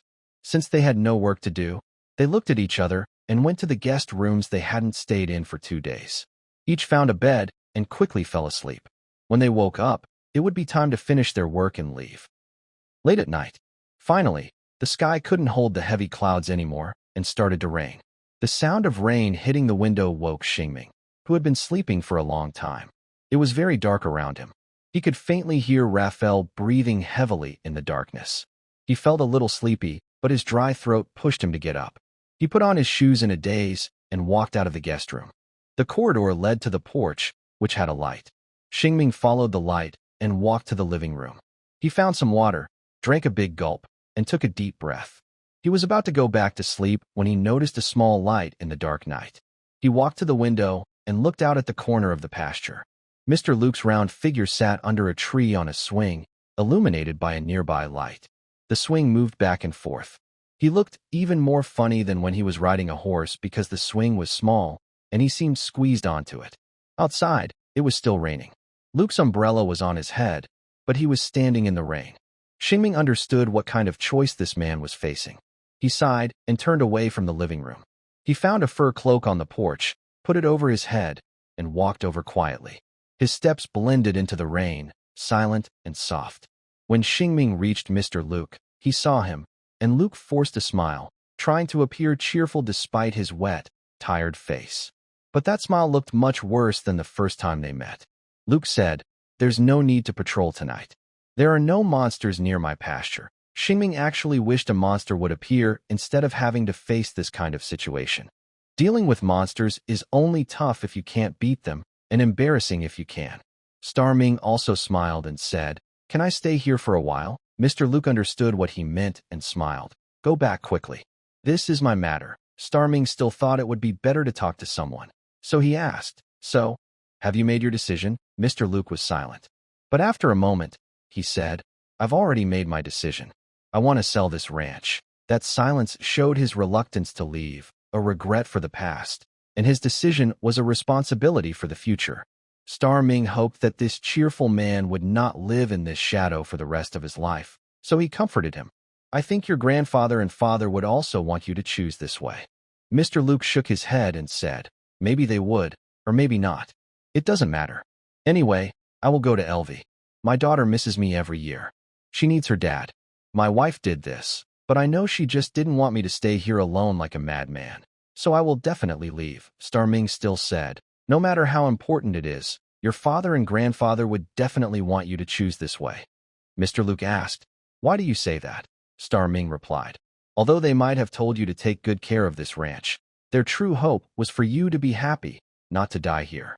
If this place made you unhappy, your father, if he were alive, would surely have driven you away." Hearing this, Mr. Luke looked at the sky. Maybe he wanted to find relief from this question. He asked the sky, "Dad, I want to go to Elvie to take care of my wife and daughter. Will you blame me?" Starming also looked at the sky. He believed that if it were the uncles from Lofter Village, they would definitely want him to choose this way. To find his happiness, they would definitely say that. Suddenly, with a puff, the small swing Mr. Luke was sitting on broke. It was made by his dad. Mr. Luke, who fell to the ground, stared blankly at the tree and suddenly cried. The chubby uncle's smile was very cute, like a big bear. Xingming and Raphael liked to see him like this. His lively nature could replace the sun resting behind the clouds. Standing in the corridor, they also smiled brightly. "Good morning. Come and have breakfast, little ones," Mr. Luke called out. "Okay," they replied together. Then Raphael nudged Xingming's waist with her elbow and whispered, "What did you talk about with the uncle last night? Why did he suddenly get better?" Xingming was a bit surprised. "You knew I went out last night," Raphael said. "With all that noise when you opened the door, of course I could hear." Xingming explained, "I was worried about disturbing your sleep, so I opened the door very carefully." "Thank you," Raphael said. Xingming tilted his head. "You're welcome." Raphael felt they were drifting off topic and quickly brought the conversation back. "So, what exactly happened?" They had already reached the living room. Xingming casually pointed with his thumb toward the swing outside and said, "It's not much of my business. It's about a strict father who doesn't want his child to worry." Raphael looked a bit confused but understood. At this moment, Mr. Luke brought more jam and butter. They couldn't stay standing there, so they sat down at the dining table. Today, Mr. Luke wore a bright red checkered shirt. As he sat down, one of the buttons suddenly burst off and shot out. Raphael tilted her head and easily dodged it. The dog, Lucky, sighed and quietly went over to pick up the embarrassing button for his owner. Xingming looked at the dog's expression of helplessness and raised an eyebrow. It seemed that this dog was smarter than expected. Could it be that when Howard first came to the farm and made those scary bear footprints, the clever dog understood everything but chose to stay silent? Maybe it was to ensure its adorable little owner had a father figure to grow up with, and also to prevent its old owner from always wearing a stern face and wandering around the farm like a ghost. Every day, hearing the uncle talk to him, the dog's ears were almost calloused. Xingming thought it would be nice to find a pretty female dog in the city. It turned out the dog had known everything all along. Xingming clicked his tongue and gave a thumbs up to his amusing idea. Mr. Luke looked at his belly with an awkward smile and said, "I haven't worn this outfit in a long time. I didn't expect I would gain so much weight." Xingming laughed and said, "It's time for your wife to make you a few new clothes." Mr. Luke chuckled and replied, "Actually, I have many clothes made by my wife in my wardrobe, but I think those clothes are too flashy." Xingming pointed at his belly and joked, "But now you have to wear those flashy clothes." "You're right," said the uncle, who was dressed inappropriately for a meal. He left a quick remark and stood up to go upstairs to change clothes. "Please start eating first." "Okay," the two little ones agreed. They had been hungry all night and immediately started showing off their food. Recently, they had been eating at different places, enjoying delicious meals everywhere. Raphael had not only grown taller, but also gained a little weight. Xingming, who used to be rough and tough in the village, now had a softer, rounder chin. But they didn't worry much about their looks. If there's good food, why not show it off? They might be hungry again tomorrow. Just as Xingming was showing Raphael how to eat a jam-covered bread with sizzling grilled sausage, Uncle Luke returned. His arrival made Xingming's sausage slide back from the bread onto the plate. At this moment, Mr. Luke was wearing a shiny black vest decorated with mother-of-pearl, checkered black and white pants, and a white shirt with sleeves that looked like they were blooming. Xingming strongly suspected that Remy's white shirt was designed by Mr. Luke's wife. Raphael, dressed in a short top and shorts, was completely shocked. Her sense of beauty and worldview suddenly collapsed. She didn't know if something looked good or bad. Could it be that everyone in the city dressed like this? Having seen many storms, Xingming clapped his hands and said, "Wow, so handsome." Like a young man in his 20s, Raphael thought that Sindel was a bit behind the times. Mr. Luke looked with big round eyes and asked, "Isn't this too flashy?" Xingming, while putting the sausage back on the bread, said, "Of course not." After saying that, he took a bite, chewing while looking at his clothes and then at the silly, adorable wolf girl. Suddenly, he was back in his small village, whispering, maybe a little. Mr. Luke, who hadn't heard those words, smiled and said, "In that case, I think you'll like the gift I have for you." "A gift? Who wouldn't like to hear those words?" The sausage in Xingming's bread slipped out again and landed on the black cloth bag that Mr. Luke was holding. His bright eyes seemed to be saying, "Let me see what treasures you have." "But one shouldn't be so greedy," he said. "We haven't helped you much, Mr. Luke." Mr. Luke brought the bag over and smiled. "I don't like hearing that. You've helped me a lot, and that's the truth." As he spoke, he opened the bag, and the items inside sparkled under the chandelier's light. Of course, they weren't jewelry, but a collection of very well-designed clothes. Mr. Luke explained, "These clothes were made by my wife, but I never wore them. I want to give them to you." Xingming said, "Oh, I feel I can't take the gift your wife gave you." Mr. Luke patted his belly and said, "I can't fit into these clothes anymore. Throwing them away would be a waste. Besides, I get new clothes every year." Being too polite was starting to seem pretentious, so Xingming clicked his tongue and said, "Then thank you, Mr. Luke. We will wear the clothes you gave us and shine all over the world." Mr. Luke joked, "Can you help promote my wife's clothing shop then?" Xingming agreed, "I'd be happy to." "Can you tell me the name of the shop?" Mr. Luke said. "Mashasha Tailor Shop." Xingming replied, "Got it. If one day I get beaten up and look terrible, I won't say my clothes are from Mashasha Tailor Shop. Ha! Mr. Luke laughed. You must come find me. Your Uncle Luke will help you fight off those bullies. Ha ha. Okay, Xingming also smiled. They finished breakfast happily. Finally, it was time to say goodbye. Xingming carried a big bag of clothes on his shoulder, held the certificate of completion from Mr. Luke for the Adventurers Guild in his hand, and stood in front of the carriage, just about to say farewell. Mr. Luke suddenly remembered something and said, "Wait a moment," then hurried back to his room. He took something and quickly returned, saying, "I've given you clothes that are all men's clothes, so this is a gift for you, clever little half-wolf girl." Mr. Luke was holding a pitch-black bow. The bow had smooth, natural lines, tall and strong. Under the dim natural light, the bowstring shimmered faintly with a silver glow. This bow was handed to Raphael. Just holding it, she could feel its heavy weight and comfortable grip, telling her this was a good bow. It was better than the ones given to the soldiers of the Zinsel hunting team. She looked up and asked, "What is this bow made of?" Mr. Luke smiled and said, "The bowstring is made from a type of beast muscle I can't remember, mixed with a little metal slime for refinement. The wood is from the Windhowl forest, made from Windhowl wood, which can withstand quite a lot of force." Yes, Raphael also sensed that her strength might not be enough to fully use the bow's power. She couldn't help but ask, "Can I accept such a valuable gift?" Mr. Luke laughed and said, "Of course you can, and it's not as expensive as you think, just a little metal slime used in the bowstring. This bow was something I impulsively wanted to learn hunting with, but unfortunately, I never had time to go hunting. I doubt I'll have the chance once I reach Elvi. It should also shine brightly around the world, just like those clothes. You deserve to have it more than I do." After speaking, the uncle patted Raphael on the shoulder. It was clear he truly admired her quick decision-making when handling problems. Raphael liked this gift very much. She bowed slightly and said, "Thank you, Mr. Luke. I will definitely cherish it." Mr. Luke nodded with a smile and said, "I hope this bow can help you overcome the difficulties on your journey." Xingming also bowed and said, "Thank you, Mr. Luke, for your hospitality these past 2 days." Mr. Luke placed a hand on Xingming's shoulder and smiled. "Thank you both for your company and for coming to talk with me last night." Finally, the lively uncle spun the two of them around like a top, then patted their shoulders. "Although I will miss you, it's time for you to continue your journey. Goodbye." Xingming and Raphael waved to the uncle. "Goodbye, Uncle Luke. If we ever go to Elvi, we'll visit you." Mr. Luke smiled and waved back. After saying their final goodbyes, they climbed back into their big cart and left the farm. Before leaving, they looked back one last time. They will remember this place, and remember Uncle Luke, lively and full of energy. They will remember Uncle Luke standing outside the farm gate, watching them go. They will remember how Uncle Luke's posture suddenly slumped as he looked away.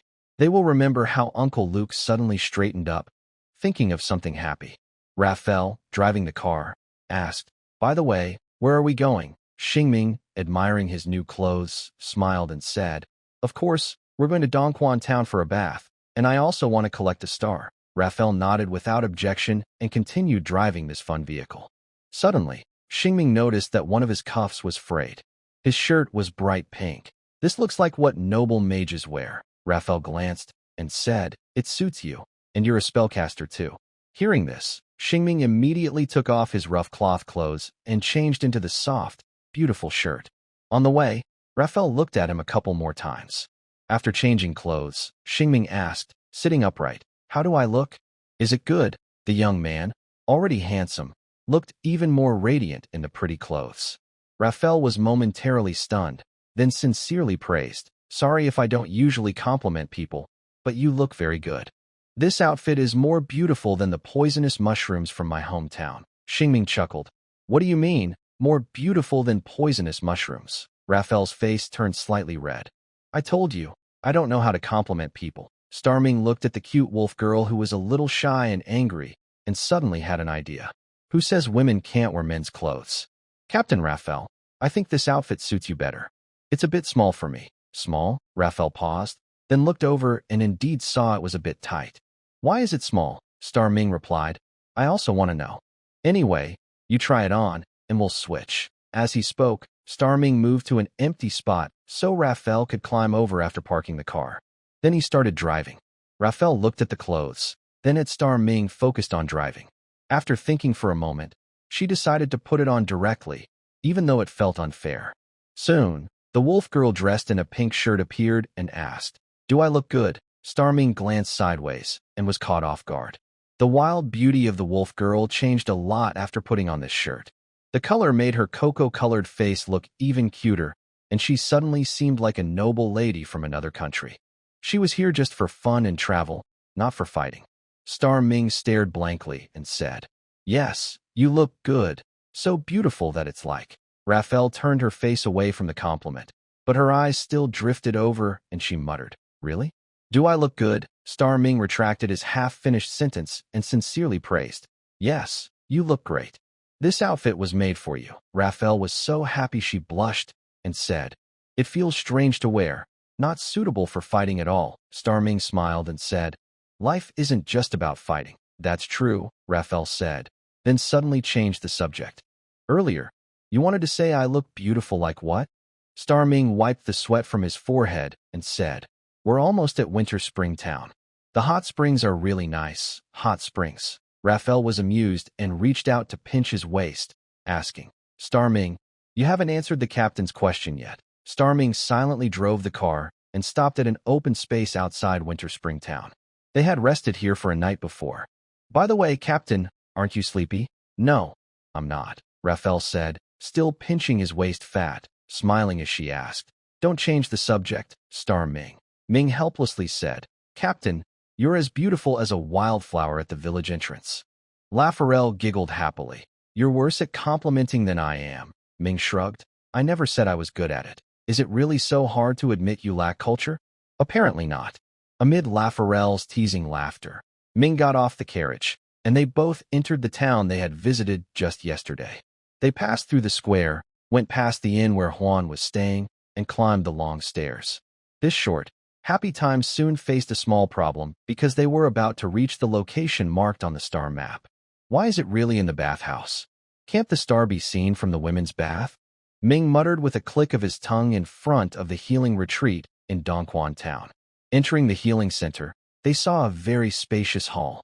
Unlike the simple, elegant exterior made mostly of wood, the inside used many different materials and was quite colorful. Along the walls, every few meters, there were flower pots with pink buds on tall stems. On the carpeted floor, which was green like grass, there were stone display stands with various weapons. Ming casually stopped in front of one display case, looking at a rusty hammer and the words and handprints below. Arik the Skullbreaker, the hammer used to crush the head of a goblin during the first hunt. Since that day, I've loved the feeling of smashing enemies' skulls with one. Looking to the right, there was a huge black shield. Said the fireproof shield, it was originally silver, but was scorched after enduring dragon breath. Ming was surprised. Is it really that powerful? This shield had been used by a dragon. Seeing this, Raphael also understood. These were weapons left behind by legendary adventurers, used and kept here. They might not have much practical value, but they definitely hold sentimental meaning, especially in a healing center frequented by adventurers. Having so many legendary weapons here makes the place seem impressive. So many strong people have bathed here, so it must be very effective. That's why the owner of the healing center bought these weapons. They continued walking, stopping to look around. Ming feels like he's walking through a museum, where many of the items left behind are quite interesting. For example, there's a dung fork. It has a note that says, "I was ambushed by an enemy while I was defecating, and I stuck this fork into their mouth. I dedicate this lucky item to you. May you always have a handy dung fork when you're ambushed while going to the bathroom." Ming accepts this blessing. Then he walks along the carpet to two receptionists dressed in white robes embroidered with snowflakes. One of them smiles and asks, "Would you like a private healing courtyard with a guest room, or do you prefer to rest in the healing hall?" Ming analyzes his words. Basically, he's deciding whether to go to a private room for hot springs or to sit down for a meal. But these details aren't very important. Ming points in the direction between the two receptionists and asks, "Is that the healing hall over there?" They all look at his finger and reply, "Yes." Seeing this, Ming says, "We want to rest in the healing hall. Please give us 2 tickets. One of the receptionists says, 2 healing tickets cost 1.5 silver lorents. If you're willing to pay another silver loren, you can stay overnight in a guest room at the healing center." We'll provide a hearty dinner, and you can come and go from the healing hall all day. If this isn't your first time here, you should know this is a good opportunity. If you come late or it's not winter yet, it's hard to get a room in the hall. Ming hesitates a moment and then asks Raphael, "Do you want to rest for a while?" Raphael squints and yawns, saying, "I feel great." Ming takes out his wallet, pulls out 2 silver coins, and searches for more, finally finding a half-silver coin. He says, "We want to stay here for one night." Raphael glances to the side and says, "I'm really not tired. I feel like I've already shaken off the exhaustion from accepting the power." Ming replies easily, "Seize the opportunity. It's not going to come again. Paying 1 silver Lorn for a day's stay and a meal isn't bad. Besides, we've been living a reversed day and night schedule lately, so it's time to adjust our routine." The receptionist smiles and says, "I believe you'll see soon how right your choice is." Lafayette pursed her lips, secretly hoping you didn't deceive us. Soon after, a staff member took out a set of keys and said, "Use this door over here. You can store your belongings in the 3rd room on the 2nd floor, then walk down the corridor on the 1st floor to the healing hall to rest." Ming nodded and said, "Okay." After chatting, they walked through the door on the left side of the hall into another room, where a faint smell of herbs was already noticeable. At the same time, Ming could see from the star map that his star was ahead. However, since he hadn't put down his belongings, he decided to go to the room first. This room had stairs leading upward on the left side. Ming and Lafayette first went upstairs, suddenly finding themselves in a suspended wooden corridor from a closed space. The wide view and fresh breeze made them pause for a moment. From here, they could overlook the entire town, see the distant river and mountains, and watch the forest turning golden. "This choice seems really good," Lafayette said with agreement. "Yes," Ming replied. While looking at the whole town, they walked to the 3rd room. Ming used the key to open it. It was a small room with 2 beds, a lamp, a wardrobe, and a small potted plant. Honestly, it was similar to a normal hotel room, but the view outside made them think this room was also nice.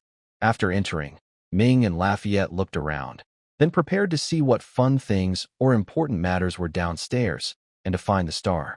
They put down their wallet and weapons. Ming and Lafayette locked the door again and returned to the 1st floor. They walked along the corridor for a while, then reached a fork with left and right paths. "All right, the men's side is to the left, the women's side to the right." Ming raised an eyebrow, looked at the star map, and saw his star straight ahead. "So, the question is, what is behind the door directly ahead?" Lafayette, with a playful smile, asked, "Could it really be on my side? Then you might have to give up this star." Ming pointed and said, "It's right in front." Hearing this, Lafayette also looked at the door, puzzled, then asked a staff member dressed in a snowflake-embroidered robe, "Where does this door lead?" "Thank you." Shing immediately relaxed, almost thinking his intuition was right. Raphael chuckled softly and said, "Looks like everything's fine. Now you can go find your star."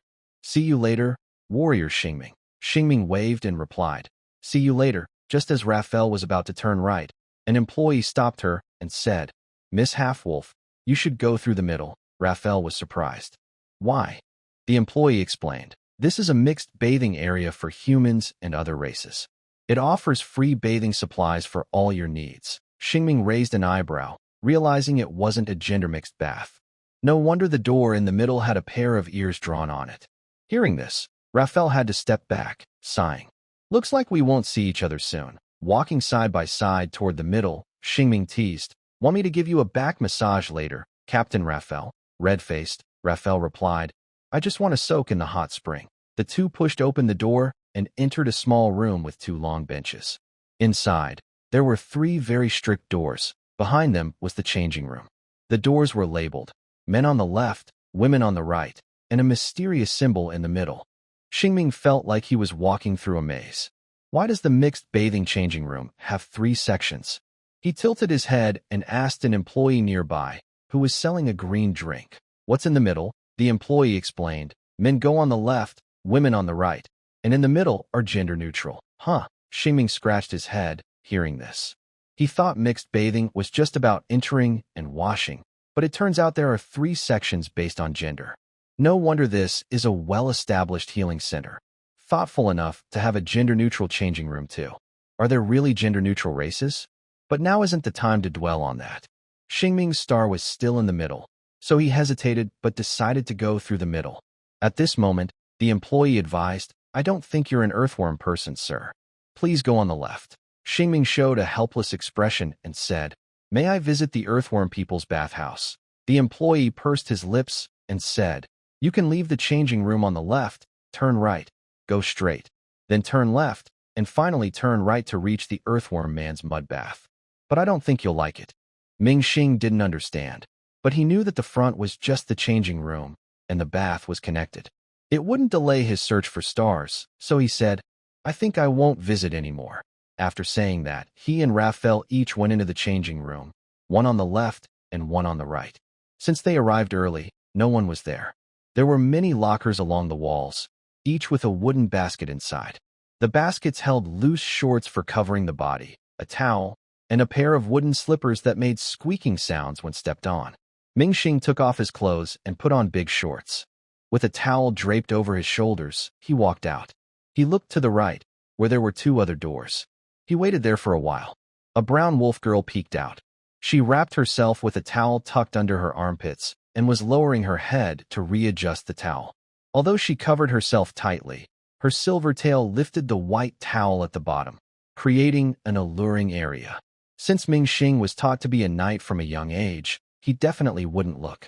When her gaze met Ming Xing's suddenly, she looked away nervously for a moment, then confidently looked back and started walking. "Let's go." Raphael had already taken a step ahead, walking in front of Ming Xing. The silver tail, which was the cause of the towel lifting, swung back and forth in front of him. The absolute territory was no longer so absolute. But Raphael was also wearing shorts, which were naturally smaller than Ming Xing's big shorts. He could see her thighs, which had become fuller in the past 2 days, swaying as she moved. Her shorts were squeezed between her hips and thighs as she walked, then loosened again. Ming Xing's eyes followed the swinging tail, shifting left and right. When the tail moved right, he looked left. When it moved left, he looked right. Clearly, the tail was more attractive than the stars. While looking around, Raphael asked, "Ming Xing, where are your stars?" Coming back to himself, Ming Xing silently waved his hand in front of his eyes, summoned the transparent star map, and looked at it before replying. "They're still ahead." At this moment, the corridor had rooms marked with various symbols, such as one with a frog. It seemed to be a bathing room reserved for frog-like creatures. There were also rooms with wooden signs and flames. Star Ming glanced at one of the signs.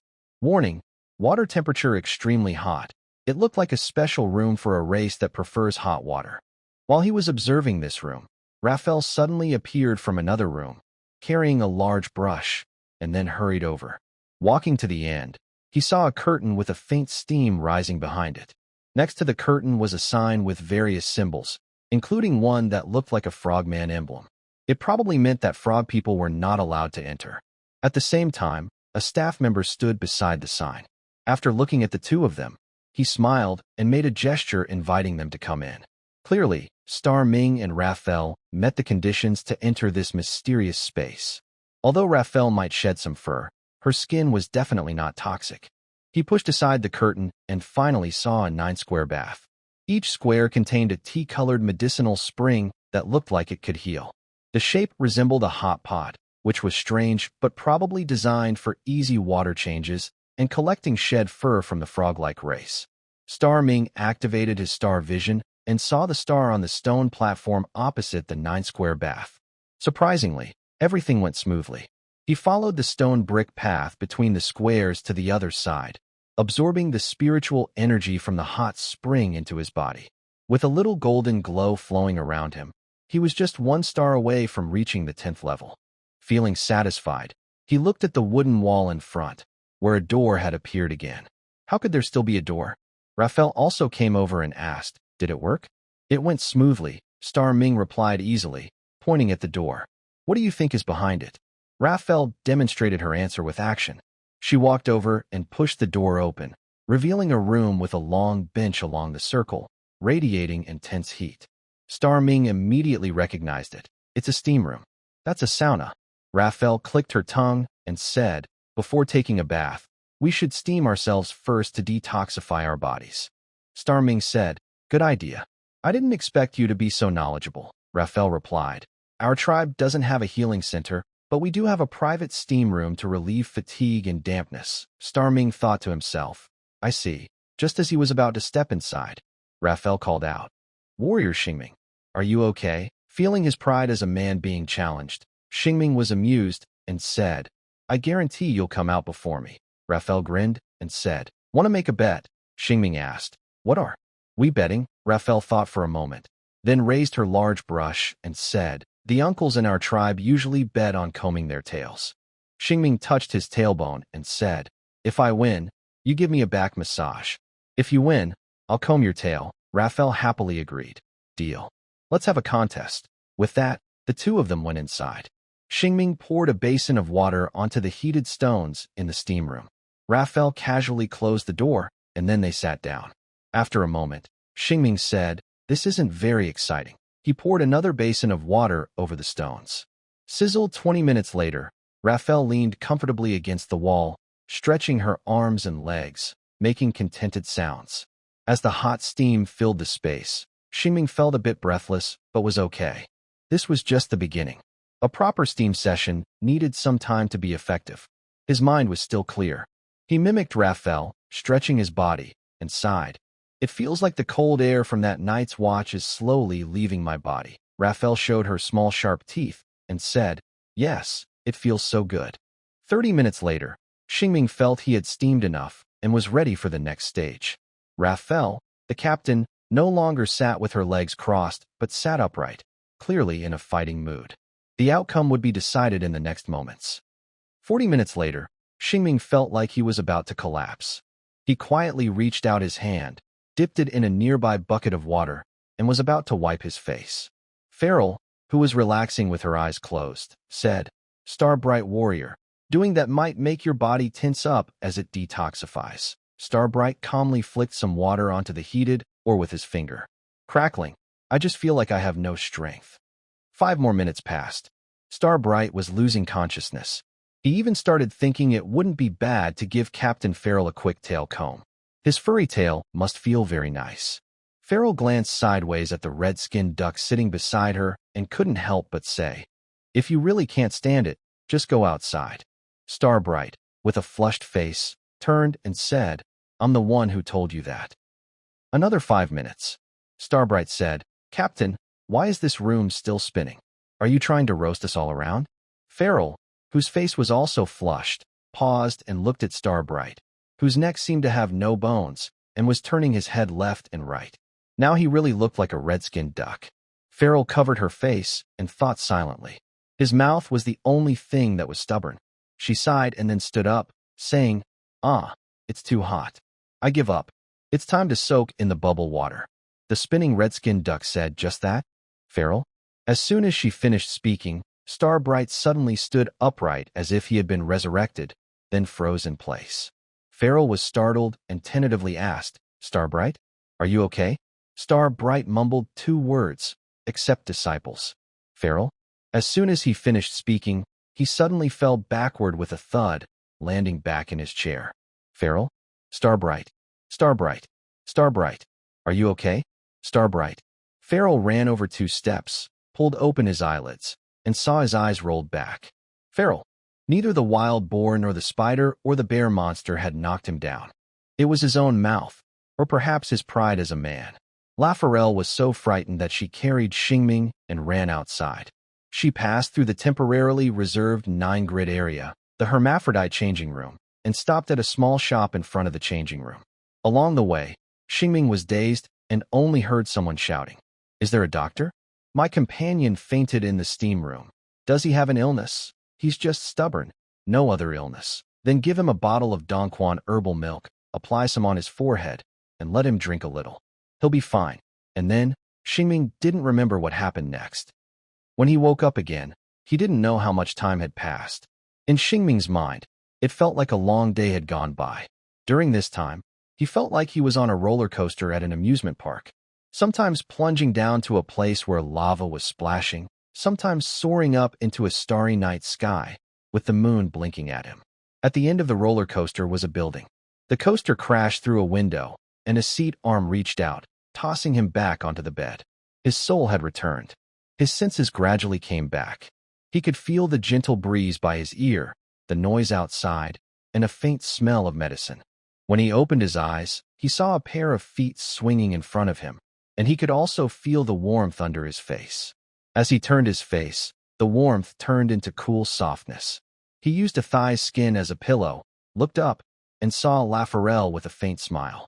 She held back her laughter and asked, "Feeling better?" Shing weakly replied, "A little dizzy." Hearing this, the wolf girl leaning against the bed moved her wrist again, quietly fanning him with a fan. Shing, lying on his side, turned his face and rested on her warm skin.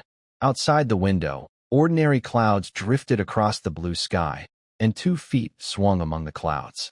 Gradually, more visitors arrived in Dongquan town. People talking, the sound of horse-drawn carriages. It was quite noisy, but the gentle sound of the fan's breeze was especially clear among these noises. It was rhythmic. Whoosh whoosh. During a pause, she softly said, "Let's rest a little longer. There's nothing urgent to do anyway." Yes, it was a peaceful and calm day of rest. Lian Yin asked brightly, "How much time has passed?" Raphael playfully rolled her eyes toward the ceiling and thought for a moment. "Half an hour," Shing said. "I thought it was already afternoon. Time is passing much slower than I expected." Raphael casually said, "Isn't it better if it goes slower?" In this relaxed chat without a clear focus, the topics jumped around a bit. Shing didn't think much and simply said what he felt. "Of course, that's good," Raphael smiled. Then Shing continued to lie down. After a while, he felt it might be rude to keep sleeping on Raphael's lap, so he said, "I'm fine now. Captain, you can go back to rest." "Thank you," Raphael asked. "Are you really okay?" Shing honestly replied, "I feel a bit dizzy," Raphael said. "Then you should stay lying on my lap. I'll fan you to cool down." Shing pursed his lips. Sleeping on the captain's lap was very comfortable, and he rarely argued about it. "Then I won't be polite." Raphael smiled slightly and picked up a small bottle from a nearby cabinet. "But before you rest, can you sit up and drink a little of this?" Shing turned his head back, got up, and took the small green potion. He drank a couple of sips quickly, then smacked his lips. The faint herbal scent mixed with the sweet, rich milk made it taste very good. From Raphael, he learned that this was a special milk drink from Winter Spring Town, which could help relieve mental stress and physical fatigue. The effect of Winter Spring's medicinal milk was quite good. As soon as Shing lay down, he started to feel drowsy. While lying there, the sound of a fan fluttering became clearer in his ears. It was rhythmic. Whoosh whoosh.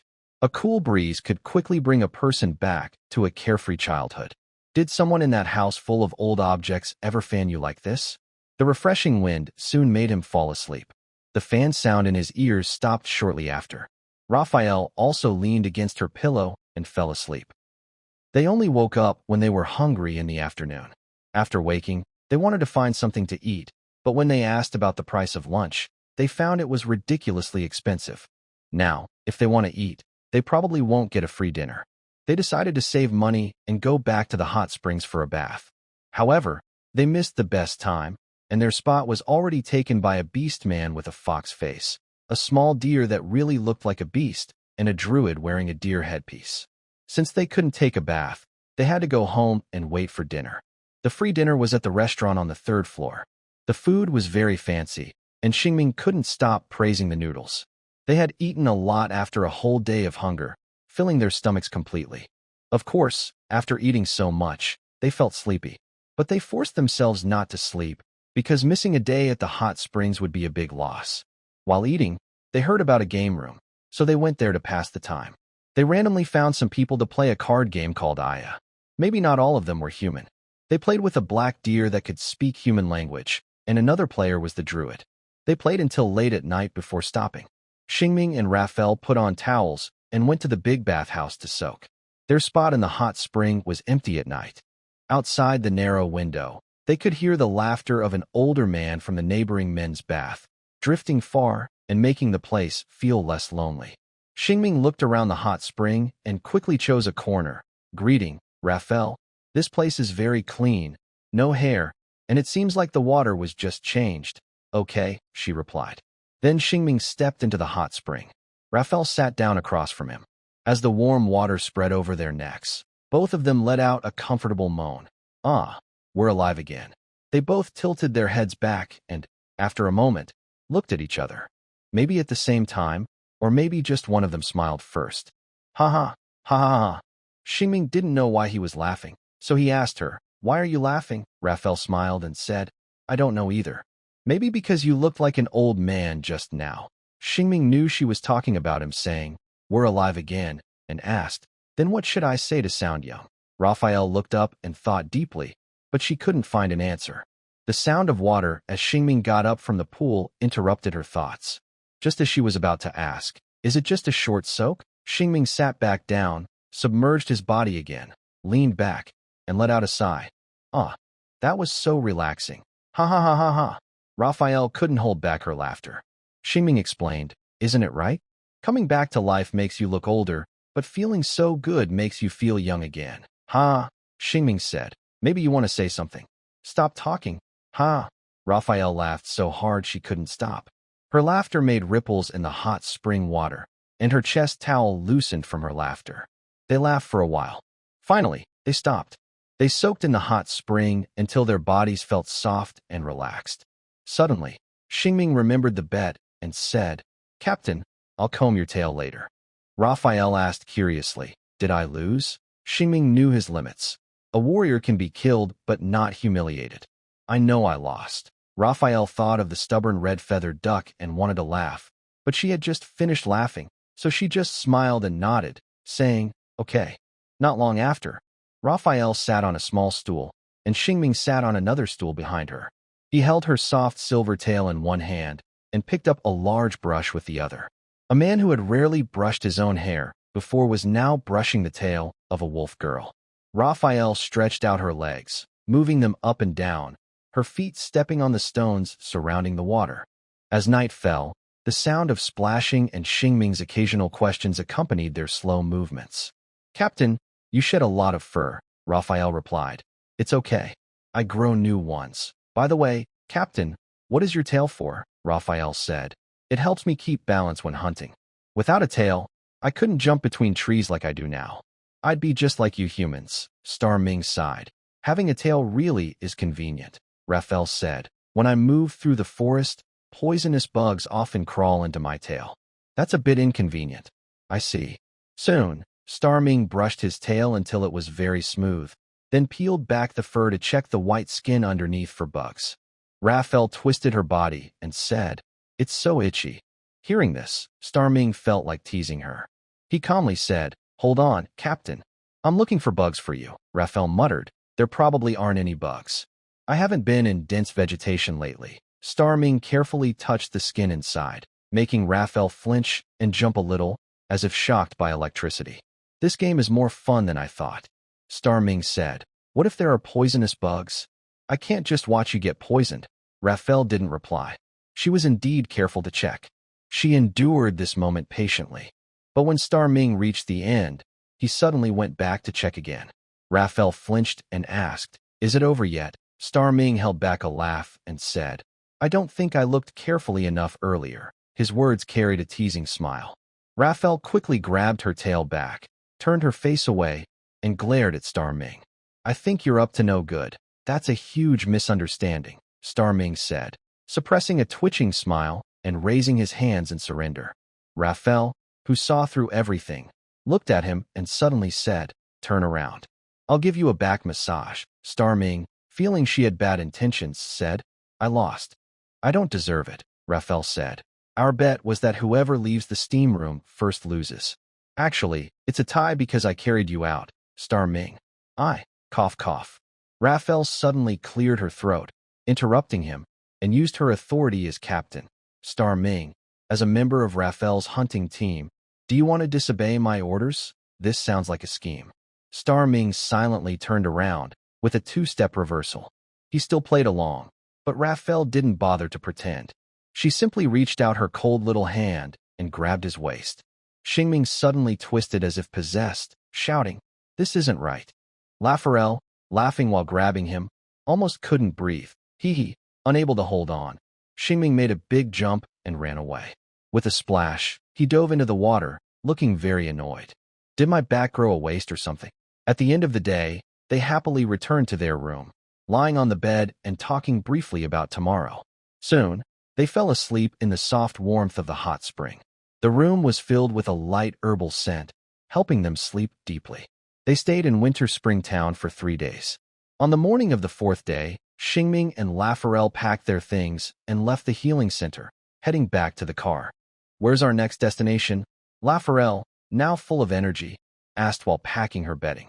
Shing looked at the map and sighed thoughtfully. "We should first go back to Latepet to report, then see if there are any quests nearby." In short, they probably didn't have a specific destination.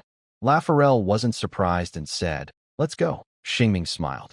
"Let's go." He pushed the control stick, heading toward the sunrise, passing by travelers who were curious about what adventures awaited in Winter Spring Town. On the way back to Latepet, they didn't take the same road as before. Remember, the road from Winter Spring Town to the inn was not a single path. Shing marked a route on the map he had traveled before. This time, he chose a different, unexplored road. This road passed through a village. Outside the village, the wheat fields had been harvested, leaving a vast open land. They passed through the village and reached a mountain with only a small stream flowing through, instead of a river. It had been a few days. The hair of the stone statue tree had turned a richer golden color than Shing's hair. Before reaching the inn, when Shing was on a hillside of a mountain, he encountered another star-shaped point. This star could allow Shing, who hadn't gained an upgrade in days, to level up again. He couldn't wait and jumped out of the car, saying, "I need to find my star." Raphael, who was chewing bread, poked her head out and said, "Wait for me." Star Ming waved his hand and said, "You stay here and watch the house. There is a lot of money in the car." Hearing this, Raphael could only watch him quickly run into the forest.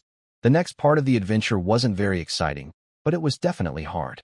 He climbed up and down the mountain, wanting to reach his goal quickly. But this mountain wasn't like a tourist spot. If he followed the trail built for people and used his strength, he could get to where he wanted. The mountain was full of uneven ground. Some parts needed Star Ming to use both hands and feet to climb, and some even required him to go around. There were also thick bushes that could cover his lower body. He couldn't go into those places because the branches would scratch his clothes, and there were spiders and bugs inside. So, he had to go around. This was the hardest mountain for Star Ming to climb. He zigzagged and jumped around for a long time. Finally, he saw the stars on the grass. The light shone through the leaves and made the stars look very sacred. Seeing this scene made Star Ming feel that his effort was worth it. He wiped the sweat from his forehead and walked over to touch the cross-shaped star. Once again, the star turned into a stream of light that washed over his body. The power of this star, combined with the power of the 4 stars he had gathered, helped him level up. Star Ming gained new strength again. Like last time, this strength was merging with 2 kinds of power. No, actually, 2 types of power. It wasn't a star sword that could hurt others. It was the star map and star pupils. As Star Ming opened his star pupils, the scene in the jungle became clearer. He could even see ants crawling in the soil. He also felt the golden mist on his retina moving faster. When he focused, tiny living beings were marked with golden mist as bright dots. This improvement was obvious. His eyesight got better, and his ability to sense life became stronger. In the few battles he had in his life, against wild boars, spiders, and ogre-like monsters, the golden mist that detected life moved very slowly. Now, it was faster and could detect even weaker life forms. After using the star pupils, he called out the modified star map again. To his surprise, he found a new marked cross-shaped star at the edge of the map. This improvement is very clear. When I first used the star map, I couldn't find this star. Now that I see it, it means the star map can explore a larger area. The benefits are obvious. Ming, who has been collecting stars along the main road, will now have more gains on the way. Although his fighting strength hasn't increased, the speed at which he improves it makes Ming very happy. While feeling joyful, he also quickly heads toward the next star's location. That star is still ahead. He quickly runs along the hillside, making sounds that scare away birds in the forest and prevent animals on the ground from making noise. However, some animals in the wild mountains are not afraid of Ming and are curious about him. Suddenly, Ming, moving slowly from halfway up the mountain, notices a black shadow near a wild strawberry plant. The shadow is also watching him. It is very large. No need for special vision to see it. A quick glance reveals it is a wild bear. Ming's heart skips a beat. Although it's not a mythical beast, a wild bear is still quite dangerous. It is definitely stronger than a wild boar. The bear stares at him with big, round black eyes and steps closer, showing bad intentions. It seems to be testing Ming's strength while approaching, not wanting him to leave. Bears in the wild are usually fierce and dangerous. Like mythical beasts, perhaps the myth is that they resemble bears. In autumn, these omnivorous animals must fight hard to gain fat before hibernation, making themselves strong and fat. If they don't get fat enough before winter, they will have a hard time during the cold season. This is their most aggressive period. So, the bear might be trying to turn Ming into its fat. Ming slowly walks forward, and the bear moves in the same direction. If they keep walking toward each other, they will definitely meet. Not confident in his strength, Ming doesn't want to provoke the bear. He slowly backs away, facing the bear. But the bear refuses to leave him alone. As a magic user, Ming cannot move quickly through the forest nor change the terrain with magic. The situation has reached this point. Getting closer now would be the worst choice. Xingming didn't have time to draw his star sword, and he couldn't win in close combat. "This is your fault for provoking me." Xingming grimaced and shouted a word, not caring if it was understood. He opened his hand into claw-like fingers, better suited for controlling power, and then bent his arm back. His clear blue eyes turned into golden crosses. 3 cross-shaped patterns appeared around his eyes. A cross pattern on his forehead released energy, summoning a star sword that floated at his shoulder, level with his arm. At this moment, anyone could see the killing intent in the young man's eyes. The bear, his opponent, no longer hid its desire to make him its prey. It roared loudly. Its heavy limbs moved quickly, and its strong body rose and fell. The sound of broken branches cracking underfoot filled the air. Xingming's cross-shaped pupils locked onto the bear's face, which was bearing sharp teeth and looking fierce. He raised his arm and clawed forward. The star sword instantly turned into a streak of light, rushing ahead. The black shadow of the attack and the streak of light collided in the next moment. Light and shadow intertwined. The scene in the view froze again. The star sword pierced through the bear's forehead, pinning it to the ground. The power of the star sword made the wild bear unable to move. Only its small, dark eyes showed confusion and anger at the situation, revealing its lively life. Xingming now had 2 choices. One was to draw his sword and run to cut its throat. He chose the second. A small cross pattern on his eye released energy into his palm, forming a tiny cross star. Why not use the big move? Xingming suddenly clenched his fist and crushed the star into pieces. At the same time, the star sword embedded in the bear's body shrank into a bright, sparkling point of light. That power was now at its limit. A loud boom echoed. The dazzling explosion briefly darkened the clear sky. The wild bear's body was knocked backward by the huge shockwave. It couldn't even roar in anger before the explosion hit. The light came quickly and disappeared just as fast. The Tyndall effect in the shade of the trees once again showed a moment of calm. The gentle breeze around him recorded the recent commotion in the forest. Xingming looked at the bear lying sprawled on the ground, withdrew his hand, and his rapidly beating heart gradually calmed.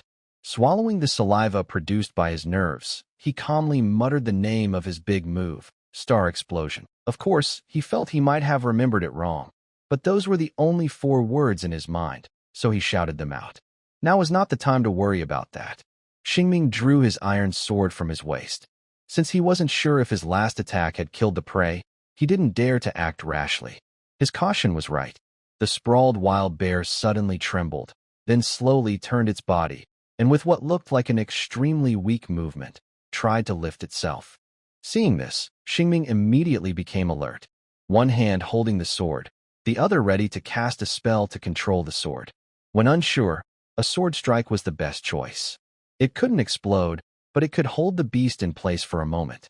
Whether to run or fight was up to him. After a while, thud, the bear that had just gotten up fell down again. This time, it was truly down. It couldn't get up anymore. Xingming kept a cautious watch for a moment. Seeing that the big bear's chest no longer moved with breath, he tentatively stepped forward, keeping a safe distance, and poked the bear with his sword. It was as dead could be. Huh. He let out a satisfying breath, realizing that in this narrow encounter, his skill had won the day with magic. This big move was really powerful. He thought to himself, although Shing didn't get a scratch in this fight, he had given his all. He used 2 of his 3 stars to instantly kill the bear. If it had been a bear monster instead, who would have won? It wasn't certain. More stars would be needed to sustain his power. Shing, with his starry eyes activated, looked around to make sure there were no other threats. Bears weren't like bear monsters. They are usually solitary animals with their own territory. This fight was exciting, but he couldn't let his guard down. He was worried that wolves or venomous snakes might come after him. Since he had just made a lot of noise, it was wise to stay alert and cautious. Looking around, I only saw 2 squirrels and no real threat. Ming then turned his attention back to the prey he had just caught. This prey wasn't as big as a bear monster, but it was definitely worth a few silver coins. Ming thought about taking the bear paw, bear bile, and bear heart. These items tied together could be worth 5 or 6 silver coins in a world where bears are common prey. He couldn't just leave the money here and behind. So, he decided to act immediately. He didn't plan to pick up all the stars and then come back, because he might not find this bear again. Ming drew his sword, spread his legs, and held the sword high, swinging it at the bear's paw. He used all his strength to slash, but only made a soft thud sound. The blade only slightly cut into the bear's joint. The bear was fine, but Ming's hand was a bit numb from the shock. He pulled his sword out, but the movement was stiff because his bones felt stuck, causing him to stumble a little. Ming's movements looked a bit clumsy, like he was inexperienced. It made him seem like a noble mage who didn't do much physical work. But in fact, Ming grew up in a village, running around and working hard since he was young. His physical strength was never a problem. This situation happened because his sword was dull and too light. If he had a sharp axe or a real good sword, even without much strength, he could easily cut through the bone. So, today's problem was mainly because Ming was poor. What to do when you're poor? Hunt and sell the prey. But what if you catch prey and can't carry the loot back? That creates a loop. Ming raised his sword again and swung, but missed his target. At this moment, he started thinking of the captain. Thinking of Raphael, this loop suddenly broke. Yeah, her nose is very sharp. As long as she comes back with me to find this bear, it'll be fine. Ming clapped his hands, feeling like a genius. He temporarily gave up bringing the loot back and turned around to continue his search for stars. He walked very carefully, holding his star, eye, and sword, afraid that being alone with just 1 star might bring more danger. People say, luck doesn't last forever. After struggling over mountains and valleys, Ming finally found a new star. Breathless, he hurriedly pulled himself into his body, suddenly sensing something strange. This was the first star he gained after his promotion, so he shouldn't have gained much power. Ming quickly checked to see what was different. Soon, after opening his star eyes and looking at himself, he noticed something unusual. Level 10, needs 10 cross stars to advance, 1/10. What is a promotion? Did I change jobs? Ming didn't understand, but he was very shocked. Reaching double digits didn't cause any big changes, but holding these 10 stars in his hand must mean something important will happen. After more than a month of struggling and learning, it seemed like he had reached a new threshold. Ming felt very happy. He looked back and imagined what he might become. After walking a few steps, he felt something was wrong. People don't always have bad luck, but sometimes trouble comes all at once. Ming looked at the forest, confused. Where did I come from? He remembered jumping around on the road, so he definitely didn't come straight back.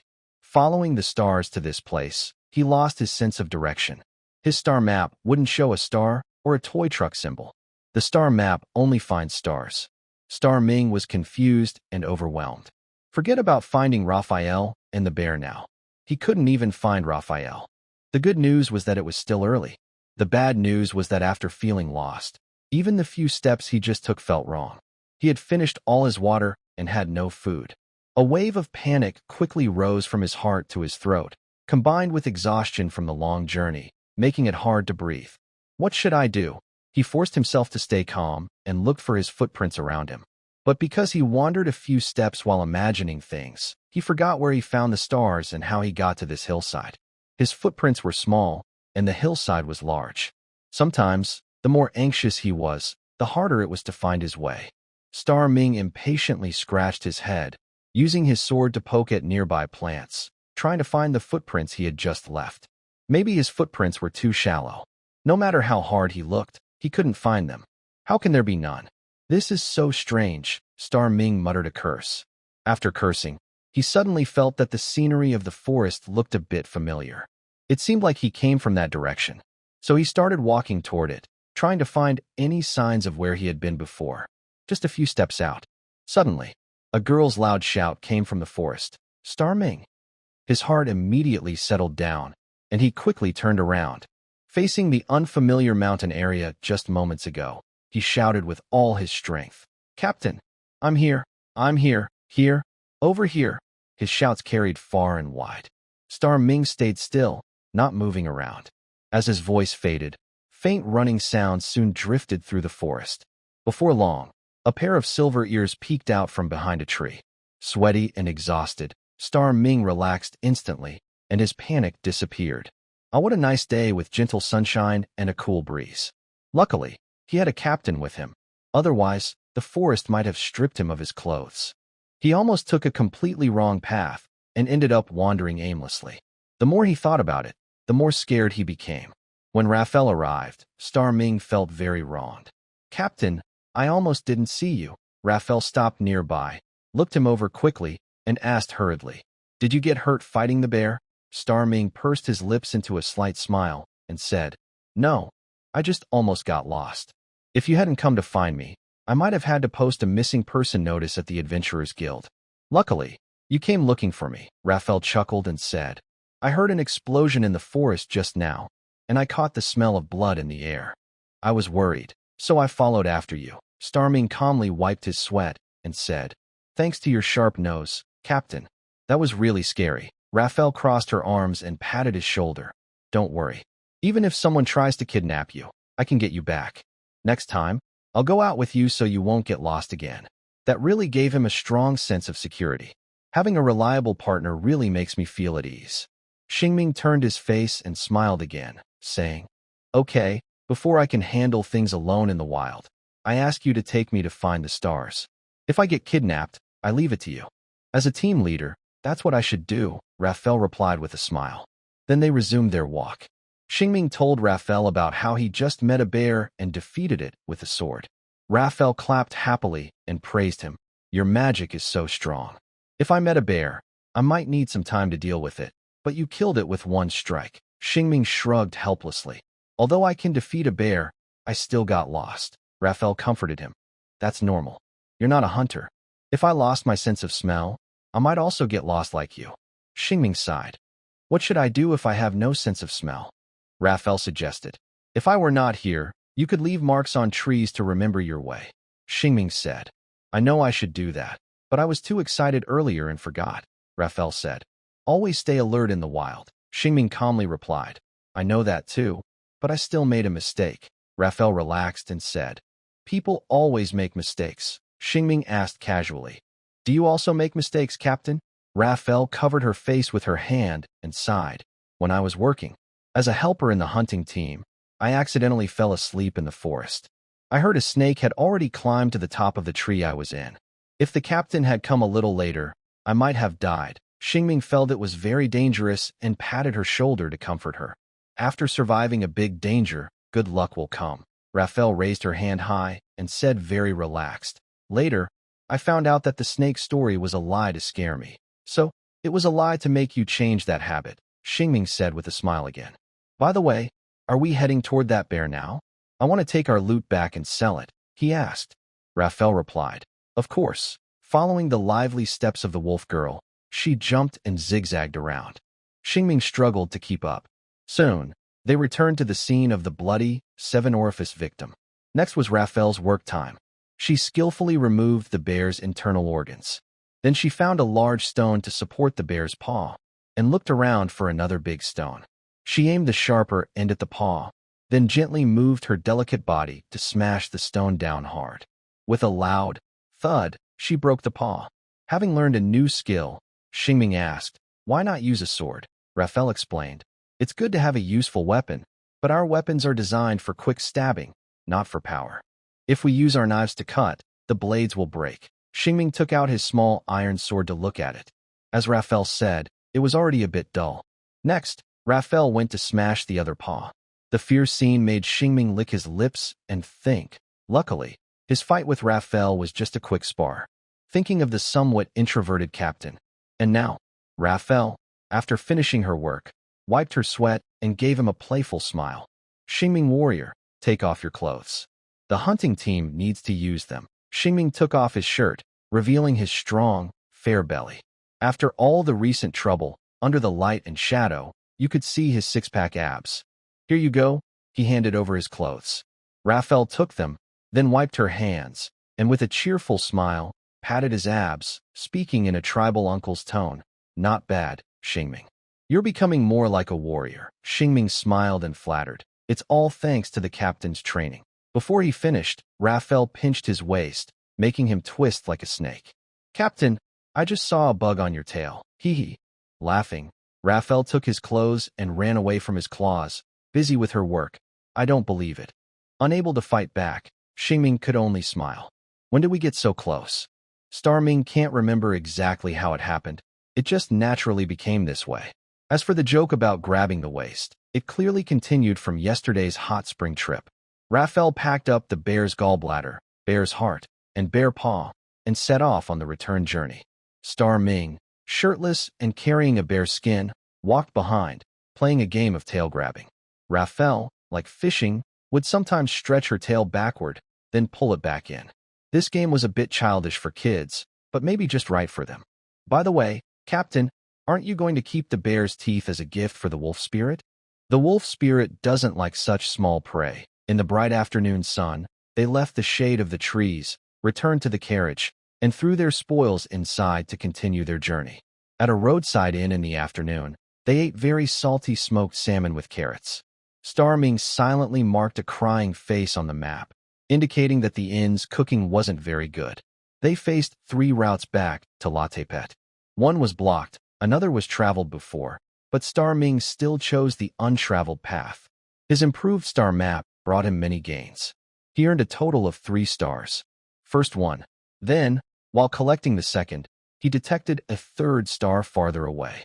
By the time he found the 3rd, the sky was turning yellow. Exhausted Starming and relaxed Raphael hurried into the city as the last light faded. First, they sold the bear's gallbladder to a local pharmacy, then went to report to the Adventurers Guild. The clerk listened to their story and paid them 2 days' wages, a total of 12 silver coins. Then she looked at the bloody package in their hands and curiously asked, "What is that?" Starming replied, "We encountered a bear in the wild.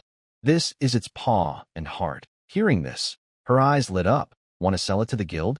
Some uncles are calling for it as a snack tonight. Starming had no objection, opened the package, and said, "See how much it's worth." The clerk picked up the bear paw, weighed it, and offered a price for silver coins. Starming immediately handed over the money and took the goods, then asked, "What about the bear skin?" The clerk smiled and said, "We don't make leather." They sold their loot until only a bear skin remained, then turned around and went to the first shop. Mrs. Daisy, about to close, saw Raphael and Xingming come in and immediately greeted them with a warm smile. "This lovely half-wolf lady, would you like to pick something?" Raphael, wearing a bright pink shirt, immediately pouted. Xingming went straight to the point. "I have a bear skin here. Would you like to buy it? Autumn is a good season for making leather." Mrs. Daisy stepped forward to examine the bear skin that the young man laid down, looked it over carefully, and then offered a price. "I'll buy this bear skin for half a silver coin." This price was lower than expected. Xingming pursed his lips and looked at the price of a finished bear fur coat. 10 silver coins." Xingming tentatively asked, "Can you add a bit more?" Mrs. Daisy, sharp and quick to catch his hint, frowned and waved her handkerchief. Bear skins are hard to process. Making a fur coat takes many steps. Young girls nowadays prefer small rabbit fur jackets, so bear fur coats are hard to sell, which is why the price is low. Xingming didn't know how to argue, so he shrugged and said, "All right, deal." She quickly took half a silver coin from the counter and handed it to Xingming. All the loot was sold, and he felt relieved. Since he was here, Xingming didn't forget to browse around and casually asked Raphael, "The weather will get cooler in a few days. Want to pick out some for clothing? Raphael, standing at the door, snorted. I don't want anything for now. Xingming, let's go eat. Xingming, who had brought winter clothes, didn't linger when she said she didn't want to buy anything. He turned and left the first shop with her. Their last stop was the Merchant Guild. As they walked, Xingming asked, What do you want for dinner? I think that crispy meat pie looks delicious. Raphael muttered, I'm not hungry. Xingming paused and looked at her, noticing her cheeks puffed out like balloons, and asked, You just said you wanted to eat, didn't you? Raphael shot him a quick glance and said, Did I say that? She quickly remembered and answered herself. All right, I think I did say that. By the way, that old witch at the first shop is terrible at business. Starming found it a bit funny. I also think that a bear skin costing half a silver coin is too cheap. Raphael muttered, Indeed. Also, I want to ask, do I look very old? Starming was confused. Of course not. Raphael, arms crossed, stood firm and pouted. So, that shopkeeper doesn't know how to do business. She actually called me madam. Starming chuckled. Maybe it's because your clothes make you look mature, so she called you that. Besides, the term madam isn't only for older women. It can also be used for young women. Raphael raised an eyebrow. In our tribe, we call young women sisters, and only women with wrinkles on their faces are called aunties or madams. Starming always felt she had some bias about titles, so he explained. Here, a beautiful young woman can be called madam or Mrs. as long as she is married. Usually, the husband's surname is added before madam, and Mrs. often includes young and beautiful. After saying that, Starming demonstrated by calling the girl selling crispy meat pies. Could I have 2 freshly baked crispy meat pies, please, young beautiful madam? The young girl wearing a checkered apron waved and smiled brightly. Of course, but please don't misunderstand. I'm not married. This is my cousin. The man standing beside her also smiled and waved in greeting. At this moment, Raphael suddenly understood. So here, unlike in Sincile, madam doesn't mean the same as Andy, but is the same as wife. Starming tilted his head. It seems pretty similar. Realizing this, Raphael's cheeks smoothed out, and she whispered, So, I was mistaken in thinking we are married. Starming smiled. Exactly. Raphael glanced at the young man beside her, arms crossed again. Is it really that similar? Starming thought for a moment. Maybe quite similar. After all, people who shop for clothes together often look like a couple. And there's another possibility. It might also be a kind of marketing trick. If I were the man pursuing you, hearing that might make my heart flutter. The chances of buying 2 fur coats greatly increased. Raphael huffed, really sneaky. Xingming thought of something fun. Fortunately, our customs are different, so we weren't fooled by her sweet talk. By the way, is it possible that the way you call Cinther is the same as ours, but you just don't know? Raphael confidently said. Ma'am is how you call an older woman. Xingming smiled. All right, now you understand what ma'am means here. After saying that, he took Raphael to the stall where they were roasting crispy meat pies to get their pies. The young girl first wrapped one in oil paper and handed it to Raphael, saying, Please take it carefully. Thank you, Raphael replied. Then she handed another meat pie to Xingming and said, How did you manage to marry such a beautiful half-wolf lady? Can you share some tips with my useless cousin? He can't even win over his childhood sweetheart. This was probably a continuation of the joke about mistaking someone for a wife earlier. This comment made Raphael shiver, and a slight blush appeared on her face. Xingming also joked, No experience needed, sincerity wins sincerity, cousin said. Then why can't I do it? The young girl teased with a smile. Because he's handsome. Ha ha, ha ha. Amid the laughter, Xingming and Raphael said goodbye to them and continued wandering around the city. Throughout the walk, Raphael didn't say a word, just chewing on her meat pie. Xingming noticed something was off and asked, Captain, are you angry? I was just joking earlier. Raphael, avoiding his gaze, kept chewing her meat pie and said, It's just that the pie is too delicious. Xingming tentatively asked, Really? Really? Raphael muttered, I'm not angry. Xingming, really? Raphael put down her pie, grabbed Xingming's waist, and made him wiggle. Stop, Captain. Ahaha. Spare me. Raphael laughed. Now you know I wasn't angry, right? Got it. Xingming begged for mercy while twisting around. They happily arrived at the Merchant Association. Starming hurried inside just in time and handed over his proof of commission. The money had already been paid by the rancher earlier. His experience transporting young cattle also improved his skills as a driver. Star Ming admired his professional certificate and asked, "How much longer until I can upgrade to silver level?" The clerk took his certificate to review it again and muttered, "Grain, shield, 2 furs, wheels, steel, young cattle." Although the commissions are few, they are large in size, and there haven't been any losses. A very good record. Hearing this, Star Ming felt a bit happy inside. It seemed like he was about to be promoted, not that he needed to do 4 or 5 more trips as he had imagined. The cheerful clerk, just about to finish work, asked, "Can I take a look at your carriage?" Star Ming happily agreed. Of course, though unsure of what she wanted, they still escorted her to his magic-powered truck. The clerk exclaimed, "No wonder you can carry so much and still move so fast. It's a magic-powered machine." Star Ming chuckled. "Yes, it's great." The clerk looked around, then asked a few questions. "When was this big vehicle built?" Star Ming answered, "It was assembled this spring and arrived in our city by boat in the fall." She recorded this and then asked, "How long has it been working?" Star Ming replied, "About a month." "It's very new," she continued. "Has it ever broken down?" Star Ming patted its sturdy body. "No, it has never had any problems." After inspecting the vehicle, the clerk circled around, tapped and looked at it carefully, then stood still with a smile. "I think this magic-powered carriage is very sturdy, and your driving skills and transportation efficiency are good enough for silver-level commissions." Star Ming was very happy and quickly asked, "Can I be promoted now?" The clerk smiled. "No, you cannot." Star Ming nearly sprained his waist when he heard that. "So what was the point of what you just said?" Then the saleswoman said, "But now you can start your internship for promotion." Star Ming was surprised. "How is it an internship? Do I need to take the 3rd test?" The saleswoman tilted her head and asked, "What is the 3rd test?" "Our promotion internship requires you to complete 3 silver-level transportation tasks." Star Ming replied, "I was just joking earlier. If I do 3 silver-level tasks, can I get promoted? Then I want to do the internship." A bad news, similar to what I expected, I still have to do a few jobs. Good news, I can start accepting silver-level tasks now. The saleswoman smiled and said, "In that case, let's go back to the association to sign an internship transportation insurance and pay a small fee of gold coins for it." Another bad news, I have to spend money. Star Ming had just barely saved some money recently, with over 2 gold coins saved up, and now he was about to spend half of it.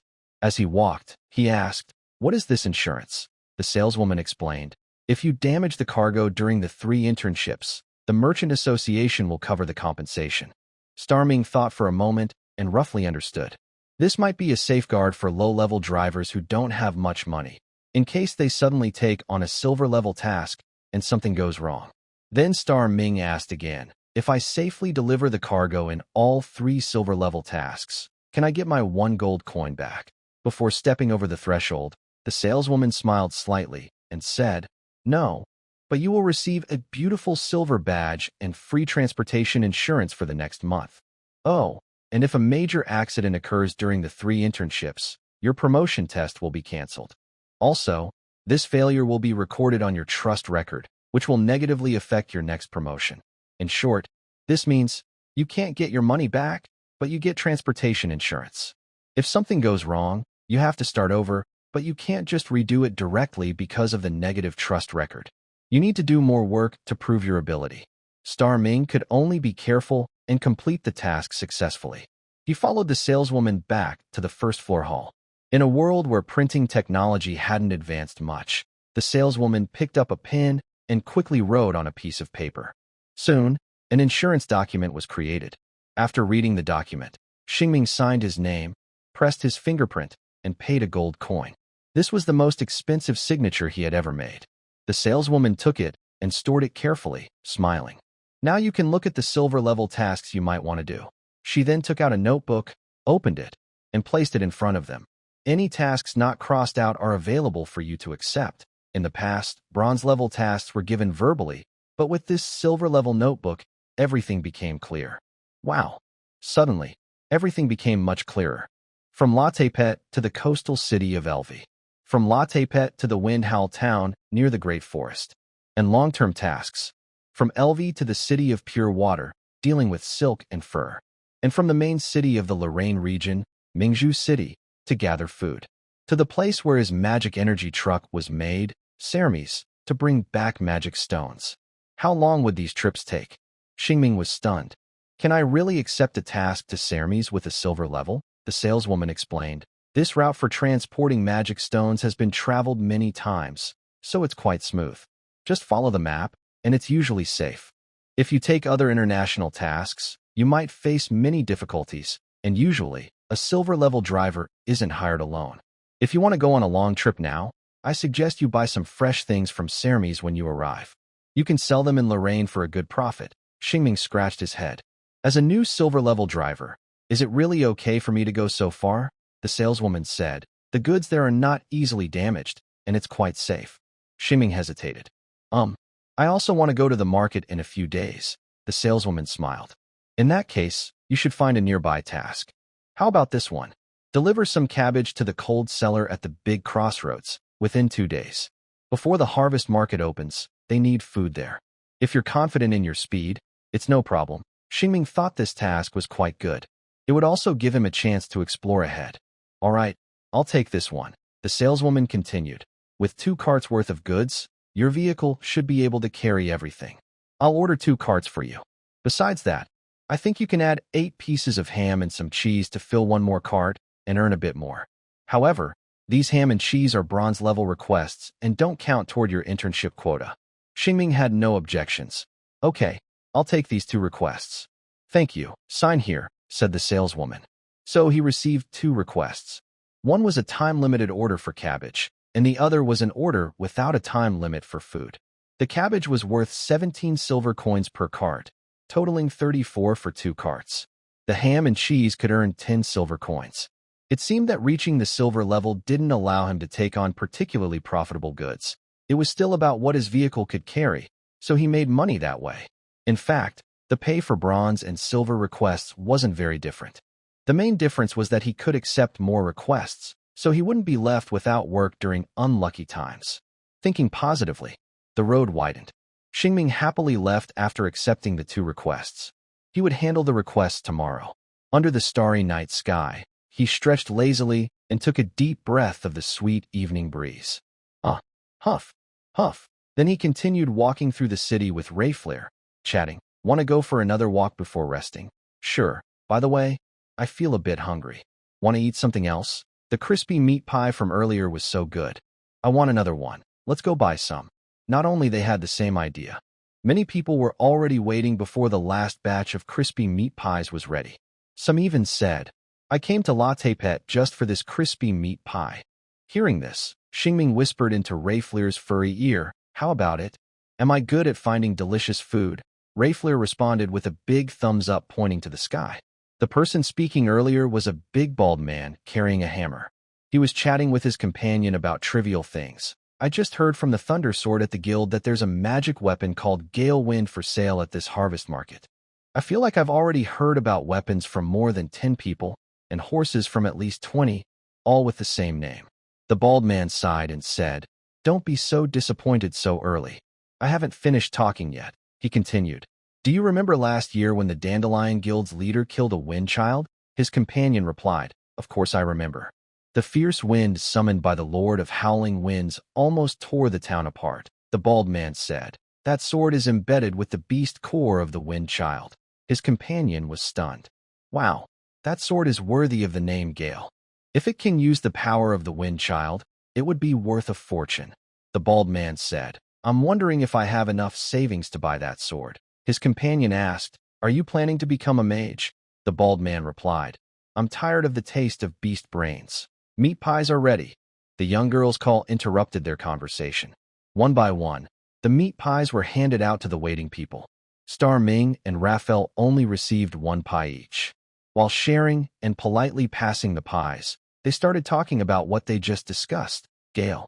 It sounds really powerful. Raphael nodded. Yes, but unfortunately, we can't afford it, Star Ming said. Things we can't buy are better than plain meat pies. I wish I could have another one, Raphael said. Maybe tomorrow. Tonight, their dreams are filled with the taste of meat pies. The harvest market is about to open soon. Various strange and interesting people carrying all kinds of odd items, are heading toward the great crossroads. Of course, besides preparing goods, there are other things to get ready. Like Star Ming, who woke early to go to the Happy Tavern to get ham and cheese, or like someone going to a farm to pick cabbage. Food is definitely essential. Besides these normal preparations, some strange people are also making unusual plans. For example, on the top of a mountain, a few masked figures are communicating.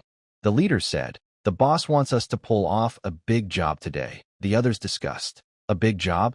The boss always told us to choose targets that look easy to scare, so today feels strange. Who knows? Maybe he wants us to save some money for shopping. Why bother? I want to do something big. Since the bandits are acting so bold lately, we can blame them for any trouble we cause." The leader said, "Oh, I forgot to mention, the boss said after this job, we'll meet up with him. This is the last one. In a couple of days, the roads will get busier." The others said, "All right then. For this big job today, make sure you do your best. Can we choose anyone?" The man in charge replied, "The boss said the bigger, the better. Just make sure you stay safe and run quickly. Sometimes, money isn't the most important thing." The others said, Then today we'll go after the biggest prize." After that, the group leaned against a large rock tied with ropes on the hilltop, using binoculars to watch the road below. Their plan was probably just to gather more money from shopping. As the saying goes, the early bird catches the worm. Soon, they spotted a merchant caravan that had arrived early this morning, after resting somewhere last night. They whispered to each other, "Do you think they have money?" "I think so. Let's go for it." "Wait, I know that coachman. A few days ago, he was arguing with his boss at the tavern. Then let's wait a bit longer." So, they stayed hidden on the hilltop. After a night's rest, Shing, full of confidence and energy, watched all the cabbages being loaded onto the cart. He couldn't wait to say goodbye to the farm owner and start his first silver-level mission. Captain, let's go quickly so our beloved cabbages don't spoil." He pushed Raphael's shoulders. During the boring wait, Raphael was practicing archery with her new bow, letting him push her along, smiling. 2 days isn't that urgent, right, warrior Shing? Shing said, "What if something happens?" Raphael replied, "Good point. Always staying alert is a good habit." They got into the cart and headed north again. Star Ming turned his car off the farm road back to Latte Pet, then headed north along the main road. The road was wide and seemed endless. Many people were heading out of town in the morning. Some rode horses, some traveled in carriages, and others in ox carts.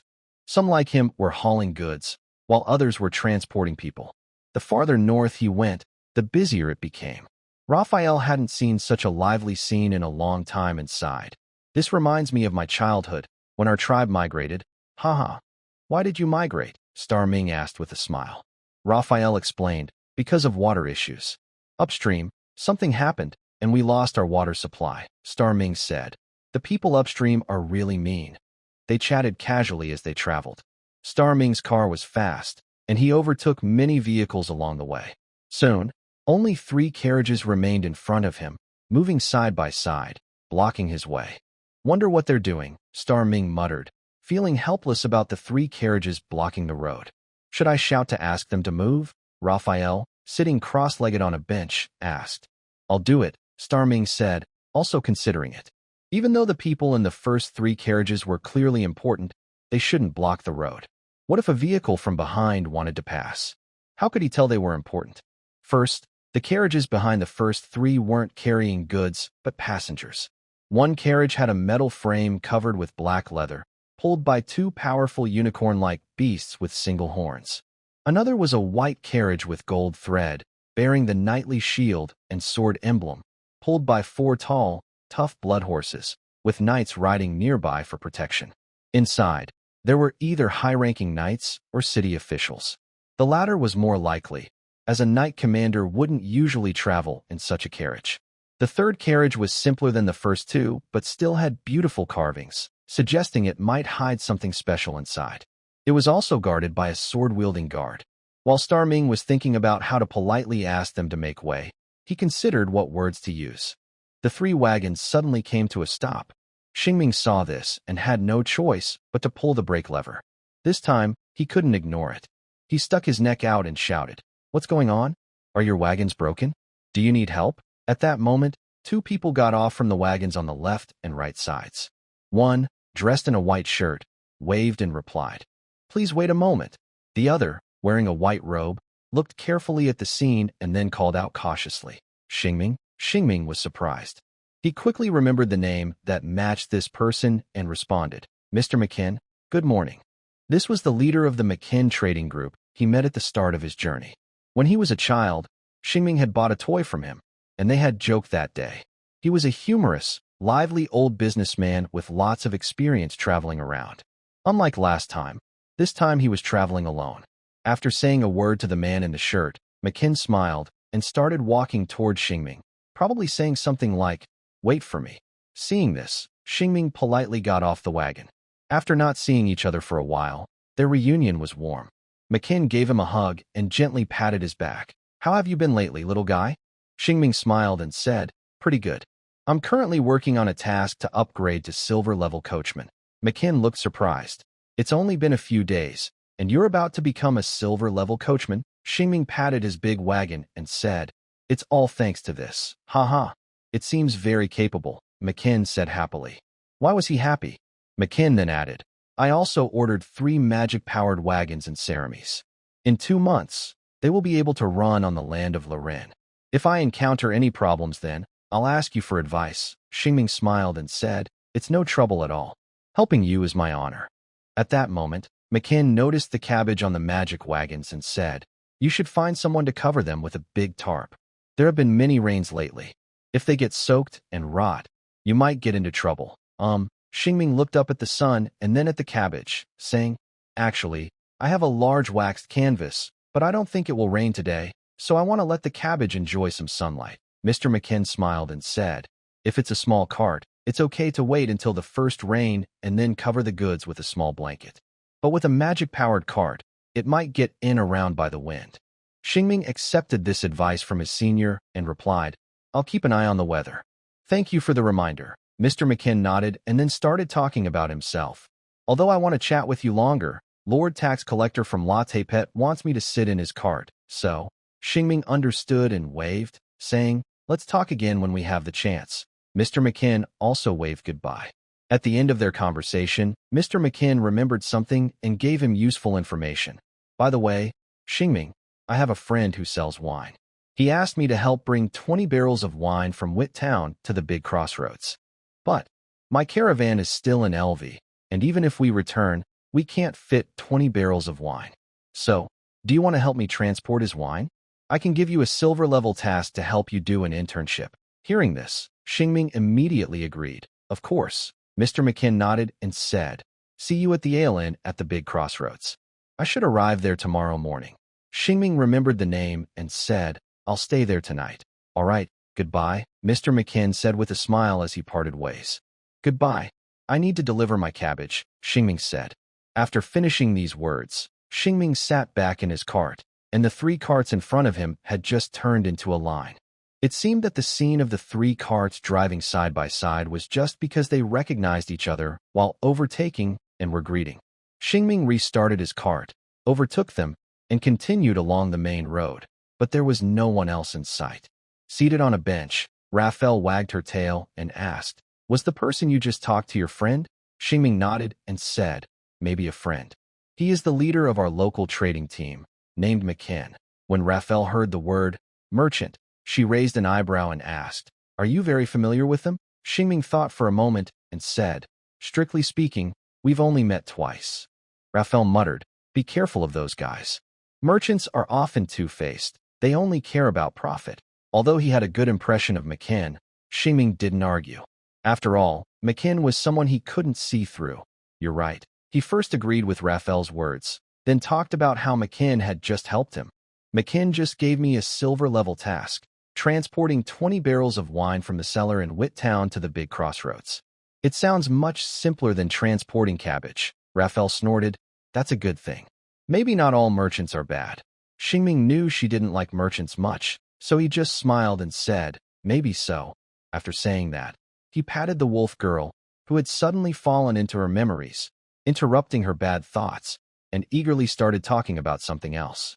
They were traveling along a dirt road flanked by forests, reaching the top of a large hill. Wanting to change the subject, Xingming also found a topic to talk about because of the white building at the top of the hill. He explained, I just looked at the map.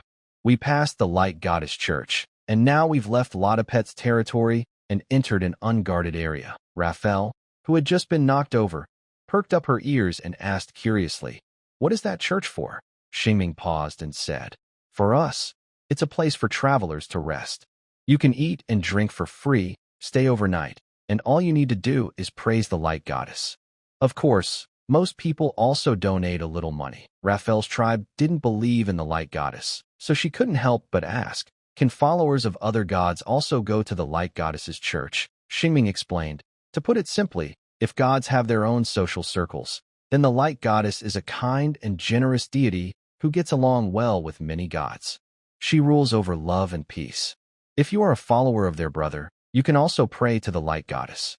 They don't mind.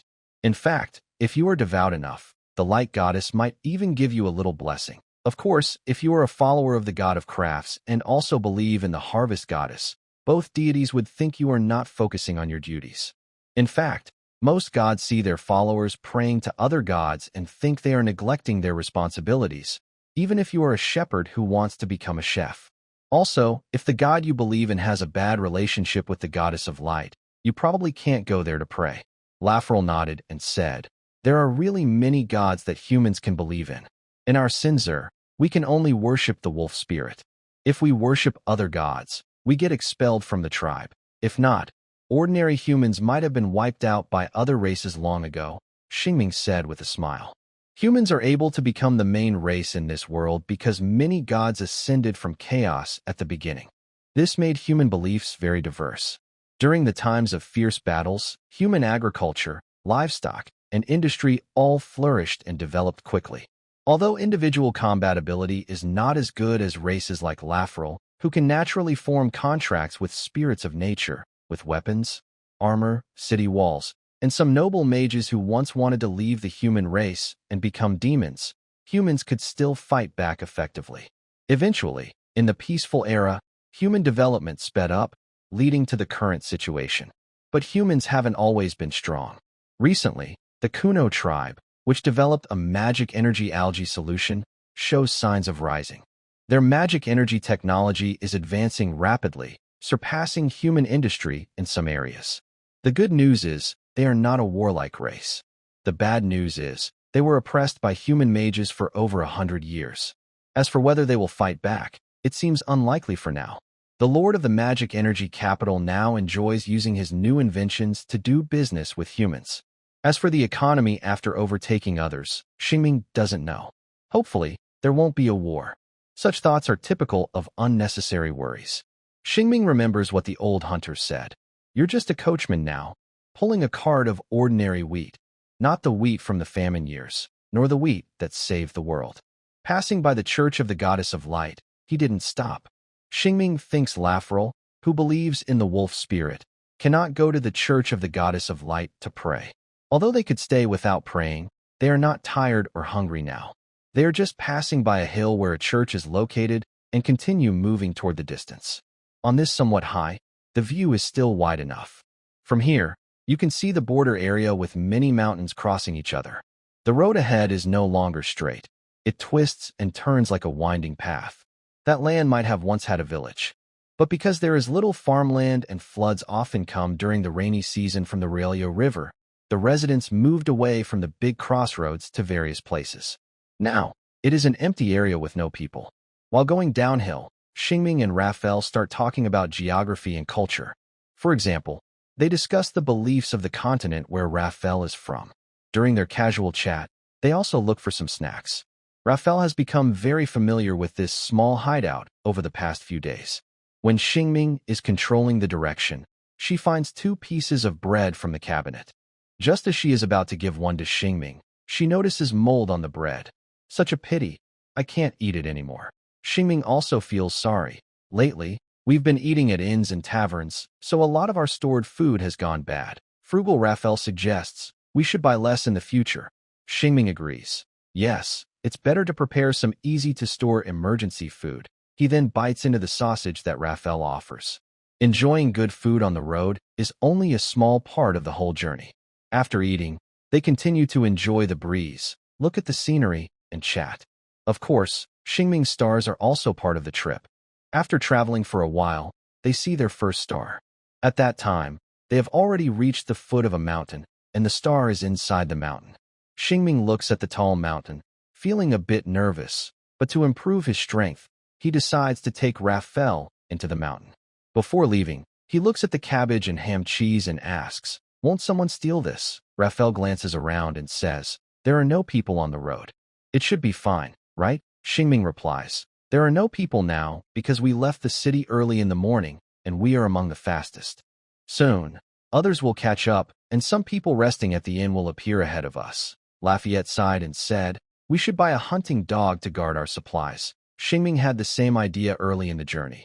"Actually, I initially wanted to buy a mount that could move quickly through the forest, but I couldn't afford it back then." "Oh, maybe I still can't now." Lafayette thought for a moment and said, "When the harvest festival opens in a few days, we can try our luck." Xingming looked at the mountain again and sighed. "What should we do now?" Lafayette replied, "We probably just need to hurry and go." So, they moved forward toward the mountains. Fortunately, the stars didn't need to climb over the mountains as much as they imagined. They just walked around the base of the mountain and caught it in their hands. On the way back, the crowd that had been following them had caught up. Xingming kept walking ahead, leaving them behind, but when he saw the stars, he had to stop, and then they caught up again. That busy morning, Xingming found 2 stars. Just as he was about to rest and eat something, he saw a 3rd star. The terrain nearby was very complicated, with one mountain connected to another. They were just crossing one mountain and about to reach the next. To get to the path between the 2 mountains, they had to turn a nearly right-angle bend. Xingming slowly guided his magic-powered truck to turn left, sticking his head out to see if he would hit any trees. "I feel like we're going to fall into the ditch beside the road," Lafayette said, sitting up straight because of the sharp turn. "It's okay," Xingming comforted her. They successfully turned the corner without any problems. Ahead was another straight stretch of road, and the 3rd star Xingming found this morning was right in front of him on this straight path. When he finished this stretch, the only way to turn right into the mountain was ahead, and his star was still in the forest. Before turning another nearly right-angle bend, they found a relatively wide spot to stop by the side. Next, they would have to walk to find their star. This morning, Xingming had already done more exercise than usual. Before stepping onto the mountain covered with golden leaves, they talked. "After finding this star, we must find a place to rest. Starbright, your back is already soaked. Actually, we can rest now. I think I can hold on. I hope the next star will help me walk less mountain road." The tax officer's carriage cushion was very soft, with a cotton core, a duck feather outer layer, and silk lining. Even though the cushion was comfortable, Mr. Maken was a bit tired from sitting. He could see that the owner of the blinds trading company, who was traveling with him, also had a stiff smile. But the tax officer kept talking endlessly about his funny experience at age 13, sneaking into a tavern without being recognized as a kid, and even getting a drunken beauty's kiss. This story was somewhat interesting. However, after finishing the story, the tax officer looked at them with eager eyes, hoping they would tell a more exciting story. Listening to stories is relaxing, but having to think of stories during conversation can be tiring. Sharing stories passively is a kind of torture. It's similar to a bard who composes fun songs about heroes, being captured by a lord and forced to turn his autobiography into songs for others to sing. The subtle difference between Mr. Maken and that bard is, money can inspire the bard's creativity. He hasn't earned money from telling stories. Even so, after finishing his story, the tax officer asked eagerly, "Did you go to taverns when you were young?" When this question came up, Mr. Maken decided to tell him a story he had just prepared about a clever thief in a tavern who drank everyone into a stupor and stole all their money. Of course, this story was not very related to the topic, when you were young, and was a bit off topic. As expected, the tax officer listened very attentively. Mr. Maken continued to tell this amusing story with a sense of pity. He knew that although the tax officer's job looked glamorous, in reality, it was a job where he was bullied by superiors and looked down upon by ordinary people, an unlucky position that was neither high nor low, and deeply unpopular.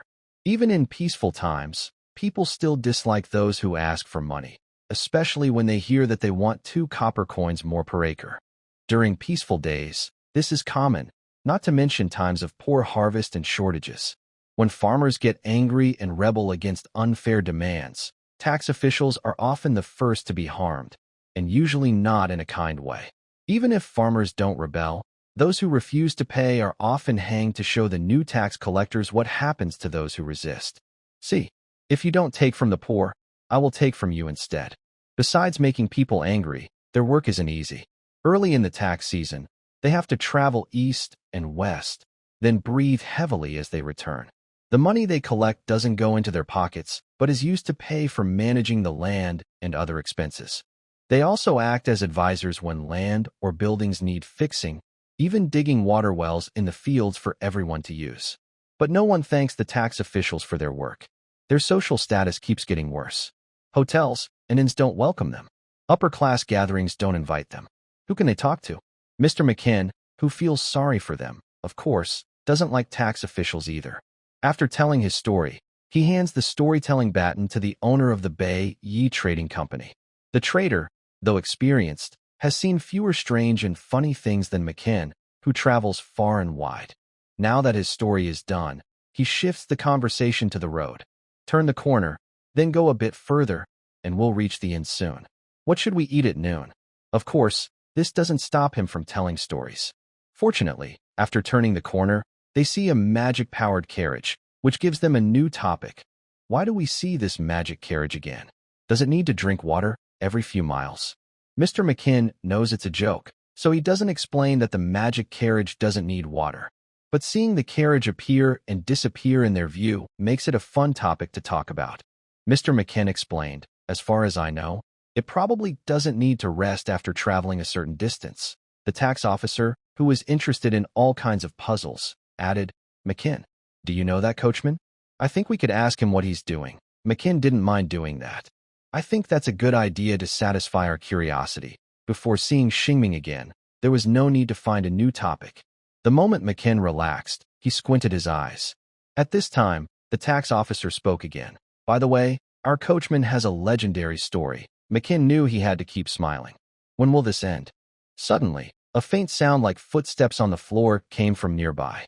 Then came a crackling noise, as if someone was stepping a wooden board that was already cracked. At this moment, the sensitive horse reared and let out a warning neigh. It seems something is moving on the mountain, the coachman shouted. The chaotic opening of the story often comes with strange horse behavior, because they suddenly braked. Everyone in the carriage fell over, and the soft cushions flew up. Just now, Maken was thinking about the story, but he suddenly realized he didn't need to think anymore. The bad news was, it seemed they had encountered some trouble. What happened? Their hearts jumped to their throats. At the moment of impact, the tax officer's heart was almost in his mouth. Before they could react, the coachman desperately waved his whip, and the horses, unwilling to die, started galloping forward. The three carriages made two different choices. The one at the back stopped and turned back, while the middle and front carriages continued forward. A knight shouted loudly, "Something is coming!" The guards protected the officer's carriage. A creature, billowing with thick yellow smoke, rolled down in the forest, crushing grass, flowers, and saplings as it rushed toward them. When it reached a steep hill, it leapt into the air. At this moment, everyone knew what it was. It's falling rocks. All the guards who hadn't fallen behind were watching the path of the falling rocks, thinking they would roll behind them and pose no danger. Suddenly, someone shouted ahead, "There's an ambush in the ditch."